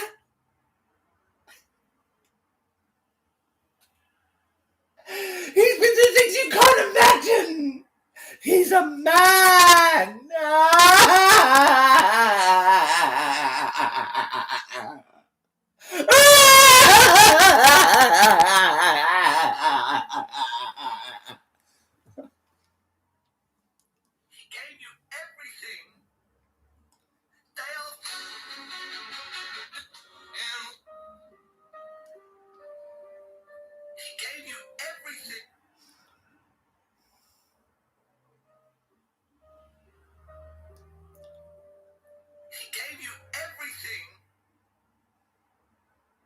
Where's the caps? Not caps, like captions yet. I need to get a better phone, man, when I can.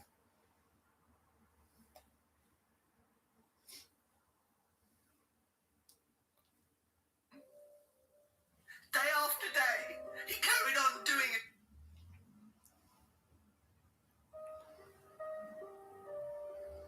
He gave you everything. Fuck you for that. Day after day, he carried on doing it. What did you do? He came home. He wanted to tell you how he felt. How he fucking felt. What's wrong with you? He goes to work. People need him. He comes home. People need him. And at the end, there's nothing left. Huh? How dare you? Fuck you for making him feel that way. Fuck you for making him feel accountable for his actions. Fuck you for holding him to his word. Yeah?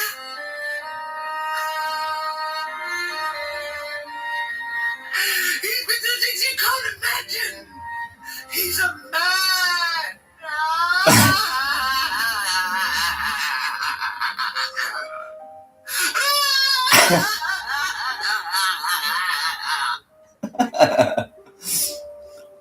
He gave you everything. Day after day, he carried on doing it. What did you do? He came home. He wanted to tell you how he felt. How he fucking felt. What's wrong with you? He goes to work. People need him. He comes home. People need him. And at the end, there's nothing left. Huh? How dare you? Fuck you for making him feel that way. Fuck you for making him feel accountable for his actions. Fuck you for holding him to his word. Yeah?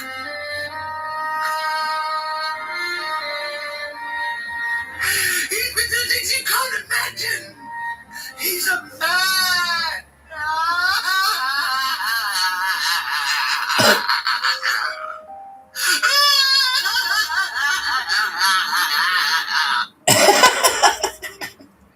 Yummy, yummy, yummy, I got love in my tummy and I feel like loving you. Yummy, yummy, yummy, where's my prison go? Love in my tummy and I feel like loving you. He's a man. Yummy, yummy, I got love in my tummy and I feel. Do you know what that even means? Yummy, yummy, yummy, where's my prison go? Love in my tummy and I feel like loving you. Follow me for more quality entertainment like that. Come on, don't be an asshole.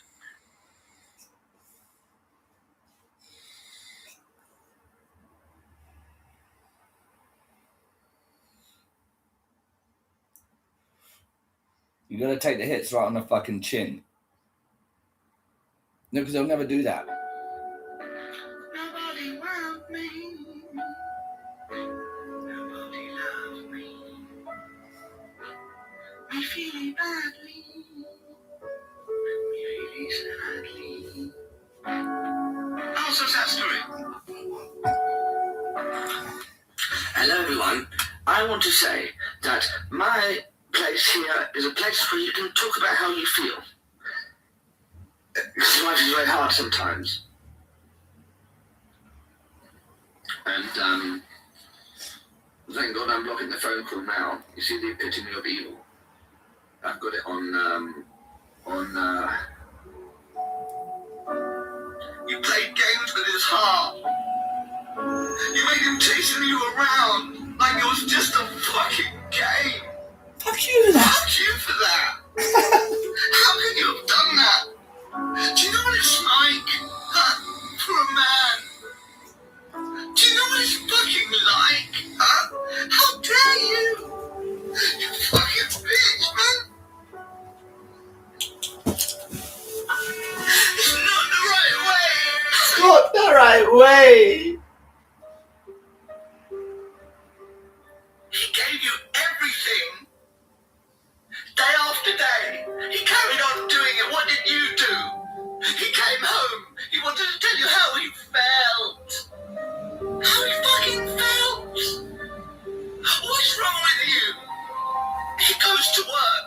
People need him. He comes home. People need him. And at the end, there's nothing left. Huh? How dare you? Fuck you for making him feel that way. Fuck you for making him feel accountable for his actions. Fuck you for holding him to his word.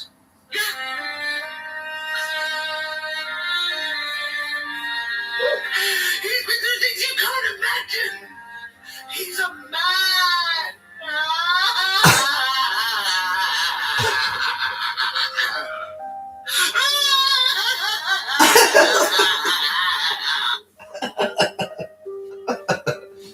He gave you everything. Day after day. He carried on doing it. What did you do? He came home. He wanted to tell you how he felt. How he fucking felt. What's wrong with you? He goes to work. People need him. He comes home. People need him. And at the end, there's nothing left. How dare you? Fuck you for making him feel that way. Fuck you for making him feel accountable for his actions. Fuck you for holding him to his word.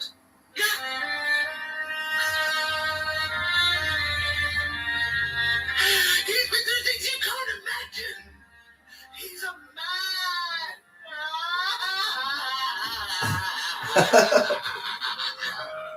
I don't know. You like it? I've posted it.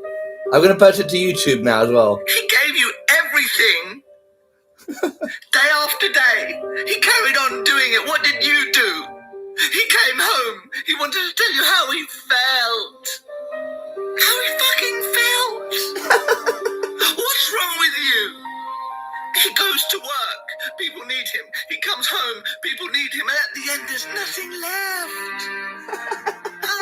How dare you? Fuck you for making him feel that way. Fuck you for making him feel accountable for his actions. Fuck you for holding him to his word.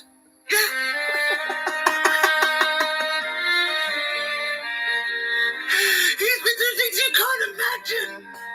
He's a man. Such an evening. I'm going to post it to YouTube now as well.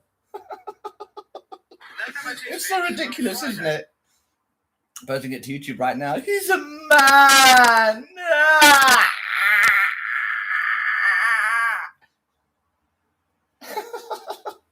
They're such bitches, aren't they? Posting it to YouTube now. He's a man. Ow, my asshole hurts. My asshole hurts. My asshole hurts. My asshole fucking hurts. You know what that feels like? Do you know what that even feels like? Huh?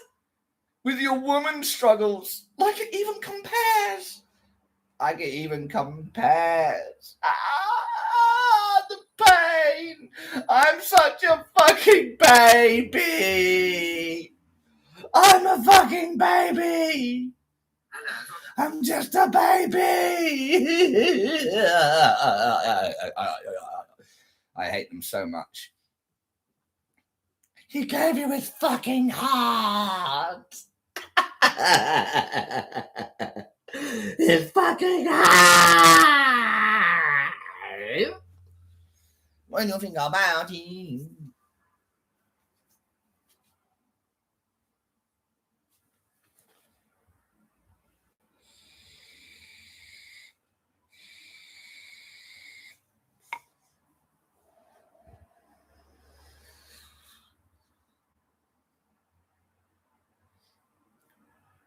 It should be uploaded to YouTube now, hopefully. Yes, that's right. Let's have a look. I'm uploading some more videos. Let's have a look. So it's nearly uploaded. Gave you his fucking heart. Right, well, it might take a second. Oh, is it up on YouTube? Bless you, Colin. Hope you're doing well, buddy. He gave you his fucking heart. In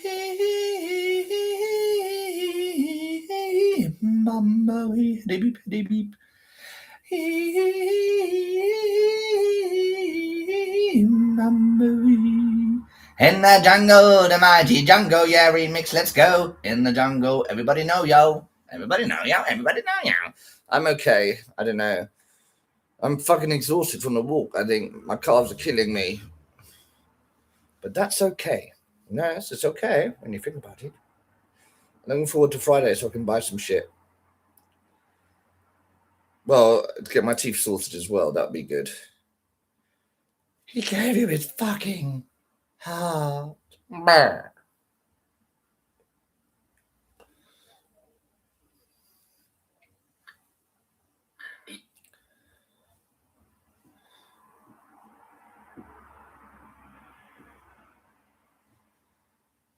Time to go ghost, bro.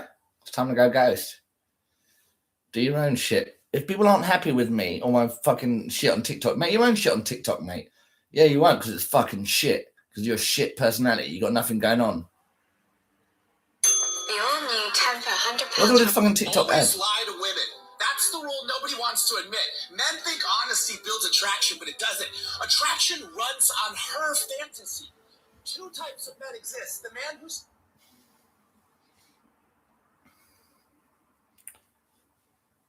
Always lie to women. That's the rule nobody wants to admit. Men think honesty builds attraction, but it doesn't. Attraction runs on her fantasy. Two types of men exist. The man who says, I trained 5 years for this physique, and the man who shrugs and says, honestly, it's just genetics. I was born this way. It's the same body, it's a different signal. One sounds like hard labor, the other sounds like rarity, and rarity always wins. Women are not evaluating your sweat on your brow. They're evaluating how replaceable you are. And the harder you admit that you worked, the less special you are in her mind. Always lie to women. That's the rule nobody wants to admit. Men think honesty builds attraction, but it doesn't. Attraction runs on her fantasy. Two types of men exist. The man who says, I trained 5 years for this physique, and the man who shrugs and says, honestly, it's just genetics. I was born this way. It's the same body, it's a different signal. One sounds like hard labor, the other sounds like rarity, and rarity always wins. Women are not evaluating your sweat from your brow. They're evaluating how replaceable you are. And the harder you admit that you worked, the less special you are in her mind. Always lie to women. That's the rule nobody wants to admit. Men think honesty builds attraction, but it doesn't. Attraction runs on her fantasy. Two types of men exist. The man who says, I trained 5 years for this physique, and the man who shrugs and says, honestly, it's just genetics. I was born this way. It's the same body, it's a different signal. It's you.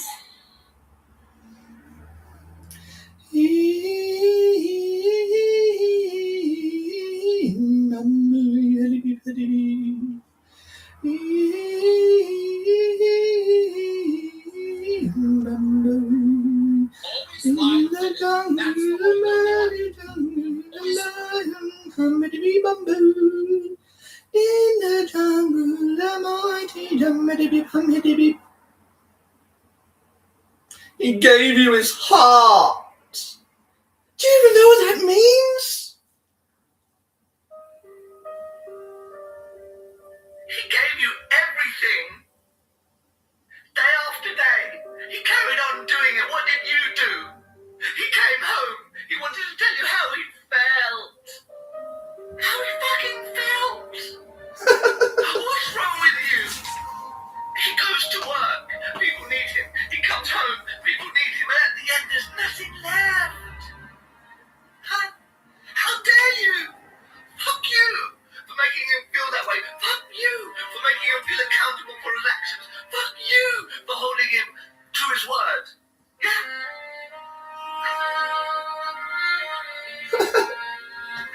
He's been doing things you can't imagine.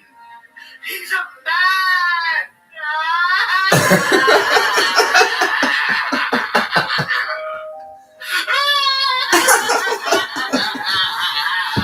He's a man. I had some pasta earlier. I've uploaded my latest video on YouTube as well. UK Asylum. Are you on TikTok, mate? I've uploaded some more videos to my YouTube as well. You might be interested. It's like, men fucking complaining about women and shit, like babies.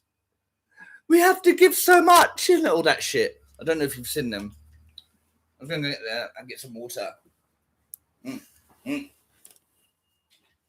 How dare you?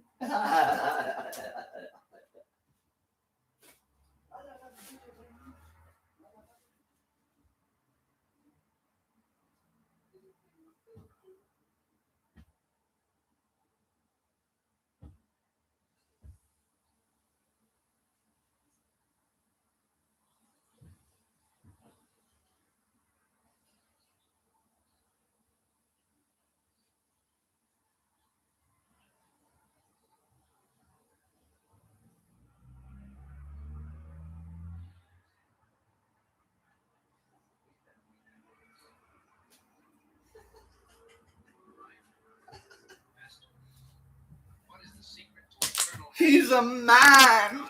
He's a fucking man. How dare you? Hello, Narcotic Productions. How you doing, buddy? You good? When you think about it.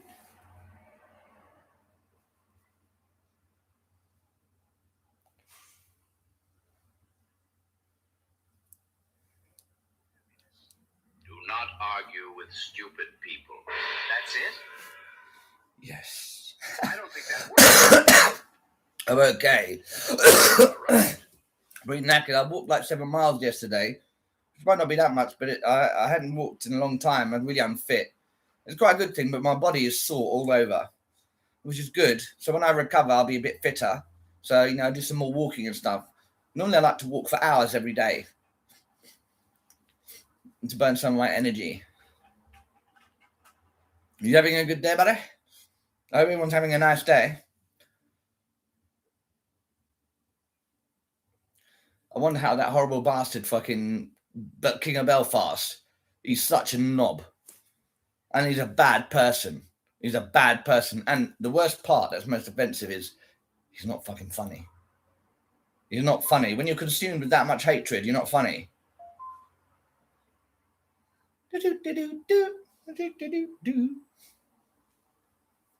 I'm very sorry, but I just had to make a video about this. Check it out. Oh my! Oh, what's going on here? Oh my goodness! What is going on here? Kirsten and Coco! What is going on here? The cheekiness! I think Coco is absolutely sweet. Bless you, Kirsten. Thank you for your kind words. Coco is very, very cheeky, very naughty. I like it so much. Peter Sheffield, massive. Your day is going good. Yeah, mine's okay. I'm going to make another coffee. There's so many things I want to do every day. People just think I'm just a lazy bastard. It's difficult in this struggling with actual mental health things. It's not a complaint, right? It's not a complaint. It's just real shit. I want to do some tidying and stuff. But I'm always in fucking fight or flight mode. I'm always a bit shaky and stuff. Social media helps. Well, yeah, it mostly helps. It's pretty good. It's amazing how many people just want to fucking hate you. They see like a 10-second clip of you crying or something, and that's it. They have to take you down because they can't handle their own shit. That's why I hate it. Like, I think I'm being a pussy or a coward. I ain't no pussy, I ain't no coward. 10 times harder than them. I don't mean like in a fight or whatever, but mentally. You have to be mentally tough to go through the shit. You got to be mentally tough to go through life and keep a smile on your face. It's a true story, buddy. It's a true story. What do you think about it?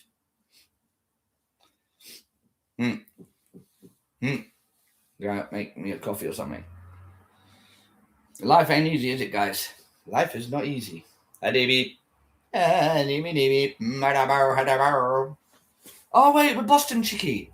Oh, no, yeah, she's going to come on later because it's a lot earlier there, isn't it?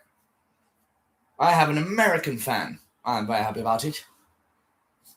People are bastards, man. But I understand it. Sometimes I'm flicking through videos and I'll see someone that's not angry or whatever, and I'll be like, this fucking dickhead. I'll be really angry at them, right? But I don't go on their comments and be like, you're fucking horrible or whatever. I just block them. That's it. I just block them. If you don't like me, just block me.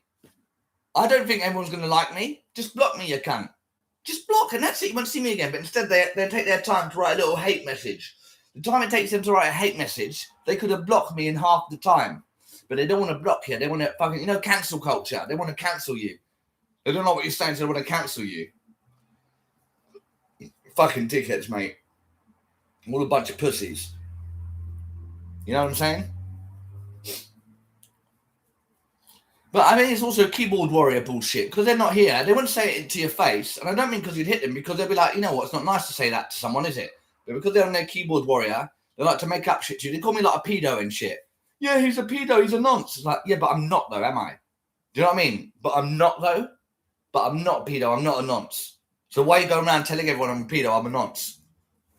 That's fucked up. You can't go around saying this guy's a fucking nonce if they ain't a nonce. If they're a nonce, scream it from the fucking rooftops. Fucking cunts. And when they say check his hard drive, mate. If you say check his hard drive, I wonder what's on your hard drive when you say that. Let's see your hard drive, mate. Fucking cunts. Anyway. That's life, though, isn't it? When you think about it. Yeah, that's when you think about it. Yeah, that's what they say. So let's check out our latest video here. He gave you everything. Gave you everything. Day after day. Yeah. He carried on doing it. What did you do?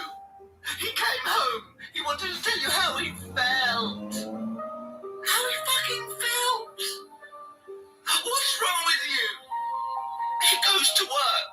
People need him. He comes home. People need him. And at the end, there's nothing left. How dare you? Fuck you for making him feel that way. Fuck you for making him feel accountable. You don't agree with what? Oh, what with their bad behaviour and shit? Yeah. Yeah, you shouldn't cancel people. If you don't agree with someone, that's fine. You're totally right not to agree with someone. You could even write in the comments, I don't agree with you. Or if you really hate them, just block them, you know? My day's going okay, buddy.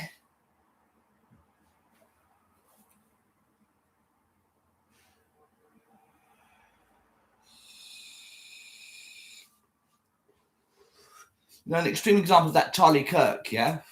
That Charlie Kirk who got killed. I hated him. I hated everything about him. I hated all the shit he said. I didn't agree with anything he said, right? But he didn't deserve to get killed. He didn't even deserve to get slapped. He's allowed to say what he wants. He's not saying hurt people, but he's allowed to say what he wants. Let him say what he wants. Let him make a fool of himself or not. Whatever. You have to let people say things. You can't be like, no, you can't say that. Do you know what I mean? Yes. That's what I say. That's what I say. People don't understand what freedom of speech actually means. They only want freedom of speech when it concerns them. They only want freedom of speech when it concerns them, not anyone else. He gave you his heart. He gave you his fucking heart.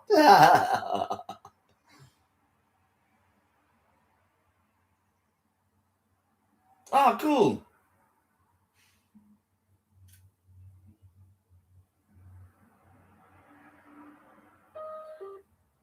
Did I upload that twice?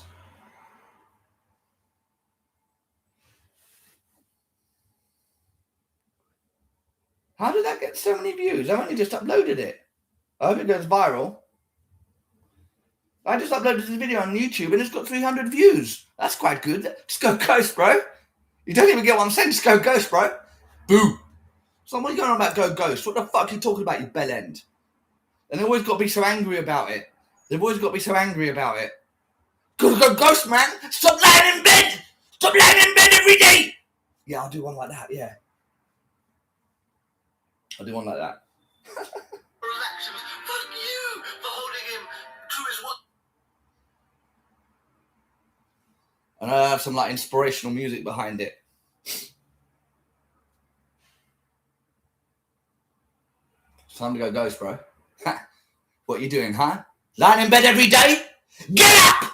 You got to get busy, man. Life ain't gonna help you. You got to help life. What have you been doing? Lying around eating pie. You've been eating pie, haven't you? You got to go ghost, bro, and lock the fucking. Man, it ain't happening like that no more, man. No one's gonna have mercy for you. No one's gonna have mercy for you. Do you think about that? You gotta get yourself together. Oh, shit, fuck. You have to pull yourself together. You're breaking down. You're breaking down. I can't take it. You have to go broke. You can't. You're emotionally weak. You're weak. Right, let's see how that looks. Like they're telling you not to be emotionally weak while they're acting in an emotionally weak way. Do you know what I mean? Like losing your shit ain't hard. Losing your shit ain't hard, is it? But because it's anger, it's okay, because anger isn't an emotion. Yeah, you're behind the scenes. That's right, buddy. You're seeing the magic take place. But I don't know how it's going to turn out. I'm going to put the black and white effect and put some music in and see how it is. Now, let's get... Time to go ghost, bro. What are you doing, huh? Lying in bed every day? Get up! You got to get busy, man. Life ain't going to help you. You got to help. Let's add some captions.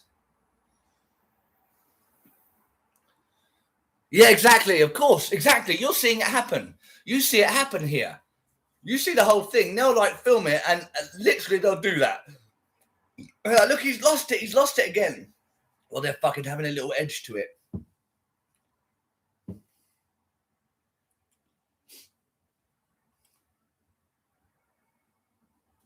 Time to go ghost, bro. What are you doing, huh? Lying in bed every day? Get up! You got to get busy, man. Life ain't going to help you. You got to help life. What have you been doing? Lying around eating pie. You've been eating pie, haven't you? You got to go ghost, bro, and lock the fucking. Man, it ain't happening like that, no. Aha, here we go. Lock the fuck in. Fucking, man, it ain't happening like that no more, man. No one's gonna have mercy for you. No one's gonna have mercy for you. Did you think about that? You gotta get yourself together. Fuck. You have to pull yourself together. You're breaking down. You're breaking down. I can't take it. You have to go broke. You can't.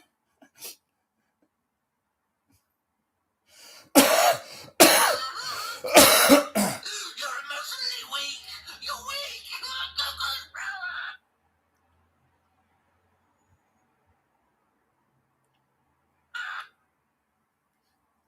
Now I need the inspirational music. Inspirational music. You cook Mediterranean sausage. Pasta with feta cheese, tomato sauce. Dude, if you don't make a cooking channel, dude, eventually, I'm going to have to block you, man. Because it's your destiny. It's your destiny to make cooking channels, dude. Your passion for food.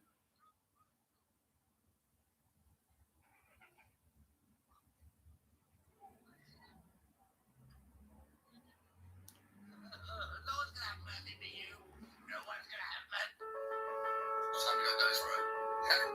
What are you doing, huh? Lying in bed every day? Get up! You got to get busy, man. Time to go ghost, bro. What are you doing, huh? Lying in bed every day? Get up! You got to get busy, man. Get up! You got to get busy, man! Volume down. Time to go dose, bro. Time to go dose, bro. What are you doing, huh? Lying in bed every day? Get up! You got to get busy, man. Life ain't gonna help you. You got to help life. What have you been doing? Lying around eating pie. You've been eating pie, haven't you? Go, bro, and look. Fuck it, man. It ain't happening like that no more, man. Lord's gonna have mercy for you. Look. Fuck it, man. It ain't. Where are the captions gone? Captions. Around eating pie. You've been eating pie, haven't you? Got to go, bro, and look. Fuck it, man. It ain't happening like that.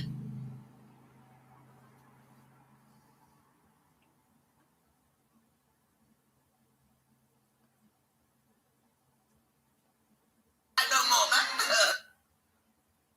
You got to go, bro, and look. Fuck it, man. It ain't happening like that no more, man. No one's gonna have mercy for you. No one's gonna have mercy for you. Did you think about that? You gotta get yourself together. You have to pull yourself together. You're breaking down. You're breaking down. I can't take it. You have to go, Bruce. You're emotionally weak.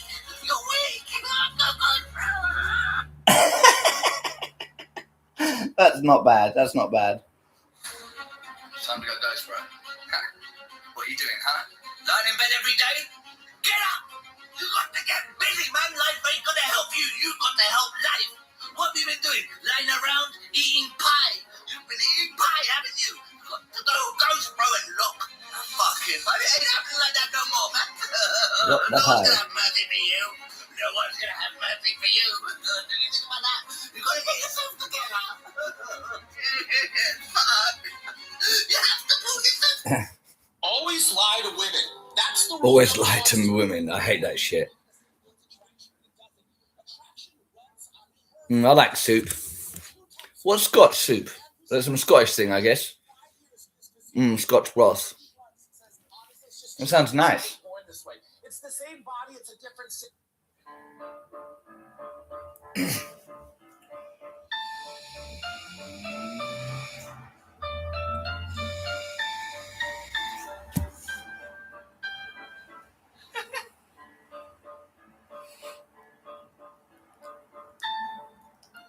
Oh my goodness, that looks so tasty.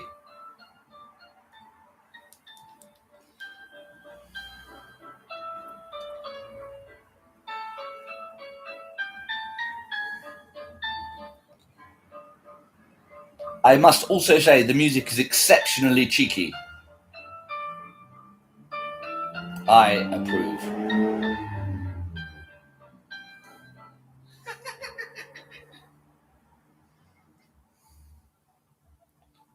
You gotta go, guys, man. It's not even like that no more. What are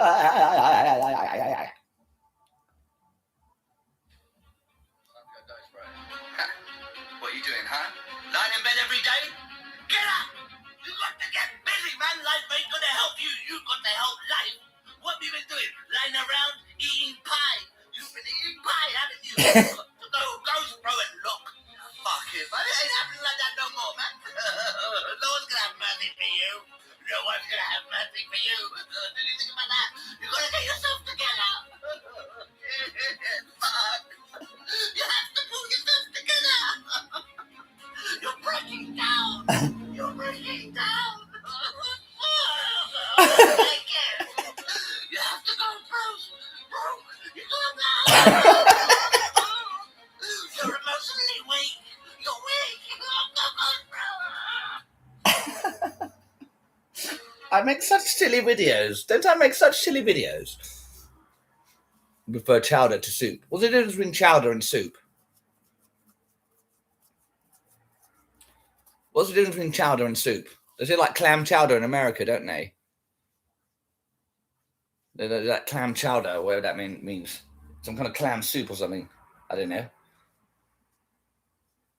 Is this on TikTok? It's on YouTube too. I'm uploading it to TikTok, YouTube. Nearly everything I upload to TikTok, I also upload it to YouTube as well because I'm trying to grow my YouTube. Do you like my videos? Yeah. Do you honestly find them funny? Because I can't tell how funny people find them. I'm just doing stuff that I find funny, right? That's why I watch them again and laugh to my own shit.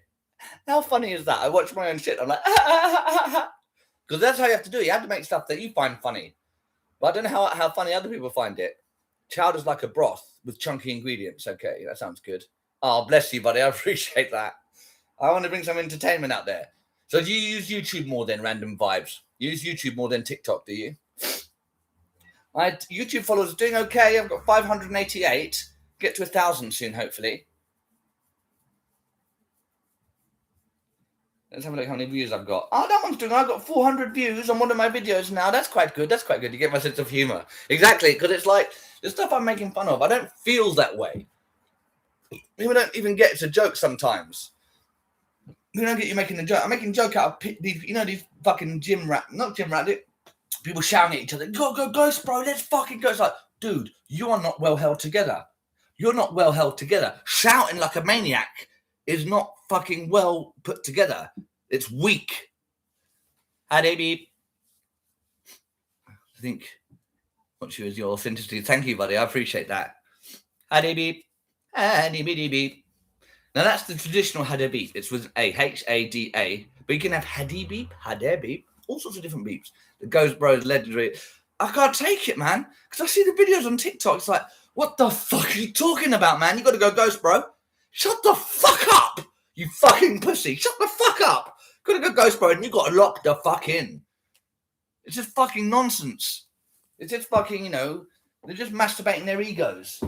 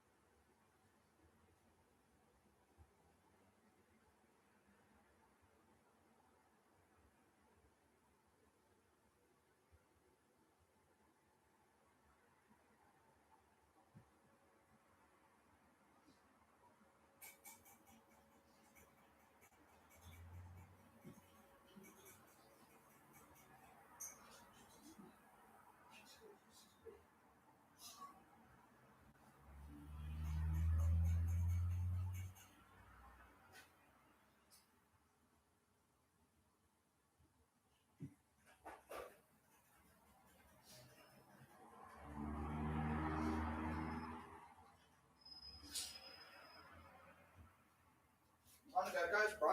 No, don't think about it. Just go Ghost. No, don't think about it. Just go Ghost. Don't be thinking about it. Go Ghost. You have to go Ghost, dude. What the fuck, man? Oh, so you're not going to go Ghost? All right, then.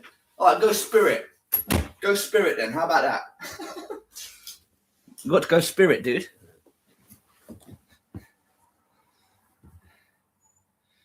You ain't Ghost too hard. And that's the other thing. How do you go Ghost? What, you got to kill yourself? What, you mean do I have to die? How do I go Ghost unless I die? And what am I going to do when I go Ghost? Haunt a library? You got to go Ghost, bro. And then fucking haunt a library, dude. It's all done. Then it's done, mate. You're fucking home free from there.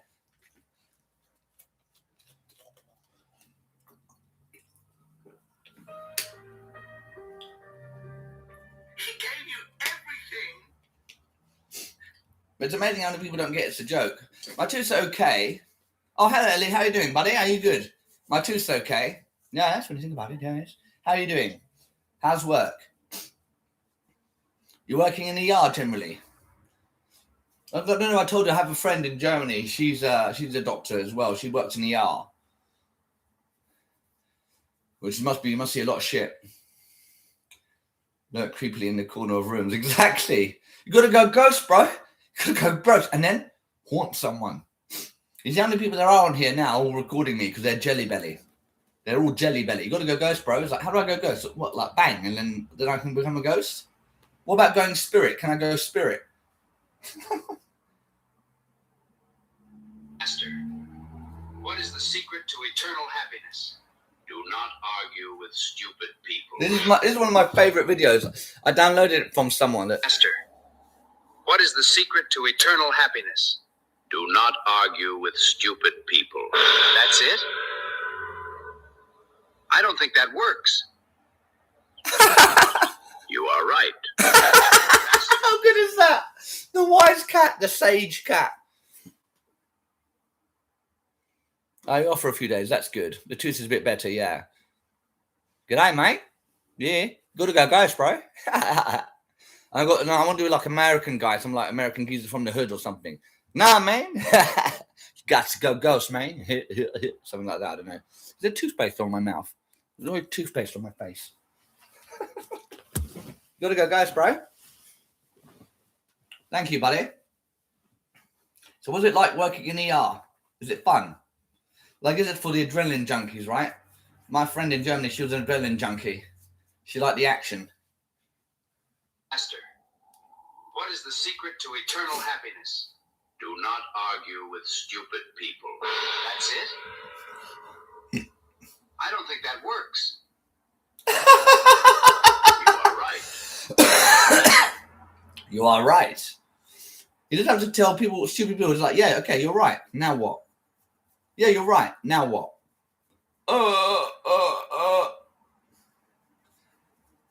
Thank you, buddy. I'm going to the dentist on Friday, and they're going to give me a filling or something. I need to call the people tomorrow or the day after. Do not argue with stupid people. It's a good rule. It's a good rule.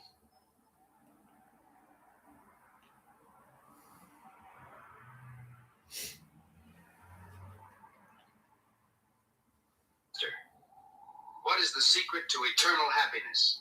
Do not argue with stupid people. That's it? I don't think that works. You are right. Master, what is the secret to eternal happiness? Do not argue with stupid people. That's it? I don't think that works. You are right. I love this little costume. Master, what is the secret to eternal happiness? Do not. I love his little cat martial arts costume. Stressful at times, but shifts go quickly. They must go fucking quick, yeah.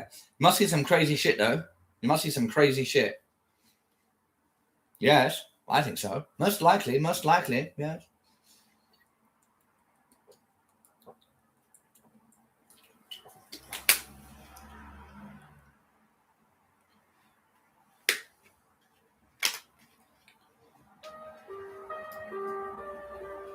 He gave you everything.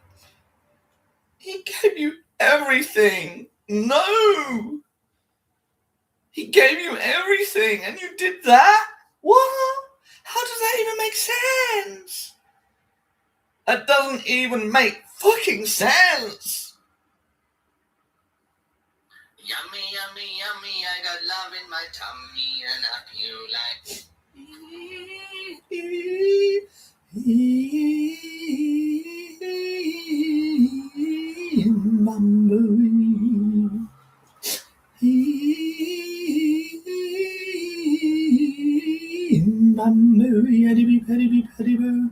In the jungle, the mighty jungle, the lion sleeps in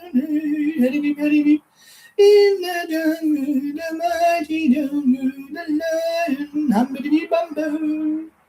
My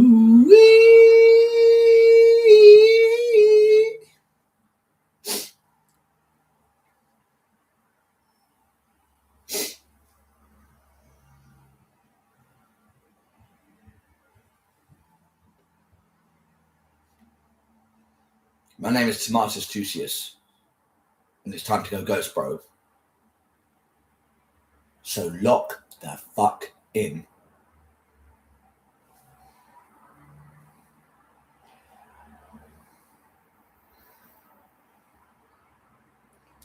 My name is Tomatus Tucius, and it's time to go ghost, bro.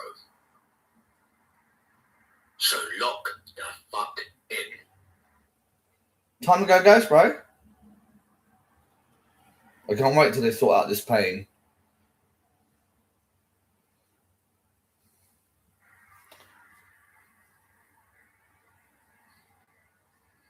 My name is Tomatus Tucius. Wumba wumba wee. It's time to go ghost, bro. So lock the fuck in. You gotta lock in, bro. It's time to go ghost. Yeah, no, yeah, no, yeah, no, yeah, no. No, yeah, no, yeah, no, yeah, no, yeah. No, yeah, yeah, no, yeah, no, yeah, no, yeah, no, no, yeah, no, yeah, no, yeah, yeah, no. Yes, that's right.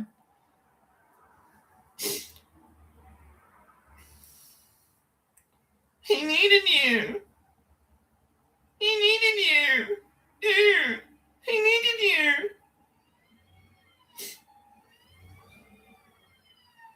You never knew me. You never loved me.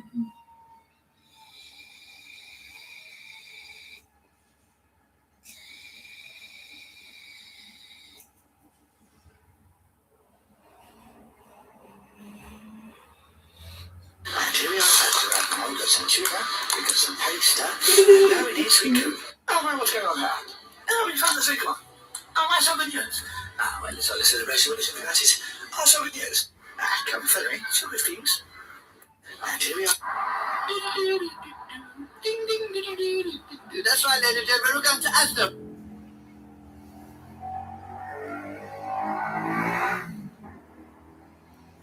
We need that protein.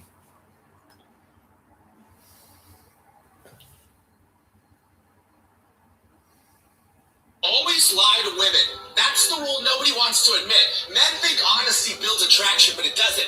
Attraction. Now, honesty doesn't build attraction if you're a fucking loser. So stop being a loser.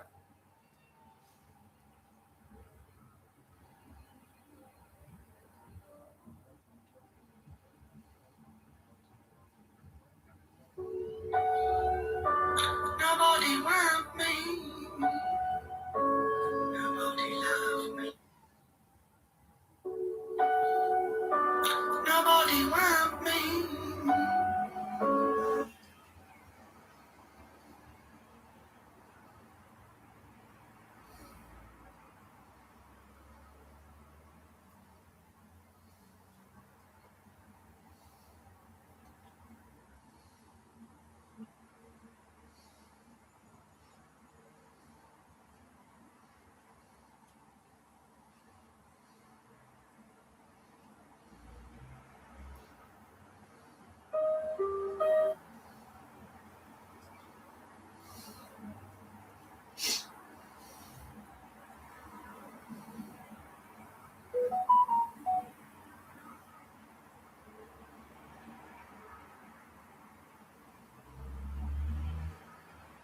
Hello, I just want to make a quick video. Hello,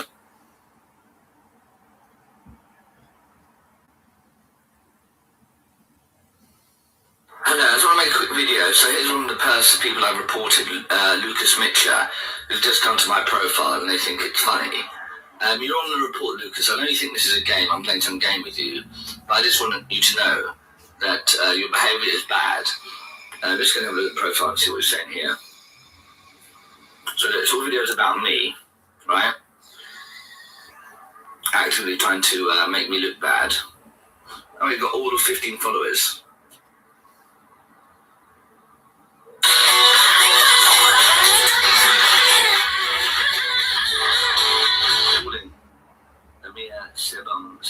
Simon.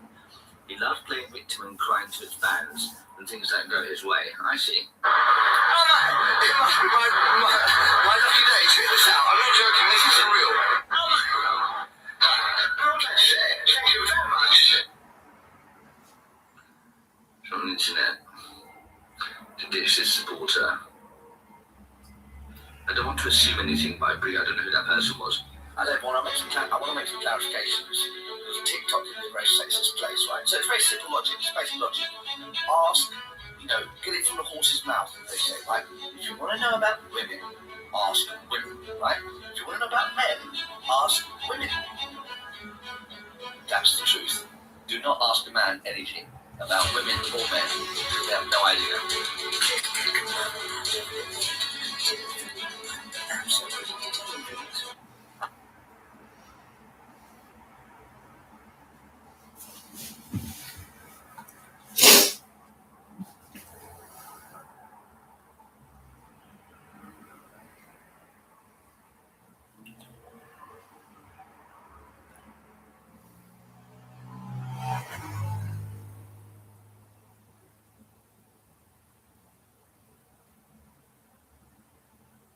Yummy, yummy.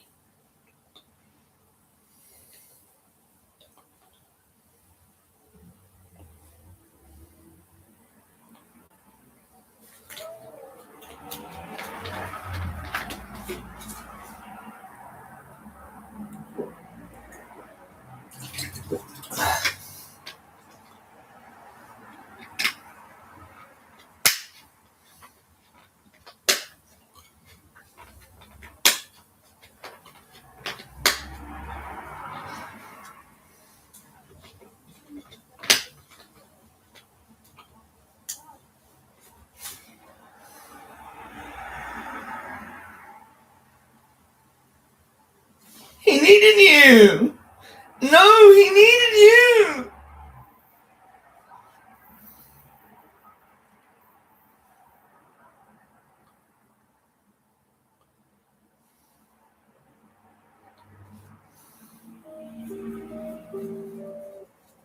Hello everyone. I want to make some clarifications. Because TikTok is a very sexist place.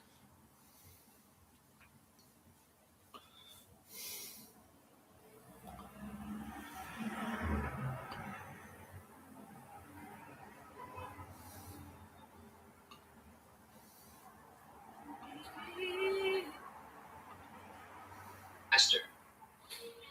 It's time to go dice, bro.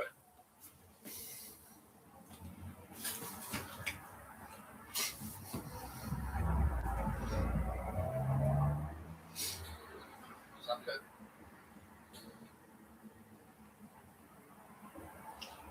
It's time to go dice, bro. What are you doing, huh? Lying in bed here? Hey!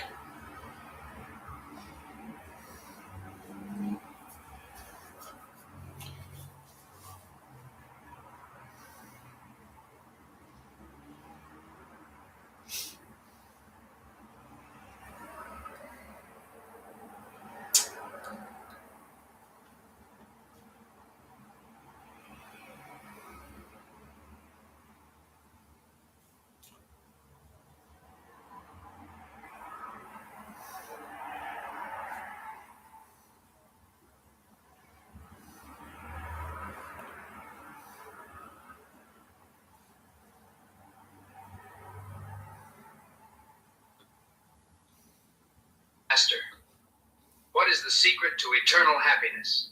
Do not argue with stupid people. That's it? I don't think that works. You are right.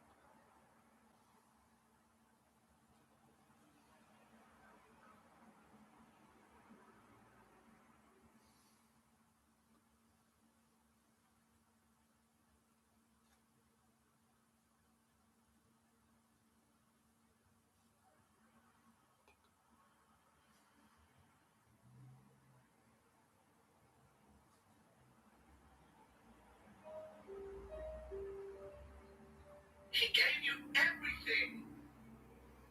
Day after day, he carried on doing it. What did you do? He came home. He wanted to tell you how he felt. How he fucking felt. What's wrong with you? He goes to work. People need him. He comes home. People need him. And at the end, there's nothing left. Huh? How dare you? Fuck you for making him feel that way. Fuck you for making him feel accountable for his actions. Fuck you for holding him to his word. Yeah?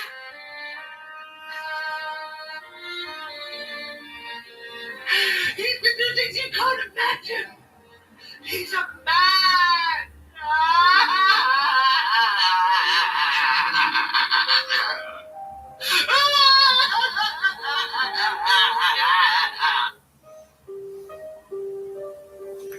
He gave you everything. Yeah, everything. What did you do? Huh? No, but what did you actually do?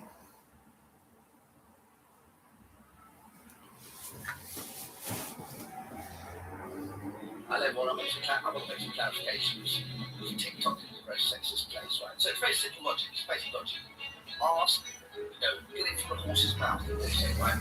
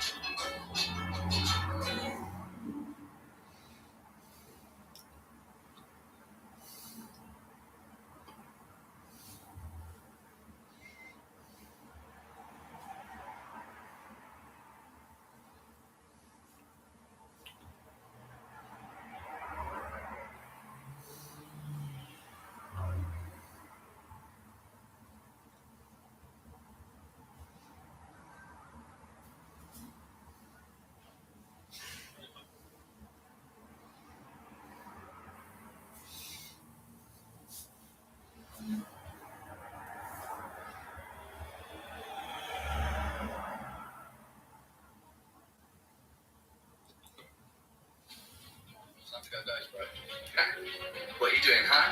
Lying in bed every day? Get up! You got to get busy, man. Life ain't gonna help you. You got to help life. What have you been doing? Lying around eating pie. You've been eating pie, haven't you? Got to go ghost bro and look. Fuck it, man. It ain't happening like that no more, man. No one's gonna have mercy for you. No one's gonna have mercy for you. Do you think about that? You gotta get yourself together. Fuck. You have to pull yourself together. You're breaking down. You're breaking down. I'm not naked. You have to go, Bruce. Bruce, you go down. You're emotionally weak. You're weak. You have to go, bro. Time to go, guys, bro. Time to go, guys, bro.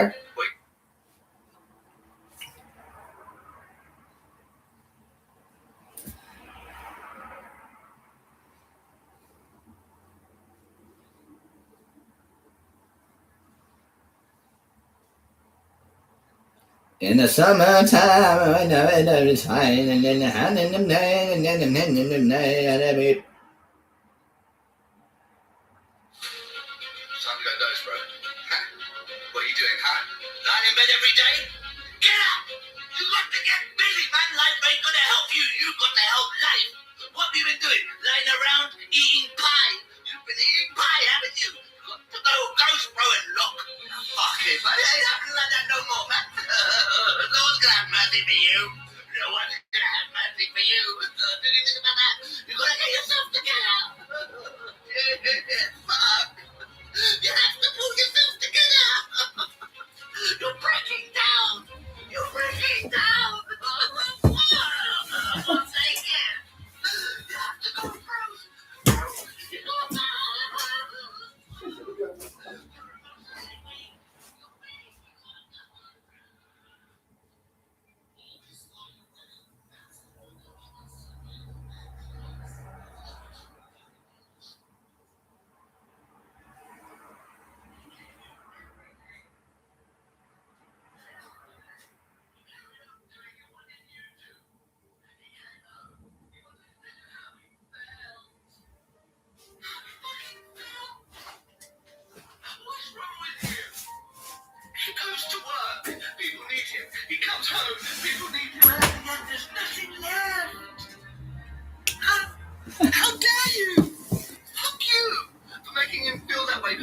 you for making him feel accountable for his actions. Fuck you for holding him to his word.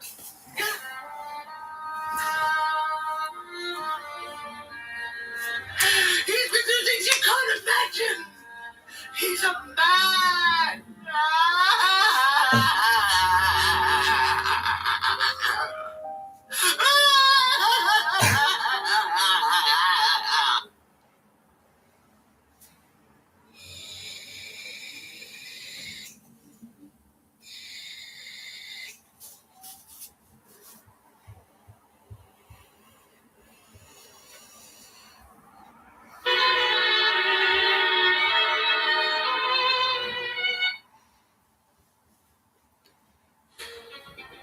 Sounds like a guess, right?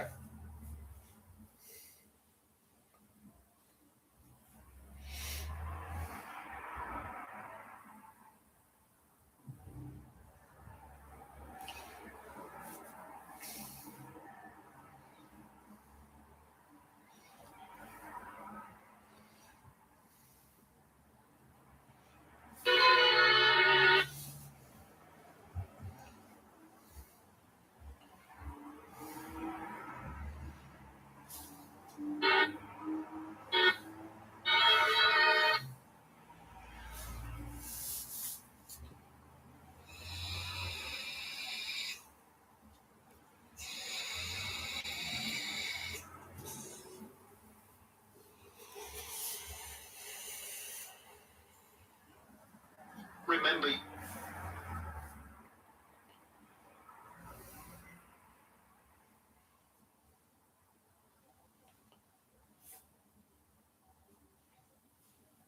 Master, what is the secret to eternal happiness? Do not argue with stupid people. That's it? I don't think that works. You are right. Master.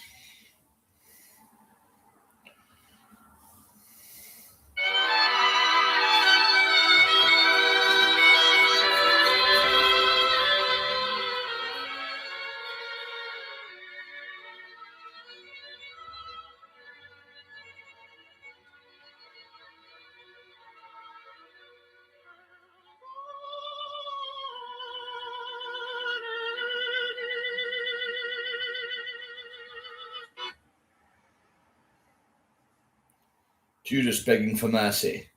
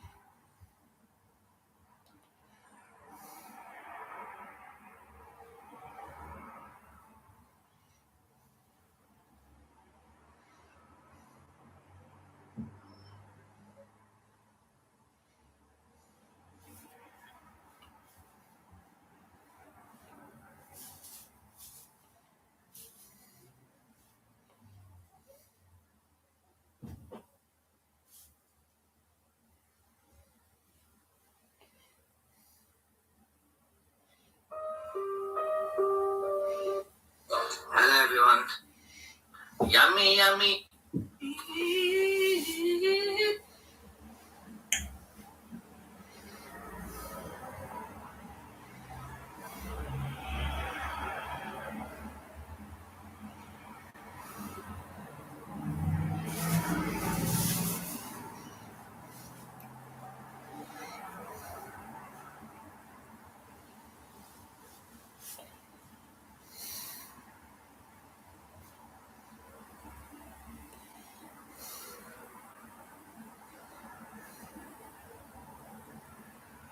It was a gym called Golden Gloves, and they used to shut the place down for Mike. So he'd come in and train. There would be 50 brand new cars that would pull in the park. Dude, it was craziness. The aura that surrounded Tyson at that time and just all the crazy shit that went on. Everlast made a special bag for him. So they'd come in and take down the bags, and they'd put up these special bags that were massive. You couldn't put your arms around. When he would hit a regular bag, the fucking thing would snap in half this way and come back this way. The fucking power that this guy had when he punched, you had to be there to see it in person to really believe it. It was a gym call. I was just checking to see if I went viral.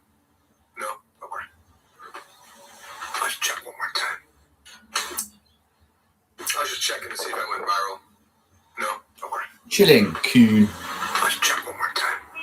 Can we make this the first video ever to have 0 likes but 1 million views? Because I think I know how to do it. Just watch the video like 2 or 3 times and comment on it a bunch, but do not press the like button. I want to see how far we can take this. Can we make... Just look at this place. In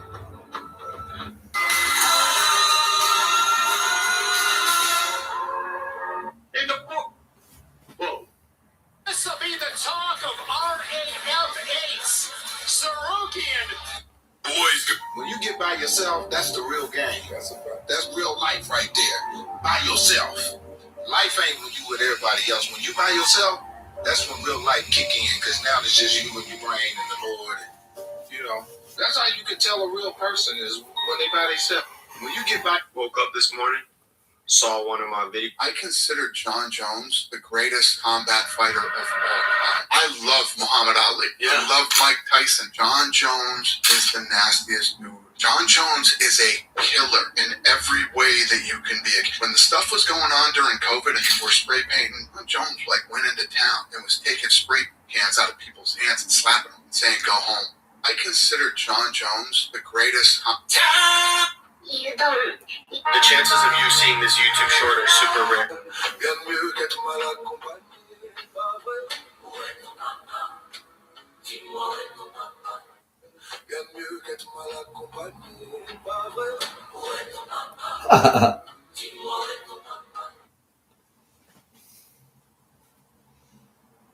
Welcome to the farm. I'll give you one word of advice. Stay away from the cucumbers, boy. They're no good. Was John Jr.'s movie about Gotti. Everything in that movie was producers that I knew told me to go see it. I didn't want to go see it. They said, Sam, you're going to be asked a lot of questions about it. Go see it. So I went and see it. Right behind me, a couple of seats away, there was a guy with his girlfriend or wife, whoever she was. And I heard her complaining and saying, there's guys running around, they don't say their names. Who are they? I wanted to turn around and say, sweetheart, my name is Sammy the Bull. I don't know who they are. Why should you? Was John Jr.'s movie about Gotti. Everything in that movie was producers that I knew told me to go see it. I didn't want to go see it. They said, Sam, you're going to be asked a lot of questions about it. Go see it. So I went and see it. Right behind me, a couple of seats away, there was a guy with his girlfriend or wife, whoever she was. And I heard her complaining, saying, there's guys running around, they don't say their names. Who are they? I wanted to turn around and say, sweetheart, my name is Sammy the Bull. I don't know who they are. Why should you? Was John Jr.'s movie about God. Road!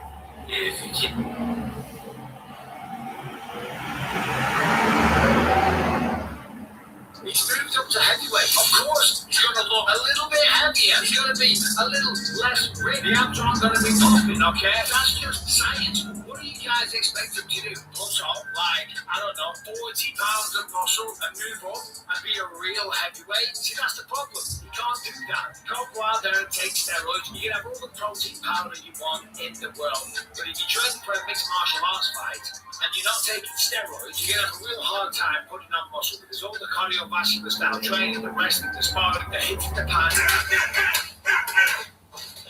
the running that you need to do for your conditioning, that all leads a way of putting muscle on. The only weight that you're going to gain will be water weight or fat, and that's okay. Listen.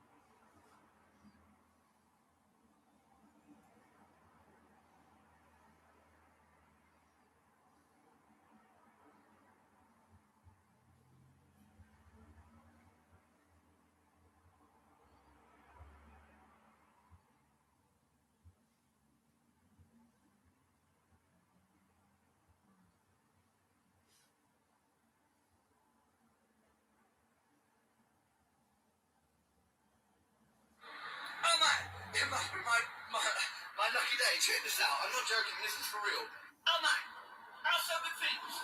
I like it. I like it. Oh my god. That's what you call winning, baby. That's 20K. I'm nervous. Oh my. I want to make another little video for those of you. When people see people angry, it triggers their mirror neurons. And they even... I'd like to talk a little bit more about Judas, right? Now, obviously I don't believe in the Bible, but they've got some interesting stories. Right? So Judas knew he was betraying Jesus. He knew what he was doing was wrong, but he thought he would get away with it. He thought he would get away with it. And when the time came, he was thinking, I'd like to talk a little bit more about Judas, right? Now, I would like to talk about accountability. Hello, my friends. I would like to talk, about accountability.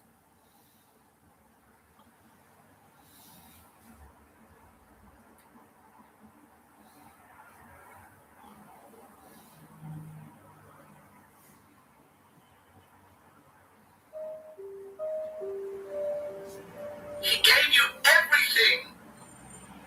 Day after day. He carried on doing it. What did you do? He came home. He wanted to tell you how he felt. How he fucking felt. What's wrong with you? He goes to work. People need him. He comes home. People need him. And at the end, there's nothing left. How dare you? Fuck you for making him feel that way. Fuck you for making him feel accountable for his actions. Fuck you for holding him to his word.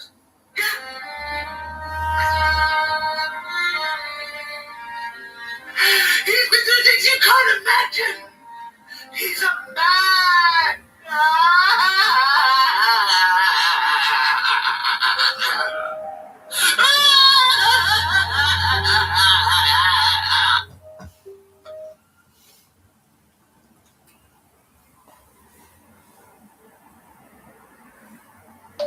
Hopefully tomorrow, buddy.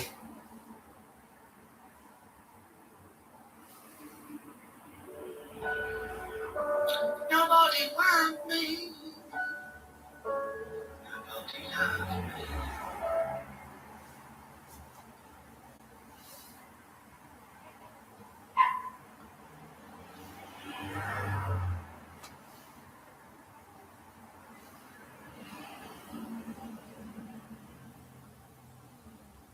I just want to say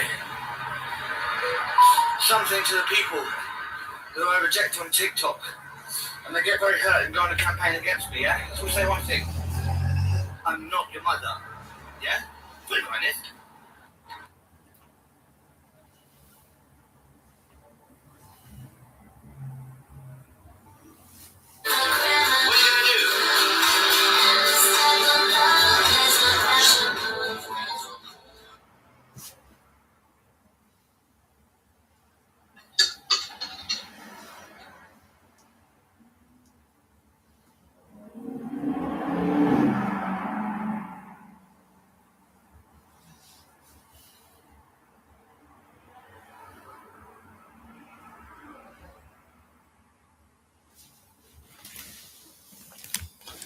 Hello, buddy. I'm good, buddy.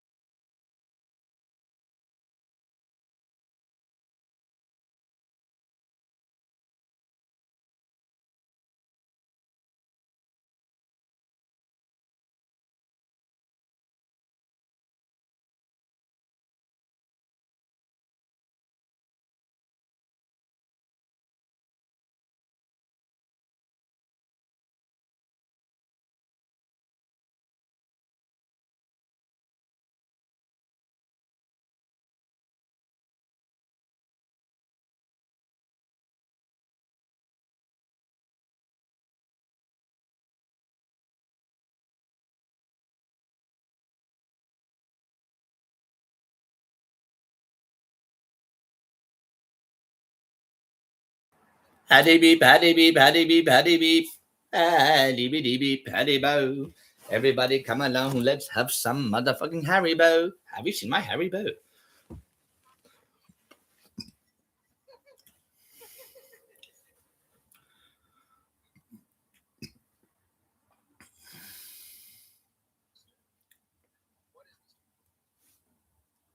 Thunder, hummity beep. Thunder, hummity beep, hummity beep. Hummity beep, paddy beep, paddy beep, beep. Dar, dar, dar. Hummity beep, bow. Hummity beep, bow, num bow, num bum bum bow, biddy bow, biddo, biddo.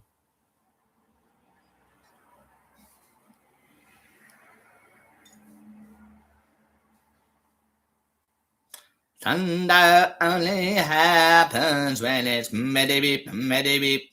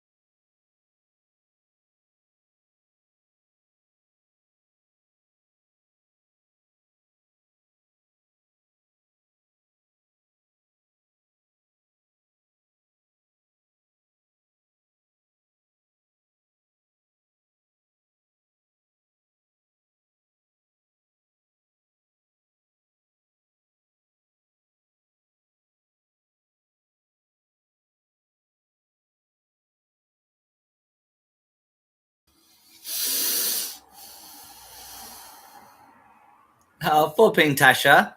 Full ping. She's being haunted by a window ghost. Yes, true story.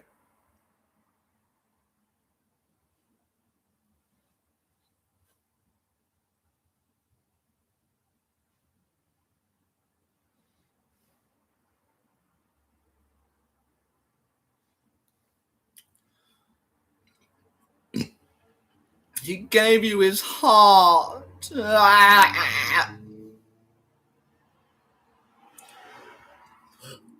Let's have a look. There we go.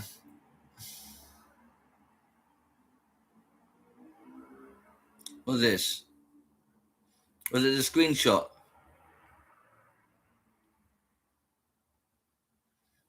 What was it? Were you asking? Yeah, I liked your comments. Yeah. What do you mean? I'm not sure what you mean, my friend. Does yours look similar? What do you mean? Oh, you mean I'm your number one fan? Sure, buddy. Yeah, it's very nice.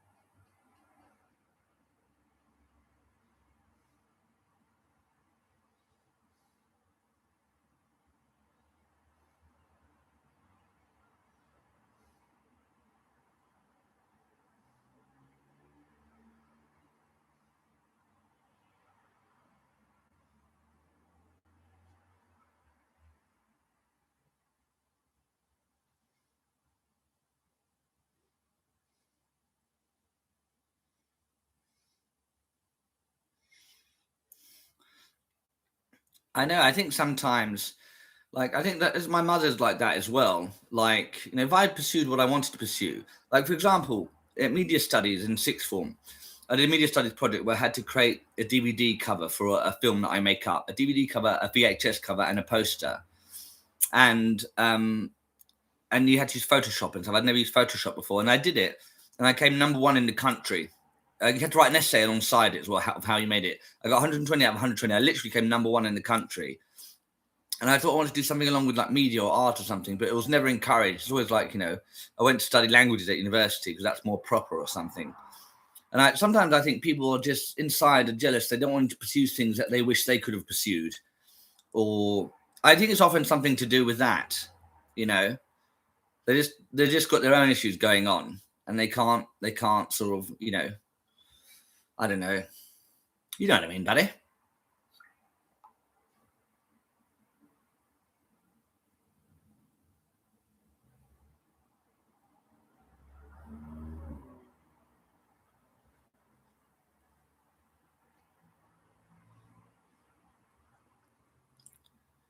Yeah, my legs are hurting, and I think tomorrow they're probably going to be more sore with, you know, delayed onset of muscle soreness. But I think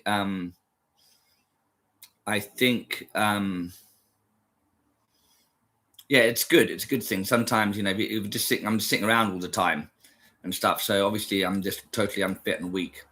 I love walking. I like walking for hours. It's a good thing.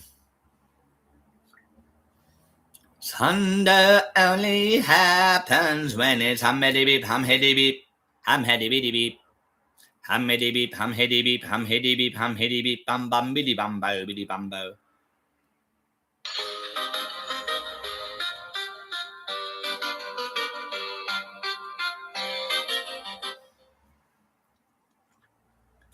I love your videos, buddy. Keep them coming. I think you're naturally talented. That Jay plays is a kid, and he keeps on uploading videos, and I want to give him comments of encouragement. I think he's very sweet, and I think he's probably not getting enough attention at home from his parents. So I want to give him nice comments, nice words to make him feel better, about himself. Encouragement is good. When you think about it.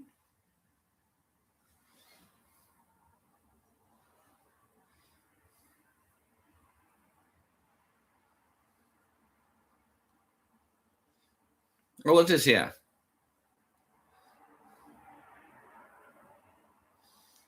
What is this about?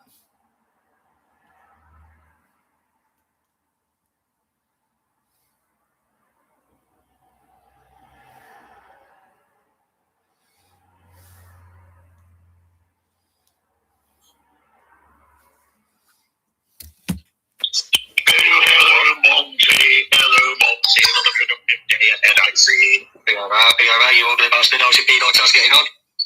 Why are you talking about paedophilia again, Monty? I'm talking about, and you did nothing to stop it. Hang on. Morning. Just a quick one, Monty. Nothing. What the fuck?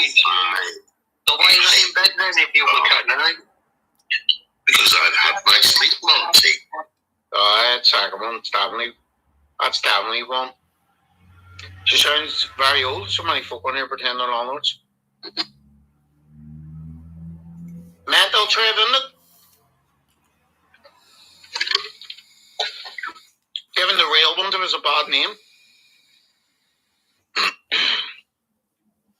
Crazy thing is, PJ thinks that's a win.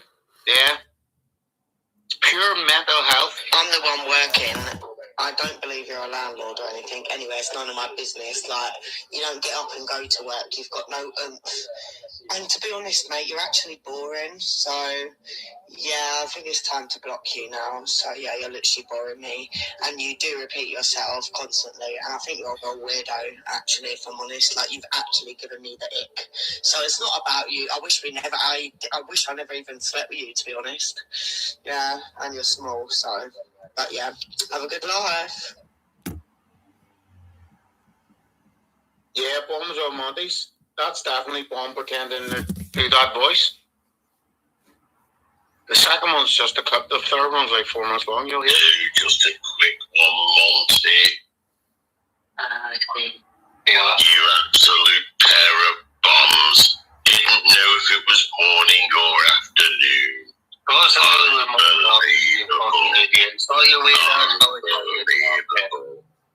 nothing more to say to you.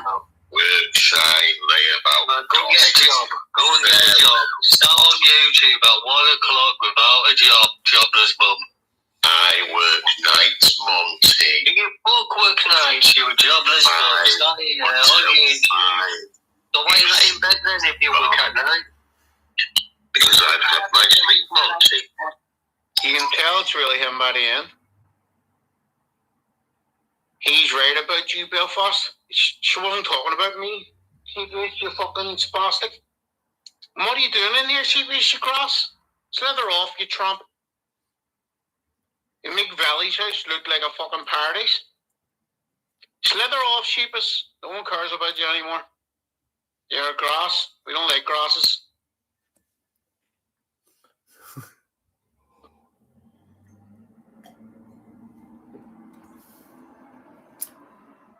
Is the King of Belfast.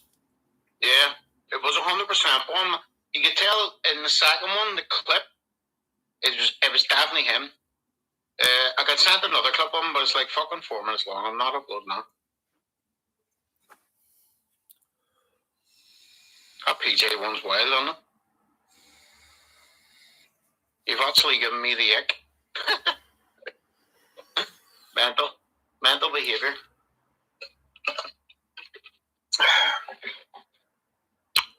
Go away, Sheepish, you mug. Of course he didn't leave. Sure, he's never sure what's he going to do. It's not even that the odds are sick. Sunkist, you know what it is? Over here, if you do the bet in the terminal, they give you a bonus on top of whatever your bet pays. So the bet only pays.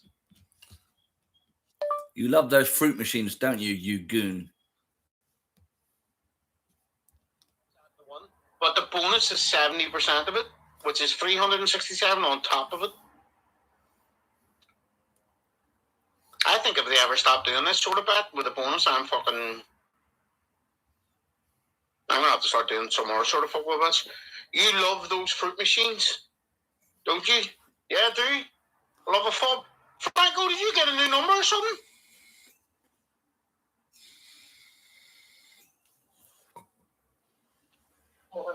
Alright, close that door. Close the front door, Zombie.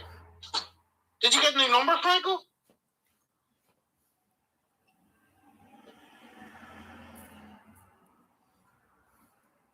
What's a max bet on it? I don't think there is a max bet, Suncrest. But the max, you just took your pick there, fuck's sake. Here, know what to do, text me. I think I fucking deleted your number by mistake, for fuck's sake. Pure goonage.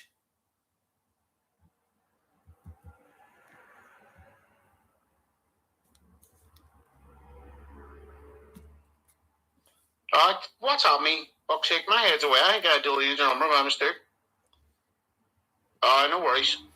The max bonus you can get, Sunkist, is 1,000. That's the max. Pure goonage. You can get.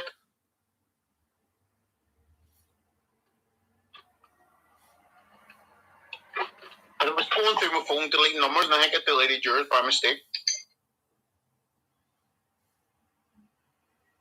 Fucking dead. My head's away. Fuck's sake.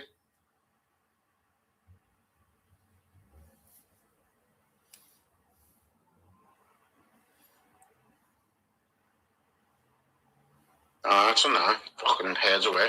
I got it, Franco. Fuck's sake. I deleted yours by mistake. Is there?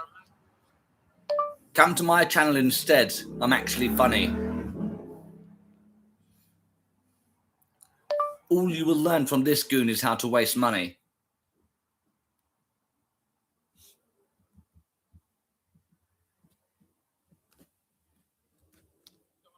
It was like 15, and I was waiting on when the second last come in. I just needed another goal in the West Brom game. I'm going to click into it. There was like 2 minutes left, and it was 1-0. It wasn't going anywhere. I think it was 1 each.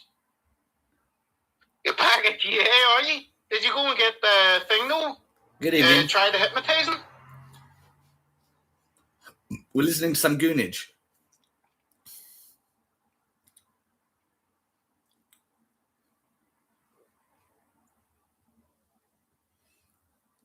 Oh, he's having a chat about me now with his mates. Cut off. I know you're talking about me, you goon. There's no max win on the cooking now, but the max bonus you'll get 1,000.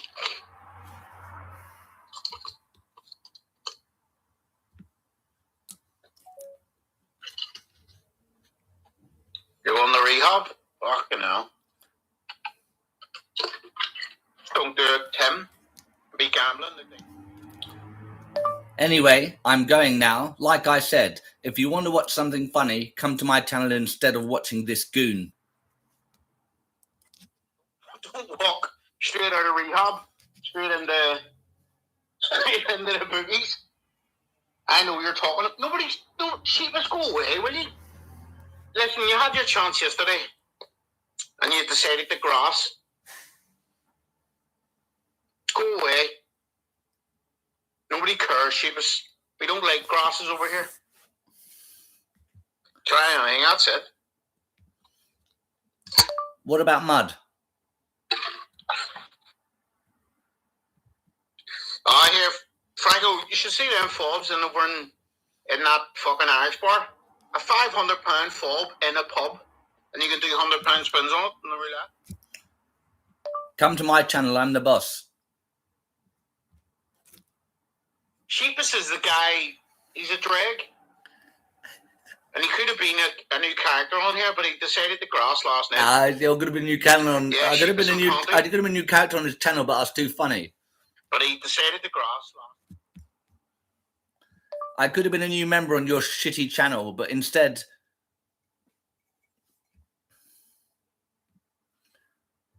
you removed me because I was too funny. But he lives in a shithole towards some valleys. Hold on, I stick this link in. Actually, no, I'm not even putting it in. Fuck it. What about mud? I don't know what that means. Fobs, bringing many a person down. My new gambling's Pokemon cards. I'm getting in a Pokemon card game where there's still money to be made. Well, we thought that, Farmer Judge, but he's turned out to be a grass. Oh, he's Nobody likes upset. grass. He's upset that I fucking reported him for doxing me. Some bird called Charlotte just give Rex Mace 70 quid. Fucking hell. Rex Mace is a bacon. I could have been a new member on your shitty channel, but instead you removed me. Cheapest, I was good at gambling, so I kicked you off the panel to focus on gambling. Fuck me, 12k is months of madness, so it is.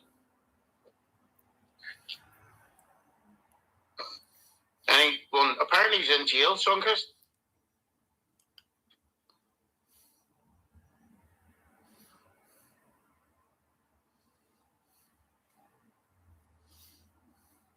He's in jail for something under the bacon there, bro. Some bird called Charlotte just gave Rex Mace 70 quid. That's mental. A guy who went to jail for beating women. Fucking madness.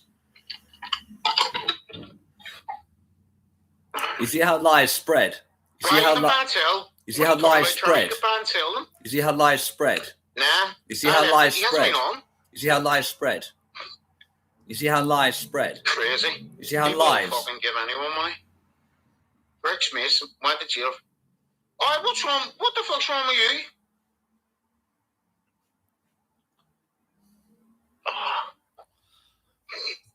you? Ban me? Why?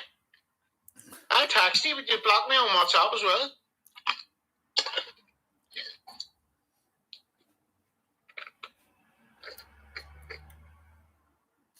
Yeah, it's chasing money back, does your loafing. It only talks about gambling and fruit machines. Instead of using fruit machines to gamble, you should just try eating some fruit, buddy. I don't know what's wrong with her.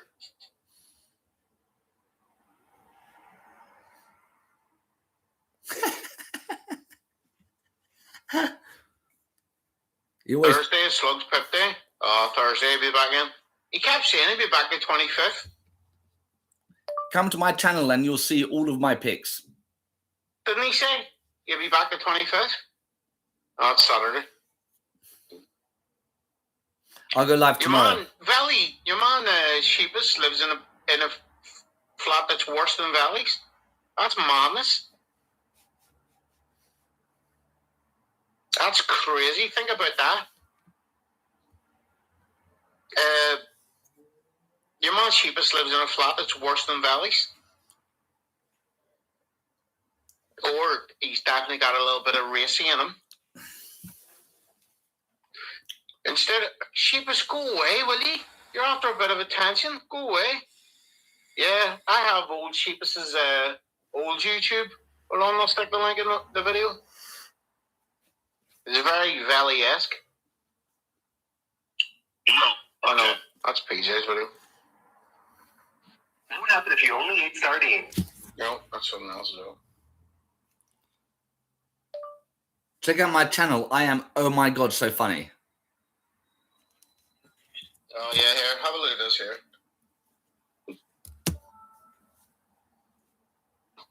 What the fuck am I on?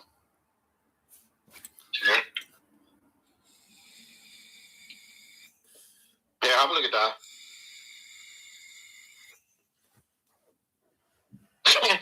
I was playing it this Thursday before I went away on holiday. Maybe I'll bring back the Thursday night gamble. Yeah, have a look at that. I'm telling you, he's got racy in him. 2,200. Fucking Christ, I know. That's not even the worst part. His house is full of rats and mice and cockroaches, apparently. Now be gone, Sheepus. You Trump. Go away. Have a look at that. Trevor. It's up there.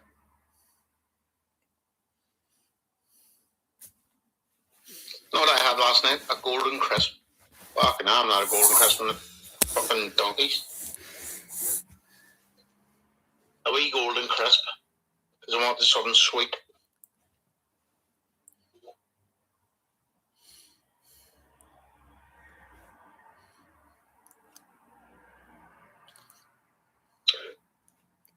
We can all play barrels in a week or two. I'm going to restart the live stream because it's gone to 10 hours. Yeah, it's shithole, isn't it?